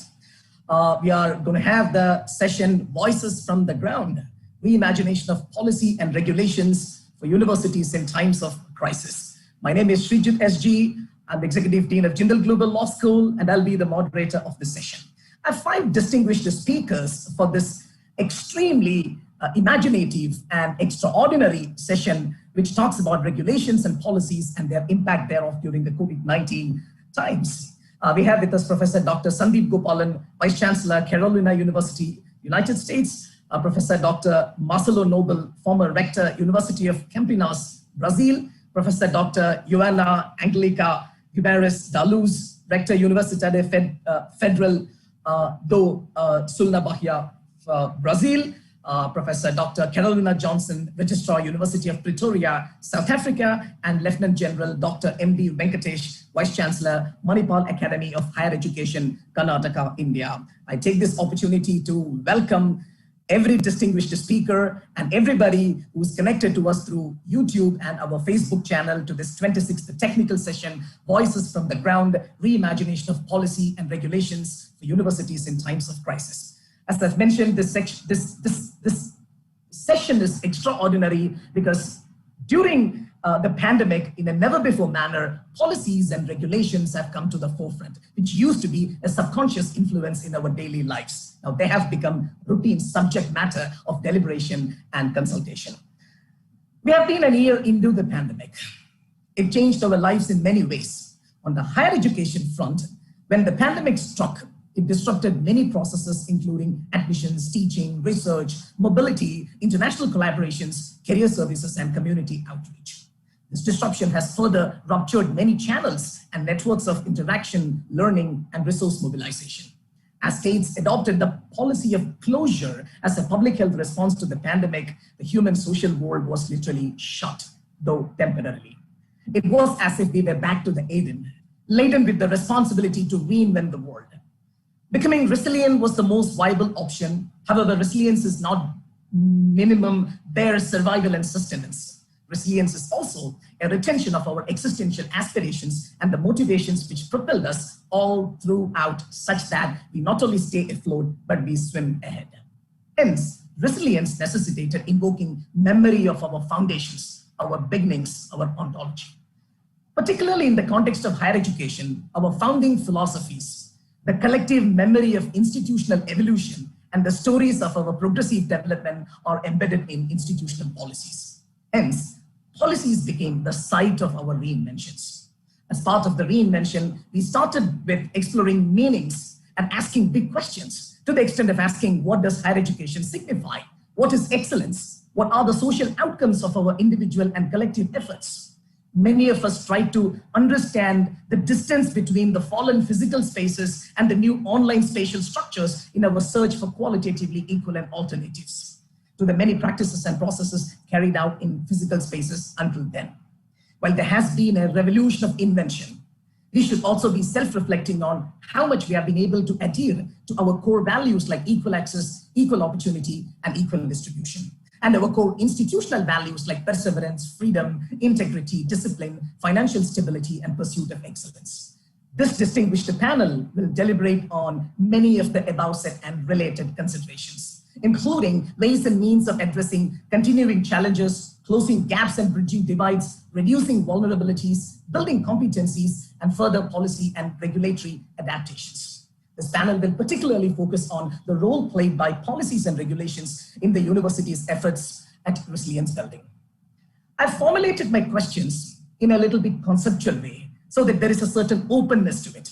The very idea is that our distinguished speakers could respond to these conceptual questions based on their own experiments and experiences so that our audience get a broad spectrum of experience. My first question, it primarily focuses on the normative character of policies and regulations. The typical institutional response chain to the COVID-19 pandemic has been that of an initial shock, then an assessment of our competencies, followed by a response in the spirit of experimentation and innovation. Policies, which until then were our subconscious driving force, suddenly became the subject matter of deliberation, to the extent of them becoming the site of reconstruction. While the malleability of policies helped us in the larger institutional reorganization, the rigidity of regulations was somewhat challenging.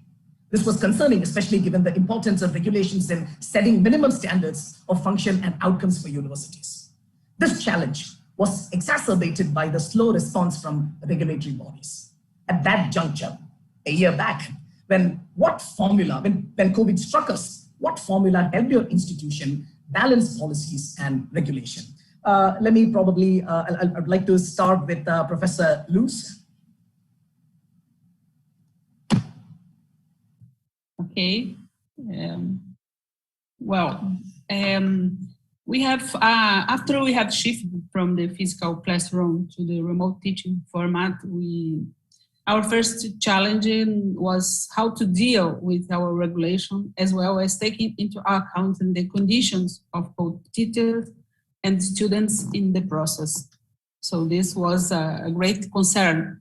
Our greatest challenge was to promote viable and safe working and pedagogical conditions to both students and teachers in order to maintain the quality in the educational process.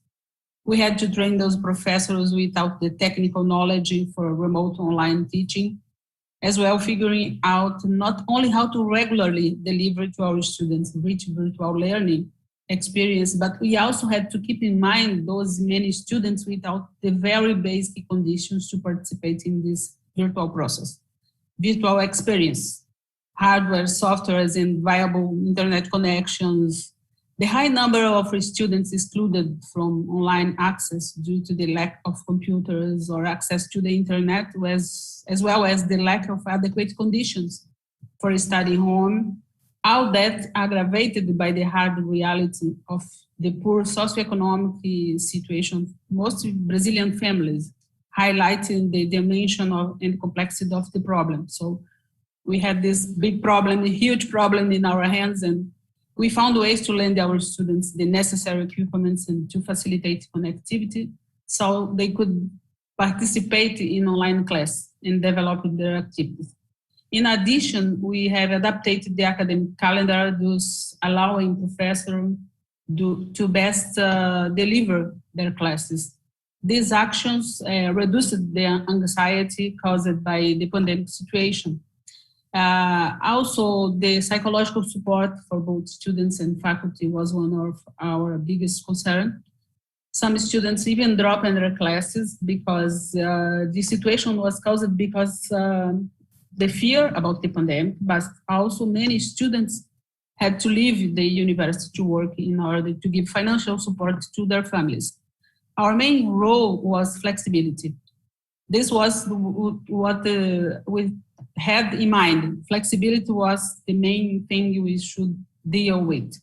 Another thing that helped us was the support we created through our National Association of Directors of Federal Institutions of Higher Education. This association brings together all 69 Brazilian federal universities. So we discussed the situation of IIHEd University in general and the specifics, considering the regional differences given by the size of Brazil, of course.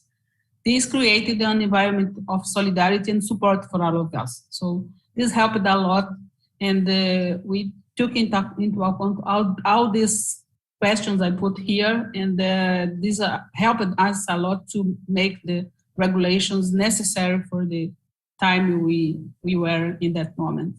That's it. Thank you, Professor Luz. Indeed, you have rightly pointed out, I think one of the main search at that point was the search of quality within a regime of flexibility, and that flexibility regime was an inevitability at that point. May I now move on to General Venkatesh with the same question, how you have found yourself in the nexus between policy, the softness of the policy, and the hardness of the regulations when the pandemic struck us?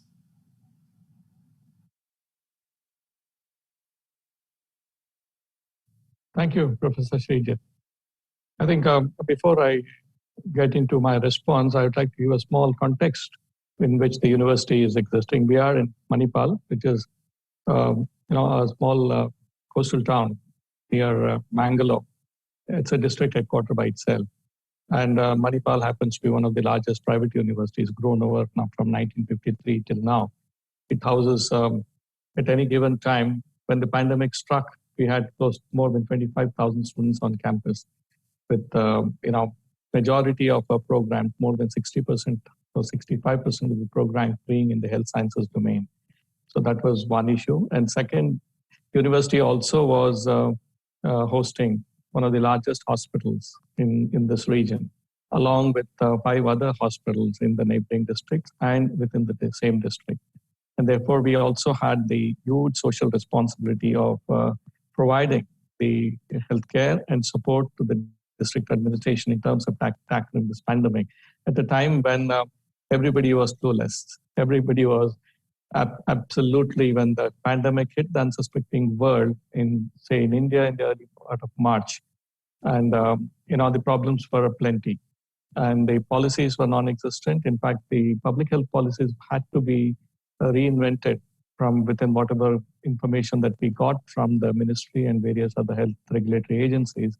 In fact, for the entire district, our institution had to provide with not only the regulatory, public health infrastructure, public health support, public health policies to tackle with the COVID situation.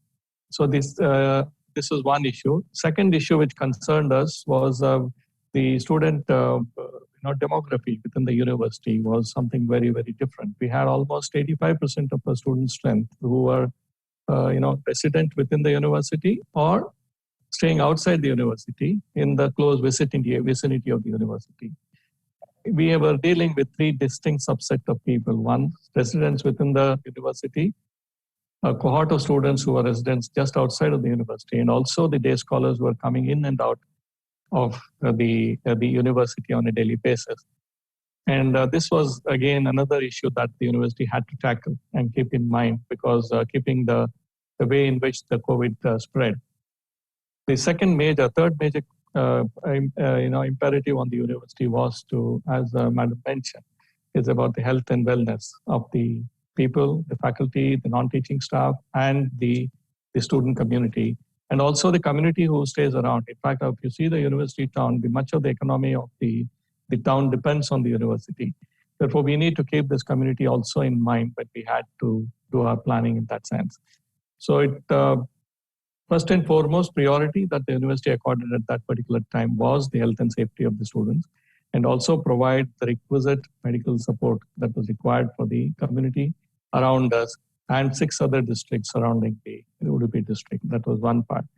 Second issue was about reallocating resources. Reallocating resources and with regard to basically the health sciences, the hospital, reallocating resources, stopping the non-COVID treatment, which seriously affected the viability of the hospital. Yet we had to do it because we were a responsible institution. And also the demands of I won't say the demand, but the requests of the local administration, the state government, which literally transferred the entire burden of managing the COVID patients to us, both at the primary level, secondary level, and the tertiary level, including running of COVID ICUs with ventilators and other things. That was the first part of it when the first phase of the COVID infection hit us. And then came the lockdown concurrently, which ensured that the large proportion of students continued to stay, and many of them during the break between the lockdown wanted to go back. And the government policies also said that vacate the campuses. This gave us another big problem in terms of ensuring that the students were screened for COVID. There were travel restrictions, international flights was disrupted, the local flights were disrupted. Every state was formulating its own guidelines with regard to entry and exit. So this again, we had to mobilize a lot more organization to support this request and also ensure that the students reach back safely, and the parental anxiety had to be addressed too. So we had to set up a lot of teams to counsel the parents and also engage the parents and the students. And also a separate organization was set up to deal with the local administration. A separate organization was set up to look at, to make the campus safe And also during the lockdown, the employees were not available at the workplaces. Therefore, it took a lot of effort for all to put all these things together. But as you correctly said, the university's resilience and the institutional memory and the commitment displayed by our faculty, non-teaching staff, and the support that we received from the community has been exemplary.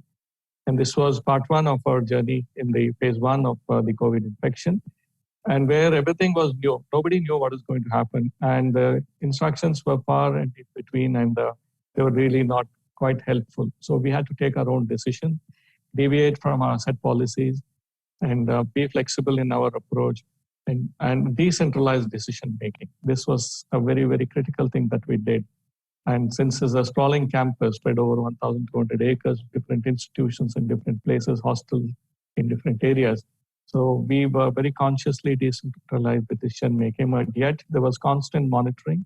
There were meetings in the morning, meetings in the evening. They were all available. Task force were set for various activities. Standard operating procedures were revisited, redeveloped, and then which strengthened as the COVID period extended. And everybody thought that this would end in 3 months. And we thought that we would be back to normal in the end of 3 months, which hasn't happened after 16 months. And the worst was yet to happen when the phase two ended. Between the phase one and phase two, when we got the students back on campus, students were very enthusiastic, parents were very enthusiastic. We had to reorganize our own structure again in terms of establishing screening centers, fever clinics, isolation areas, quarantine facilities. Of course, we had the advantage having the hospital within our campus. Therefore, for some of those serious patients, we could help them out. And also we had, during the lockdown, also we had to provide transport to the hospital. Hospital could not stop functioning. So we had to, fleet of vehicles had to be arranged so that the healthcare workers could be brought in. And their health and safety was again another issue when vaccination was not available. And it was a critical time. But then the institutional memory, the resilience, the commitment, and the wherewithal of the university to support all these things at the time of distress really helped us to sail through the phase one and the phase two also in a great sense of success. And again, as Madam has put it, instead, other than the administrative aspect, we also had to look at the academic delivery in terms of quickly moving over. What helped us in our university was the level of technology adoption, which has already occurred prior to the COVID. There's a very, very high level of technology adoption, which helped us quickly switch over. But then again, we had to reorient our faculty to online delivery, online evaluation. And again, what Madam brought out was very right. There was a cohort of students who could not benefit from this major change which occurred. And during the lockdown, most of the students had to leave with their bare essentials back to their native places without books, so without other resources. So the university had to look at them, and the faculty had to guide them with terms of availability of online resources. And so it was a difficult period, but the level of adaptation by both the faculty and the students and the support from the parents, and of course the administration helped us through. And today, I think, though we had a stretched academic calendar, we are almost in line so that the student did not lose out on any time. So there were issues of evaluation, which was really a little troubling to us, which we had to realign ourselves and perhaps make a little bit of change, big change, I would say. And this has now brought us to a stage that we are seriously looking at revisiting, reviewing our evaluation practices to strengthen the are we coming to this question later? Oh. Yeah, definitely. But you made a very, very interesting observation here that this gave us an opportunity to see the social context in which our policies operate, which probably, we took it for granted that policies are serving its purpose. So as I've mentioned, they were actually a subconscious guide to us. They were subconscious influences to us. But dramatically, that we lost the homogeneity of the community, the campus community, and we had to reimagine in terms of the social context in which these policies applied.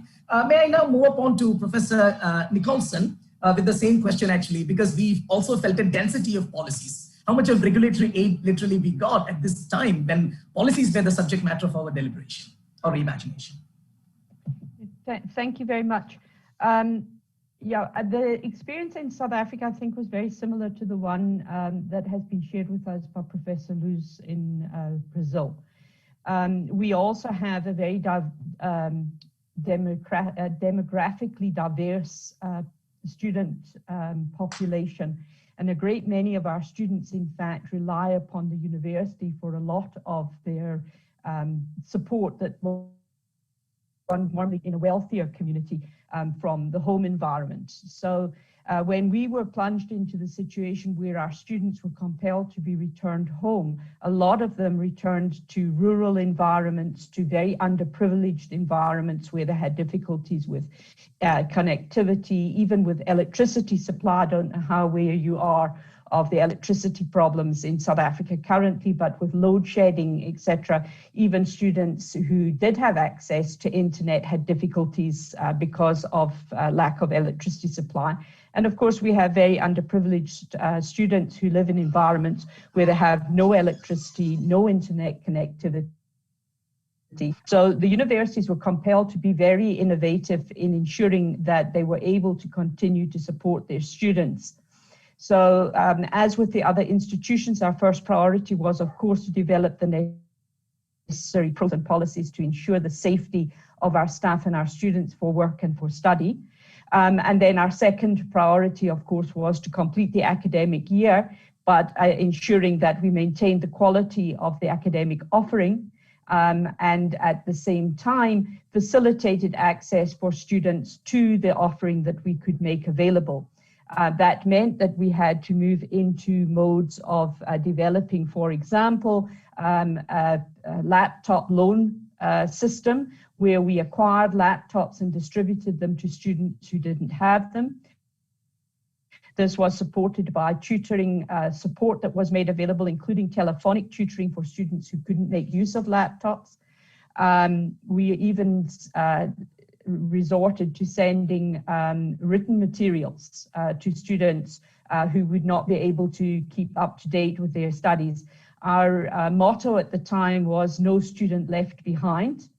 And of course, we had to then adapt, as did the other institutions, our calendar to accommodate for the fact that our teaching had been disrupted. And of course, getting computers and other support packages to students required some time. So our academic year lasted much longer than it had previously. The University of Pretoria is a well-resourced institution, so we were one of the fortunate ones that completed the 2020 academic year in 2020. But we are still sitting with a situation that our students are not back on campus.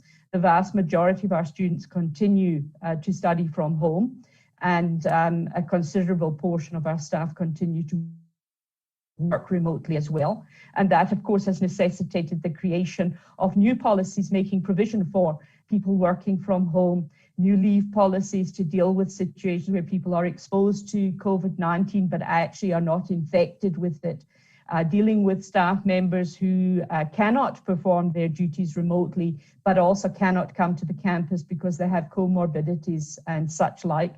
So we've had a lot of challenges that have related to the development of new policies and adaptation of old policies. And I'm hearing the words resilience coming through from all of the colleagues who've spoken so far. And I think that that is a theme at our institution as well. Resilience, innovation, flexibility, agility. One of the biggest challenges, I think, has been touched on, and I'm sure you'll be coming to it later, and that is ensuring integrity of assessment with the move to online assessment programs and the proliferation of late of so-called contract cheating opportunities. So I hope that we're actually going to get to perhaps a discussion on those challenges and what we can do at a policy level to protect our institutions on that.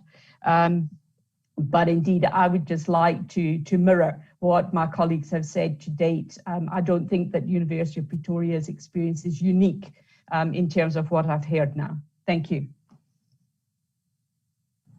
Yeah, thank you, Professor Nicholson. I think all on a sudden we felt a crisis of terminologies, or probably a surge of new terminologies, and we were actually trying to find meanings of that in the changed circumstances. So may I now move on to Professor Gopalan with the same question? How did you find yourself in this nexus, in the density of policies, and on the other side with literally no regulatory help on this? Yeah, thank you. Firstly, let me begin by thanking my colleagues, Dr. Raj Kumar and Sean Starr, for the kind invitation to be part of such a distinguished panel of colleagues and share some ideas. And in response to your question, yes, you're right. What we, in our situation, and again, when you consider responses or policies and regulations, context is, of course, very, very important, because the regulatory landscape is quite different as our institutional context. And in our particular case, if you recall, in the United States, the White House started with a travel ban imposed on China and travelers from the European Union and the UK initially. And that was met with fierce resistance and anger and opposition. And initial responses from the CDC, NIH, and the White House were quite robust in response to the coronavirus. But thereafter, there was a considerable amount of confusion as to their own response and the response of the states. Because for those who may not be familiar, the US is a very federal regulatory state with a massive competing regulations, both at the state and federal levels, but also with a patchwork of trans-state regulators, including accreditors, which are cross-disciplinary and very discipline-specific accreditors who sometimes transcend states and other times do not. So it makes, forget the dealing with one regulation or policy, you're dealing with a massive regulations that at any given time could intersect or conflict. And just resolving that conflict alone is the task of many people who are employed full-time on any given day, even without considering an exogenous shock like the COVID pandemic. So the context of the US or running a university in the US makes the challenges in some ways very particular. I won't say difficult, because each country has its own challenges and complexities. But here, because of the unusual federalism and the plurality of regulators, there are very unique challenges that come with regulatory competition, which is unusual even compared to the Western world, right? So I worked in the UK or Australia, Ireland. They don't have the same degree of regulatory competition to throw a loop into how people who are subject to regulation ought to respond. So that's one thing. So in our case, amidst that confusion from the CDC and the White House and the governors, who, depending on their political identity, had very different responses. Republican governors reacted very differently to Democrat governors. In our state, which is quite Republican in orientation, but has a Democrat governor, that was an unusual complexity that we had to deal with, right? Where the population itself is actually Republican in orientation, but by a quirk, we have a governor who's a Democrat. So his responses are quite different to what the population here is willing to tolerate or accept. So amidst all of that, what we decided to do was be a bit proactive. And we shut our campus down on March 23rd last year, even before a single case had actually occurred on our campus. And that was different to other institutions in our state, some of whom decided to wait till there was an outbreak and a cluster of cases, etc. And they copped a lot of heat for that. They had to deal with a lot of PR adverse effects with cases coming and anxious parents complaining and so on. So we decided to close our campus before the governor actually issued an order, etc. And that really helped us by being one step ahead. Of course, this did not protect us from angry students, because again, the other contextual quirk in the US is that collegiate life is not just about academics. It's also heavily about athletics, right? The college sport is an industry in itself here. And of course, that dictates a lot of decisions. It dictates a lot of student behavior, and it dictates a lot of finances. So we had to accommodate the quirks of how do you deal with student athletes and the athletics regulations, because they're regulated by different leagues, which have sort of not just normative status, but actual binding status by various compacts and so on. So we had to deal with those responses and the students who are subject to those regulations, because if you shut down a campus, it has enormous consequences on a student athlete's eligibility to play that sport, because there are particular time limits, for example, for how long you can play a sport. You can also not qualify for certain kinds of aid if you're not enrolled and playing that sport during a semester. So there's all kinds of complexities that come with that being another exogenous layer of regulation that is non-academic, but impacts academics that one has to deal with. The other thing that helped us was that on March 23rd, when we closed it, we just had 1 month remaining in that semester. And we already had a very high level of technology adoption.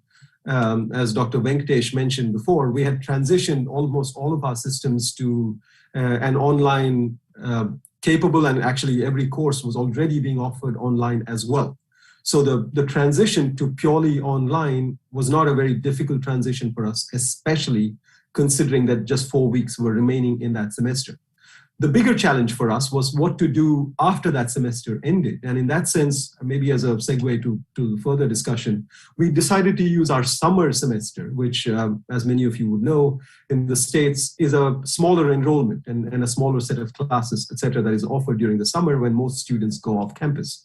So we used that summer semester as a kind of trial session to pursue some innovations and adopt some new steps, with a view to sort of incremental change that could survive the longevity of the pandemic. So it really helped us to adopt a more incremental approach, especially with a view to that first closure and then using the summer as a learning opportunity or a sandbox to try new innovations and then give us guidelines for the following academic year. So that's kind of how we responded. And in my own case, I had just been in China a few weeks before we shut down, and I kind of saw the airports close as I was leaving Asia. So I had just arrived back in the country, I think a couple of weeks before we actually closed, and we had seen screenings and so on in some of the Asian airports. And I was quite fortunate not to have been just a week late and been shut out of the country. So I had a sense of relief in that sense in making the decision, being a little bit closer to seeing how it was cascading from Asia towards our borders. Thank you, Professor Gopalan. In fact, there were some beautiful insights about it that it was not just transitioning to an online forum. It was actually, we were all on a sudden back to Eden. We had to reinvent. We had to recreate the spaces which used to be physical before in these newly given or meta geographies. Anyway, let me move with the same question to Professor Noble before we could have another round of discussion on another aspect of regulation and policy. Professor Noble, could you respond to the first question? Yes, well, thank you very much for the invitation. In fact, in Brazil, here where we live, the central decisions and the policies are very centralized within the Ministry of Education. And to tell you the truth, nowadays we are dealing in a very strong political crisis, and there is no response from the federal government to the pandemic. And indeed, on the contrary, there was a denial of the pandemic from the federal government, and this made the complication of the policy regulation even worse. So the approach that most of the universities made was to use the autonomy that we have in principle and by constitution, and try and the best, as many of the previous speakers told. We made similar decisions without any support from a policy, a central policy or government policy or anything. So we decided to do, even knowing that this could have some consequences, but we believe that at the end of the day, everyone will recognize that we are facing a very, very complicated times, a pandemic that never happened before, and the decisions were made to the best of the intent to keep the safety of the students and to keep the safety of the university community. So we decided to do even without any regulation that would allow us to do it, and expecting that in the future, if something happens, this situation will be recognized. Yeah, thank you, Professor Noble. I believe all our speakers agree on the fact that this was absolutely a time when our imaginations were tested, and obviously new imaginations were all brought in, but with great success. Now here, I would like to pose my second question. which is more concerning alternative governance, because obviously we have been talking a little, bit more about alternatives of late. So during a time like the pandemic, when conditions no longer remain the same, when all the rules of the game cannot obtain efficient outcomes, institutions go for reimagination and reinvention, as has been the case. However, they happen first at a foundational level, prompting imagination or reimagination of one's identity, sensibilities, approaches, methods, and the reinvention of the very mode of governance itself. Now, two things particularly struck at this point. One is the idea of alternative governance, when the governance itself will become into an alternative, will move into an alternative regime. And the second one is actually alternative ways of governing. That means we retain our present system of governance where we go for policy and strategic innovations. For example, an action plan as an alternative to rules, a statement of disclosure as an alternative to policy explanations, scenario mapping as an alternative to impact assessment, and flexibility as an alternative to rigor and rigidity. What has been your experience in terms of alternative governance? To what extent do you think the alternatives, which today most of us hold dear, can change our systems of governance? I request each speaker actually to take 2 minutes in order to respond to this question, so that I could go for another round of discussion with a third question before we move to the audience questions. Let's go to Professor Luz.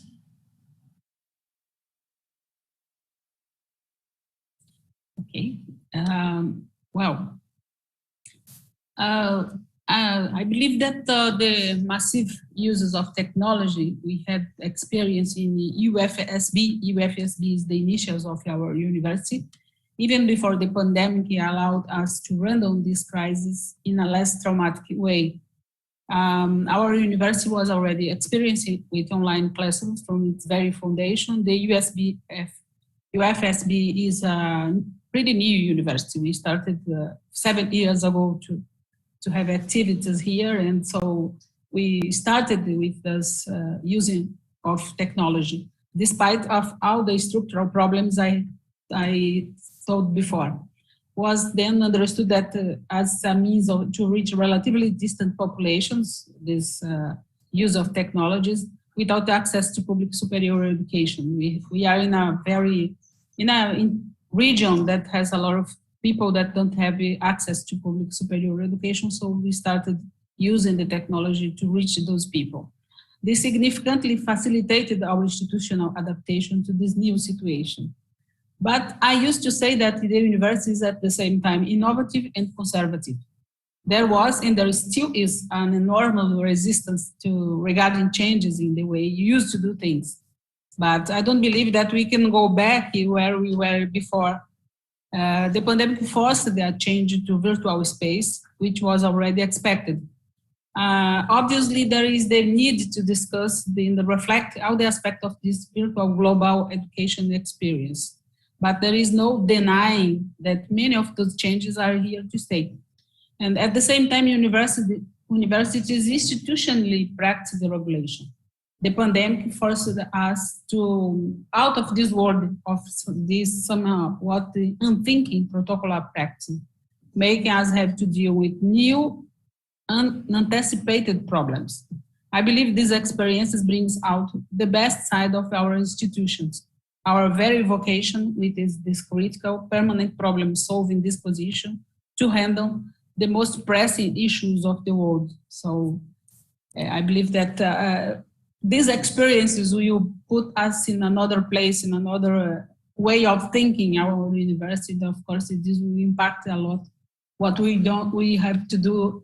We will do in the next years, in the future. I mean, so that's it.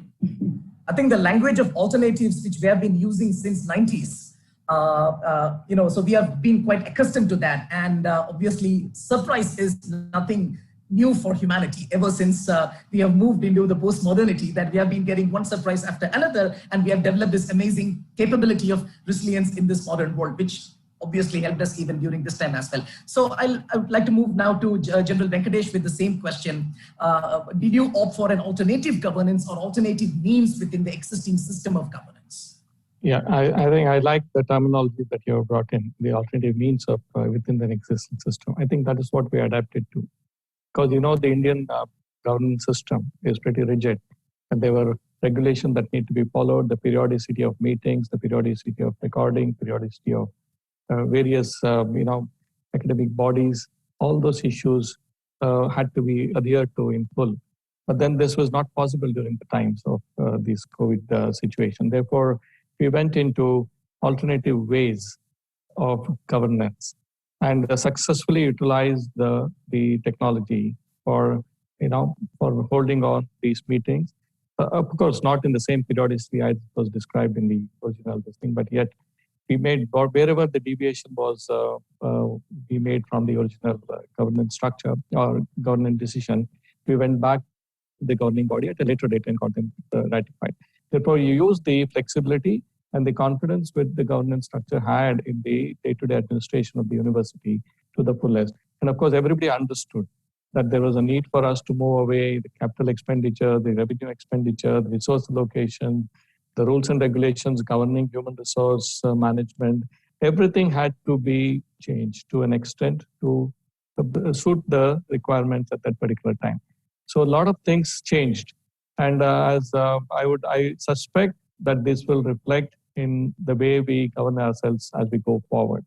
And I'm sure our religious structure will become more flexible, and many things which has worked during the pandemic will become the new norm as we go forward. I think I would end at this stage. Yeah, thank you, General Venkatesh. Professor Nicholson. Thank you.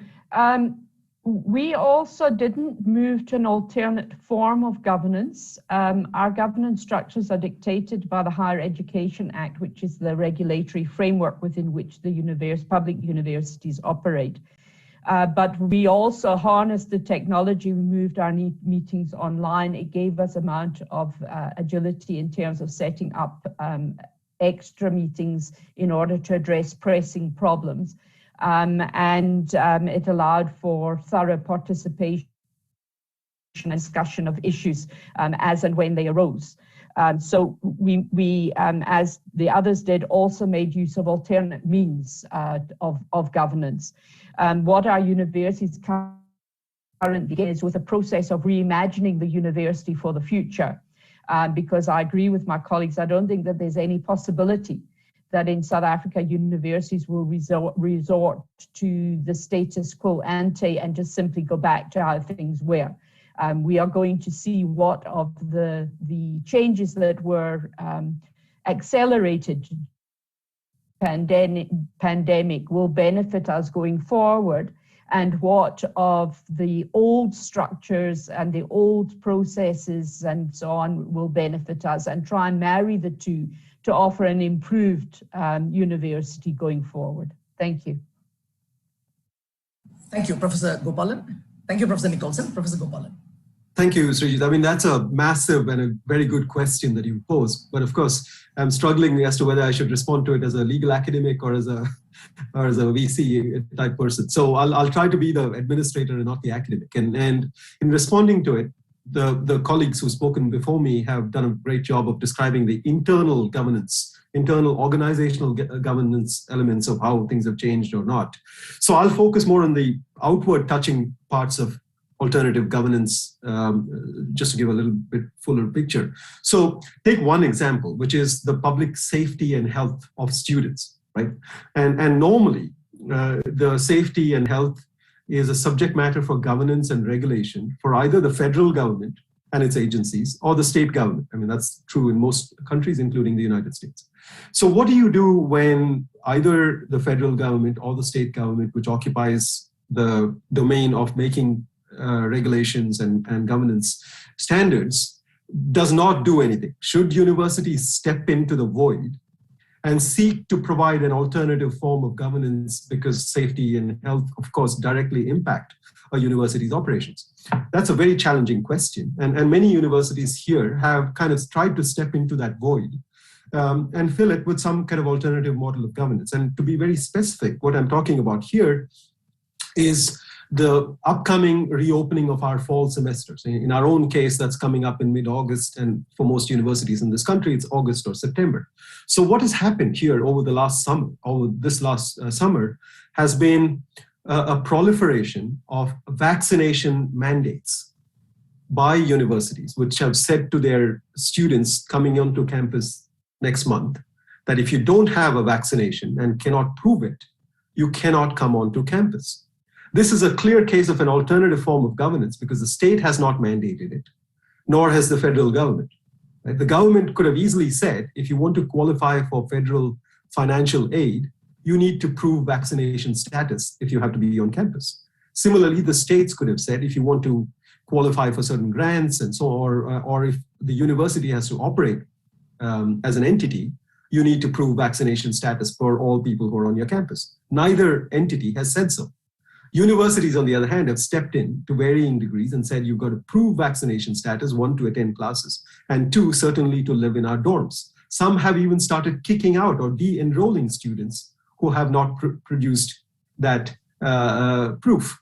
So what do you think has been the response? It's a massive outcry. In some campuses, even in our own state, there are student protests, marches against the vaccination mandates. In other places, students have withdrawn from those universities and transferred to others. In other cases, students have commenced class action lawsuits against those universities saying you cannot mandate this kind of vaccination requirement. There have been challenges based on religious freedom, on autonomy, on liberty, you name it, equality, all kinds of grounds. And of course, the other response to the alternative governance that the universities have adopted has been a conflicting governance or regulation by the state governors and state legislatures, which have now started passing laws in the state legislature prohibiting universities from requiring vaccination.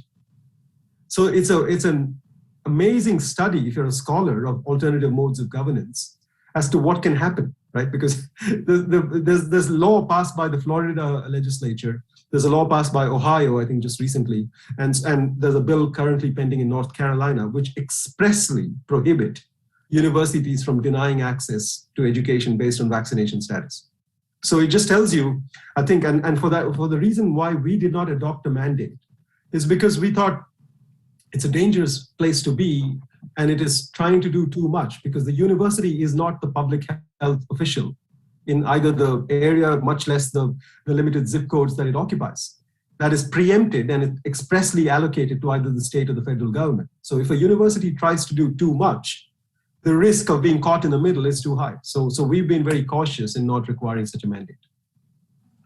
Thank you, Professor Gopal. And there's a very interesting insight there that no matter how much an institution wants to be imaginative in terms of new governance, it's actually the policy and the regulatory ecosystem which will ultimately decide whether to go for alternative governance or alternative means within the existing form of governance. Professor Noble, I would like to hear your views on the same. Yes, indeed, the same issue that happened before, that I mentioned before, the regulation and the state, and here in Brazil we have the state as similar to the United States, the state and the federal government in a different roles, and there is a mess regarding the political polarization and disputes and everything related to vaccination and everything. So. And now we are keeping our pace and trying to do the best. So in our example here, in the state of São Paulo, for example, the governor and the Secretary of Education made mandatory to return to online to presential face-to-face classes in the next semester, and we are not following that rule. So this is probably going to have an implication on a dispute, but in any case, we have to think about our community, our students, our faculty, and until more or less the decision here is until everyone is vaccinated, we will not return to the full presential campus. So this is something that we have to face. And on the other hand, the governance, internal governance in terms of rules, we have usually a very rigid system in terms of grades, in terms of possibilities for students to apply for a course, for a class, and we made a flexible decision to flexibilize everything.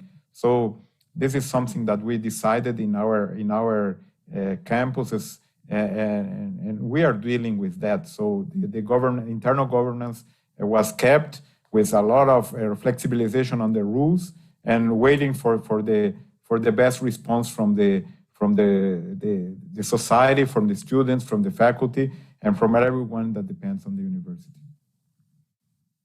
Well, thank you, Professor Noble. I'll ask one more question before we move to the audience. I request the distinguished speakers actually to limit your answers to 1 minute. This is actually a question that pertains to the future. That's about this new discourse of the new normal. So during the pandemic, many institutions reimagined and reinvented their institutional policies to meet the needs of the pandemic times. Indeed, institutions thought imaginatively and acted innovatively. They dared to experiment with success. However, in that all these were desirable responses to the perils of the pandemic that legitimized all these actions. The immateriality of legitimacy perhaps has also prompted the institutions to act free from fear of regulatory breaches or from becoming deviant. The COVID-19 pandemic abates, which will happen sooner than later. Once the regulations return, once legitimacy comes back to haunt our actions, how can institutions continue to retain successful practices adopted during the pandemic? How effective could be this idea of the new normal in helping institutions in reclaiming their willing and acting during the times of the pandemic? Professor Luce. Wow. So I think that are at least two issues I'd like to highlight here. The first concerning the relationship between the university and the society, and the second concerning the teaching and learning process within our universities.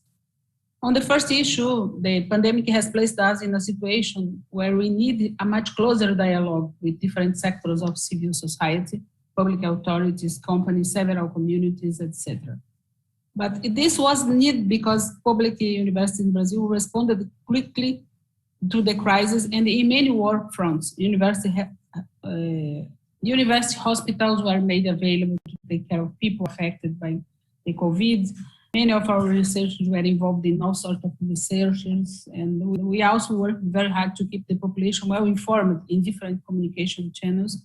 And last but not least, we are also had many members of our community involved in helping people in condition of social vulnerability. All this brought our institution much closer to the society at large. I believe this approximation needs to continue. On the second issue, one of the main objectives of our universities, from teaching point of view, is to train professionals able to understand and intervene in the social reality, transforming it into scientifically based, technically adequate, and socially significant actions. So we know there is a distinction between the content theoretical tools provided by a formal education and its application on a professional capacity. So education should strive then to develop students' abilities to characterize the social reality and derive it from available knowledge and technology, professional and personal behavior that increase the quality and effectiveness of their interventions. Based on these assumptions, I believe that the changes brought by the COVID pandemic offer a window of opportunity to reflect on our educational teaching learning concepts. Maybe it will become more and more important to move away from traditional educational model centered on the institutional transfer of content to a free and much open experimental model, centering students, their distinctive realities and their active involvement in the learning process. Okay? Yeah, thank you, Professor Luce. General Venkatesh? Yes, I think many of the lessons learned or whatever we have been achieved during the pandemic period are there to stay.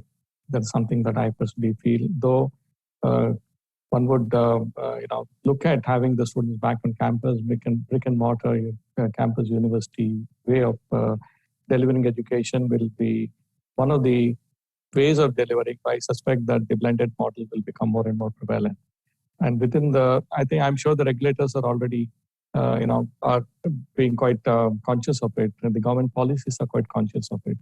And the new national education policy also reflects this particular aspect in more than one way. I think university will have to look at risk mitigation strategies to face such unprecedented situations. I think we've already had some experience, therefore this will become a new norm. And also look at, disruptions, look with pandemic-like situations or any other natural calamities and various other things. We have to work towards providing a seamless learning experience to students. Therefore, there is no escaping in investment to technology, to bring in more smart classrooms, remote virtual laboratory facilities, newer e-content development programs, perhaps learning management systems which are far more student-friendly and faculty-friendly. And more importantly, we need to invest very heavily on teacher training and faculty development programs with regard to a shift over from conventional educations to technology-enabled education. And as a university, which are not-for-profit universities, as all universities are in India, we need to really look at our financial policies and priorities with regard to financial allocations over after having experienced this pandemic. We need to build on more student support system and more interactive systems with the parents and other stakeholders within the university. Really the response of the regulators, those two in the initial part of it, I think they are now awake and they are awake to the situation. And I'm sure they're going to make provisions, change the regulations to an extent that they're going to support these endeavors of the universities as we go forward. And the governmental policies also with regard to higher education and provision of healthcare are going to change, and more impetus will be given to these changes. And this homogenization of all three regulators, the universities and the governmental systems, and I'm sure there is a distinct change. Many of the changes are going to stay, and the regulations will have to change in that regard. I think that's a very refreshing picture that regulators have started to take stock of the regulations and also the various innovations done by the universities. There is a sort of receptivity now on the side of the regulators to understand how universities reacted. I'm sure that gives us a lot of hope. Let me now move to Professor Nicholson. And again, my apologies to request you to limit your talk to a minute, please. Yep, sure. As I said to you previously, we've also made the decision already that we won't be returning to the precise situation that we were in before the pandemic struck. The university does have a well-developed institutional business continuity plan, and as one of the previous speakers had already indicated, this has actually been a wonderful opportunity for us to test that plan. So that's something that we need to develop further, given the indications that although this is the first pandemic that struck us, it's highly unlikely that it will be the last. We were already in a hybrid teaching model when the pandemic struck, so we made a relatively easy transition to the sort of bisynchronous online presentation of our programs. But of course, some of the issues around integrity of processes, etc., have caused us to pause and take a very close look at what we're doing to ensure that we don't ever compromise the integrity of the qualifications and programs that we offer. And that may give rise to significant changes in the policies that we have applicable, particularly in the areas of examinations, tests, and other forms of assessment. We also have close with our community, and in fact the university has served the community very closely throughout the pandemic, and I do believe that our relationship with the community has grown closer over the time, as has been the experience of other contributors today.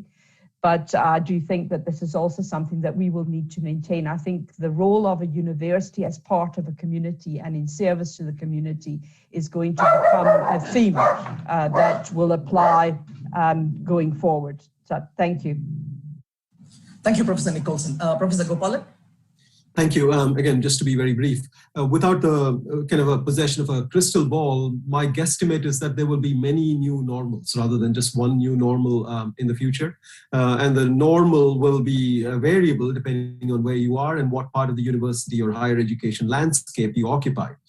Again, this is not the first exogenous shock that has hit higher education. Right? 2007, 2008, the financial crisis, at least for the US, UK, Australia, etc., was a kind of off the cliff kind of moment where drastic changes occurred, and many of them persisted until today. I mean, the greater focus on student outcomes, the online adoption, etc., all started there, and they've survived. So from that, if you take the idea that the online education model is kind of much more normalized, and if the university's job is to provide online education and skills through online modalities, one of the realities is that there are people who are better placed to provide online skills than universities.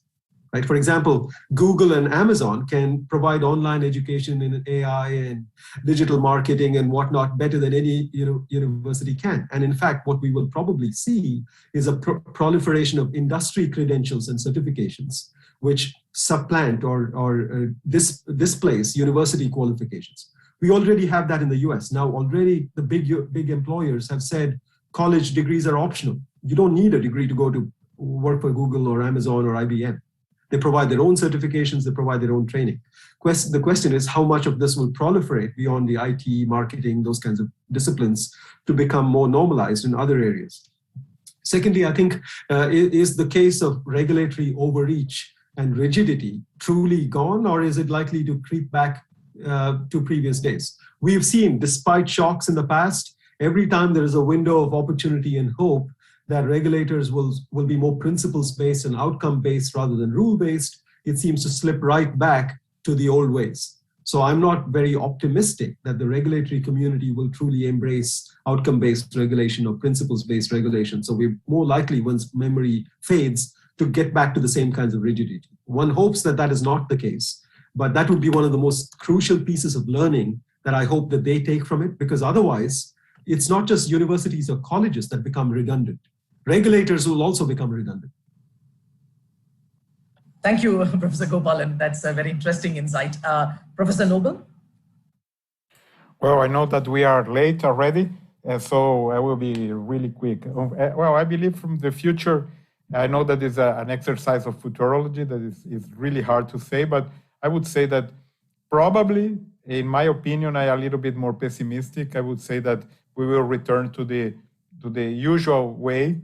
I would say that we will try to forget as much as possible of this period of pandemic, and the situation will return as much as we had before the pandemic. But I hope that the good lessons and the good practices that we learned during this period will be kept forever. Thank you, Professor Noble. Thank you so much. We have, yes, exceeded the time, but I'll still take a couple of questions from the audience. We have received a very interesting set of questions, of which the first one, of course, any one of you may take this question. It's about what exactly is the role of students in reimagining policies and regulations? What extent of democratic participation would be given to them in this? It's me.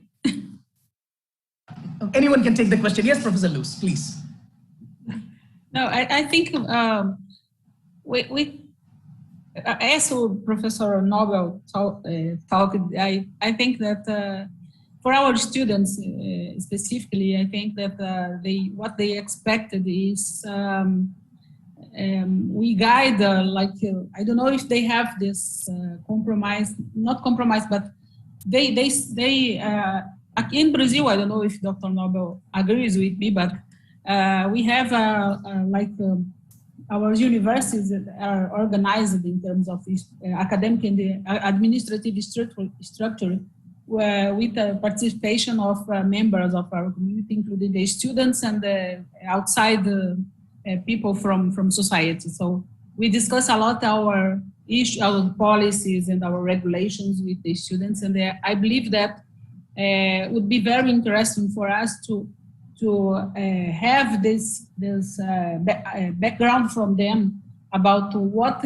impacted how this issue, the regulations we made and the work we did during this time would affect them. And so I think that this would be very interesting to have a background, a feedback, from them, and we are working on it, and we have worked with our students to have the feedback to know if what we did is actually the best way of dealing with their problems, with their expectations, and so on. So I think that this would be a pathway to follow. No? Okay. One last question I'll take from the students. It's actually that in that we have now found that the online teaching has its own share of success. Can we think about retaining that permanently and continue with a hybrid mode of education? Any one of you may take the question. Yes, General Venkatesh, yes. I think a very good question. I personally feel that when we are entering from school to the university, I think a brick and mortar universities will really be real important. In the sense that campus-based education will have its role. Perhaps online education will be at a slightly higher level. And important thing is that it's not just about the delivery of academic knowledge. It's also about developing skills, developing interpersonal relationship, teamwork, communication skills, working as a team, working as a group, and more importantly, peer learning and learning outside of your classroom within the university. I think as an academician, an old-time academician, I would think that for a graduate education, somebody who's aspiring to be a basic graduation, this continues to be important. It will continue to be important. And perhaps at a later level, maybe at the master's level and at for additional qualifications, the blended mode of education and purely on-site education will be a very, very important value. This is my thoughts briefly on this. Thank you, General. Yeah. Thank you so much. I wish this conversation continued, but obviously we are already 6 minutes beyond the permitted time. I have to end this conversation here. I take this opportunity to thank each one of you for your insights. You displayed confidence, you displayed optimism, and definitely there is hope in what you have provided. I'm sure that we'll have a better tomorrow with you people at the helm of affairs. For our audience, please stay tuned. This session has come to an end. However, our next session, the 27th technical session, which is on holistic higher education, role of interdisciplinary studies and overcoming challenges of the 21st century, will start in the next 10 minutes. Please stay tuned or rejoin us through our YouTube link in the next 10 minutes. Thank you very much. Thank you and good evening and good night.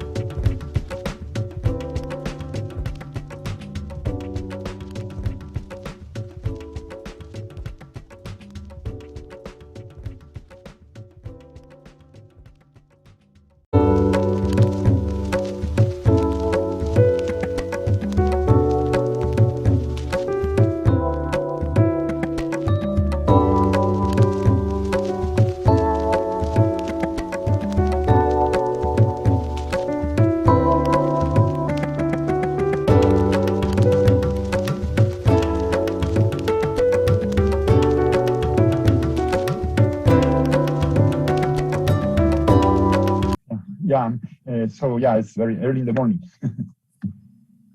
So we are live. Okay. Good morning, good afternoon, and good evening to everyone.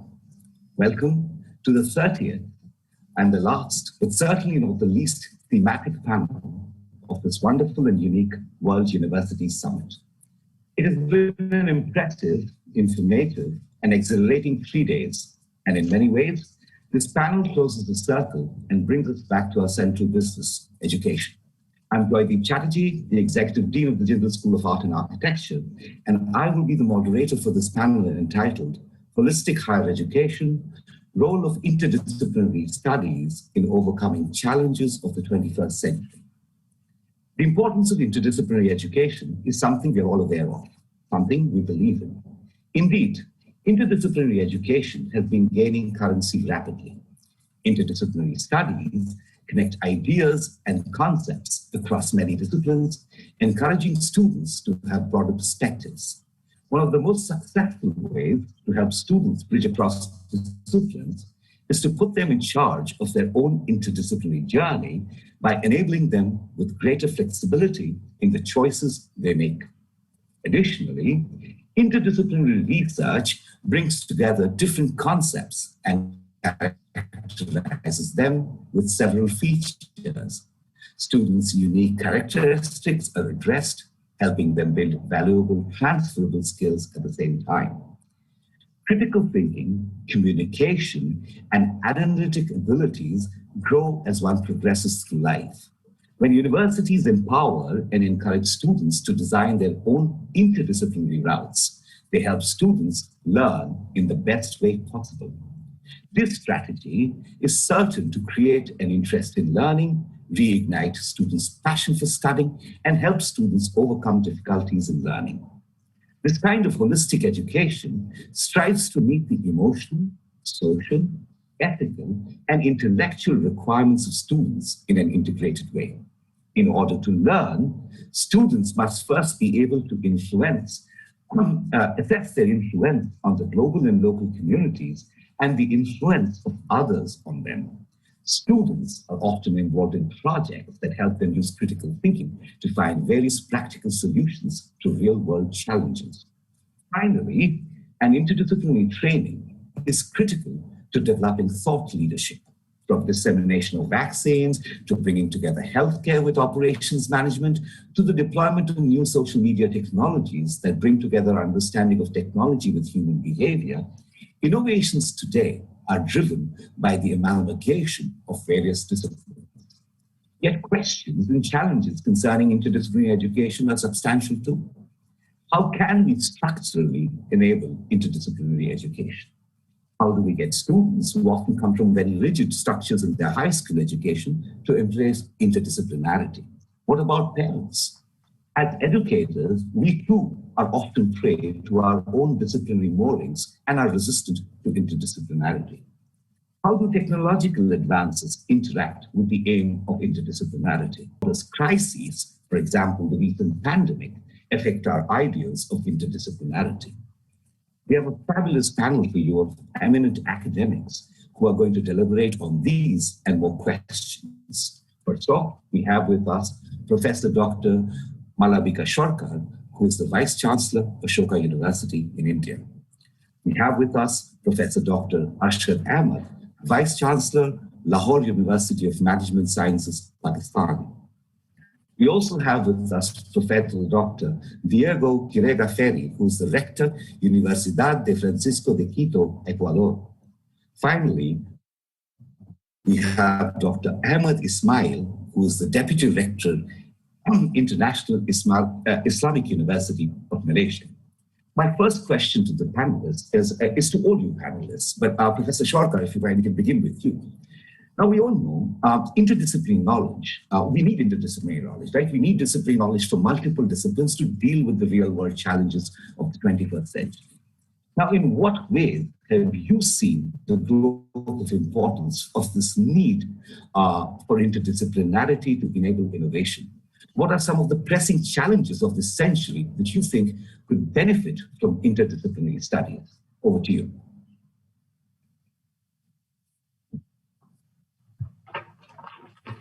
Thank you. And greetings to everyone. I hope that word greetings encapsulates all time zones. And many thanks to UpGrad Global University for inviting me to this exciting panel discussion. The subject of interdisciplinarity is something with which many of us have been very concerned, very interested to implement for a long time. In India, very recently, the National Education Policy also has a full chapter that tells us that our education should move in that direction. But again, fundamentally, what are the issues that make it so pressing today? And that was your question. What are the issues that make it so pressing today to think in interdisciplinary ways? Of course, one of the major points to keep in mind is the fact that the entire world has been turned upside down by the COVID pandemic. It's made us think of everything in entirely different ways. And while on the one hand, COVID led to isolation, we were all locked up in places and we could not interact with each other. At the same time, COVID also taught us the importance of reaching out, that the only way we will survive is by reaching out. And in this process of reaching out, in problem solving for the pandemic, there are so many areas that came together. There was medicine, there was mathematical modeling, tracking the virus. There was economics, looking at societal impact. There was mental health experts, looking at the impact on groups like health workers and on individuals. So that when a crisis comes, it has to be dealt with in multifaceted ways. It can't be dealt with through a silo. To be able to do that, we need people whose minds have that range, who are able to look out and see many different things. So for a student on campus, I always think of a student being in a room, and that room is that student's main area of interest, whether it be philosophy or economics or whatever it is. But then all around there are windows opening out into many views. Some of these windows will be attractive for the student, and the student will go that way and integrate those other areas into her or his academic journey. And it's that kind of student whose mind is open, who's prepared to look out of these windows, who will make a definitive contribution in a time of crisis. My other anxiety, and maybe because I come from the humanities, is that today I find that we are in a technology-driven world, and a world in which artificial intelligence, maybe for the best of reasons, is being perceived as a solution of all problems. So in this context, I think it's very important that we should be mindful also of the great importance of the arts and humanities, of political philosophy, economic thought, and the fundamental principles of science, that all of these things matter. The mind matters as much as the world of artificial intelligence. So this multifacetedness was needed to handle the COVID crisis. It's also needed to handle the challenges of a technology-driven world. And it's the only thing that can really make an individual lead a fulfilling life, or so it seems. When time permits, I'll give you one particular example.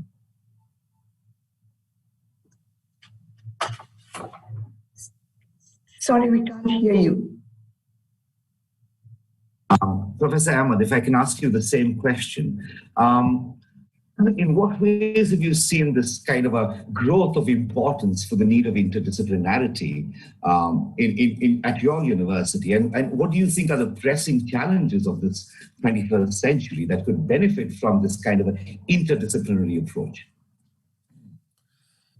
Gee, thank you. Thank you so much for this kind invitation to a panel that I think, as you summed it up, circles back to the fundamental questions as to why we are in the business of what we do.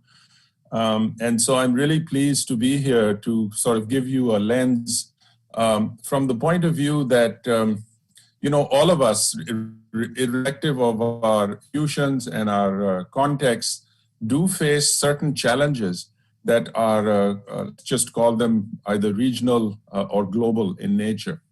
And, as we say that higher education plays a very critical role to advance human understanding and to transform society. But society has faced persistent challenges over time. Sometimes we call them wicked problems. Sometimes we call them grand challenges. And in a place, in the regions that we are in, I think those challenges get even more exaggerated than in developed countries, where they are still at the fore. They haven't gone away, but they are on a different development trajectory. So to answer your question, I would say that you can take your pick. There is such a wide range of challenges, where the most prominent one, of course, is climate change that everybody is talking about now, and it has come to the fore, but it's not something new, nor is technological disruption. This is happening for hundreds of years, as are demographic shifts, migration, sustainability, and to the point Dr. Sarkar just made, the humanitarian issues, the sociological and humanistic issues we face about inequity, about questions about scarcity, water, energy. Those are constants that we're all facing. And nobody anytime soon is going to be able to solve them through a single disciplinary lens. And so when we talk about COVID, which is an excellent example of showing to us that no disciplinary expert has an answer to COVID. And you can be a scientist, you can be a demographer, you can be a social scientist, you can take whatever expertise that you have.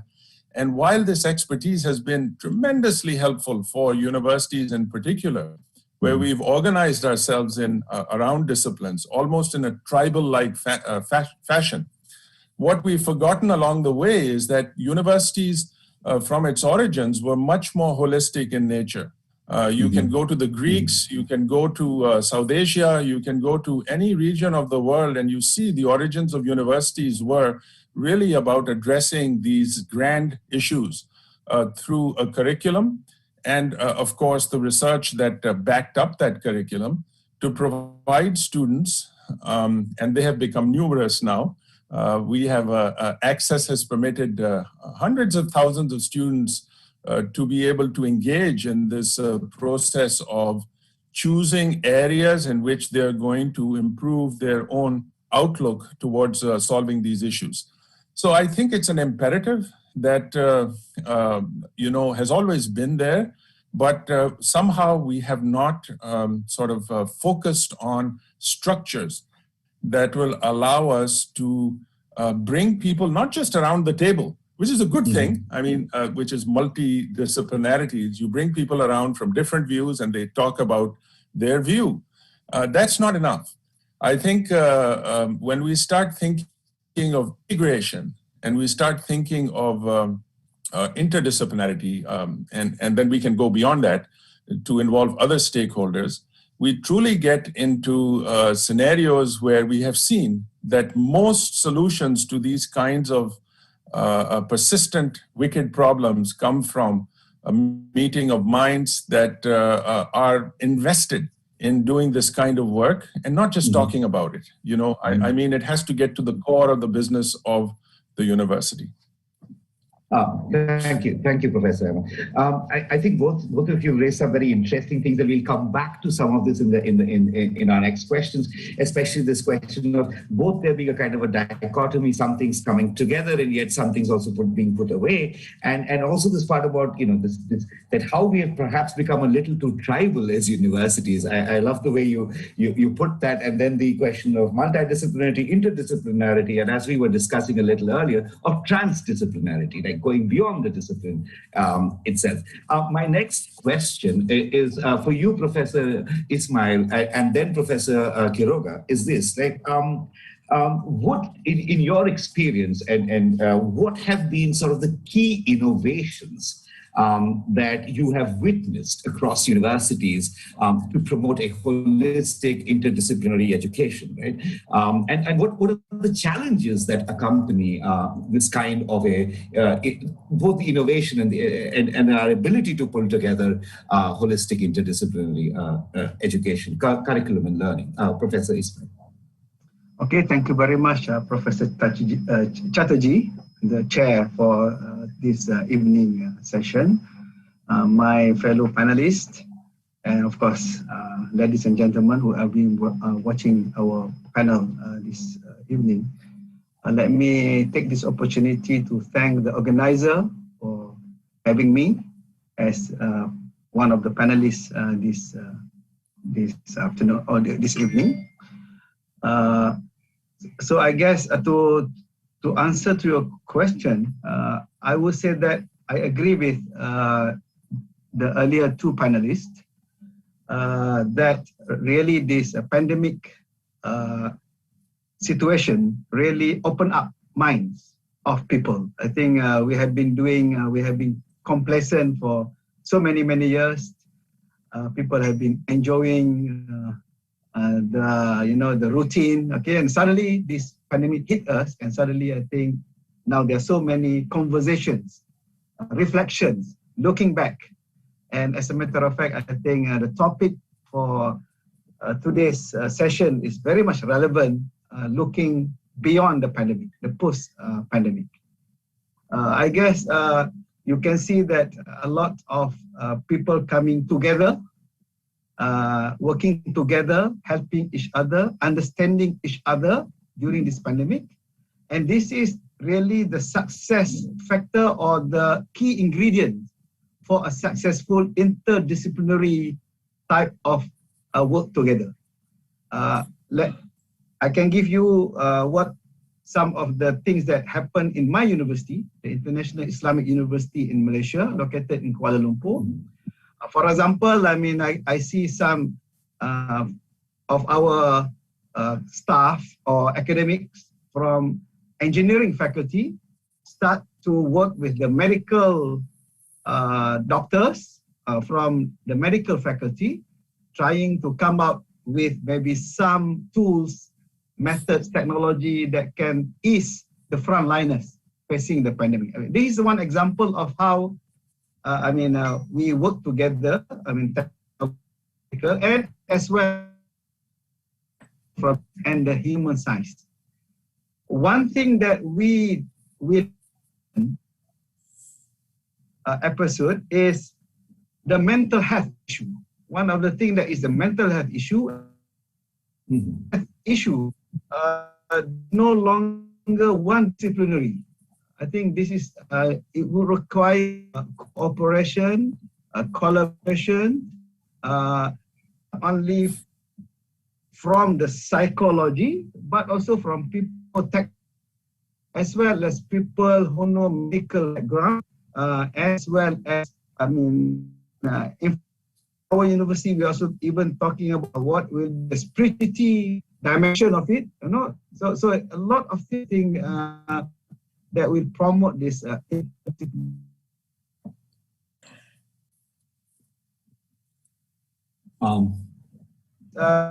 sorry. At this point, at this moment, is we like to, we like